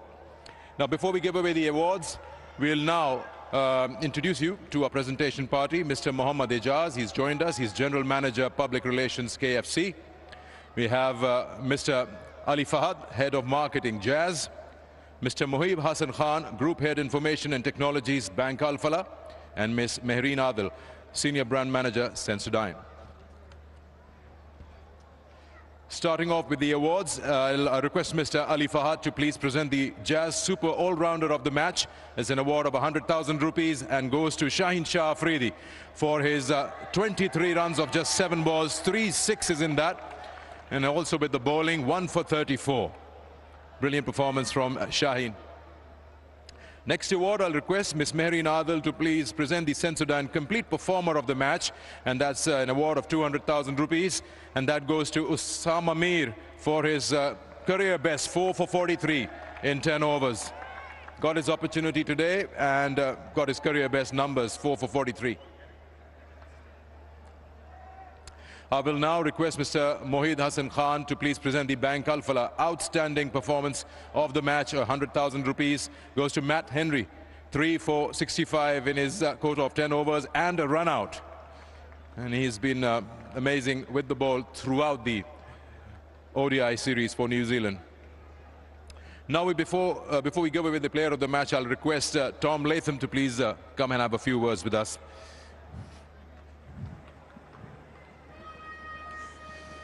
Tom, didn't really think that it would go up to 330 plus and then 94 runs given up in the last 10. Yeah, obviously, I think they played really well. I think from the platform that they were able to set, only being 3 down, sort of allowed them to have that death phase for a long period of time. And credit to the way they played. I think the way they paced the innings, obviously Babar played fantastic, and guys played around them really well. So, yeah, I think full credit to the way they played in that first innings. Overall in the series, 1 game to go. It seems like you guys have still stuck to the plans of giving everybody an opportunity on this tour, where youngsters have also got a chance to represent New Zealand. Yeah, right. I think if you look at it from a development point of view, I think giving guys exposure to this level against Pakistan, who are outstanding in their conditions, and I guess they're showing a way to play over here. They're obviously got some experienced heads in the batting unit and in the bowling unit. So for us, it's about trying to keep learning from game to game. And I think if we can leave here with guys having more experience, understanding these conditions a little bit more, then there's probably a success that way. Any areas that you'd look to fine-tune? We got a day's gap and 1 more match to go.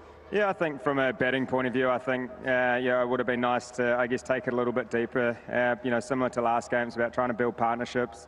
When chasing a score like that, you need someone to sort of bat through, and guys bat around them. So we probably weren't able to do that. Partnerships threatened at times, but we just weren't able to, I guess, make that big partnership to, I guess, to take a little bit deeper. No due. It's not helping the toss.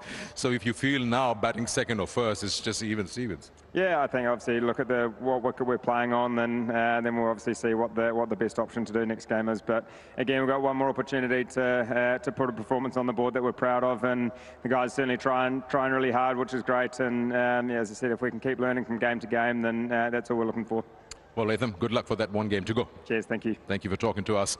Tom Latham, the captain of New Zealand. Now, before I call upon the captain of Pakistan to come and have a word with us, I'll request him to please sign a bat for Bank Al Falah fan of the match. He is the player of the match, so he'll first sign the bat. And I will also request Mr. Mohammad Ejaz to please step forward. You'll be presenting the KFC Player of the Match Trophy and Cash Award of 100,000 to the captain of Pakistan, Babar Azam, for 107 of 117. 10 boundaries in that innings. And played the anchor's role. Another big 100 for Babar Azam. I request Babar to talk to us. Firstly, Babar, 4-0 series jeete, and first time ever in the history of Pakistan cricket, Pakistan becomes the #1 team in the ODI rankings. और ये जाता है आपके नाम पे कि आपकी कप्तानी में यहाँ पहुँचे. बिस्मिल्लाहिर्रहमानिर्रहीम. बिल्कुल, इसमें अल्लाह का शुक्र है और मेरे ख्याल से टीम की एफर्ट और पूरा स्पोर्ट्स स्टाफ का जो हार्ड वर्क था वो है. और मेरे ख्याल से जितना हमने टीम में एक जल और मोमेंटम बनाया कि हमने नंबर 1 बनना, और अल्लाह का शुक्र आज हम नंबर 1 बने. और मेरे ख्याल से ये सारी क्रेडिट जाता लड़कों को जिन्होंने एफर्ट दिखाई है और डिफरेंट सिचुएशन में, मुश्किल कंडीशन में, मुश्किल टाइम में परफॉर्म करके दिया पाकिस्तान में. आपको एक बात बताता हूँ, शायद आपको शायद खुद पता ना हो सकता है पता भी हो. आज से एग्जैक्टली 9 साल पहले आज ही के दिन पाकिस्तान के सीनियर कैंप में आपको शामिल किया गया था, और आज आप उसी दिन खड़े हुए हैं taking the number 1 ranking of Pakistan team to ODIs. ये सफर अमेजिंग, वही दिन है. बिल्कुल, मेरे ख्याल से जो जर्नी थी मेरी वो काफ़ी अच्छी रही. और जहाँ जैसे आपने बात की, जिससे उस 9 साल पहले मुझे कैंप में ज्वाइन किया, मेरे ख्याल से वो मेरे लिए काफ़ी मेमोरेबल जर्नी है अब तक. और काफ़ी up and downs, sacrifices, hard works, believe और सपोर्ट लोगों की, PCB की, फैमिली की, सबकी सपोर्ट रही. और मेरे ख्याल से इससे ज़्यादा मेरे ख्याल से मेरी टीम की सपोर्ट रही, जो हर टाइम उन्होंने मुझे सपोर्ट किया. शानदार 100 बनाया. एज कैप्टन अब बात करते हैं टीम के बारे में, क्या पॉजिटिव्स देखिए. आई एम श्योर टॉस के टाइम पे आपने नहीं सोचा था कि 330 से ज़्यादा बन जाएंगे, और या ऐसा कोई टारगेट है माइंड में? टू बी ऑनेस्ट, देखें, जब हमने स्टार्ट किया था तो विकेट आज काफ़ी अच्छा खेला. और जब मेरा और शान का जो अंदर प्लान ये था कि हम इनिंग्स बिल्ड करेंगे, और मेरे ख्याल से मुझे लग रहा था 300 प्लस विकेट है. और उधर यही है कि आप पार्टनरशिप बिल्ड करेंगे, और उसमें यही हुआ, मेरा और शान की पार्टनरशिप लगी. लेकिन उसके बाद बैक टू बैक फिर 2 विकेटें गिरी. लेकिन उसके बाद मेरी और आगा की पार्टनरशिप बिल्ड हुई, और उसमें यही हमारा प्लान था कि हम डीप लेके जाएंगे, और उसके बाद हम आखिरी 10 ओवरों में देखेंगे कि हमने कैसे यूटिलाइज़ करना है. क्योंकि हमें लग रहा था कि 310 हो सकता है. लेकिन जिस तरह शाहीन ने जो लास्ट ओवर यूटिलाइज़ किया वो आउटस्टैंडिंग था, और वो एक्सपेक्टेशन से ज़्यादा 340 हम कर गए. ओवरऑल वैसे भी आपने थोड़ा सा आज बेंच स्ट्रेंथ ट्राई की, 5 चेंजेस थे, कुछ फोर्स थे, कुछ आपने कहा कि वर्कलोड मैनेजमेंट है. Usama Mir career best 4 for 43 कर गए. तो एक अच्छी चीज़ है कप्तान के लिए कि आपके पास इतने ऑप्शंस मौजूद हों, किसी वक्त भी किसी की ज़रूरत पड़े. देखें, मैं पहले भी हमने यही प्लान किया था कि हम इस ओवर में, इस सीरीज़ में अपनी बेंच स्ट्रेंथ ट्राई करेंगे और डिफरेंट कम्बिनेशन के साथ हम खेलेंगे. और हर प्लेयर को हम प्रॉपर अपॉर्चुनिटी देंगे, क्योंकि आगे जाके जो हमारी सीरीज़ आ रही हैं, अभी का इवेंट्स आ रहे हैं, तो उसके लिए हमें हमारे माइंड में होना चाहिए कि हमारे बेस्ट 15-16 प्लेयर्स कौन से हैं. तो अल्हम्दुलिल्लाह हमारी बेंच स्ट्रेंथ ने काफ़ी अच्छा रिस्पॉन्स दिखाया, और जिसको भी अपॉर्चुनिटी मिली उन्होंने वेल की. Very good. कितना मुश्किल है आपको कन्विंस करना कि जाके रिव्यू ले लें, क्योंकि काफ़ी लगता है आपसे हारिस रऊफ और बॉलर्स करते हैं काफ़ी इंटरव्यूज़. देखें, मेरे ख्याल से फास्ट बॉलर हमेशा आपको पता है कि डोमिनेट करते हैं और सपोर्ट करते रहें. और कभी कभार आप उनको थोड़ा सा प्यार से भी देखते हैं, कभी कभार आप थोड़ा सा डांट भी देते हैं, लेकिन कोशिश करते हैं कि वो डांट उनकी सपोर्ट में हो. Well, Babar, huge achievement for you as an individual, as a player. 9 years ago, same day, you joined the Pakistan senior camp, and today you've got the team along with your team members to the #1 ranking in ODIs. And congratulations on the 4-0 win. One more game to go. Thank you so much. So Babar Azam just talking about how happy he is about Pakistan's win and being the #1 ranking team in the world after this victory. And as I said, 9 years ago he had joined the Pakistan senior camp. Today he's the captain with that kind of a win. Happy with overall performance, the way Shaheen batted in the end, and of course Osama Mir getting his career best. He's happy to have that kind of bench strength available. That's all from the presentation. Thank you, Sikandar. So we wrap up the international cricket season here in Pakistan on Sunday, 7th of May, live from 3:20 in the afternoon from the National Bank Stadium as Pakistan face off against New Zealand one more time. Can they hang on to that #1 ranking? Tune in and find out. Very good night to you from Karachi.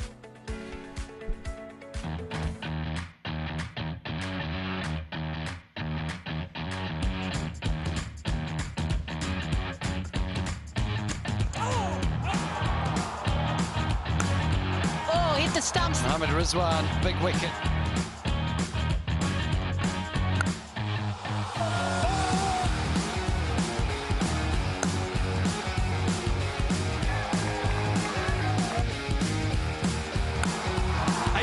One-day international hundreds for Babar Azam.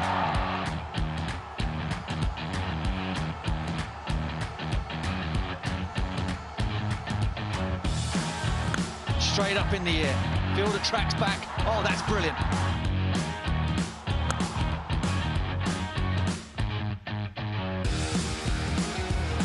That is a magnificent strike. Wow, Mark Chapman.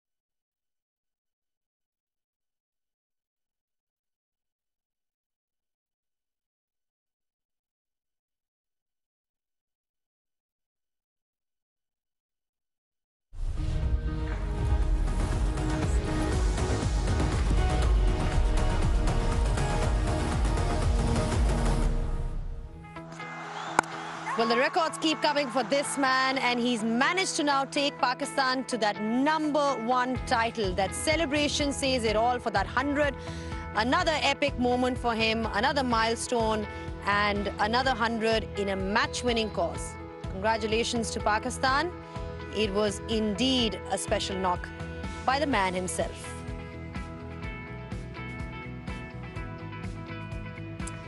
Well, for the first time ever, which is a huge, huge achievement for Pakistan, they are now the #1 ranked team in the ICC men's ODI team rankings. What an achievement for them. It's happened for the first time in the history of Pakistan cricket. Hello and welcome to Inverex Solar Energy Pitch Side Show. Now, huge congratulations to Pakistan for not just winning this game, but also managing to get right to the top of that table, the #1 side, the ODI side in the world right now. Now, I've been joined by a very special guest next to me. Salman Agha joins me alongside Arooj Mumtaz. पहले तो मुझे ये बताएं कि आपका नाम आगा सलमान है या सलमान आगा? सलमान अली आगा। ये प्लीज ये कंफ्यूजन दूर करवा दें, सलमान अली आगा। ये बड़ी कंफ्यूजन है क्योंकि वेबसाइट्स पे कहीं लिखा होता है आगा सलमान और कहीं वो, तो मैंने कहा मैं कंफर्म कर लूं for the viewers, you are Salman Ali Agha. अच्छा जी, सलमान अली आगा साहब, ये बताएं, बड़ी अच्छी आपकी परफॉर्मेंस थी, 50 आपने की, इम्पोर्टेंट टाइम पे आके की और जिस पेस पे की, थोड़ी सी आपकी जो एक हमें इंटेंट नजर आई है, हमेशा से ही ऐसे खेलते हैं या सिचुएशन के हिसाब को देख के चल रहे थे? कोशिश यही करता हूँ कि जो स्पिनर्स में ना थोड़ा अग्रेसिव ही रहूँ, क्योंकि मेरी गेम ऐसी है कि मैं स्पिनर्स को, मुझे ऐसा लगता है कि मैं टारगेट कर सकता हूँ। तो आज भी यही कोशिश की कि फास्ट बॉलर्स पर नॉर्मल रहा और स्पिनर्स पे कोशिश की कि जो मेरी शॉट्स हैं उनको खेलूँ। अच्छा, you know, you're talking about playing those shots and really sort of going after the spinners, but tell us a little about your history in terms of how you've come this far. A lot of people are not aware of your journey. What's been the struggle, or what's been the one moment that you remember that has brought you to this point? ऐसे बिल्कुल जैसे हमारे mostly cricketer आते हैं, मैं भी वैसे ही आया, टेबल से स्टार्ट की, उसके बाद फिर गली और मोहल्लों वगैरह में टेबल खेलने शुरू की, फिर क्लब ज्वाइन किया, अपोलो क्लब, जो कि आज ही मेरा क्लब है। उसके बाद प्रॉपर एक चैनल से अंडर 16, अंडर 19 वगैरह खेल के फिर फर्स्ट क्लास ऑलमोस्ट 7-8 ईयर्स खेला हूँ। उसके बाद टीम में आया हूँ, तो ऐसा एक्सपीरियंस मेरे पास आया फर्स्ट क्लास का कि इधर आकर मतलब मुझे इतना वो मुश्किल हो नहीं रही। रूज, आपने जो इनकी आज इनिंग्स देखी, तो आपको क्या चीज़ इनकी इनिंग्स की आज बहुत स्टैंड आउट लगी? Zainab, I think you touched on it. It was intent.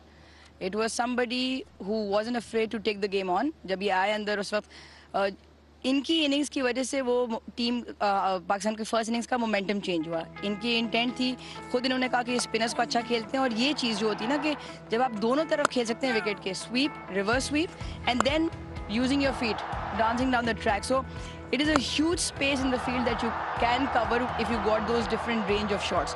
2-3 चीज़ें उससे होती हैं कि obviously सामने वाला कप्तान जो है वो इससे इरिटेट होता है कि यहाँ स्वीप मारा, फिर यहाँ रिवर्स मारा, तो अब आप इन पॉकेट्स को ब्लॉक करने जाते हैं, then he wasn't afraid to use his feet. तो वो जो चीज़ें हैं, एंड इनकी इनिंग से मुझे लगता है कि जो टेम्पो बढ़ा, और जो बात हम करें कि पाकिस्तान टीम में जो मिडिल ऑर्डर है, between those overs in the middle, we need someone to keep taking along at 6 runs and over, 7 runs and over, ताकि बैक एंड के लिए आपके पास वो प्लेटफॉर्म ले हो जाए, जो काम फिर इफ्तिखार, शाहीन और हारिस ने आके किया।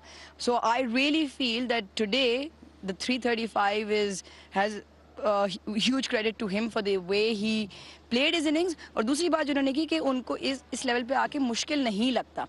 It's because he has all that domestic experience and he's gone through the grind again and again. So for somebody to actually admit the fact that I really don't find that difficult says a lot about his own ability and the trust in it.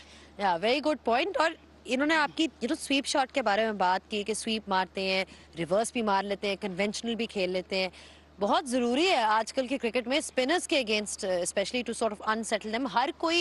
हर एक के पास वो शायद skill नहीं है to execute them properly. हर batsman जो है वो डिफरेंट होता है। तो इस पे क्या बहुत कोई नेट्स प्रैक्टिस हुई है, या लाहौर में जब आप थे तो बहुत स्पिनर्स को फेस करते थे, इसको कैसे डेवलप किया?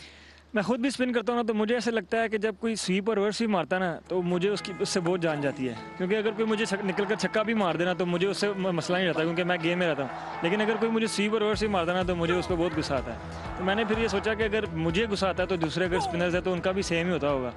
और दूसरा, मैं जिस क्लब में खेलता था वो क्लब ऐसा है, उस पर उनकी जो विकेट है हमारी, वो वहाँ पे ऑलमोस्ट 40 ओवर का मैच होता था, 40 ओवर स्पिनर ही कर देते थे। तो वहाँ से ये चीज़ें सीखी हैं और वो फिर आज ओबियसली इंटरनेशनल में भी आके इम्प्लीमेंट कर रहा हूँ। अच्छा, एक बात उन्होंने की मिडिल ओवर्स के बारे में कि किस तरह पाकिस्तान को इंटेंट दिखानी होगी मिडिल ओवर्स में।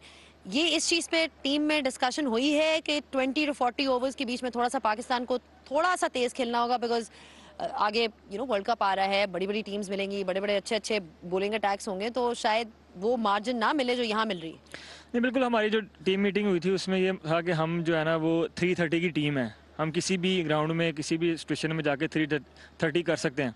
तो जाहिर बात है उसके लिए आपको आपके जो मिडिल ऑर्डर है उसको एक या टॉप 3 को बैट्समैन को चाहिए कि 40 ओवर खेलें, और मिडिल ऑर्डर में कोई ऐसा आकर जो ओबियसली रना बॉल आके नहीं खेल सके, तब आप 330 पे जाते हैं, क्योंकि फिर उसके बाद बैक एंड आपके पास हमारे पास इनफ पावर हिटिंग है जो उसको यूटिलाइज कर सकती है। इनफ पावर हिटिंग भी है और जिसे कहते हैं कि क्लास भी है, और जब हम क्लास की बात करते हैं तो सबसे पहले जो नजर आते हैं वो हमारे कप्तान है Babar Azam. He is also a hero of the day. Hero of the match, brought to you by Inverix Solar Energy. Well, he's somebody who owns the moment and he's got pretty much all the shots in the book. Plays on all sides of the wicket. Let's not forget his cover drive, the cut shot. He's able to sweep. You name it. This guy has got everything that a batsman should possess. And more importantly, the passion and determination that is required as a Pakistani captain. Hero of the match, brought to you by Inverix Solar Energy. अच्छा Salman, Babar as captain, you know, जिस तरह से वो run score करते हैं, I mean that's the one thing that we have seen कि उनकी कप्तानी में उनकी अपनी बैटिंग जो है और मजीद बेहतर हो गई है, और रन्स आ गए हैं, एवरेज भी बेहतर हो गई है, अब स्ट्राइक रेट भी आहिस्ता आहिस्ता और भी. So how does that inspire you as a player playing alongside him? Obviously जब आपका कैप्टन फ्रंट से लीड कर रहा हो तो आपकी भी कोशिश होती है कि जो भी वो आपसे रिक्वायर्ड करता है आप वो उस पर पूरा 100% देने की कोशिश करें. और एज ए बैट्समैन तो मतलब उसकी क्या बात करेंगे कि लफ्ज़ कम पड़ जाते हैं उसकी, मतलब आप उसकी क्लास को शो करने के लिए. तो ज़ाहिर बात उससे सीखते भी रहते हैं और कोशिश करते हैं कि जिस तरह वो मतलब फ्रंट से लीड करता है तो कोशिश करें कि हम भी उसी तरह, मतलब उस तरह तो ज़ाहिर बात है खेलना मुश्किल है, लेकिन कोशिश करते हैं कि जो हमारी एबिलिटी है उसको मैक्सिमम कर सकें. But technically ROUGE, technically let's talk about technically. उन्होंने बात की कि किस तरह से वो इंस्पायर्ड हैं, क्या बात है उनकी टेक्निकली, क्या चीज़ है उनकी which sort of sets him apart from everybody else? I mean, if you sort of textbook or technique, I think he'll probably be closest to the ideal technique. Nothing is perfect in the world, but he's probably as close as it gets to perfect. And it's because of his technique, and you almost feel like it's a little bit of blessing as well, you know, he's got that little bit of magic. सबसे जो उनकी बड़ी बात है वो ball को जितना late खेलते हैं, he gets that one split second more than probably anybody else to make better decisions and to play in areas and play shots where you'd almost like you're just in awe of the shot at that point. मैं जब बाबर की batting देखती हूँ तो मुझे ऐसा लगता है कि आप एक बहुत टाइट बॉक्स अगर आप उनके गिर्द बना दें जिसमें वो खड़े में, तो he never goes out of that box. Then that is what it is. Compact technique, very, very confident of his technique, plays the ball very late, and the balance at the point of contact with his head driving pretty much everything. It is a class apart. It is actually class apart. जैसे अभी इन्होंने बोला है ना कि मतलब वो ही is probably closest to perfect technique. अगर आप उससे पूछेंगे ना तो वो ये बोलेगा कि जो मुझे लगता है कि उसकी जो सक्सेस का राज है, उससे पूछेंगे ना तो वो कहेगा कि I have lot of things to improve ना अभी इस वक्त. तो वो मतलब कभी उसको ये फील ही नहीं हुई कि मैं वर्ल्ड का बेस्ट बैट्समैन हूँ. तो I think that's the point जो है ना, उसको मतलब वो चाहता है कि मैं रोज़ कुछ नया सीखता जाऊँ.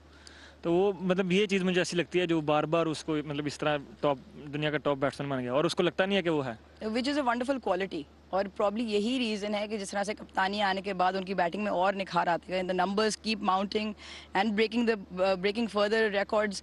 सो अगेन, और ये बात वो बिल्कुल सही है, ये बात वो हर इंटरव्यू में कहते हैं, हर चीज़ में कहते हैं कि he is very grounded, very down to earth, and learning never stops. और वो इस चीज़ को बिलीव करते हैं. That's probably why he is right up there. That's true. That's absolutely true. He's very grounded, and like you said, he's always looking to improve.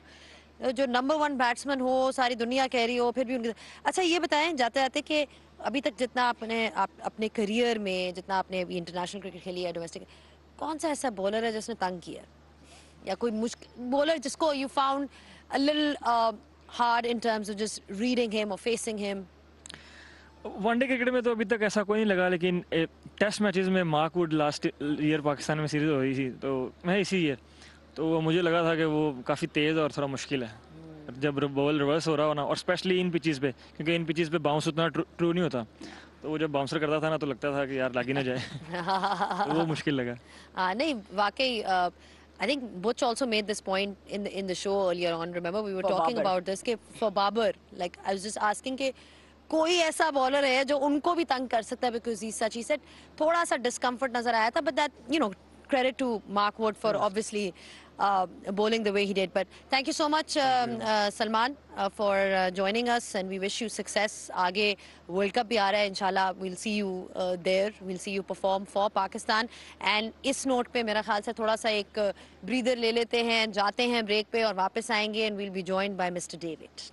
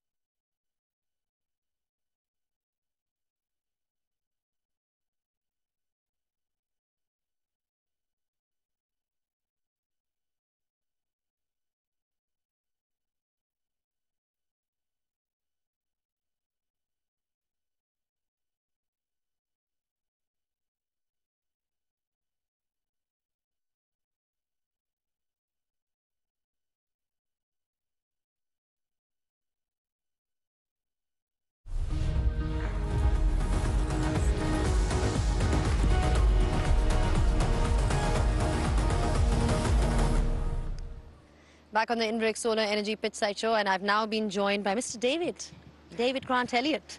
Or was it Grant David Elliott? It was Grant David Elliott. Grant David Elliott. I was actually gonna be really intrigued to see what you were gonna call me on the show today. Yeah, and I just switched it around a little bit. I like Didn't it. get it right. There was a couple of things said off air. We can repeat them if you want. Listen, you can repeat whatever you want. I'm an open book. All right. Tell the whole of Pakistan. We'll be kind to our I guests. think it's around midnight. It's we gotta around go midnight where we need to be toning it down now. We need to be toning it down. All right. I'll get to New Zealand, but I want to ask Please don't. Please don't. Don't get to New Zealand. Let's talk about Pakistan. Let's talk about Pakistan. Let's talk about we go. Pakistan. I was just coming to that we'll talk about New Zealand, but you've seen Pakistan now win 4-0. What's been the standout aspect of their performance for you? 4-0. Thanks for rubbing that in, Zainab. I think, you know, when I think of this Pakistan team, and you've got Imam who was left out today, or rested, rotation policy, whatever we call it. You know, you got 3 world-class batters at the top, so in the top 5. And then you've got the bowling. I mean, you rotate your bowlers, but the way that they perform at the death and through the middle taking wickets, but also at the power play, you've got a very good team. I look at this team and I think this is a world-class team. Mickey Arthur said in his interview with you, he said, I walked into the change room and I looked at this team and I saw a lot of talented young players. And they're talented, but there's a lot of experience out in that field now, especially with the ball. Like I look at Harris Ralph, I look at Naseem Shah now, and I look at Shane Shah Afridi, 3, and Wasim Jr. who comes in under the tutelage of those bowlers. They're very experienced, and then the batters. So there's 6 players in a team that make up a world-class unit. Same question for both of you. If I were to ask you guys right now, sitting here, do you think Pakistan has the potential to win the World Cup, or at least, let me say, make it to the semi-finals, the 4 semi-finals? Do you think they have the potential to be there? Yes, 100%. They just need, they need 2 things. They need to know who their finishers are in the middle and who their spinners are going to be. If they've got that, I'm actually confident that they're easily top 4 in the world. Well, see, Pakistan has always had teams that you'd imagine can win World Cups. It's something that they don't connect. In that jigsaw puzzle, like he's saying, we've got brilliant top 3 with the bat. We've got excellent bowling lineup. We've got the jigsaw puzzles, but we just don't connect them properly. And that's been a story for a very long time for all of us. Today, what was good to see that players 5, 6, 7, and 8 for Pakistan, that middle order that we keep talking about, we keep harping about it. Players 5, 6, 7, and 8 scored 126 runs in 83 deliveries, striking at 150 plus. And that's the jigsaw puzzle piece that they need to connect properly, arrange in the way that works for them, that will win you tournaments. Because again, they've got the bowling to do so. They need par scores to be above par, and then their bowling can always do the job. It's when we don't get the par scores and you ask too much of the bowlers time and again, and you will falter at points, and that's what happens in the past. 22 T20 World Cup, 21 semi-final, Asia Cup final, we lose it at the crunch time because we don't get enough runs. Even the 4th T20 international that we saw that, you know, New Zealand managed to win, where it seemed like Pakistan were perhaps dominating that series until New Zealand performed really well. Full credit to them. But you've got to look at areas of weakness. But having said that, kudos to them for achieving what they have achieved today, which is the #1 side. And they've also been winning a lot in this format. Let's have a look at the stat attack for today. Stat Attack, brought to you by Inverix Solar Energy. Highest winning percentage, if you look at it from the start of that, from the end of that World Cup 2019 in England in one-day internationals, Pakistan is right on top. They have a percentage of win percentage of 70, which is higher than anybody else. I mean, you look at the amount of matches that they've played, 27 matches, out of which they've won 19. That's pretty good. Like, overall record when you look at it, you know, I'll ask you, Ruj, because you've been following it since the time Pakistan played Australia last year. There have been ups and downs with regards to the test format. You know, we've lost a few, not been at the very best. T20s has been on and off. It's a bit inconsistent, but this is the one format that Pakistan has totally dominated. And exactly, the numbers speak for themselves.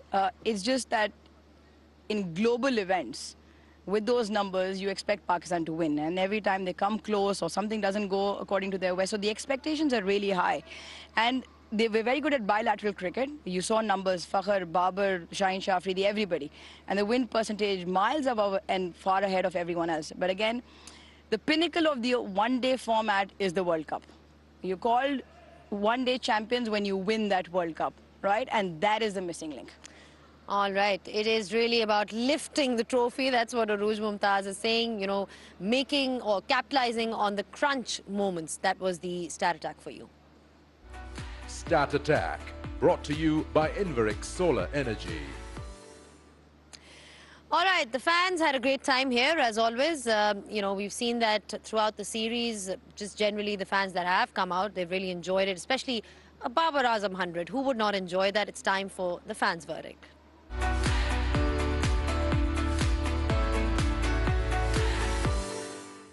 Well, Pakistan bags another victory in this fourth ODI, continuing their winning streak. The Kiwis, unfortunately, still winless. However, nonetheless, we still witnessed some brilliant cricket here today. So let's go speak to the fans and ask them their experience at the ground. अच्छा, पाकिस्तान की आज आपने जीत live देखी stadium में, तो कैसा experience रहा था आपका? जी, बहुत अच्छा एक्सपीरियंस रहा और मुझे बहुत खुशी हुई है। आज बाबर आजम ने फिर सेंचुरी की है और वो हमारा सुपरस्टार है। इंशाल्लाह उम्मीद है कि वो नंबर 1 भी है रैंकिंग में और वो हमारी टीम को भी इसी तरह जीत दिला के नंबर 1 रैंकिंग में ले आएगा और हमें बहुत ज़्यादा खुशी होगी क्योंकि न्यूजीलैंड से जीतना कोई आसान बात नहीं है। आज अपनी फैमिली के साथ आए, अपने प्यारे प्यारे बच्चों के साथ आए मैच देखने के लिए, तो पाकिस्तान की जीत के बाद आप लोगों को कैसा फील हो रहा है? बहुत अच्छा फील हो रहा है, स्पेशली फ़र्स्ट टाइम मैं अपनी फैमिली के साथ आया हूँ और कराची में नेशनल स्टेडियम में बहुत वाज अ ग्रेट एटमॉस्फेयर और लव द क्राउड और बहुत एंजॉय किया हमने बहुत अच्छी गेम। तो आप बताएं कि आज पाकिस्तान की जीत के बाद आप कितने खुश हैं कि आपने ये लाइव देखी जीत? अब मैं बहुत खुश हूँ क्योंकि लास्ट टाइम भी मैं 2 बार, एक बार PSL और एक बार पाकिस्तान का गेम देखने आया था जिसमें पाकिस्तान नहीं जीता था, तो ये मैंने पहली बार पाकिस्तान को ग्राउंड में देखा है। ग्राउंड में, ऐसे तो टीवी में तो अक्सर जीतता रहता है पर ग्राउंड में पहली बार देखा है। पहली दफ़ा जीतते हुए भी देखा है? हाँ, ग्राउंड में पहली दफ़ा। Very nice. और आपका एक्सपीरियंस कैसा था? मेरा बहुत अच्छा था। मेरा फर्स्ट टाइम तो मैं सऊदी अरेबिया से इधर ही मैच देखने आया था। मुझे बहुत अच्छा लगा, पाकिस्तान ऐसे ही मुकाबले करते रहे और जीते। बाबर आजम की सेंचुरी, उसामा मीर की बॉलिंग और सलमान आगा की भी जो हाफ सेंचुरी उन्होंने बनाई है और ओवरऑल पाकिस्तान की जो परफॉर्मेंस रह चुकी है इस ODI सीरीज़ में, उसको आप कैसे रेट करेंगे? सबसे पहले तो ये कि कराची वालों के लिए एक बड़ा ज़बरदस्त समा बांधा। ख़ास तौर से मैं शुक्रिया अदा करना चाहूँगा हुकूमत का जिन्होंने इतनी अच्छी सिक्योरिटी फराहम करी, एक फैमिली इन्वायरमेंट यहाँ पे क्रिएट किया और सबसे बड़ी बात कि इस गर्मी में भी लोग देखने आए, इंजॉय किया मैच को। Babar Azam one of the best player हैं, वर्ल्ड वाइड बेस्ट प्लेयर हैं, तो हमारे लिए बहुत अच्छा लगा उनकी इस तरीके से इनिंग फॉर्म में आते हुए देखना। हारिस रऊफ की बॉलिंग, मोहम्मद वसीम और ख़ास तौर से उसामा मीर को आज चांस मिला तो उन्होंने जो है उस चांस को ज़ाया होने नहीं दिया, बल्कि बहुत अच्छी परफॉर्मेंस दी, शादाब की कमी उन्हें नहीं दी। तो ओवरऑल पाकिस्तान की जो परफॉर्मेंस है, मैं ये कहूँगा कि न्यूजीलैंड की वो टीम नहीं थी जो कि एग्जैक्टली है, लेकिन उनकी तरफ से भी बहुत अच्छी तरफ से फाइटिंग रही, तो एक अच्छा कंपटीशन देखने में आया और मैं चाहता हूँ कि यही कंपटीशन और इस तरीके का और मैचेस आएँ और टीम्स भी आएँ। अब आने वाला जो वर्ल्ड कप है उसके लिए हमारी जो टीम है माशाल्लाह से बहुत अच्छी डेवलप होती हुई नज़र आ रही है, तो hope for the best and wish them best of luck. Thank you. Thank you so much for speaking to us. Thank you.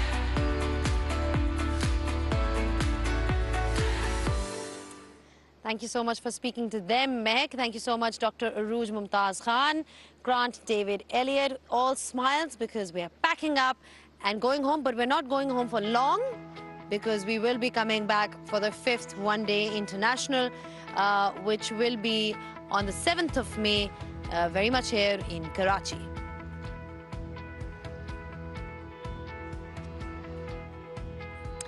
The timings are pretty much the same. We start at 2:45. It's the Dafa News presents KFC Pakistan versus New Zealand ODI series, and we'll be live here from the National Bank Stadium, Karachi. Great game today, and more importantly, it's huge news for all the Pakistan fans that Pakistan side has now made it to that #1 rankings in that overall table that you've seen, and they'll be looking to sustain it by winning the 5-0 series against New Zealand and obviously having that great whitewash. Until next time, from all of us here, it's goodbye, good night.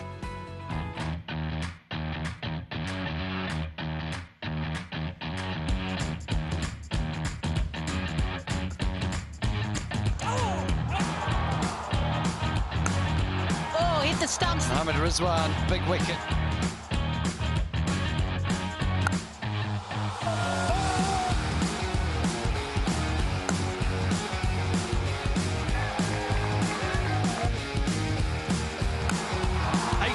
One-day international hundreds for Babar Azam.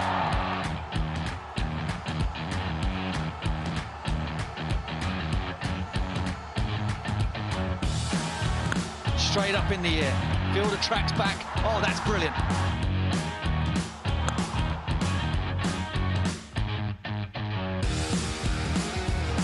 That is a magnificent strike. Wow, Mark Chapman.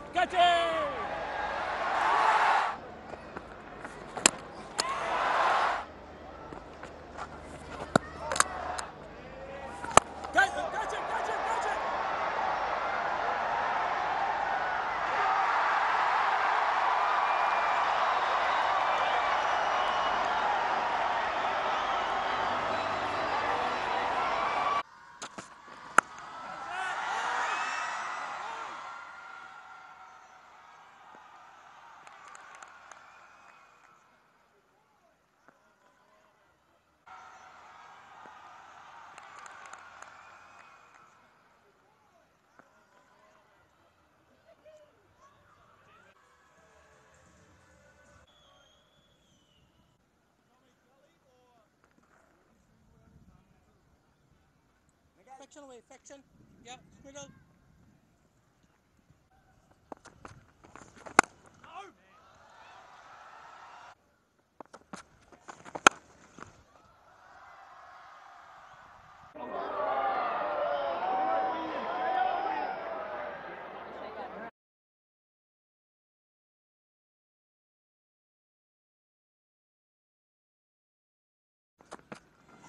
Catch it, Ace. Catch it, team.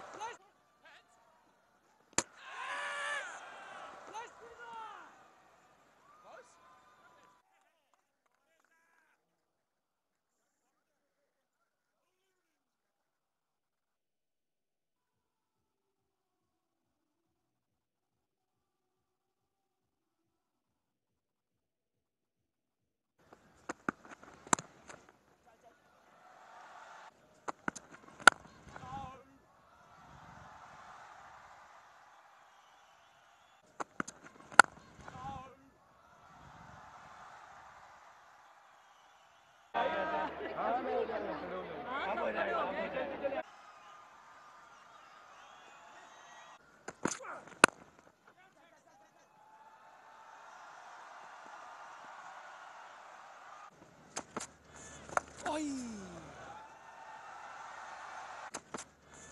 Oi!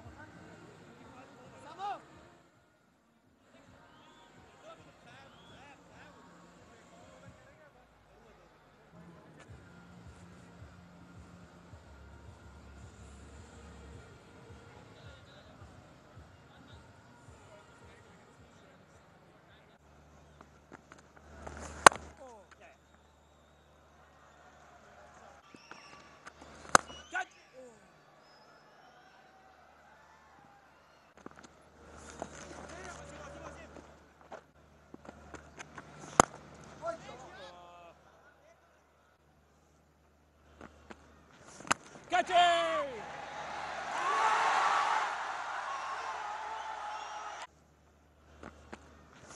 Catch it! Catch it!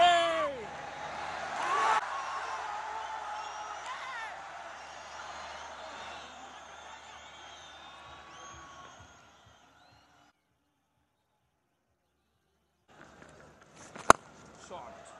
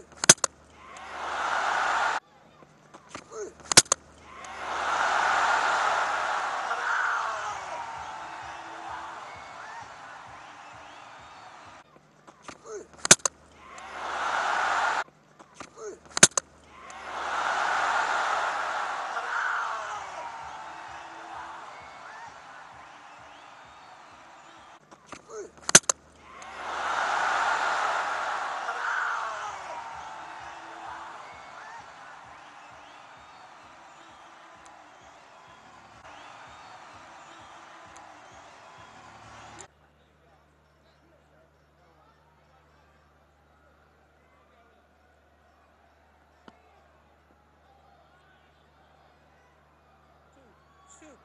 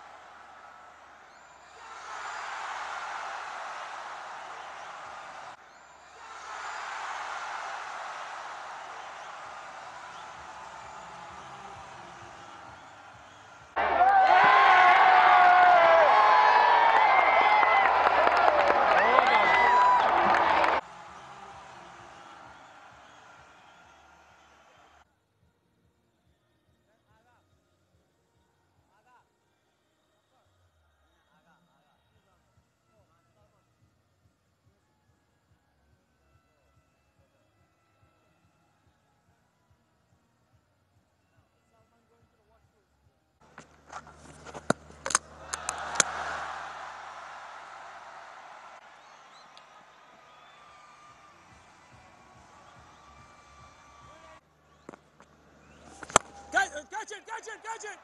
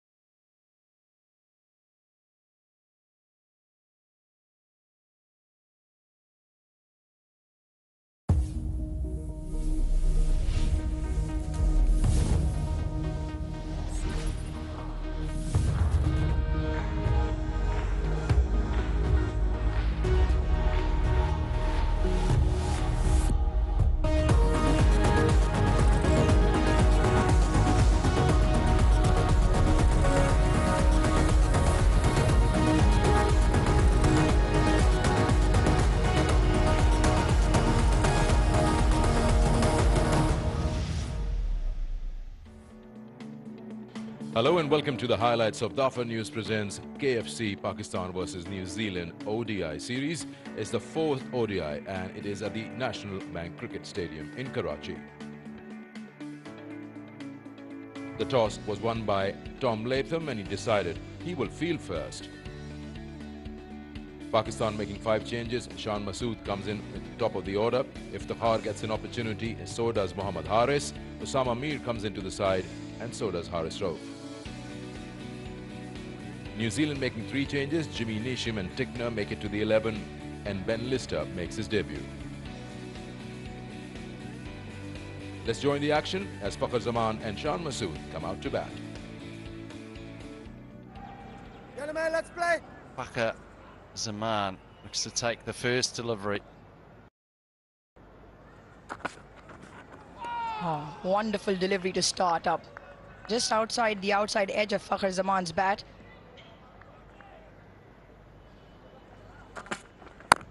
And the reason why Butch was saying, oh, it's a single here.